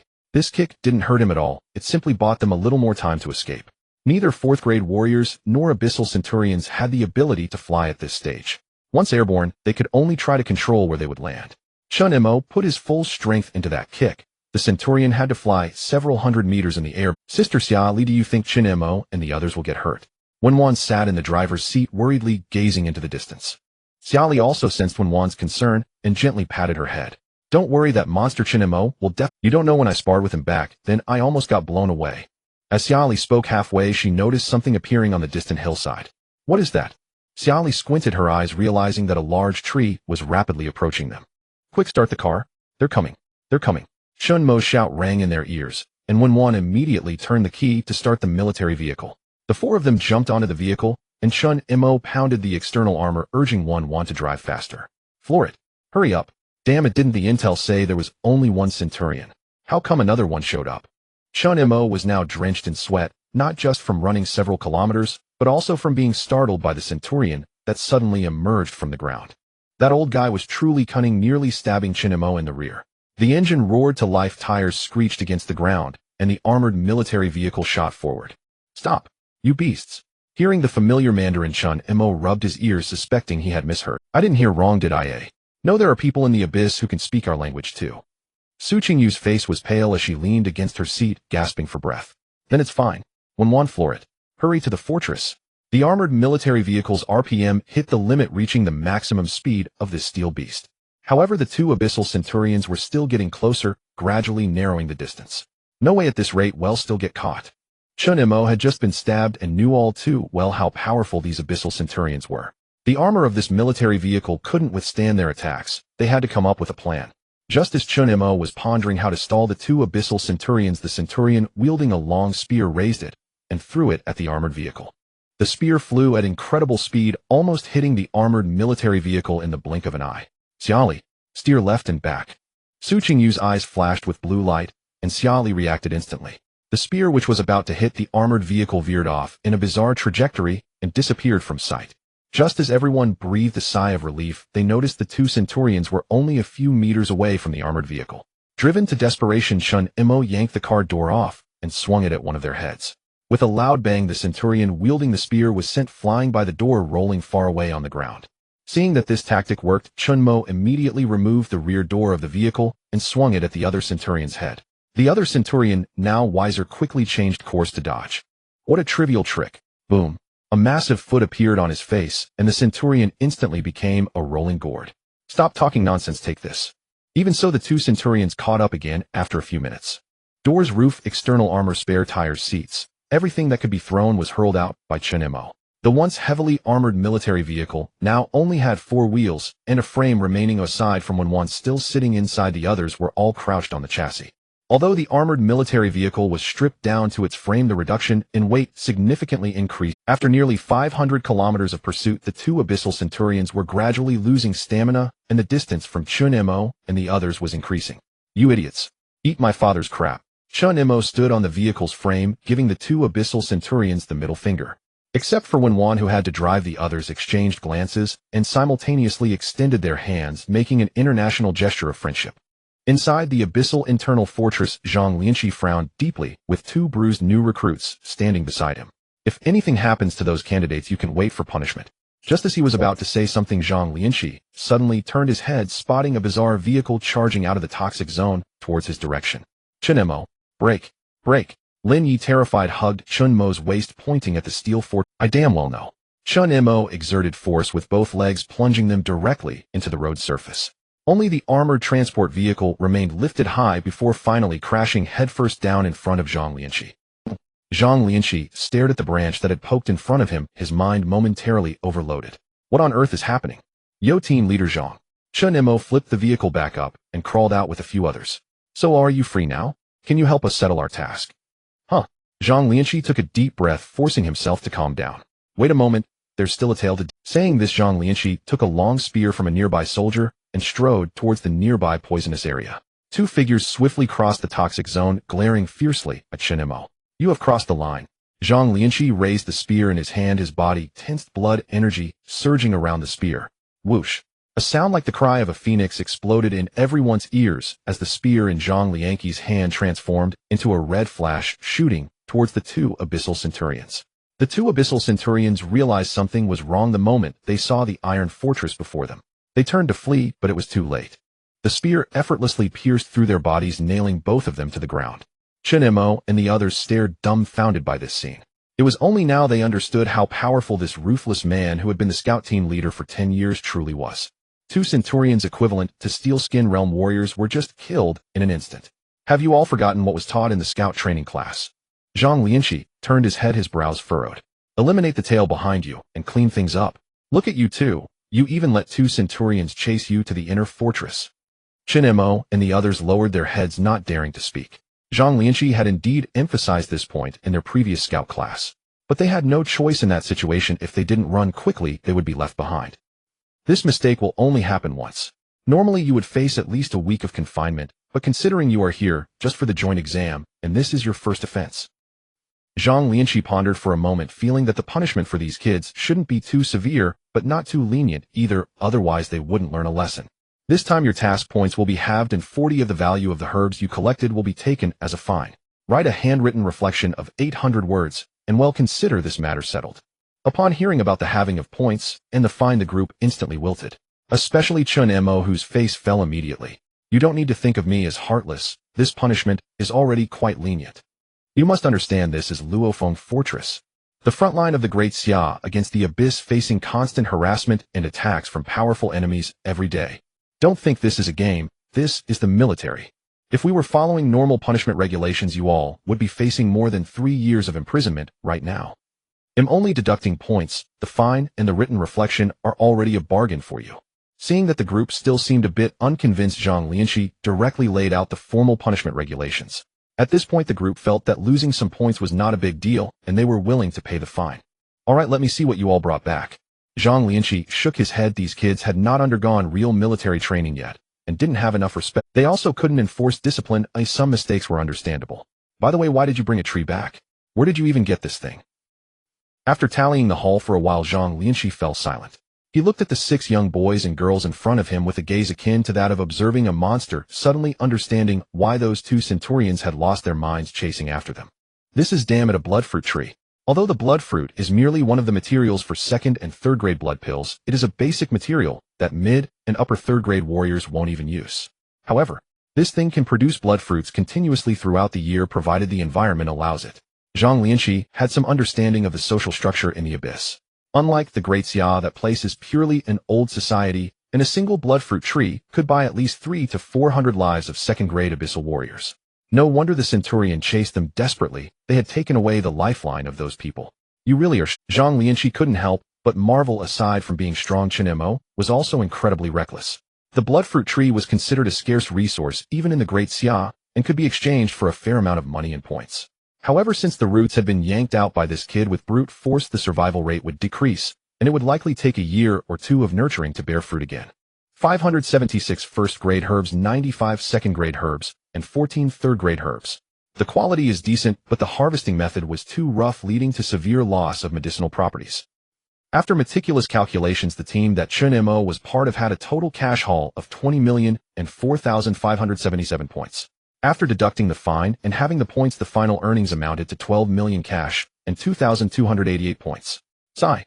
The group all sighed, feeling that after all that effort, they only got a bit more than 2,000 points. Alright, let's divide the 12 million among the 6 of us. Chen Mo waved his hand. 2 million was enough for him to use for about 2 months, and he was quite satisfied. By the way, we've been out for almost a day. How are the other team's scores? At this point, Lin Yi pulled out a tablet from the wrecked military vehicle. Meanwhile, several teams stared at the scoreboard, lost in thought. Is there a bug? Zhuo Jidao rubbed his chin, lost in thought, while looking at the leaderboard where the top score was 2,288. They had worked hard all day and completed numerous tasks for only 70 points. How did Chen Mo's group end up with 4-digit points? After a few seconds, Zhuo Jidao accepted this reality. Damn it. Did that Chen Mo cheat or something? This is too absurd. What did they do to earn so many points? Rob the Lord of Baiyi City. Baiyi City, the nearest abyssal city to Luofeng Fortress, and the previous Centurion was from Baiyi City. Unlike the startled examinees, the audience outside the screen were laughing uncontrollably. Not for any other reason, but because the examinees' reactions were just too amusing. Basically, no one believed that someone could earn over 2,000 points in a day. Such absurdity had never occurred in the history of the joint exam. Normally, 4-digit points were only achievable by the top 3 in the later stages of the joint exam. This meant that Chen Mo's 6-person team was destined to break into the top 3 on the very first day of the official competition. It's no wonder the other examinees were dumbfounded. Anyone would need a moment to process such a shocking situation. Are they all that weak? At this moment, Chen Mo frowned at the score in first place. If there are high-point tasks, why not do those instead of grinding through tasks that are both tedious and yield little? The others, except for Chen Mo, looked at him with extremely exasperated expressions. This old guy seemed to have forgotten something. If it weren't for his ridiculous stats, just the patrol of third-grade warriors would be something others couldn't even overcome. Not to mention pulling third-grade abyssal warriors like spinning tops or performing absurd feats like kicking abyssal centurions with super powerful flying kicks. Now that they think about it, their task this time seemed comparable to risking their lives.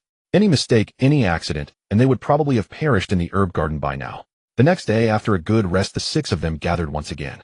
Looking at the 11th task bar, the mission related to the medicinal garden had turned gray, causing several of them to Shinzhou scratched his head. He had never held more than 200 yuan in cash throughout his life. Now with 2 million in hand, he was eyeing this type of task. I think we should consider tasks that are sustainable and cyclical. After a moment of contemplation, Chen Mo finally pointed to an A-level task marked extremely dangerous. We've already dipped our toes into A-level tasks. They're not too difficult, and this task seems decent. Everyone except Chen Mo looked at him with puzzled expressions. Not too difficult. The vehicle is practically wrecked. What's with the looks? It's just clearing the scouts around the fortress. There's no way the scouts sent here are above the 3rd rank. When they were writing their reflections yesterday, old Zhang had come by. Out of curiosity, Chen Mo asked him about the Abyssal Clan. From old Zhang's description, the arrangements of the Abyssal Clan regarding scouts were entirely opposite to that of humanity. While humanity dispatches strong individuals for reconnaissance, the Abyssal Clan is quite protective of their powerful warriors, often sending only low-ranked Abyssal warriors for the most dangerous tasks. Therefore, Chen Mo decided to choose the task of clearing the scouts around the fortress. After all, they're just 3rd-rank Abyssal warriors. It's not like I can't handle them. You see, a 1st-rank Abyssal warrior's head can be exchanged for 10 points, a 2nd rank for 30, and a 3rd rank for 200. Isn't that enticing? Chen Mo's question left the others dumbfounded. It didn't seem to be a matter of whether they were tempted, it was more about whether they could survive after accepting the task. But then they remembered that they had someone who could handle third-rank abyssal warriors like spinning tops. Alright, let's go with Lin Yishinzhou, and Xiali immediately agreed, while Su Qingyue was still considering. Okay, let's take this one. In the end, all 6 of them reached a consensus, and Chen Mo proceeded to accept this long-term task. In the armory, the guard recognized the familiar figure and immediately knew who had arrived. What's up? Off on another mission. The scouts in our fortress aren't as active in taking on missions as you all are. The guard chuckled as he opened the armory door, revealing several brand new armored vehicles. Captain Zhang guessed you would come, so he had us prepare 3 armored vehicles with different functional preferences. This one is the armored specialization type with armor thickness increased from 18 mm to 45 mm. However, this also means it's much slower and less agile. This one is lightweight, able to withstand strikes from first-rank warriors, but a second-rank warrior would make a significant dent. As for the last one, the guard's expression was somewhat peculiar. He didn't understand why Captain Zhang had sent over such an experimental, whimsical product. Doesn't he realize that the research institute at the military department is filled with lunatics? To be precise, this isn't driven by an internal combustion engine or an electric motor. This thing is a beefed-up Pro-Max version of a bicycle. How fast it goes depends entirely on how much strength you have. The gear ratio is extremely high, making it impossible for ordinary warriors to pedal. Only a middle third-rank warrior could pedal this thing, but armored vehicles are designed for low third-rank warriors. I really don't know why those lunatics came up with this. This is the one. Without hesitation, Chen Mo made his choice. This contraption, which runs faster with more strength, was precisely designed for him. Chen Mo understood why Captain Zhang had sent this human-powered vehicle. The guard raised a question mark above his head, looking at Chen Mo with confusion. Minutes later, the vehicle, jokingly dubbed the most absurd human-powered armored vehicle in history, shot out, spewing sparks. Damn, this thing is power. Lin Yi clung tightly to his seatbelt, feeling as if he might be thrown out at any moment. Ha! This thing is great. When one also became excited, she no longer needed to press the accelerator, only needing to steer. Quick, get out of the way. We're off to do a mission. The relatively calm Su Qingyue leaned out of the window, directly tossing the pass to the guard responsible for opening the gate. Seeing this, the guard wasted no time and opened the gate wide. As the gate to the abyssal rift swung fully open, Chen Mo, who had just been holding back, completely let loose. Under the watchful eyes of the guards, this peculiar armored vehicle, spewing sparks, charged into the abyssal rift. In the armory, Zhang Lianqi shook his head as if it was to be expected. I thought this thing would rot in the warehouse. No wonder they say that there's a use for all sorts of bizarre things. Captain Zhang, is this really okay? The guard looked torn. That thing was beyond merely being useless. It was a complete piece of junk. What's wrong with it? That kid Chen Mo has strength. Zhang Lianqi waved his hand, unconcerned. Only he can make this thing effective, otherwise it would just gather dust in the warehouse. This is exhilarating. The speed of the man-powered armored vehicle had soared to rival that of a high-speed train at full sprint, with Chen Mo's legs pedaling so fast that they left phantom images. The people inside the vehicle were exceptionally excited, especially Wan, who was gripping the steering wheel so tightly that it made a squeaking sound. The armored vehicle soared over a small hillside, tracing a beautiful arc in the sky. Just below them, several abyssal scouts lying on the back of the slope looked up in bewilderment at the armored vehicle soaring high above. I see them. Run them over. Chen Mo shouted loudly, and the armored vehicle, just landing, made a sharp 180-degree drift towards the group of abyssal scouts. The abyssal scouts, seeing the fire-spewing steel behemoth charging at them, instinctively turned to flee. Without a moment's hesitation, they scattered in different directions. Unfortunately for them, their speed was nowhere near that of the man-powered armored vehicle, and in just a few seconds the people inside felt a jolt as the vehicle struck something. An arm flew through the air and slapped against the windshield with a loud smack. Next one. Look at how efficient this is. Seeing this, Chen Mo became even more enthusiastic, the vehicle's chains glowing red and emitting a heat capable of burning skin. Is the national joint examination really this easy? When Wan was somewhat skeptical about life, she had prepared herself for a life-or-death struggle during the national joint examination, yet it seemed that following Chen Mo around was all it took to soar. By the way, what rank was that abyssal scout just now? Lin Yi raised a crucial question. How do we prove that we took down an abyssal scout? The abyssal scout had been smashed to bits resembling Lego blocks, and they would have to assemble the remains to bring it back. Chen Mo overheard their discussion and slammed the brakes. The man-powered armored vehicle left a long skid mark on the wasteland, and Lin Yi and the others nearly got thrown out of the vehicle. I think we could emulate ancient practices. Chen Mo pondered for a moment and spoke to the group that had just gotten back on their feet. What ancient practices? The others looked puzzled, unsure how ancient people confirmed military exploits. It's simple, just cut off their heads and hang them at our waists. We can calculate points based on the number of heads. For a moment, the armored vehicle fell into silence. They realized that since they arrived at the National Joint Examination, Chen Mo had been becoming increasingly brutal. However, it was indeed a good plan, otherwise it would be difficult to calculate points later. Moreover, the aura emitted by the corpses of warriors could determine their rank, which would indeed be much more convenient. Absolutely. Let's go. Let's catch some people. Clearing out the scouts around the stronghold was supposed to be an extremely dangerous task, as only students could participate in the joint examination. The highest martial rank among them was only 3 stars, and even then it was just newly promoted 3-star. Facing seasoned 3-star abyssal warriors acting as scouts was quite dangerous for these kids, who had little battlefield experience. Not to mention that most of the students participating in the examination were only 1-star or 2-star warriors. Encountering a 3-star abyssal scout would mean certain death. Thus the authorities had raised the task's level to A and marked it as extremely dangerous. Unfortunately, this task had encountered Chen Mo, his strict father. A vehicle capable of easily crushing 2-star warriors and tossing 3-star warriors aside. If it weren't for the nearly insurmountable gap between 3-star and 4-star warriors, Chen Mo might have even sparred with a 4-star. After establishing a clear combat strategy, it was time for Su Qingyue, the human-shaped cheat, to take the stage. Her eyes shimmered with blue light, mesmerizing the others. While my vector derivative doesn't have such impressive effects, Xiaoli remarked, wondering why others had such astounding talents while hers seemed so lackluster. Same here, my time distortion doesn't show, it only manifests its effects, making it impossible to tell that I used my talent. Shinzhou pouted, but honestly his time distortion was slightly better than the vector derivative. Lin Yi hadn't spoken at all, his spatial anchoring seemed like a speed bump compared to this group's talents. Lost in thought, Lin Yi turned to look at Chen Mo. Still a useless speed bump that couldn't stop the 100-ton king. Soon the blue light in Su Qingyue's eyes vanished, and a trickle of crimson flowed from her nostrils. Next time, don't make me do this kind of work. My true sight is derived from established facts, not conjured out of thin air. However, I have predicted several places where abyssal scouts are most likely to appear. Saying this, Su Qingyue took out a map. In the abyssal rift, aside from a few specific electronic products made from abyssal materials, everything else would. There were no satellites here, let alone GPS signals for navigation. They had to rely on the most primitive methods to find direction and location. Su Qingyue diligently marked several locations on the map where abyssal scouts were most likely to appear. Alright, that's it. First, let's investigate these areas, and after that we'll circle around the falling maple stronghold. Just as Su Qingyue finished speaking, Chen Mo, covered in blood, climbed into the vehicle.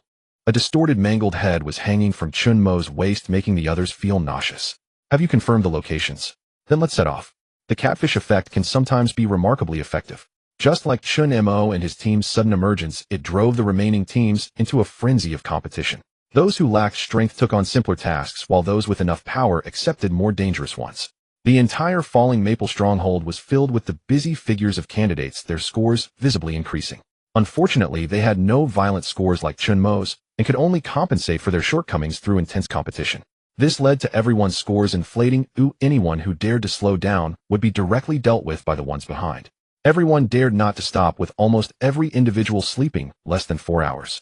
After a full 7 days, many team scores were about to catch up to Chen Mo's team score of 2,288. Leading the pack were Wang Jun's team and the team with Zhuo Jidao, with scores of 2,171 and 1990 respectively. With just a bit more effort, they could catch up to Chen Mo's team score of 2,288. Congratulations, congratulations. During these 7 days, Chen Mo's team seemed to have evaporated from the world, and their scores had stagnated. Even Zhang Lianqi felt something was off, suspecting that these kids might have encountered trouble outside the poisonous zone, as they hadn't returned for so long. They had only brought 3 days' worth of supplies, and logically they should have returned by now. Captain, Chen Mo and the others are back. Zhang Lianqi's walkie-talkie crackled to life, and upon hearing the strange tone from the other side, his heart immediately sank. What's going on? Did they suffer casualties? The guard on the other end of the walkie-talkie was stunned for a moment, completely at a loss for how to explain the scene before him. Team leader, maybe you should come over in person. I really can't explain this situation, well, seeing it with your own eyes will clarify things.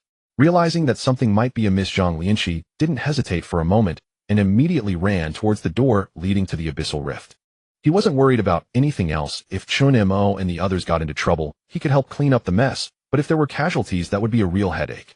Just a couple of days ago, the governor of Yu province had called him, inquiring about Chen Mo's current situation, indicating their relationship was quite special.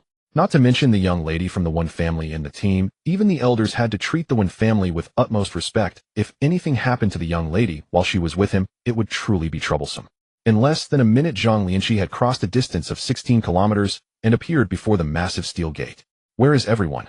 The guard at the entrance pointed to an armored vehicle not far away, and Zhang Lianqi immediately recognized it as the human-powered armored vehicle. However, the vehicle was no longer pristine, it was covered in thick clots of blood. A chill ran down Zhang Lianqi's spine as he quickly approached and opened the car door. A pungent and overwhelming stench of blood assaulted him, making even this seasoned scout frown. What met his eyes was a sea of red, the color formed by the thick coagulation of blood. Countless eyes appeared before Zhang Lianqi, and his expression changed repeatedly. Captain Zhang, what are you doing here? Among the pile of heads, Chen Mo's head popped out. Let's go. I'm covered in stench. Hurry back to take a shower. Under the watchful eyes of the guards Zhang Lianqi and the examinees eager to go out on missions, Chen Mo descended adorned with at least 100 severed heads. The impact of this scene was akin to a psychological shock. Some of the more fragile examinees even vomited. At that moment, Chen Mo resembled a chosen of horror with heads hanging from his waist like a skirt. The rest were no exception. They were all adorned with severed heads, each sporting a lifeless expression. Captain Zhang, I brought these heads back. Can you help count them? We haven't rested for 7 days and nights. We need to hurry back and get some sleep. Chen Mo yawned and tossed the heads he was carrying onto the ground.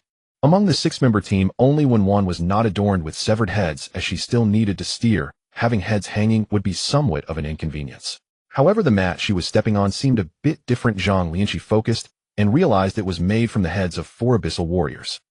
What the hell? This scene made Zhang Lianqi unable to refrain from cursing. After years of scouting and encountering countless grand scenes, he had never seen anything so twisted before. Who told you to bring back severed heads? Zhang Lianqi grabbed Chen Mo by the shoulder, but Chen Mo tugged him forward for 2 steps before stopping. Off. Everyone in the team, including Chen Mo, looked at Zhang Lianqi in confusion. How would we know how many scouts we took down if we don't bring back the heads? What if we were to fabricate the numbers? Zhang Lianqi was truly at a loss for words. How could the Luophone Fortress, as the host of this national joint examination, not know how many scouts were around? To put it bluntly, the scouts' appearances were all too clear to Luophone Fortress, otherwise they wouldn't have assigned. The previous mission at the medicinal garden did indeed encounter some unexpected events, but wasn't it Chen Mo who recklessly severed their vital parts? In any case, remember, you don't need to bring back heads in the future. Zhang Lianqi rubbed his temples. Every time Chen Mo and the others settled their points, it gave him a headache. All right, you all go back and rest. Tomorrow's points leaderboard will be updated. Okay. Seeing that Zhang Lianqi didn't cut their points this time, Chen Mo and the others happily returned to their dormitory. Zhang Lianqi looked at the heads scattered all over the ground and sighed helplessly, having to start calculating the points bit by bit. However, as he calculated, his brow began to furrow. Something's not right. Why are there so many unfamiliar faces? Where is Team 3? Get their members over here. Soon Team 3, just finishing their routine patrol, appeared beside Zhang Lianqi. Based on the intelligence you returned with today, there shouldn't be any of these people on the list of abyssal scouts, right? Zhang Lianqi singled out a few heads. They were all, without exception, Tier 3 abyssal warriors. I don't want to hear any excuses. Just as the captain of Team 3 was about to explain, he was interrupted by Zhang Lianqi's furious shout.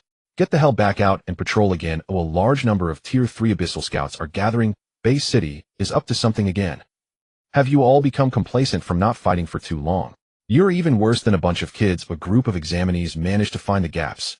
You better find out the movements of Bay City for me, otherwise wait for the punishment regulations to take effect.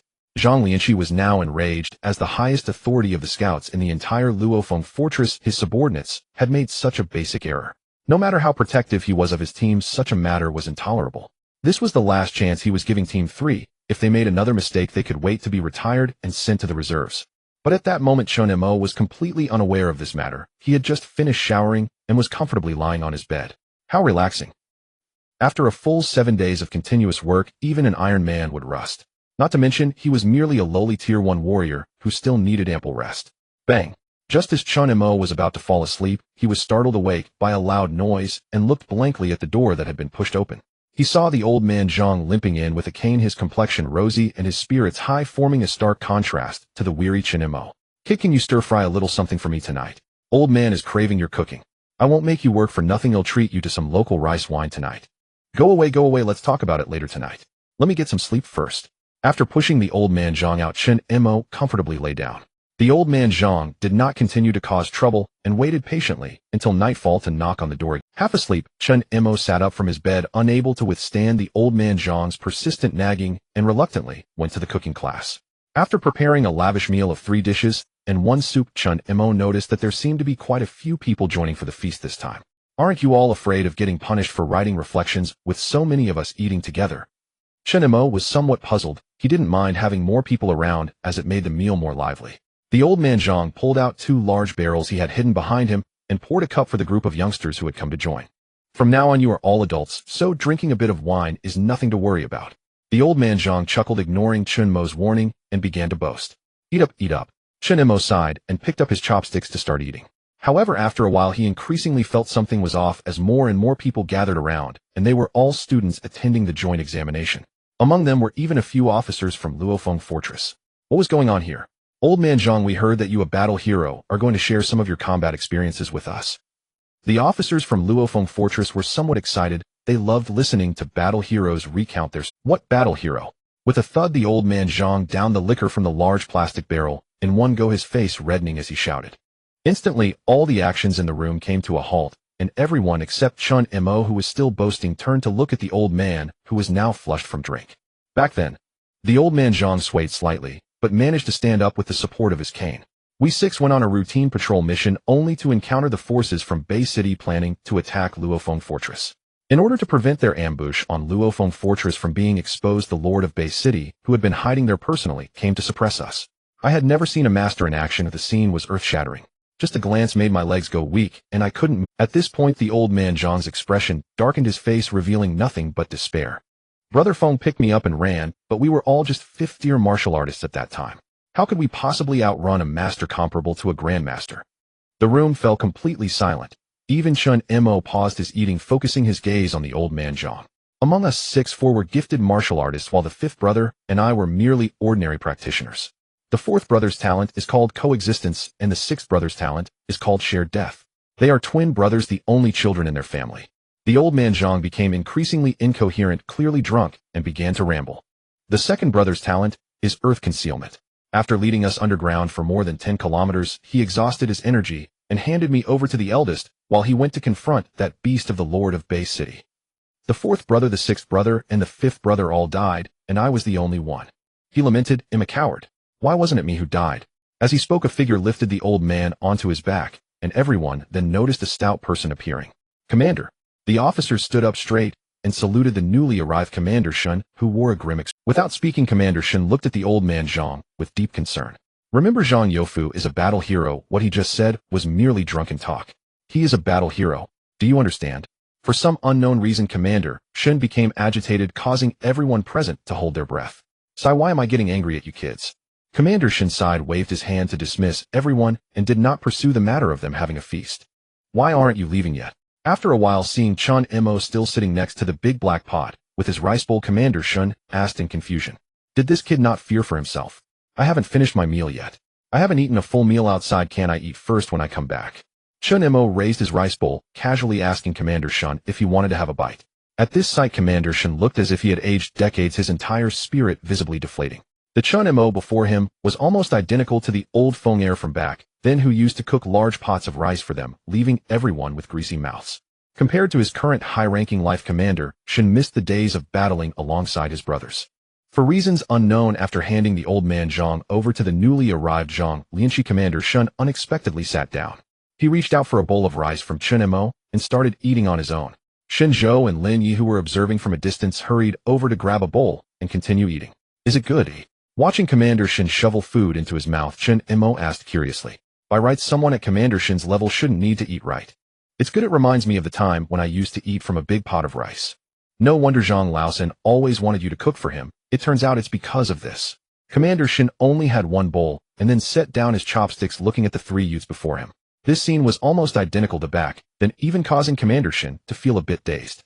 "You 3 remember this. Even if you part ways in the future, you 3 were once brothers who shared the same pot of..." Earlier, what the old man Zhang said doesn't really count. It seemed that Commander Shen had been holding this in for a long time. Since it was inappropriate to talk to others, he felt it wouldn't hurt to share with these young men. Old man Zhang's mind was affected during that invasion incident. According to modern medicine, it was a case of memory dislocation. If it weren't for him risking his life, I wouldn't be where I am today. If anyone should be called a coward from that battle, it would be me, the eldest brother. The ones who should have returned alive were my brothers, not me.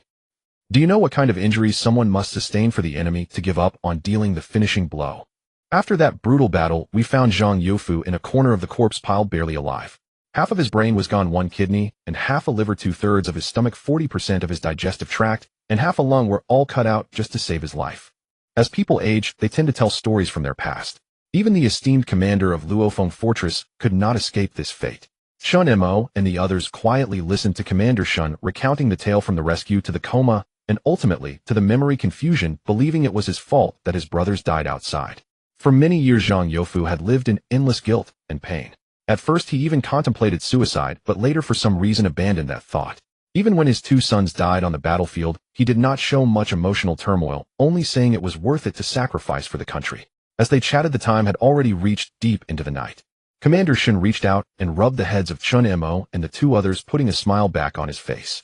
All right, I've kept you three little rascals here listening to me for several hours. Hurry back and rest now. Shenzhou. Just as the three were leaving together, Commander Shin called out to Shenzhou beside Chen Mo. What is it? Shenzhou looked at Commander Shin expressionlessly. Although this man was his father, their relationship was not very deep. Chen Mo is a good kid and will be a good big brother in the future. Stick with him, that kid won't disappoint you. After saying this, Commander Shin vanished from the spot, his speed leaving everyone astonished. That was out of nowhere. Shenzhou furrowed his brow, puzzled by his father's sudden remarks. He would choose his own friends, though he couldn't deny that he already considered Chen Mo one. Hey Shenzhou, what's the deal between you and Commander Shun? Lin Yi asked, curiously, slinging an arm around Shenzhou's shoulders. He's my dad. Shenzhou didn't bother hiding it, stating it with utter nonchalance. Whoa, a big shot's kid. Lin Yi's expression was exaggerated, but there was no hint of sycophancy in his tone. Awesome, man. We're counting on you to have our backs from now on. The trio returned to the dorm laughing and joking. Chen Mo completely pushed the thought of his daily quests from his mind. The next day, the once bustling Maplefall Fortress had grown quiet. The primary reason being that the examinees had completely abandoned their struggle for the top spot in the national joint examination, giving up the relentless grind. Zhuijida stared at the tablet in his hands, his face filled with bitterness. Damn it. Who can I even complain to about this? Looking at the staggering score of 13752 points belonging to Chen Mo's team, Zhuijida sank into deep self-doubt. This was the first time in the history of the national joint examination that a 5-digit score had appeared, an absolutely absurd feat. Even if Chen Mo and his team did absolutely nothing for the next 2 weeks, there was no chance of them being overtaken. In other words, everyone else still had to fight for rankings, while Chen Mo's team could already just kick back and relax. Many gazes skipped over Chen Mo's team, who had a clear lead, and landed on Wang Jun's team in second place. Captain, you alright? As Wang Jun walked out of the medical room, his team members asked with concern. I'm fine, I can keep going. Wang Jun rolled his shoulders. Ever since he learned that Chen Mo's team had gotten their massive score from a rank mission, he had begun attempting rank missions himself. In fact, many other teams had also started taking on higher-ranked, more dangerous missions. In a way, this was just a new form of competition. But the mastermind behind all this chaos was now lying comfortably at ease. In fact, the entire Chen Mo team had completely entered relaxation mode. They weren't in a hurry, they only needed to check the scores occasionally. But of course, while some relaxed, others were on edge. Captain Zhang Team 3 is back. Zhang Lianqi looked up at the somewhat disheveled captain of Team 3, standing at the door. Did you find out what's going on, eh? Yes, there's indeed new movement over at White Knight City. The Team 3 captain accepted the warm water Zhang Lianqi offered, took a sip, and began. It seems they've acquired some kind of abyssal artifact from somewhere. Its specific function is unknown, but they appear to be planning to use it to attempt another assault on Maplefall Fortress. Zhang Lianqi wasn't surprised by this outcome. Who was Maplefall Fortress built to defend against? That went without saying. It was White Knight City, the super metropolis within the Abyssal Rift.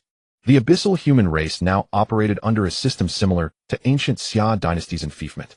Each city lord fought their own battles, occasionally forming alliances for joint offensives. However, dealing with an attack from White Knight City at this time would be troublesome. Besides the examinees participating in the national joint examination, there were also many family members residing within the outer fortress. The soldiers had been longing for family visits for a long time. An abrupt end to that would cause significant Zhang Lianqi had a headache. Although every battle was confined to the abyss, no one could guarantee that nothing would slip through the cracks. Notify the scouting battalion to strengthen surveillance on White Knight City and report their movements in real time. The moment they show any sign of mobilizing troops, report it to Commander Shin immediately. But should we suspend the national joint examination or contact other fortresses to relocate the exam site? The Team 3 captain frowned.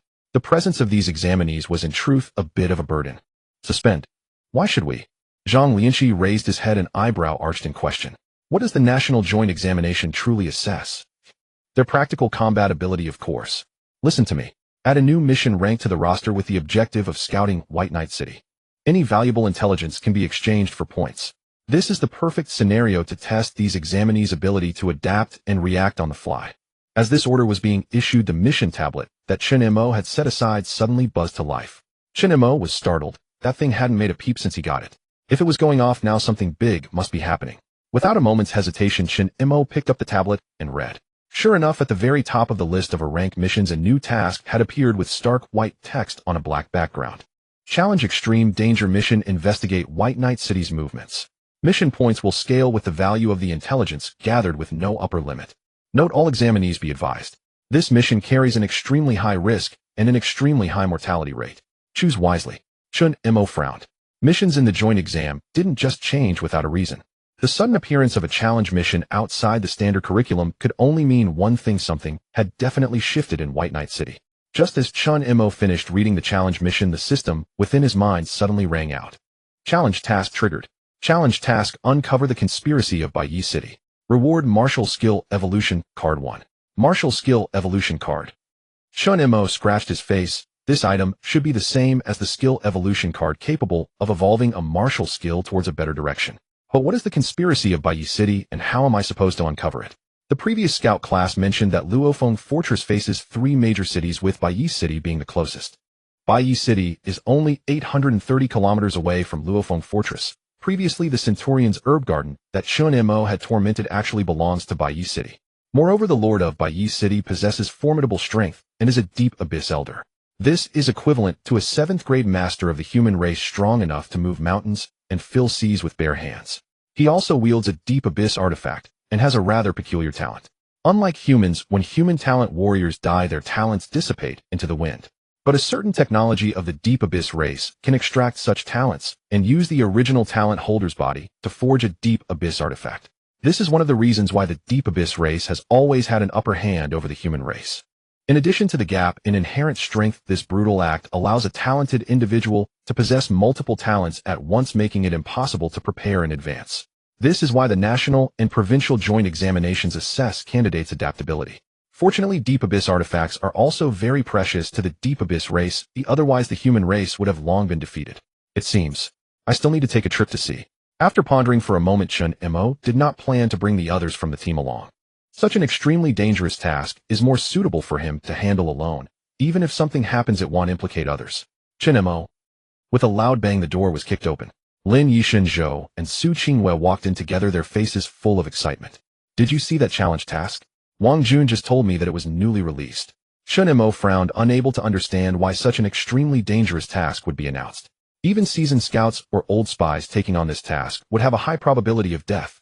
Moreover, aside from points, the rewards are not clear. Is it just there for show? Of course not. The higher-ups would never issue a task that is absolutely impossible to complete. There must be some profound meaning behind it. To be honest, sometimes Chen Mo's low intelligence is quite a hindrance like this time. He was overthinking. In fact, this was just a show put on by Zhang Lianxi to let the candidates know that Luofeng Fortress is not a place for play. Zhang Lianxi didn't think anyone would be reckless enough to accept such an extremely dangerous task. But just as Chen Mo overthought, Zhang Lianxi also underestimated Chen Mo and the recklessness of Chen Mo's team, influenced by him. In the scout camp office, the door was pushed open forcefully. Captain Zhang. Something happened. The captain of Team 3 rushed in, panic-stricken, holding a tablet. The challenge task has been accepted. The system was delayed for 6 hours, and I just saw it. What? Zhang Lianxi almost jumped up in shock. He snatched the tablet from the captain of Team 3, staring blankly at the 3 large characters accepted on the screen.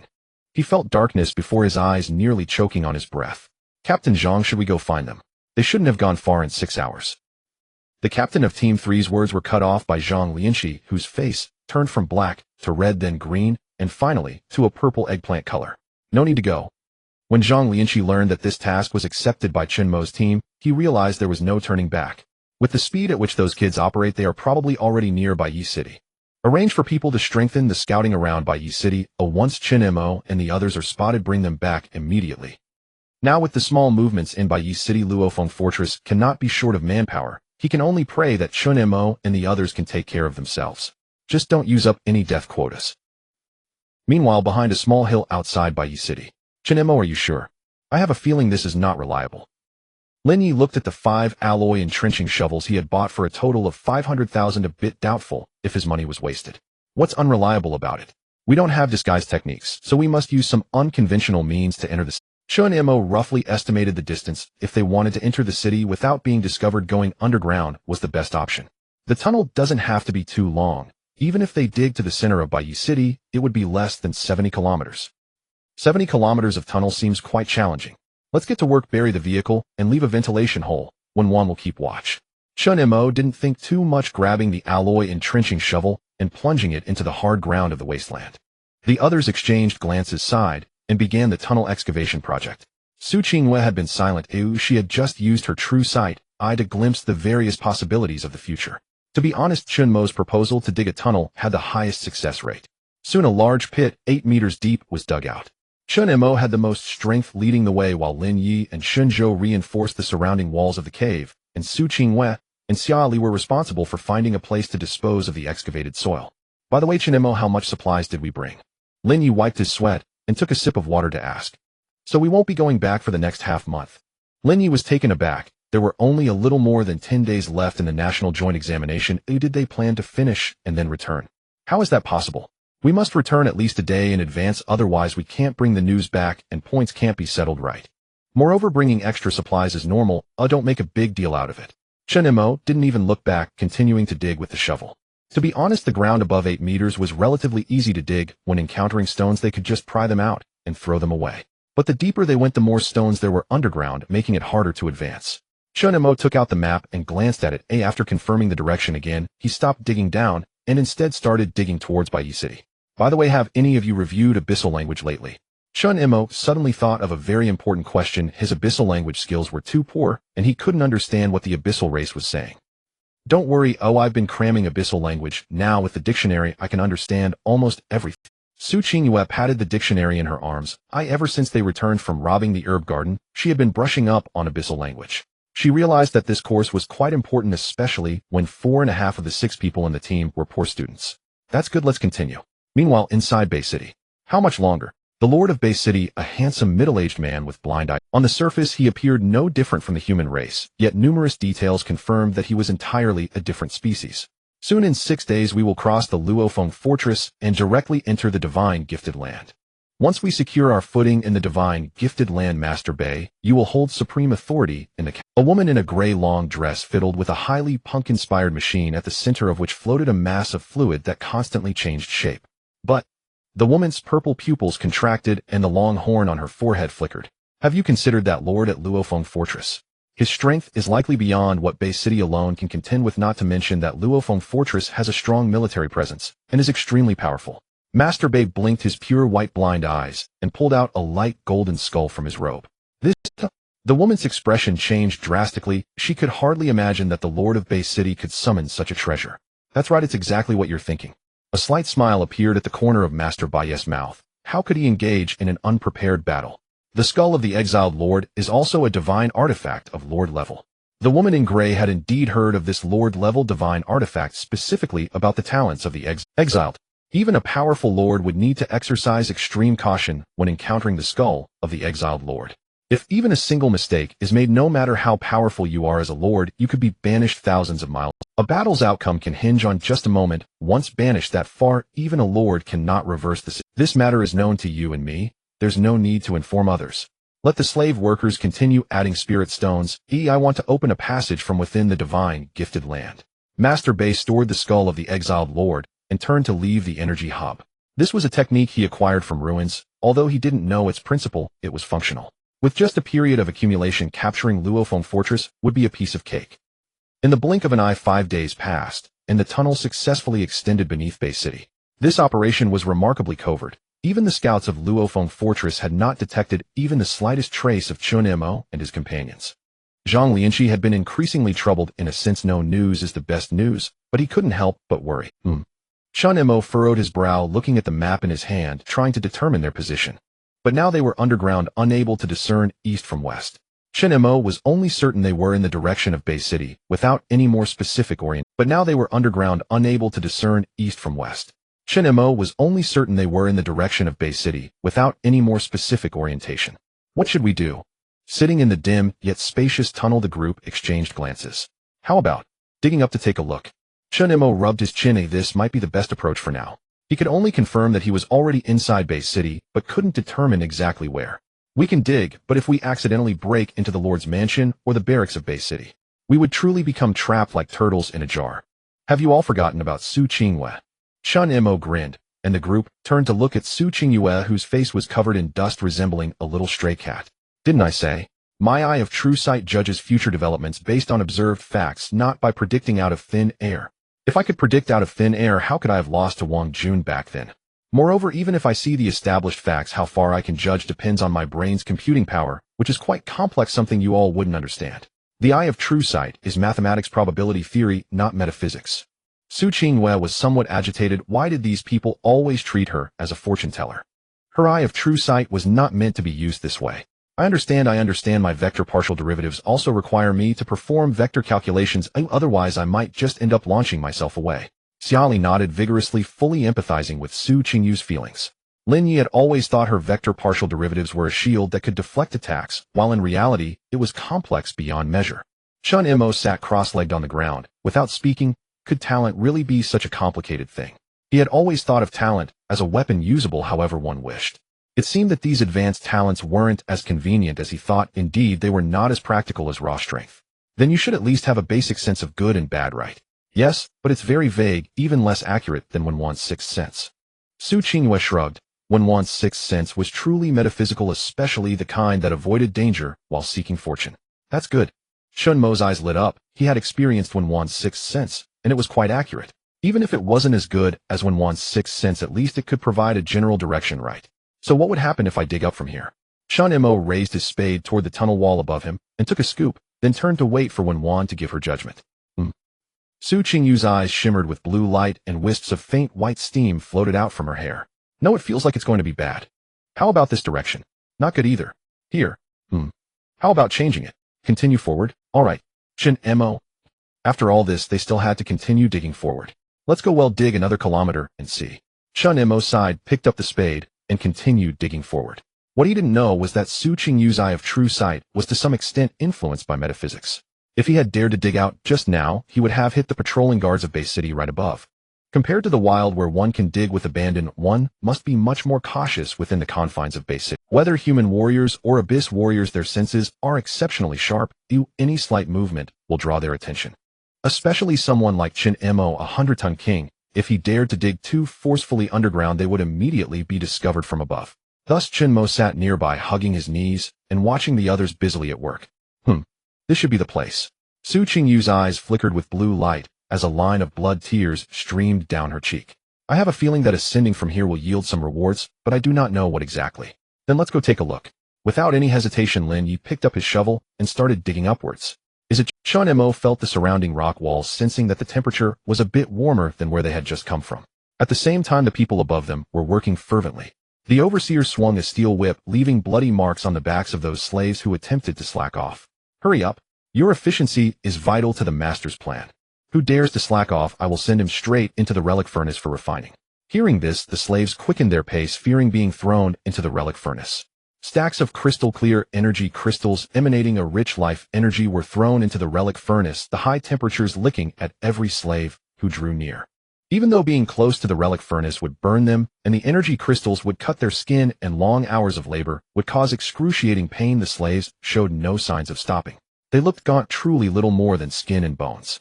Behind a pile of energy crystals in the distance, the ground sank slightly, with a rustling sound revealing a pair of bright, shining eyes peering out from a small hole. After listening intently for a while, and comparing it with her dictionary, Su Qingyue returned underground. What do you think? The others gathered curiously around. They could hear the chattering from above, but could not comprehend a word of what. It seems this is a factory where the Abyss race is adding energy crystals into a furnace. Since it's related to the Master's plan, I feel it connects to our current mission. Chen Mo furrowed his brow. This piece of information alone did not lead to any conclusions. What about their mission? Soon a commotion arose again from above, and without a second thought, Su Qingyue peeked out to observe. She saw a woman in a gray dress appearing beside the overseer, whispering something. Su Qingyue focused her attention, activating her true sight, barely managing to infer the content of their conversation from their lip movements. A few minutes later, Su Qingyue returned underground, her face pale, as she took out her dictionary comparing word by word to determine what she had heard. Quickly, Su Qingyue reached a conclusion. Chen Mo, we are in trouble. That furnace seems to be some kind of abyss relic capable of directly opening a rift across Luofeng Fortress. The master of this city, the Bay Master, intends to use this to directly assault the rear of Luofeng Fortress. Instantly, the expressions of the group changed dramatically as they realized the gravity of this information. It will take us a long time to return, or by then they will likely be ready.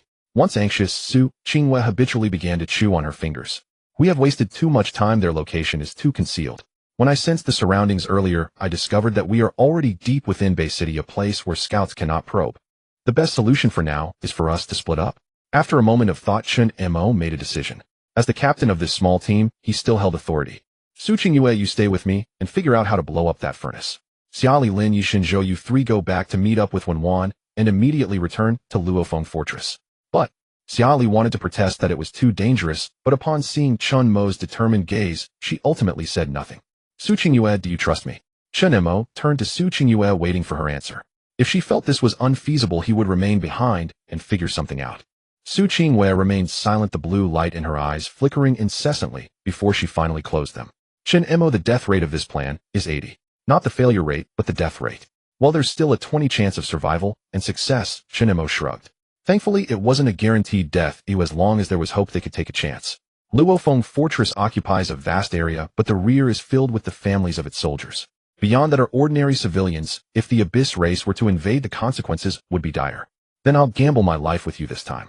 Su Qingyue gritted her teeth. Under normal circumstances, her overly cautious nature would never allow such a gamble. But now she bore the weight of countless ordinary lives and the future of Luofeng Fortress, and she had no choice but to take a risk. All right.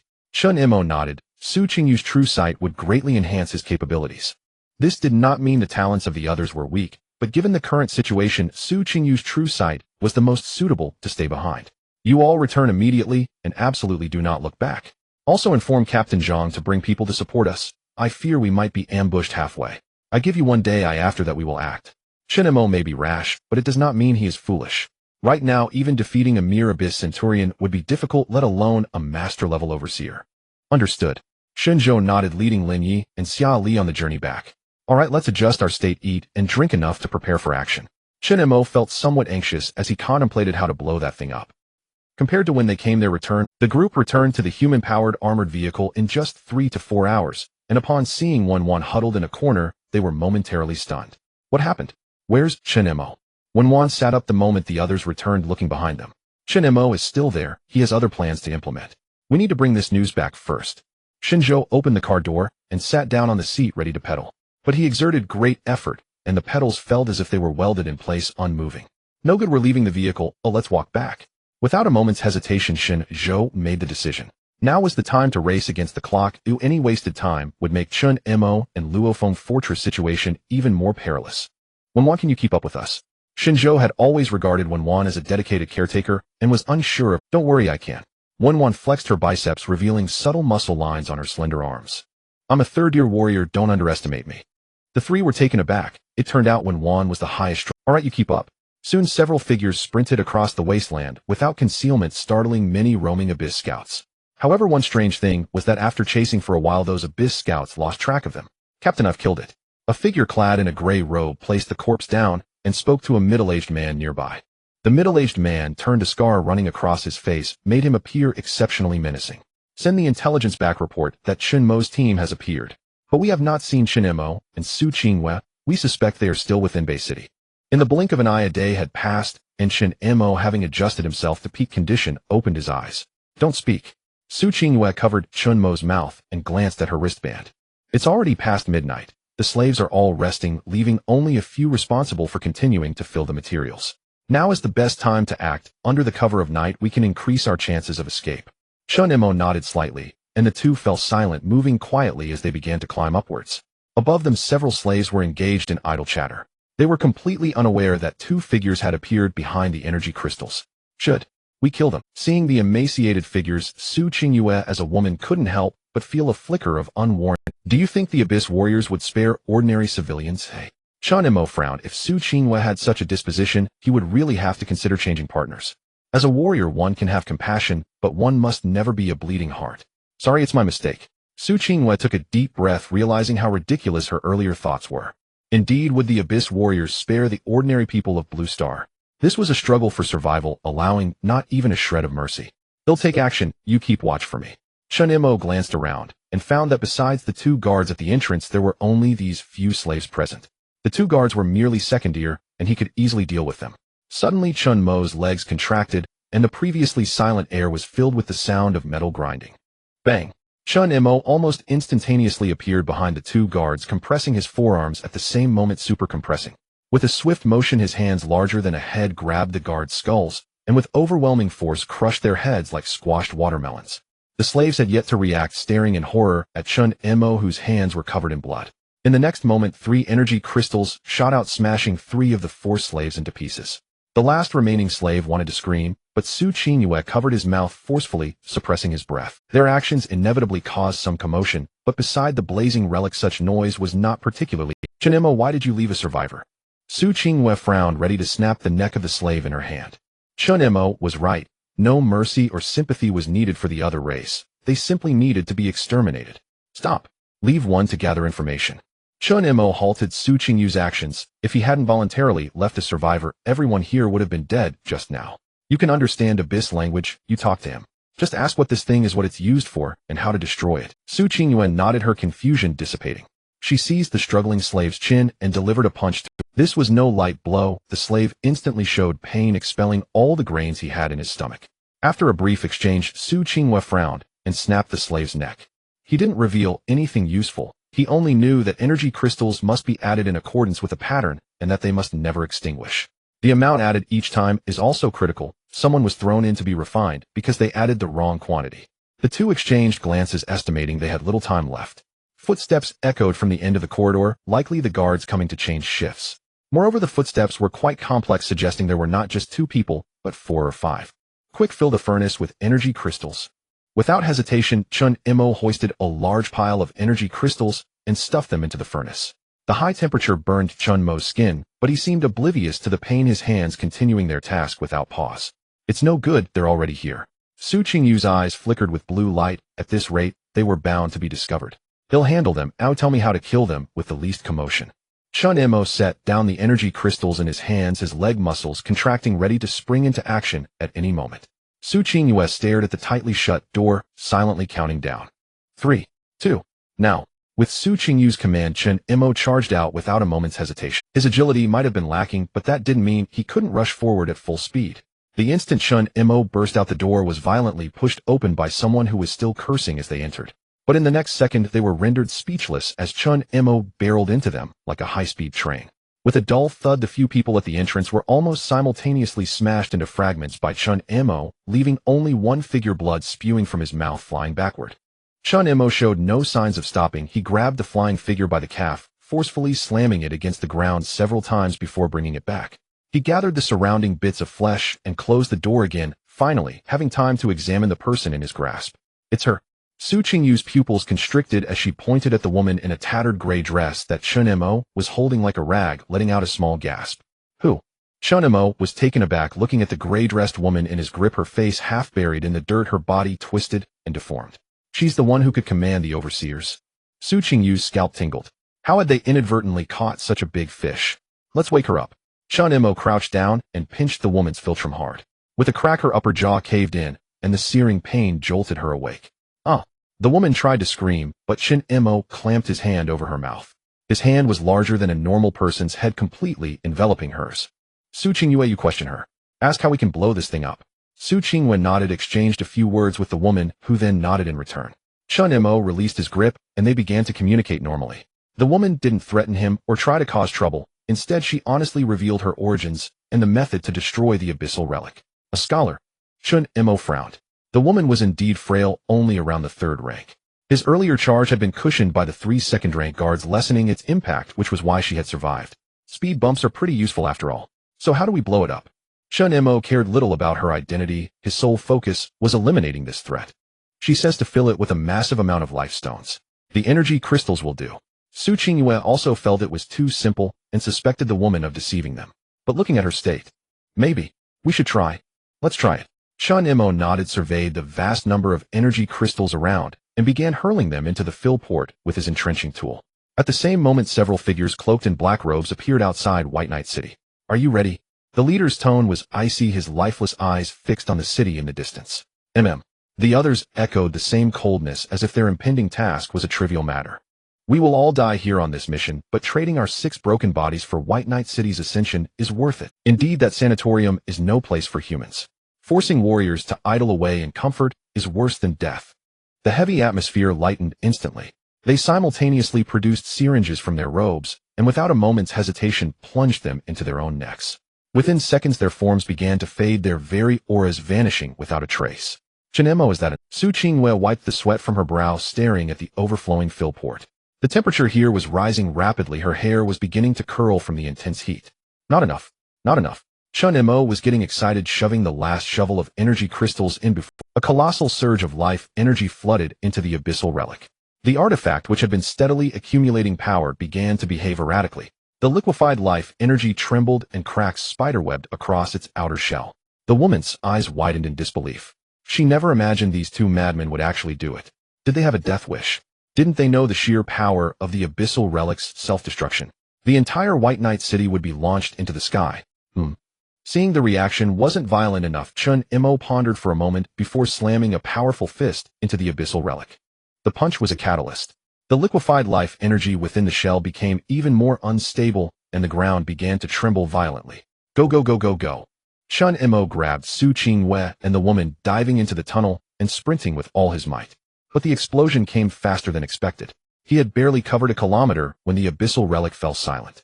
A moment later, a colossal blast erupted, its scale comparable to a heavyweight nuclear bomb. The White Knight Venerable sensed the anomaly, instantly appearing above the relic in a flash. Though a Venerable could ignore the damage of nuclear weapons, he couldn't suppress the explosion.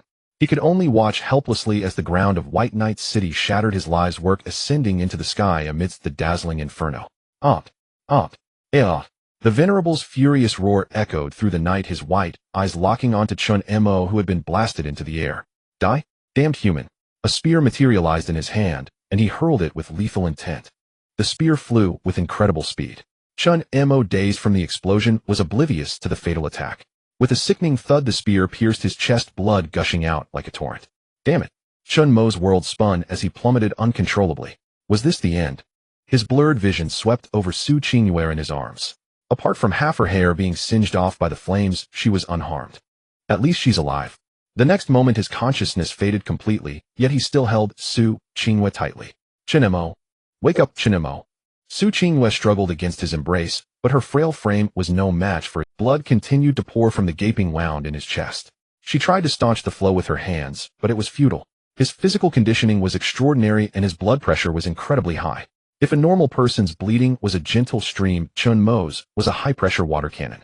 No, Su Qingwei was in shock. She was just a student, unprepared for such horror, and could only watch helplessly as blood spurted from his chest. Just as despair was about to consume her, a figure shot into the sky and caught Chen Mo and Su Qingwei in a firm embrace. Damn, this kid beat us to it. The black-robed man frowned, looking at Chen Mo's rapidly fading life force, and produced a syringe from his robes. What are you doing? Su Qingwei reacted instinctively, throwing a punch at his face. I'm saving him. Shut up if you don't want him dead. The man's tone was brutal, and he slapped Su Qingwei across the face. The slap stunned her. She watched helplessly as he tried to inject Chen Mo, the needle bouncing off his skin several times. Seriously, why the hell did you train your body so damn hard? Harder than iron plates. Though if it weren't for that body of yours, that spear would have blown you to pieces. The man shook his head, aimed for the wound, and with a forceful push finally got the needle in. The pale green fluid seeped into Chen Mo's body, and the torrent of blood slowed to a stop within seconds. But the wound remained unhealed, causing the man to frown. As expected of a venerable, a regular warrior would have been dead on the spot. Black Dog, take the kid back. Well, hold off the White Knight Venerable. This is a prodigiously talented child, we can't let him die here. The figure called Black Dog darted over, a slight tremor in his pupils beneath the mask. Of course, they are the future of Daxia. I'd give my life to protect them. As for the rest of you, die. Black Dog snorted coldly, then grabbed Chen Mo and Su Qingwei and began to sprint. Poachers, it's you again. The White Knight Venerable's roar shook the night sky, his white eyes bloodshot with rage. None of you are— Yes, it's us again. The leader of the poachers grinned a pity that White Knight Venerable was blind and couldn't see it. Well, what do you think? Surprised? Shocked? The White Knight city we've run for nearly 100 years just blown to bits by us. Ha ha ha. The sight of your face twisted in fury is enough to pair perfectly with my drink. It's just a pity. I won't be able to drink to it. The poacher leader tore off his black robe, revealing the silver-white, fixed injection device beneath. Almost at the same instant, the remaining four also tore off their black robes, revealing the injectors strapped to. Come on then, let me see just how strong the Venerable truly is. The poacher leader slammed the button on his chest, and a dozen injectors simultaneously discharged their medicinal fluids into his body. Violent power and talents raged within them, the pain stimulating every nerve of the poachers. Empowered by the genetic ammunition packs, their strength skyrocketed within seconds, inching ominously close to that of a grandmaster. Mouth of truth. Rage. Undying. No taboos. The poacher leader uttered a few nonsensical words, yet several different colored lights flashed over their bodies. The talent of the truth, Venerable. White Knight Venerable frowned. How did these scum obtain such power? Guessed right. Today we'll let you taste the true power of the truth, Venerable's talent. The poacher leader turned cold again. The five surrounded White Knight Venerable from all directions, their peak 6th grade vital energy surging forth. Just a clumsy imitation. It takes 5 of you working together just to barely activate the truth, Venerable's talent. Do you really think you pose a threat to me? White Knight Venerable snorted coldly, gradually calming down. All 5 of you will die here today. Don't think that person can escape. After I kill you, I will chase him down, and then torture him to death with the most cruel methods. The poacher leader remained cold. His task was to hold off White Knight Venerable. Whether Black Dog could bring those 2 kids back was not his concern. The area around White Knight City was full of scouts from Fallen Maple Fortress. As long as they could run into a single scout squad, the mission would be secured. Yes, it's true that all 5 of us will die here today. The poacher leader's voice sounded again. All he needed to do now was stall for time. If White Knight Venerable was willing to chat with him longer. The later they started fighting, the longer they could hold on. You've dealt with poachers more than a few times. Surely you know our nickname, Firecrackers. Which poacher ever treasures their own life? Even in death, it'll blow up and splatter you with filth. White Knight Venerable didn't reply. Indeed, he had dealt with poachers often. This group was a bunch of utter madmen using extremely cruel and radical methods to achieve their goals. Even as an abyssal, he could confidently say these people were devoid of humanity. Not just towards the abyssals, but utterly merciless towards themselves as well. He knew about these genetic ammunition packs. They were basically disposable because the user died after using them. Then let's see what you're capable of. White Knight Venerable snapped his fingers, and the pitch-black night sky instantly turned into absolute white. White Knight World. That kid's got some ideas, learning to dig tunnels without a teacher. Black Dog carried Chen Mo, and Su Qingwei on his back, his hands torn and bloody from the sand and rocks, yet he showed no sign of stopping. After running 600 kilometers, Black Dog sensed an extremely powerful aura rapidly approaching. He immediately suppressed all his own aura and entered a state of suspended animation. As for the 2 on his back, there was no need. They were both severely injured, practically half dead. Since the surface was definitely not an option, Black Dog resorted to the poacher's most common escape method, digging tunnels underground. Well, it was the same idea as Chen Mo's, except Chen Mo would be a headless fly underground, whereas a poacher like Black Dog had his own methods for direction. But a Venerable is a Venerable after all. With just a moment of concentration, he could easily spot this rat digging underground. Come out. White Knight Venerable gathered white light in his hand, and a spear formed from light hurtled towards a seemingly empty patch of ground. After a thunderous roar, Black Dog emerged from underground, his body severely burned all over. White Knight. Black Dog's eyes were filled with hatred as he looked at White Knight. There seemed to be some history between them. Your companions were indeed troublesome, but they ultimately failed to stop me. White Knight Venerable sneered, having nearly had his golden body broken by those poachers earlier. And in the end, they even splattered him with blood. Those guys were truly masters of disgust. Let me think. White Knight slowly descended from the sky, standing before Black Dog. He squinted at the 2 figures on his back. What method should I use to torment you all? Just as Black Dog was about to activate his genetic ammunition pack, a familiar voice sounded from above his head.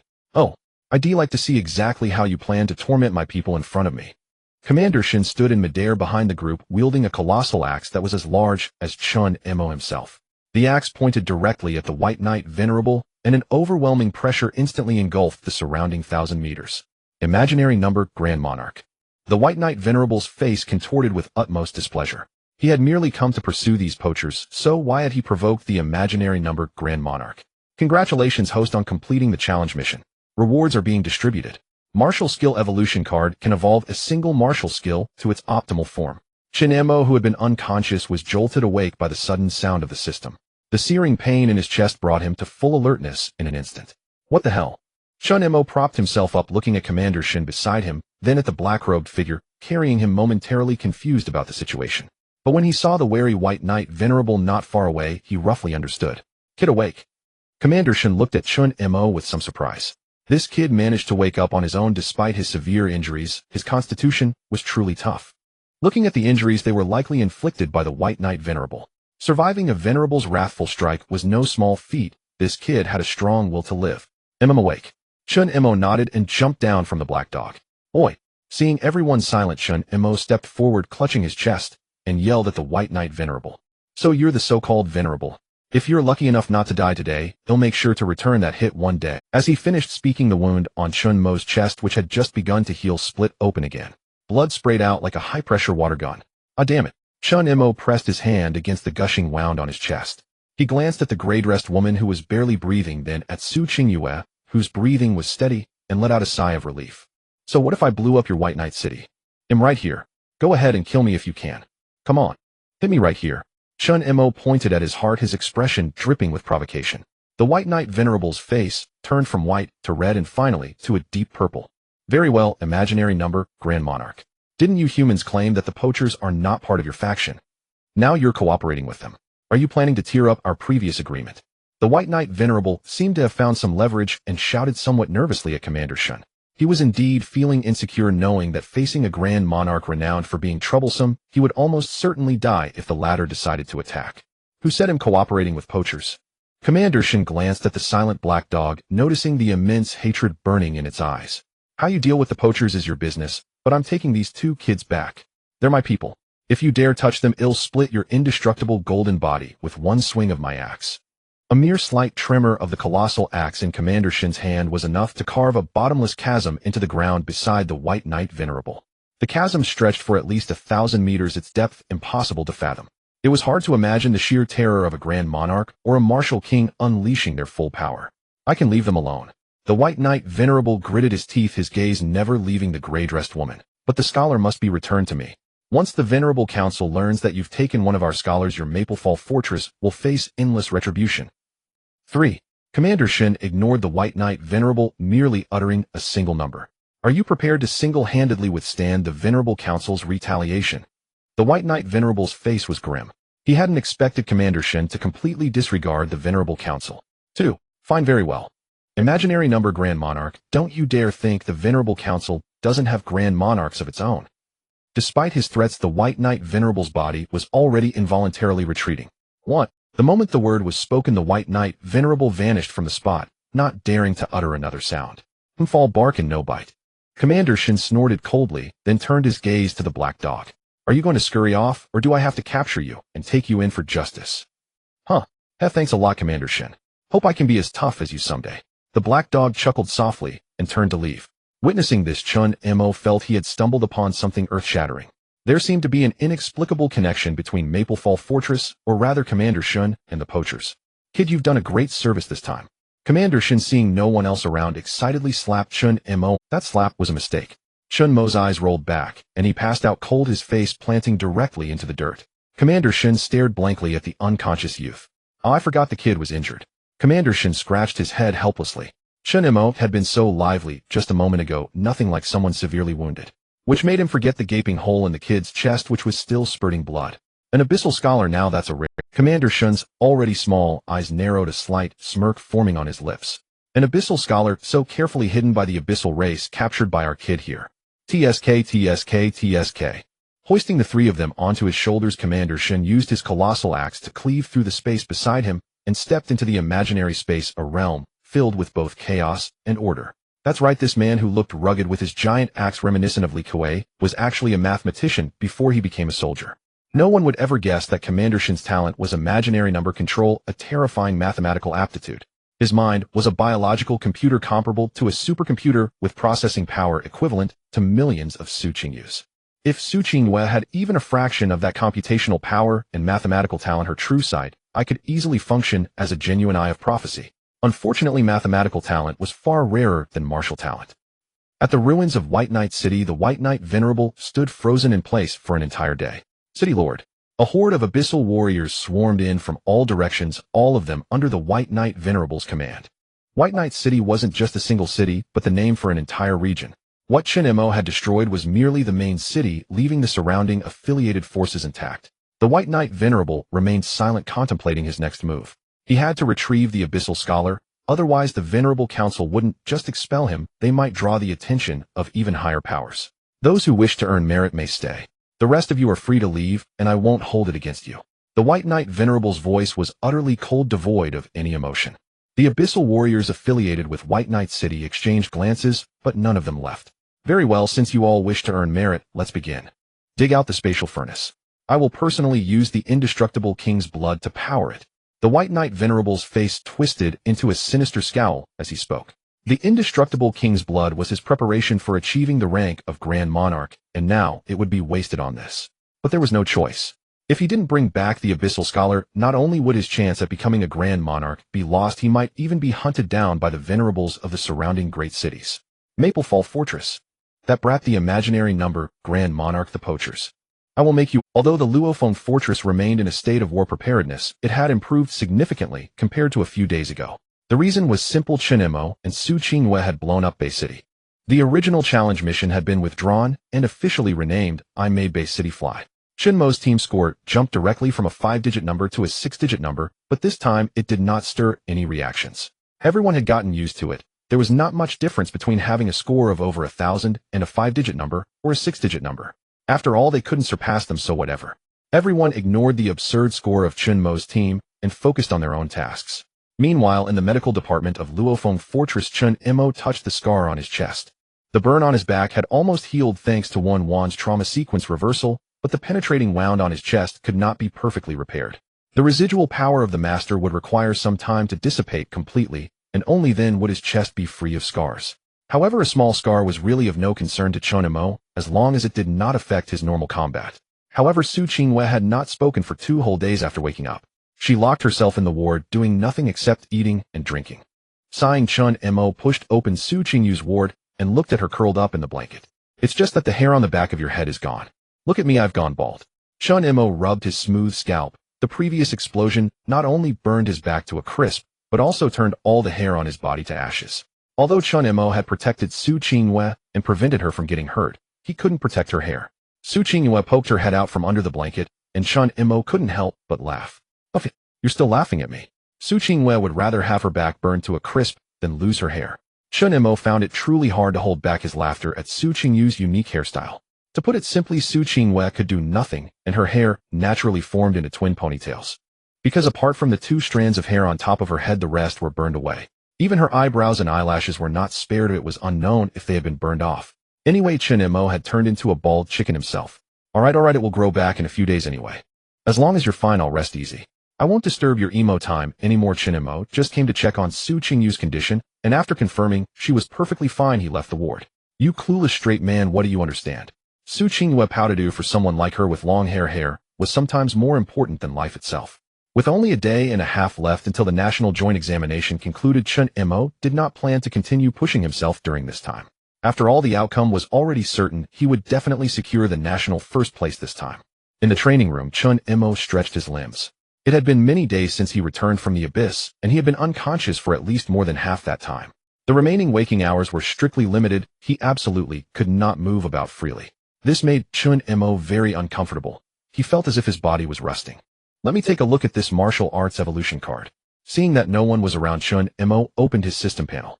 After a moment of contemplation, he decided to evolve the Wang Ba No the Xuanwu Fist. Looking at the attribute panel shining with dazzling brilliance, Chen Mo's eyes were filled with anticipation. Xuanwu Fist evolution successful. Added branch hard skill Xuanwu Armor.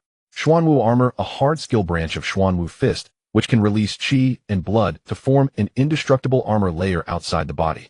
Note: Xuanwu Armor consumes 1 of qi and blood per second and can reduce with level upgrades. Note the hardness of Xuanwu Armor will increase as the level rises. Wang Ba Shell. Chen Mo murmured to himself as the qi and blood within him began to surge. His skin turned pure black at a visible speed, and apart from his eyes, the rest of his features disappeared, melding into one. Looking at his entirely black self, Chen Mo reached out to knock on the layer of black qi armor on his body. Goodness, that's some impressive hardness. If Xuanwu armor is the armor I wear on the outside, then my skin is the soft armor underneath.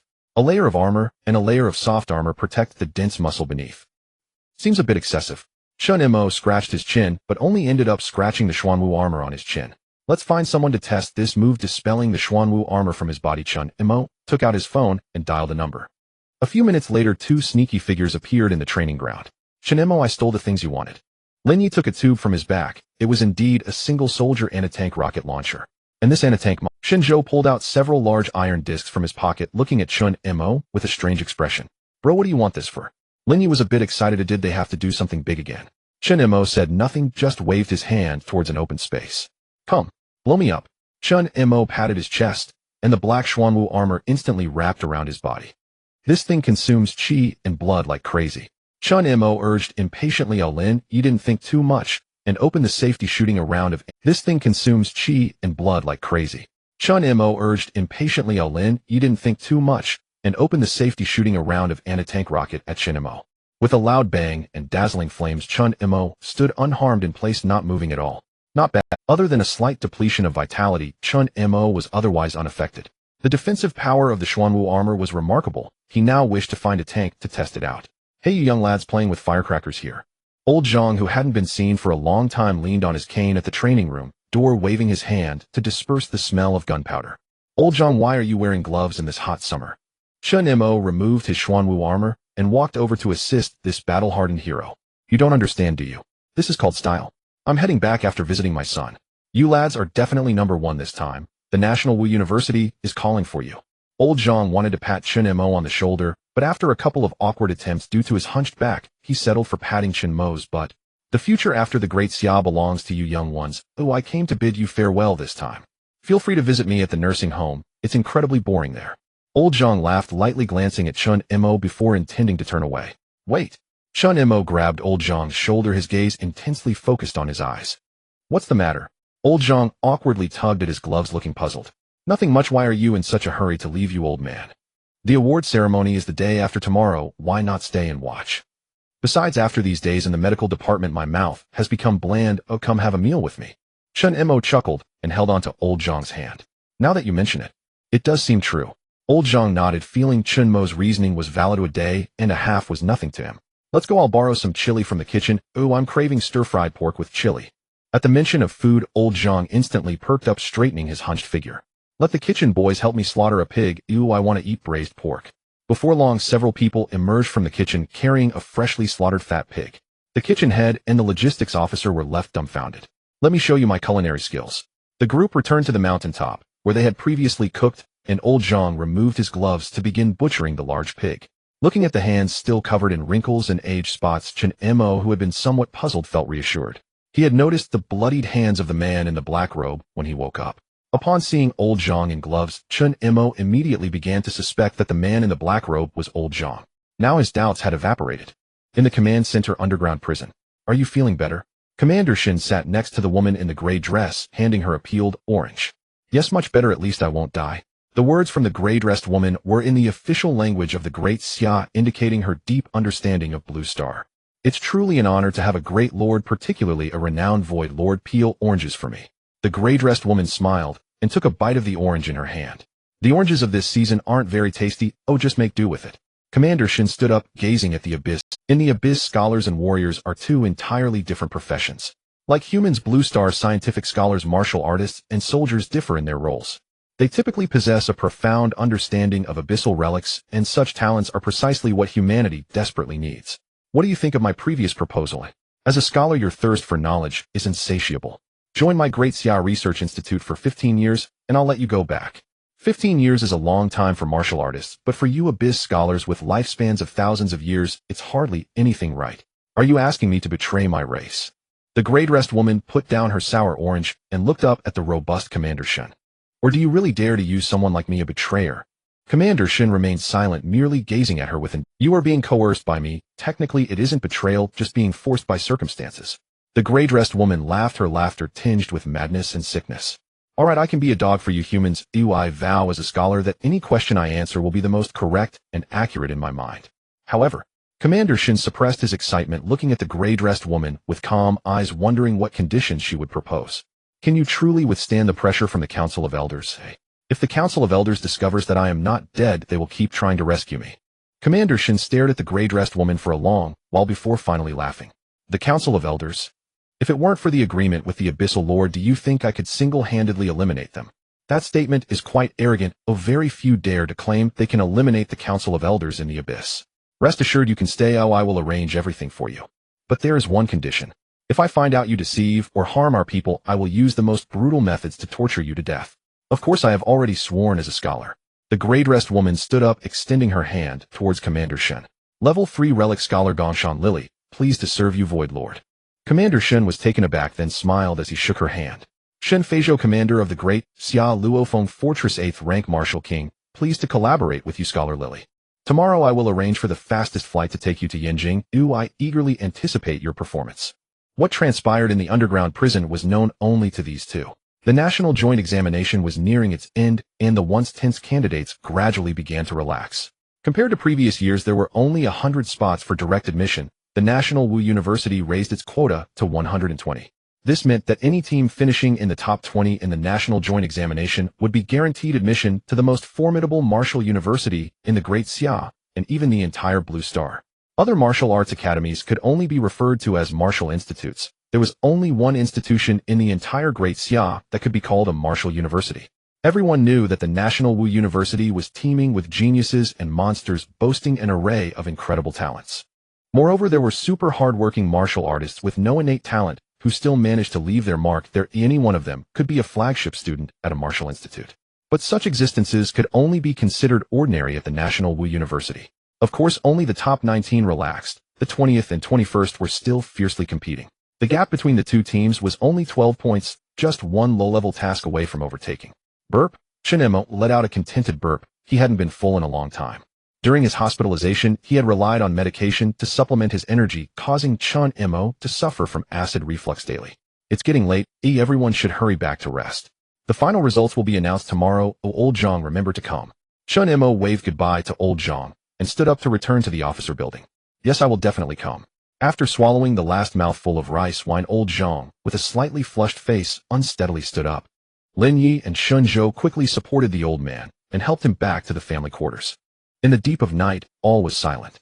Aside from the patrolling soldiers, everyone else had fallen into slumber. Bang! The sealed abyssal gate suddenly swung open, and a disheveled figure burst forth from the depths. Enemy attack! Enemy attack! Bay City is assaulting the fortress in the abyss. Hurry to provide support. With that shout, the previously quiet Luofeng fortress instantly came to life. Though Bay City's attack was a surprise, it was still trivial in the face of the disciplined soldiers of the Great Xia army. All units assemble. Enter combat mode. One by one, soldiers awoke from their slumber, immediately transitioning into combat readiness. The scout camp also sprang into action, Zhang Lianqi fastening his twin blades, leading his team into the abyssal fissure with precision and ease. What's happening? Chen Mo raised his head, still groggy, in a state of vigilance, with one eye watching and the other on alert. Not yet. Shouldn't we help? Attention all candidates. Attention all candidates. Just as Chen Mo and the others were puzzled, the loudspeaker in the fortress blared to life. All candidates pay attention. A new mission has been issued. Proceed immediately to the family compound for protection. Each participating candidate will receive 100 points as a reward. At the same time, the system in Chen Mo's mind also chimed in. Challenge mission issued. Guardian. Mission objective: minimize casualties in the family compound. Rewards will decrease with the number of casualties. Reward: free attribute points 150, skill level 20. Chen Mo's eyes brightened, his previously foggy mind instantly cleared. Wait. It seemed he realized something, and Chen Mo sprang up, performing a swift motion. What does it mean that there will be casualties in the family compound? Wasn't Bay City's attack supposed to be within the abyss? Didn't he blow that thing up himself? Why was this situation still occurring? But time was of the essence. Chen Mo wasted no time pondering and pulled Lin Yi and Shun Zhou up, racing towards the family building. By the time Chen Mo arrived, there were already 70 or 80 candidates standing in the courtyard. Among them was a familiar face, Zhao Tieju, who had fought his way in as a disciplined warrior. He was seen holding a massive silver shield, which was evidently quite heavy just from a glance. What's going on? Su Qingwei and the others hurried over, all looking bewildered at Chen Mo. Something has happened. Be prepared for an encounter at any moment. Chen Mo's expression grew serious. He deeply suspected that his plan had failed and that the abyssal relic had not been destroyed. Through the month of interaction, a tacit understanding had formed among the group. Without needing Chen Mo to say much, the others returned to their positions on their own. Oi! Zhuijida saw Chen Mo arrive and immediately gathered his team to him. Why so serious? Isn't it nothing? The fortress just thinks we're hard to manage, which is why they sent us to the family compound is over 100 kilometers from the abyss. Given Luofeng fortress strength, annihilating Bay City should be a piece of cake. Seeing Zhuijida take the attack lightly, Chen Mo couldn't help but frown. Be prepared, I have an ominous feeling. Chen Mo couldn't explain that his system had issued him a mission, so he could only hint vaguely. Wang Jun, not far away, immediately became alert upon hearing this. As Chen Mo had anticipated, just as around 70% of the troops within Luofeng fortress departed, random fissures appeared in the ground and sky. Countless abyss warriors clad in armor surged forth from the random fissures, overwhelming the remaining troops within the fortress. Ha ha! The disheveled Bay Elder emerged from a random fissure, looking utterly disheveled. Did you expect this, Void Monarch? Just you. Commander Shun surveyed the Bay Elder before him, unsure of where he got the confidence to attack the Luofeng fortress he commanded. Did he not know he was an 8th-rank martial king capable of crushing this elder to death? Yes, just me. The Bay Elder grinned wickedly as a spear composed of white light materialized in his hand. I alone am enough to deal with you. Commander Shin did not lower his guard. He did not believe Bay would dare to face him alone. This fellow must surely have a backup plan. He just wasn't clear on what that plan was. Prepare to die, Void Monarch. Today I, Bay, shall slay you, the monarch. Without a moment's hesitation, the Bay Elder charged at Commander Shun with his spear. Commander Shin said nothing, merely raising his battle axe slightly and striking downward at the empty air before him. Blood gushed forth as the Bay Elder, half his body cleaved by the axe, spat out a mouthful of blood, his face displaying a look of horror. This is the monarch. Even as an elder, he couldn't withstand a single strike. But at this distance, the Bay Elder had studied Commander Shin's combat style prior to his actions. His previous move was not a step towards death. Farewell, my dear Void Monarch.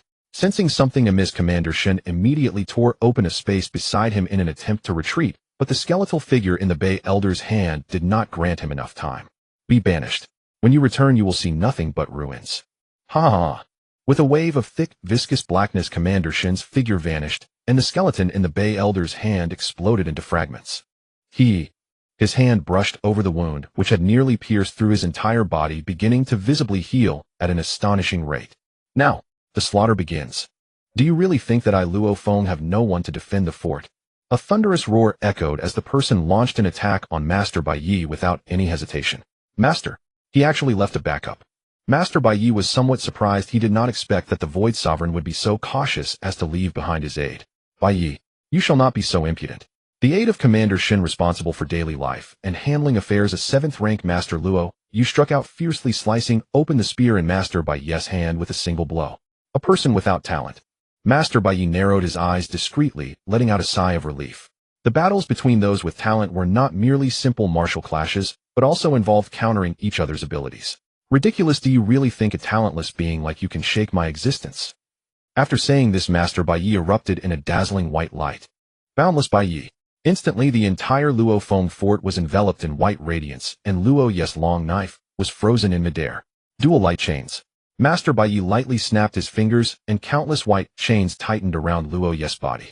No matter how Luo Yu struggled, he could not budge the white chains. What if I have no talent?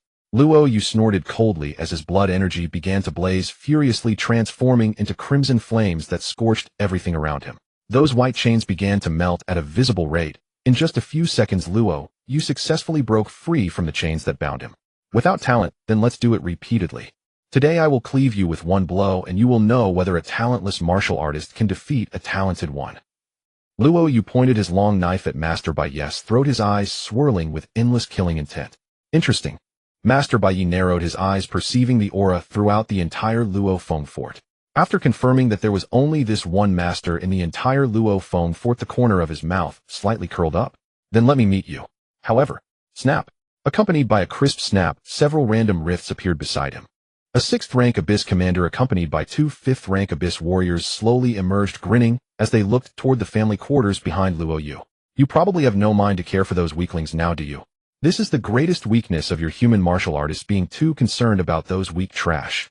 Luo Yu's breathing became heavy. How could a 6th rank with 3 5th ranks alongside over 300 candidates and more than 1,000 family members possibly be stopped? The forces left behind at Luofeng Fort were virtually all tied up, and now no one could come to their aid. Could they really rely on those candidates who couldn't even reach 4th rank? Have you forgotten? In battles between masters, what is most feared is a moment of hesitation. Just as Luo Yu was dazed, Master Bai Ye's light spear pierced through Luo Ye's chest. Luo Yu instinctively swung his knife to counterattack, but Master Bai Ye, having landed a hit, did not linger and flickered away, creating distance from Luo Yu. Deputy Commander Luo, leave this to us. Zhao Taizhu stepped forward, and his heavy shield thudded onto the ground.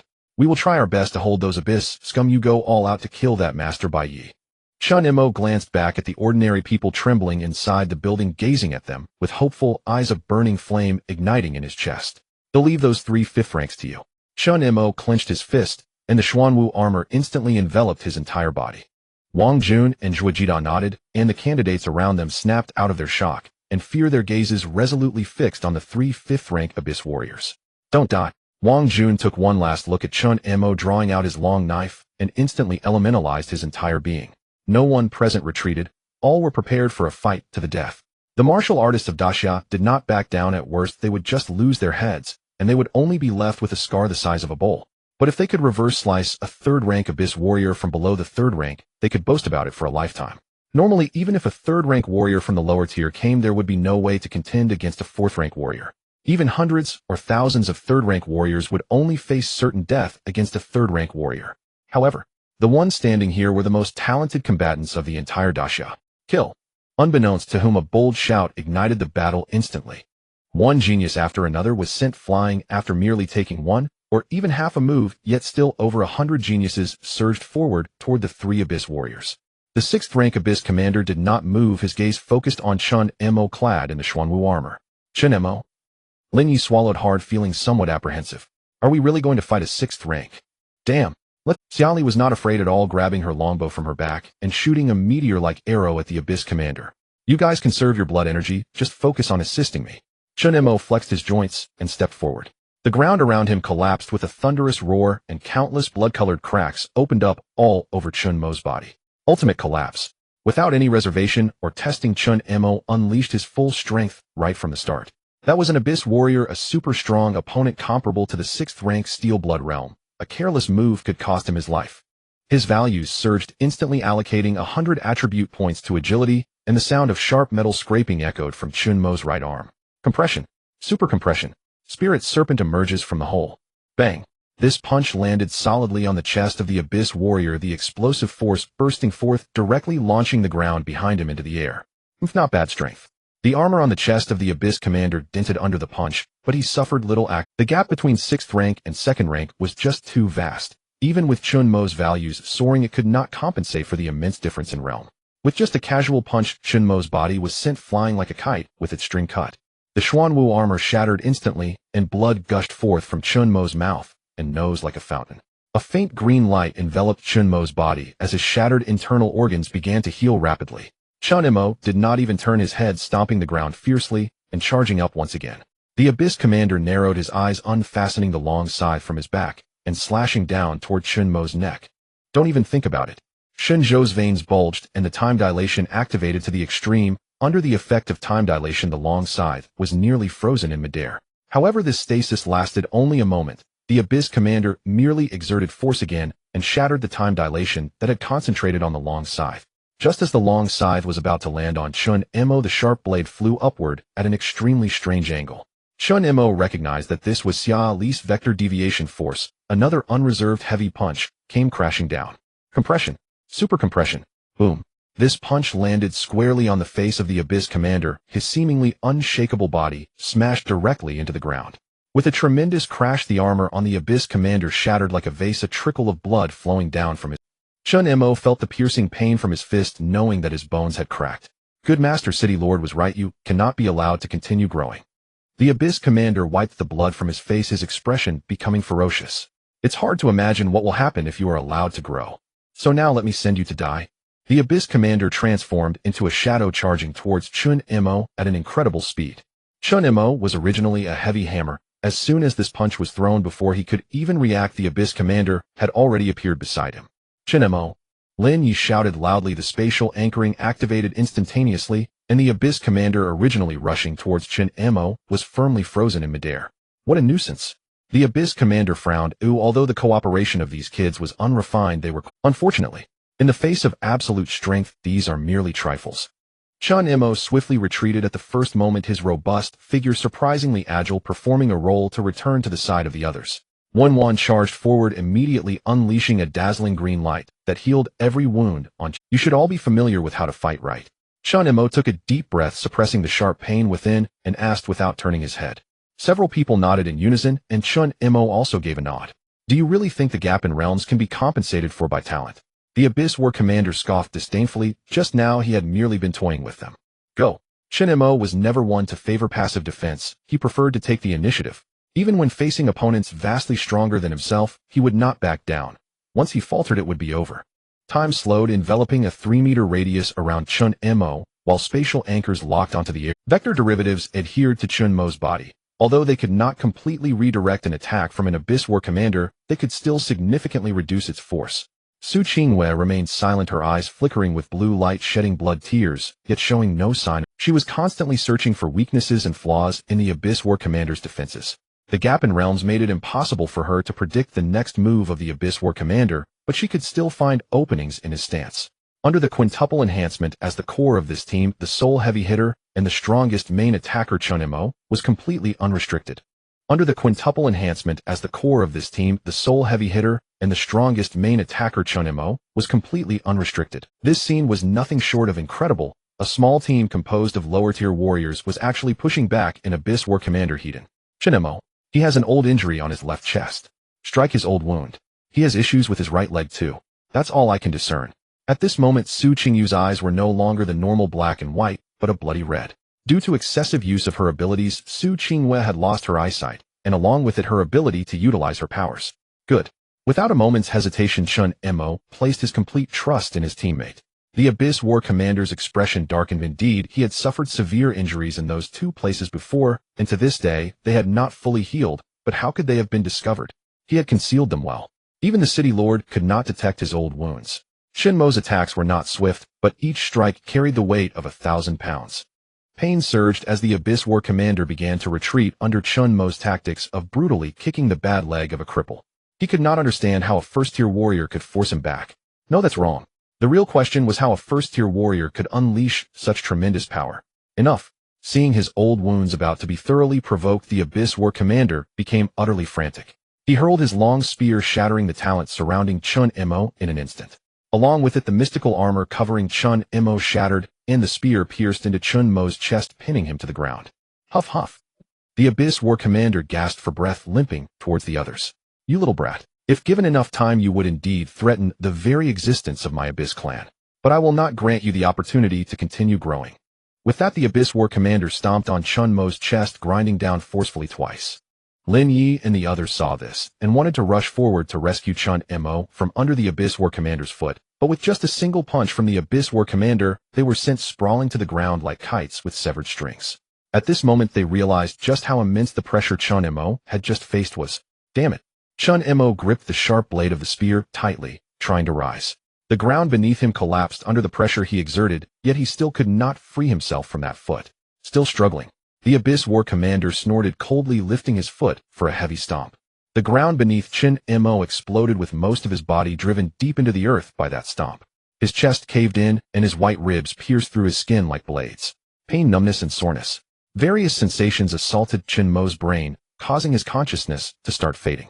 Meanwhile, the various talents around began to falter and retreat. Zhao Tai's heavy shield was riddled with cracks, and even half of his arm was left behind on the ground.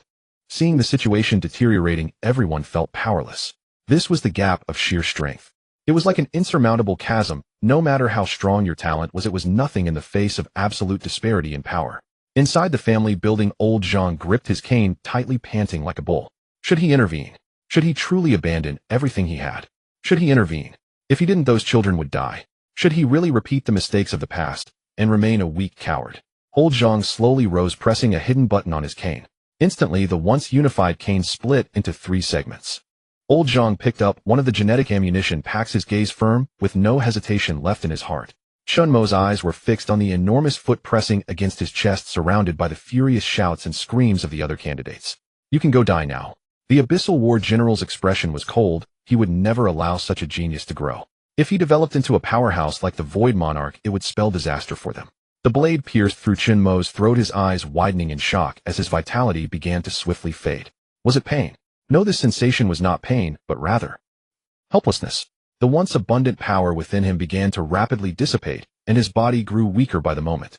The abyssal race showed no mercy. That strike had directly severed Chen Mo's cervical spine, leaving only a layer of skin connecting his head to his neck. Seeing this, Wen hurriedly crawled up from the ground, a dazzling green light illuminating her hands as her blood-soaked black hair rapidly transformed into white. Her once youthful and beautiful face began to visibly age, but Chen Mo's injuries swiftly healed, and vitality began to return to his body. It seems you can't be left alive either. The Abyssal War General frowned. These human brats at just the first or second realm were able to contend with him to this extent. They must not be allowed to grow. The blade was raised again. Thud. A dull thud echoed as boundless black energy began to spread outward. That's enough. A figure shrouded in black mist slowly stepped forward, its beast-like eyes emotionlessly gazing at the Abyssal War General. Old Zhang pulled out the gene ammunition pack from his chest, allowing the violent power to tear through his body. Who are you? Before the Abyssal War General could finish his sentence, Old Zhang vanished from sight and appeared before Chen Mo, delivering a knife hand strike that pierced the Abyssal War General's chest. The Abyssal War General's pupils shrank suddenly, his feet pushing back as he retreated. Old Zhang. Chen Mo, regaining a bit of composure, clutched his neck, sitting up with the support of Wen and Lin Yi. Should I call you Black Dog? Heh. Old Zhang chuckled, reaching out to pat Chen Mo's head. Good lad, thank you for keeping my secret. But now is not the time for chatter. Let me deal with these three beasts first. By the way, I'm running low on blood energy. I'm consuming my life force now. I can't last long like this. Lend me some blood energy, will you? Old Zhang extended his hand towards Chen Mo, who firmly took it without hesitation. Feeling the blood energy rapidly draining from his body, Chen Mo wore a reassuring smile. Somehow just having this old man by his side made him feel much more secure. You really are like a wandering monk. Hearing this, Old Zhang shook his head. No, I'm just a useless person. A savage wandering outside of humanity. As soon as he finished speaking, the blood energy that had entered Old Zhang's body began to swell wildly. The old man's withered body quickly regained its youth, but the thick aura of death surrounding him could not be washed away. Watch closely, lad. This is my final grand display. With that, Old Zhang charged out like a ferocious beast, grabbing the head of a fifth-rank Abyssal War General. Sizzle. Blood fell like rain as Old Zhang brutally tore out the Abyssal War General's head along with its spine and innards. Die. Within just a few breaths, the three Abyssal War Generals had become puppets in Old Zhang's hand. He held the three spines connected to their heads and innards, stepping forward towards the Abyssal War General he had pierced through the chest. You want to kill these kids, eh? Then you must first pass me. The Abyssal War General stepped back, his eyes filled with terror. Why do you possess the talent of the Undying General? Ha ha ha. Old Zhang laughed maniacally, pointing to the Undying General. Are you referring to that trash who gave up his talent after being tormented by us? His talent is indeed useful, undying, and unkillable. Too bad his willpower couldn't withstand such talent, so it naturally belongs to me now. As dark energy surged around Old Zhang, he transformed into a black mist and rushed towards the Abyssal War General. Meanwhile, the severely injured candidates remained calm and began systematically treating the wounded. Chen Mo's voice was hoarse as he held the weak Wen who could barely stand in his arms. I'm fine. Wen lifted her head, looking at the blood still oozing from Chen Mo's throat. She wanted to activate the injury reversal again, but Chen Mo grasped her small hand tightly. That's enough, I won't die. Chen Mo shook his head. He didn't know what this girl had done, but it seemed the cost was certainly not small. Are you all okay? After confirming that Wen wouldn't die, Chen Mo turned to look at Lin Yi and the others. Same here, we can at least survive. Lin Yi forced a bitter smile. Half of his body had lost feeling, and he had merely taken one blow from the War General. Who knows how Chen Mo managed to withstand so many hits without dying? Those who can still move, stop dawdling.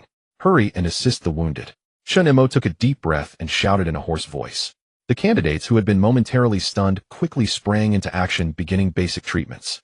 In the distance, the White Knight Elder and Luo Yu were still locked in an intense battle, likely needing some time to determine the victor. Before them, the Abyssal War General was being pushed back by Old Zhang, losing armor and weapons. My stats are still too low. Chen Mo clenched his fists. His own strikes on the War General had not caused any effective damage. Minutes later, the Abyssal War General's head flew high into the air, his body collapsing to the ground like a rotting rag doll. Old Zhang suddenly lifted his head, looking at the White Knight Elder and Luo Yu, who were entangled in the air. White Knight. A roar akin to a beast's echoed as Old Zhang charged forward like a madman. The White Knight Elder furrowed his brow and glanced at old Zhang. Poachers, it's you again. Noticing this, the White Knight Elder nearly shattered his Dao heart. His most elite guards had been torn to shreds by old Zhang, and yet not a single one of those defenseless ordinary, damn you, die. Old Zhang ignored the White Knight Elder's roar and threw a punch at his face. The White Knight Elder's face twisted in rage. Why had none of his plans ever gone smoothly? It was clear. The reason lay with these damned poachers. A flash of white light passed, and a deep wound appeared across old Zhang's body. His form splintered in two, crashing to the ground, while the White Knight Elder continued to suppress Luo Yu as if it were a trivial matter. Old Zhang. Chen Mo's eyes widened. The old Zhang who had just been rampaging was actually dead, like a stray dog killed with a kick by the White Knight Elder. Don't shout. I'm not dead yet. Old Zhang's bisected body slowly stood up, rejoining in a bizarre manner. In an instant, old Zhang's injuries vanished without a trace, and he charged back into the fray. The talent of the undying general. Even the White Knight Elder, as a revered figure, had heard of this legendary abyssal war general. He was famous for a talent called undying and unkillable, having slain countless human powerhouses, yet ultimately vanished without a trace. Now the White Knight Elder understood what was happening. Once again, it was the poachers, those beasts. They had actually extracted the talent of the undying general. Bai Yi, surrender now and self-destruct on the spot. That is your only choice. Luo Yu, as if ignoring the old Zhang, who was a poacher, fiercely slashed at Bai Yi. What if you banish the commander? Have you forgotten the commander's talent? In just a little while the commander will be back. If you self-destruct now, we might consider leaving you with a complete corpse. Luo Yu knew deep down that it would take a considerable amount of time for two masters to determine a victor. Both parties had already achieved internal circulation, relying on exhausting each other's vital energy. To kill the opponent was unrealistic.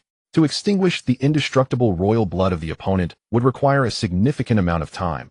Even if it were extinguished, the master would merely fall into a temporary death. Killing a master in the true sense could be said to be as difficult as ascending to the heavens. However, if an 8th-rank martial king were to come, crushing a master would become much easier. Thus, what Luo Yu needed to do was to prolong the time as much as possible, waiting for Commander Shen's return. Surrounded by the two attackers, Bai Yi was somewhat disheveled, but he suddenly unleashed Bai Yi Wujing, driving back the two who were attacking him. You, are you still hoping for the Lord of Virtual Numbers to return? Upon hearing this, Luo Yu's pupils shrank. Where had Bai Yi exiled Commander Shen? Humph. Bai Yi chuckled eerily, his pure white eyes filled with madness. Don't worry, you won't see the Lord of Virtual Numbers again. Even if he wanted to come back, it would take at least 300 days. Do you think with your strength you can hold out for 300 days under my army? Unlike what Bai Yi imagined, Luo Yu's lips curled slightly. Don't compare us to your kind of beasts. In Daxiao, we value mutual assistance in times of trouble. It only takes one day. After one day, a new martial king will come to take over the position of commander of Luofeng Fortress. At that time, it will be your death date, Bai Yi. Bai Yi's expression changed drastically, as he indeed had forgotten this point. But the change was fleeting. His hesitation lasted only a moment. One day, huh? That's enough. Dawn and dusk separate. Bai Yi clasped his hands together, and in an instant the world split into black and white. This space affected the entire Luofeng Fortress, and everyone felt as if they were being torn in half by something. Chen Mo suddenly looked up and discovered a lifelike reflection of Luofeng Fortress appearing in the sky. And he was among them. Uncle Zhang, can you hold on? The military commander from the southeast will arrive in a day. Let's try to hold Bai Yi off as much as possible. Luo Yu and old Zhang stood side by side, showing no signs of wavering in the face of this strange situation. Don't worry, I injected a regeneration agent before using the indestructible gene bomb. It's enough to last 24 hours. Old Zhang patted his chest. He was determined to pin this Bai Yi beast down here today, whether for the children below or the relatives of the soldiers in the family quarters. Even for his brothers who died at Bai Yi's hands, he must leave this beast here today. Even at the cost of his own life, he was willing to pay. Trading a useless body for an abyssal sovereign was a bargain by any measure. Killing one is breaking even, killing two is profit. This is the simplest value system of the Daxiao people. Boys, hide while the old man will carve out a path for you. Old Zhang took the initiative to attack, first relying on his temporary indestructibility to charge at Bai Yi. As a battle-hardened veteran, old Zhang had seen countless strange and troublesome talents. No one could predict all the variations of their opponent's talents. Only through improvisation could they carve a path out of a deadlock. Finding patterns and breaking methods in battle was the combat style of these veterans when faced with unknown. Luo Yu showed no hesitation, either grabbing a long knife and rushing in. The battle between the sovereign and the master was exceptionally fierce. The mere aftermath forced everyone to retreat into the building. Meanwhile, at the Southeast Military Command, Commander Luofeng Fortress has been invaded. The chief of staff analyzed the current situation with a blank expression, while a sturdy man beside him was focused on stuffing various meats into his mouth. If you want to provide support, you need to deal with the imminent beast tide first. My suggestion is that you eat a little less now. You can have the sea beasts later. The chief of staff adjusted his glasses and offered his advice. I won't eat, those sea beasts are too fishy. The commander of the Southeast military shook his head, wiped the grease from the corner of his mouth, stood up, and patted his bulging belly, which looked as if he were 9 months pregnant. Have Chu Lao San come over to take over the command. I will go support Luofeng Fortress. That old Shin fellow was actually schemed against. I wonder if he can come back alive. If he dies out there, I'll take over Luofeng Fortress. After all, the taste of the Abyssal clan is much better than that of the sea beasts. In the abyss, Commander Shin sneezed. Who's talking about me? Just moments ago, he felt a twist in front of his eyes, and then he appeared in front of a magnificent building. Using the artifact made by the Lord of Virtual Numbers, I really have been schemed against. Commander Shin shook his head, finally having time to look up at the magnificent building before him. Damn! Without the slightest hesitation, Commander Shin burst forth with vital energy, tearing open a rift in the virtual space within the real world. Lord of Virtual Numbers, since you've come, why not stay a while longer? Luo Yu, Old Zhang, and Master Bai Yi seemed tireless, battling from midnight until dawn, and then from dawn until midnight again. The three of them fought fiercely, with Luo Yu and Old Zhang struggling to gain the upper hand against Master Bai Yi. As time passed, Old Zhang's genetic ammunition was about to expire, which made him increasingly anxious. The situation below had improved significantly. Zhao Taiyi's severed arm was successfully reattached with the help of the medical team. Chen Mo's throat had also been stitched up well, although he had been unable to speak much lately. Wenwan, are you really okay like this? Xia Li and Su Qingyue squatted beside Wenwan, looking at the little old lady with white hair. I'm fine, Wenwan forced a smile. Her control over the trauma temporal reversal was still inferior to that of her elders, otherwise she wouldn't be in such a predicament. It should take about half a month to recover to normal. This is the price of overusing one's talent. Chen Mo remained silent, sitting motionless in front of the family courtyard, watching the distant battlefield. If it weren't for Wenwan's intervention earlier, his head would have already fallen off. Is he not here yet? Lin Yi sat beside Chen Mo, glancing at the bandaged neck before looking into the distance. To be honest, if circumstances allowed, I really wouldn't want to meet that commander. Shenzhou walked over, shivering at the mention of the Southeast military commander's name. Right, hearing you say that reminds me, we rarely hear reports about Commander Chu. Lin Yi was somewhat puzzled, and Chen Mo was equally confused. How should I put it? Shenzhou scratched his swollen head. Commander Chu is quite terrifying. Although I don't interact much with my father, I have heard about Commander Chu's achievements from him. If countless killings can be deemed as brutality, then Commander Chu is a brutal fiend. If he weren't steadfastly on the side of humanity, I estimate the higher-ups would have devised a way to deal with him long ago. Chen Mo and Lin Yi exchanged glances as Shenzhou's words only piqued their curiosity further. His talent is called Tao Tai. He once consumed an entire abyssal city and its inhabitants, quite literally devouring them alive. Since then, the southeastern coast has not seen any abyssal incursions, only sea beasts remain. Chen Mo and Lin Yi fell silent. The abyssal creatures indeed looked different, but there was still an 80% resemblance.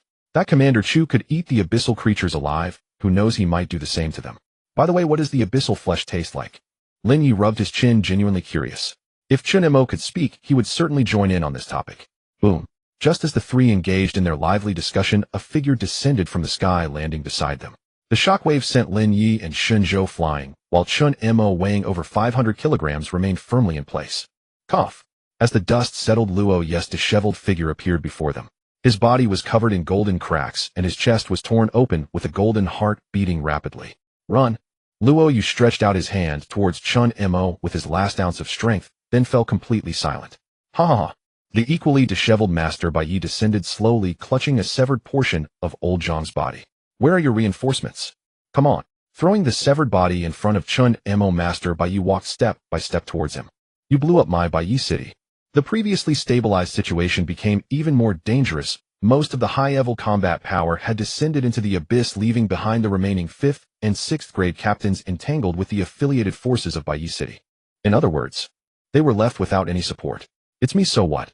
Chen Mo's hoarse voice rang out as he stood up to block the entrance. You can die now. Master Bai Yi raised a hand, condensing white light. Ultimate collapse. Compress. Super compression. Chen Mo also swung his fist without hesitation, but Master Bai Yi easily caught it. Not bad, a heavy punch. Unfortunately, if you had grown a bit more, you might have posed a threat to me. But now in my eyes, you are just an ant that I can crush at any time. Saying this, Master Bai Yi's palm erupted with a white glow. Chen Mo's arm twisted and deformed like a pretzel, and he was uncontrollably sent flying. Boom. Chen Mo was embedded into the ground, all his bones shattered, and not a single part of him was without pain. My. Master Bai Yi paused for a moment, turning to look at Xia Li, who was collapsing with blood oozing from her 7 orifices. An interesting talent, but still too weak. Since you're so intent on seeking death, let's start with you first. Master Bai Yi ignored Chen Mo, who was struggling in the pit, and walked step by step towards the unconscious Xia Li. Lin Yi and Shun Zhou exchanged glances, simultaneously grabbing their weapons and charging at Master Bai Yi. But the disparity in strength and realms was like a chasm. The two were smashed into the ground with just one encounter. Don't you realize your actions are akin to an ant shaking a tree? Master Bai Yi couldn't comprehend Lin Yi and the others' behavior. He had clearly given them time to escape. Why did they charge in, as if seeking death? Was it for the sake of so-called comrades? How utterly ridiculous. Forget it, it'll just kill you first. Master Bai Yi shook his head. Since these few valued that kid so much, he would use the most brutal methods to take him down. This was a form of torment in its own right. Thinking of this, Master Bai Yi couldn't help but smile. The white light gathering at his fingertips grew ever more radiant, and Lin Yi and Shun Zhou, lying on the ground, could only widen their eyes in silence. Die! The white light shot out. No. Transform. Just as the white light was about to strike, Chen Mo, a robust figure carrying a heavy shield, descended from the sky.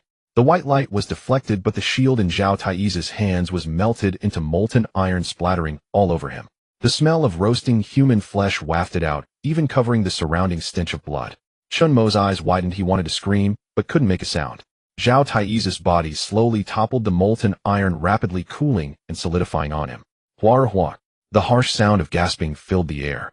Chen Mo's eyes turned red, yet he could do nothing. His bodily functions collapsed completely under the excruciating pain. Even with adrenaline coursing through him, he couldn't move again. Is this what you humans call sacrifice? How utterly ridiculous. Master Bai Yi stood before Chen Mo, the white light at his fingertip pressing against his forehead. Enough! A hoarse shout rang out, and Master Bai Yi abruptly raised his head, the confidence he once held vanishing entirely. Old Zhang stood up once more, 3 identical genetic ammunition packs still embedded in him.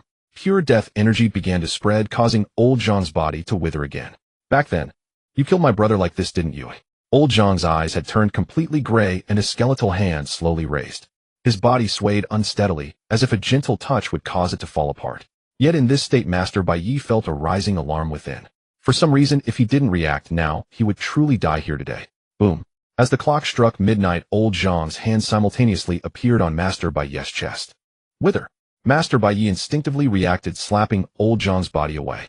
Already at the end of his tether, Old Zhang lost all vitality with that slap, but the effects of the strike were not. Master Bai Yi's body visibly began to wither, strands of hair falling out, and his once handsome face starting to show numerous wrinkles and age spots. Ha ha ha.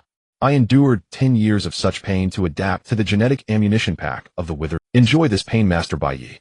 Feel your power draining away your life, withering little by little. In the end, welcome your inevitable death. Master Bai Yi couldn't care about anything else now. He summoned his last strength to flee. He couldn't die here, absolutely not. As long as he survived, he could rise again, even if it meant being a dog for the Council of Elders. Don't let him escape. All linked tasks have been completed. Rewards are being distributed. Free attribute points, 200 lucky attribute points, 1 skill. Pain reversal has been granted. Pain reversal temporarily shields all pain and converts it into power attributes. The stronger the pain endured, the greater the amplification received, lasting for 18 seconds. Note: after pain reversal ends, pain will return doubled. Please use with caution. The body of the old man Zhang dissipated with the wind, leaving not even a trace of ash behind. As they watched the rapidly retreating figure of Master Bai Yi, anger and urgency filled everyone's eyes. But no one could catch up to a master. Even a master at the end of their strength would be impossible to pursue. Just when everyone thought Master Bai Yi was definitely going to escape, a figure slowly rose from the large pit in the courtyard. If I let you run today, I will share your surname. Chen Mo's body was covered in blood-red cracks, and his once black eyes had completely turned blood red. At the same time, blood-red steam erupted from his body, forcibly pulling the shattered bones back into place with sheer muscular force. System. Allocate all the free attribute points to strength. Chen Mo had completely lost his sanity. All notions of balance and control were thrown to the back of his mind. He now had only one thought: to crush Master Bai Yi with a single punch. Damn it, he had never endured such humiliation in his life. At this moment, Chen Mo, having activated extreme disintegration and pain backlash, had power that exceeded 2,000. His legs compressed, super compressed. His skin ruptured under the violent and extremely unbalanced power, veins bursting out like venomous snakes from his muscles, yet Chen Mo felt not a trace of pain. Boom.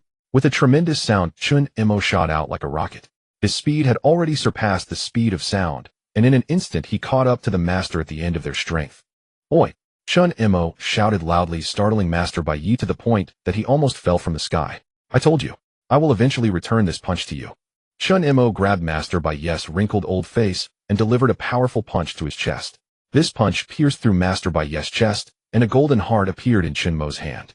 Without a moment's hesitation, Chen Mo crushed the golden heart into dust. The two bodies fell like shooting stars, ultimately crashing into the ground with a thud. Thud, thud, thud, thud, thud, thud. Chen Mo straddled Master Bai Yi's waist, raining punches down upon him like a storm. Master Bai Yi, already on the verge of death from withering, could hardly withstand such heavy blows. His body crumbled under Chen Mo's relentless strikes, falling apart in pieces. In the end, all that remained beneath Chen Mo was a pile of rotting flesh, exuding a withering aura. The master who had dominated the abyss for nearly 100 years met his demise at the hands of a mere first-grade martial artist today. Huff huff. Chen Mo gasped for breath. With only 3 seconds remaining until the pain backlash subsided, he had better find a comfortable place to lie down. Clap, clap, clap. Just as Chen Mo thought the crisis had been averted, a chilling round of applause echoed behind him. Not bad, very impressive. A familiar figure stood before Chen Mo, and at that moment his injuries had also healed to their pre-battles. The immense pain he had anticipated did not strike him. The extreme disintegration and pain backlash, which had already entered a cool-down period, returned to a usable state. What is happening? What has occurred? Master Bai Yi bore a gentle smile, showing no signs of being eroded by withering.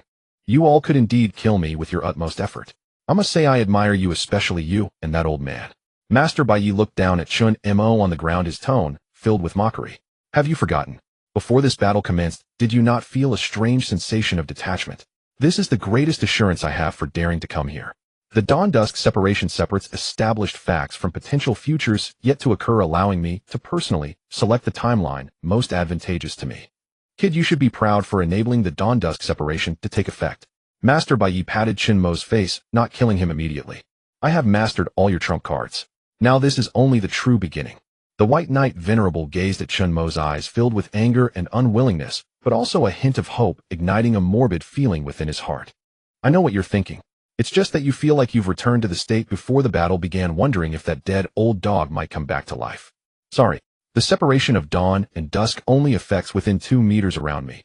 You were merely lucky. Chen Mo forced a low growl of unwillingness from his throat, rising again as blood-red cracks spread across his body. All right, I will personally send you on your way. The White Knight Venerable ignored Chen Mo as a dazzling white light shot out. I like this kid. At that very moment, a muffled voice sounded behind Chen Mo, and the white light twisted before vanishing. Chen Mo turned around abruptly, only to see a round belly. Looking up, he saw a giant at least 4 to 5 meters tall standing behind him, grinning widely. Its teeth were completely different from those of a human, with no front teeth or cavities, only a mouthful of sharp fangs. You must be the White Knight Venerable. Smells delicious. Commander Chu's nostrils flared as his half-human-sized hand grabbed the White Knight Venerable, standing not far from Chen Mo. The White Knight Venerable immediately tried to resist, but couldn't even budge Commander Chu's fingers. He could only watch helplessly as he was shoved into that bloody maw. It's better to remove the head. Commander Chu closed his mouth, and with a forceful tug, the White Knight Venerable's head was twisted off. Blood spurted into the air as Commander Chu pressed his fingers against the wound. Creak, creak. The horrifying sound of chewing arose as the White Knight Venerable, who had dominated everyone, was now done in. Was he really eaten alive? Commander Chu, my suggestion is to tone down your eating style. A man with gold-rimmed glasses slowly stepped forward, sighing helplessly. The person in front of you is a candidate from our national exam, not your enemy. Moreover, your mouth is covered in blood. You'll need to thoroughly brush your teeth with a steel wire brush later. The glasses man adjusted his glasses, reaching out to pull Chen Mo up from the ground. Don't be afraid, this is the Supreme Commander of the Southeast Military, Chu Yongji. He won't eat humans, he only consumes all other beings besides the human race. Well, occasionally if he's really hungry, he might eat inorganic materials to alleviate his hunger. Chen Mo felt even more terrified after hearing this. Anyone who could ascend to the position of Supreme Commander in the Great Xia was undoubtedly an 8th-rank Martial King. Chen Mo had no idea what an 8th-rank Martial King truly entailed, but it certainly sounded impressive. The White Knight Venerable, who seemed to be hitting himself like a fool, was in front of this 8th-rank Martial King, nothing more than a delicacy rich in nutrients with protein worth 8 times that of beef. Hick! Commander Chu let out a belch and looked down at the young man in front of him. Kid, you've got some skills. A 1st-rank martial artist can unleash power comparable to a 4th-rank martial artist. That's secondary. Just your courage to punch at a 7th rank venerable earns you a thumbs up from me. And looking at that solid muscle, it definitely has some elasticity, probably good for getting stuck in your teeth. Cough, cough, cough. The man with gold-rimmed glasses coughed loudly twice, finally, making Commander Chu realize what he had just said. Alright, I'll take over from here. You little ones have suffered, you haven't even entered the martial academy yet, and have gone through such an ordeal. But this is something you'll often face in the future. Those Abyssal Clan scum won't follow common sense. Commander Chu patted Chen Mo's head. He was one of the few who could reach Chen Mo's height. Go rest and none of those Abyssal Clan members will escape. With that, Commander Chu walked step by step into the sky. This young student, come with me. The man with gold-rimmed glasses patted Chen Mo's shoulder, guiding him to hide aside. Just as the two were safely tucked away, a fierce wind began to blow around them. The Abyssal warriors who were entangled with the soldiers inside the fortress were all lifted into the sky. No, they weren't flying up on their own. Damn it, what is pulling them up? Don't be afraid, young student. Our Commander Chu's talent is called Taoya, one of the 4 fiends that can never be satisfied and will eventually eat themselves. This move is called Swallowing Heaven. Of course, that's a more refined name. In Commander Chu's own words, the real name of this move should be Big Mouth Meal. That's about it. The glasses man glanced at the time. The medical team has arrived. Currently, after life detection, it has been found that everyone except that poacher still shows signs of life. He is not a poacher. Upon hearing about old Zhang Chen Mo's mood, which had improved a bit, sank once again. No, he is indeed a poacher. The glasses man calmly adjusted his glasses, looking at him with an expressionless face. The poacher and the battle hero Zhang Youfu are 2 different people. This ambush was resolved entirely thanks to battle hero Zhang Youfu and candidate Chen Mo. Do you understand? Chen Mo, who was about to explode, was left stunned, his mouth opening and closing without knowing what to say. You don't need to understand too much, now that Zhang Youfu's remains are gone and the poacher Black Dog is also bone and ash. What does it matter if they're separated? Just know that Zhang Youfu is a battle hero and the poacher Black Dog is a lawless scoundrel. After advising Chen Mo, the gold-rimmed glasses man got up and walked towards the abyss. Commander Chu, there's more delicious food in the abyss. Hurry up and get inside after finishing what's outside. These two have completely ignored Chen Mo's presence, as the ambush from White Knight City has yet to be fully resolved, and the urgent matter is this situation. Congratulations to the host for successfully completing the challenge task. Current number of deaths in the family area 1, task completion rate 99. 99. Reward is being distributed. Free attribute points 145 points, skill level X 18. Only when the task completion notification sounded did Chen Mo finally relax. Not that he was relaxed, the adrenaline was still pumping. However, once he let go, the adrenaline was quickly metabolized. All the suppressed injuries and pain exploded simultaneously, causing Chen Mo's face to turn pale. Moreover, due to the excessive imbalance of power, Chen Mo's body began to twitch unnaturally. Damn it. Quick, quick, quick. All free attribute points, put them into physique.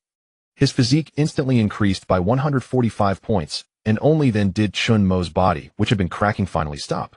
Sure enough, physique is the most important.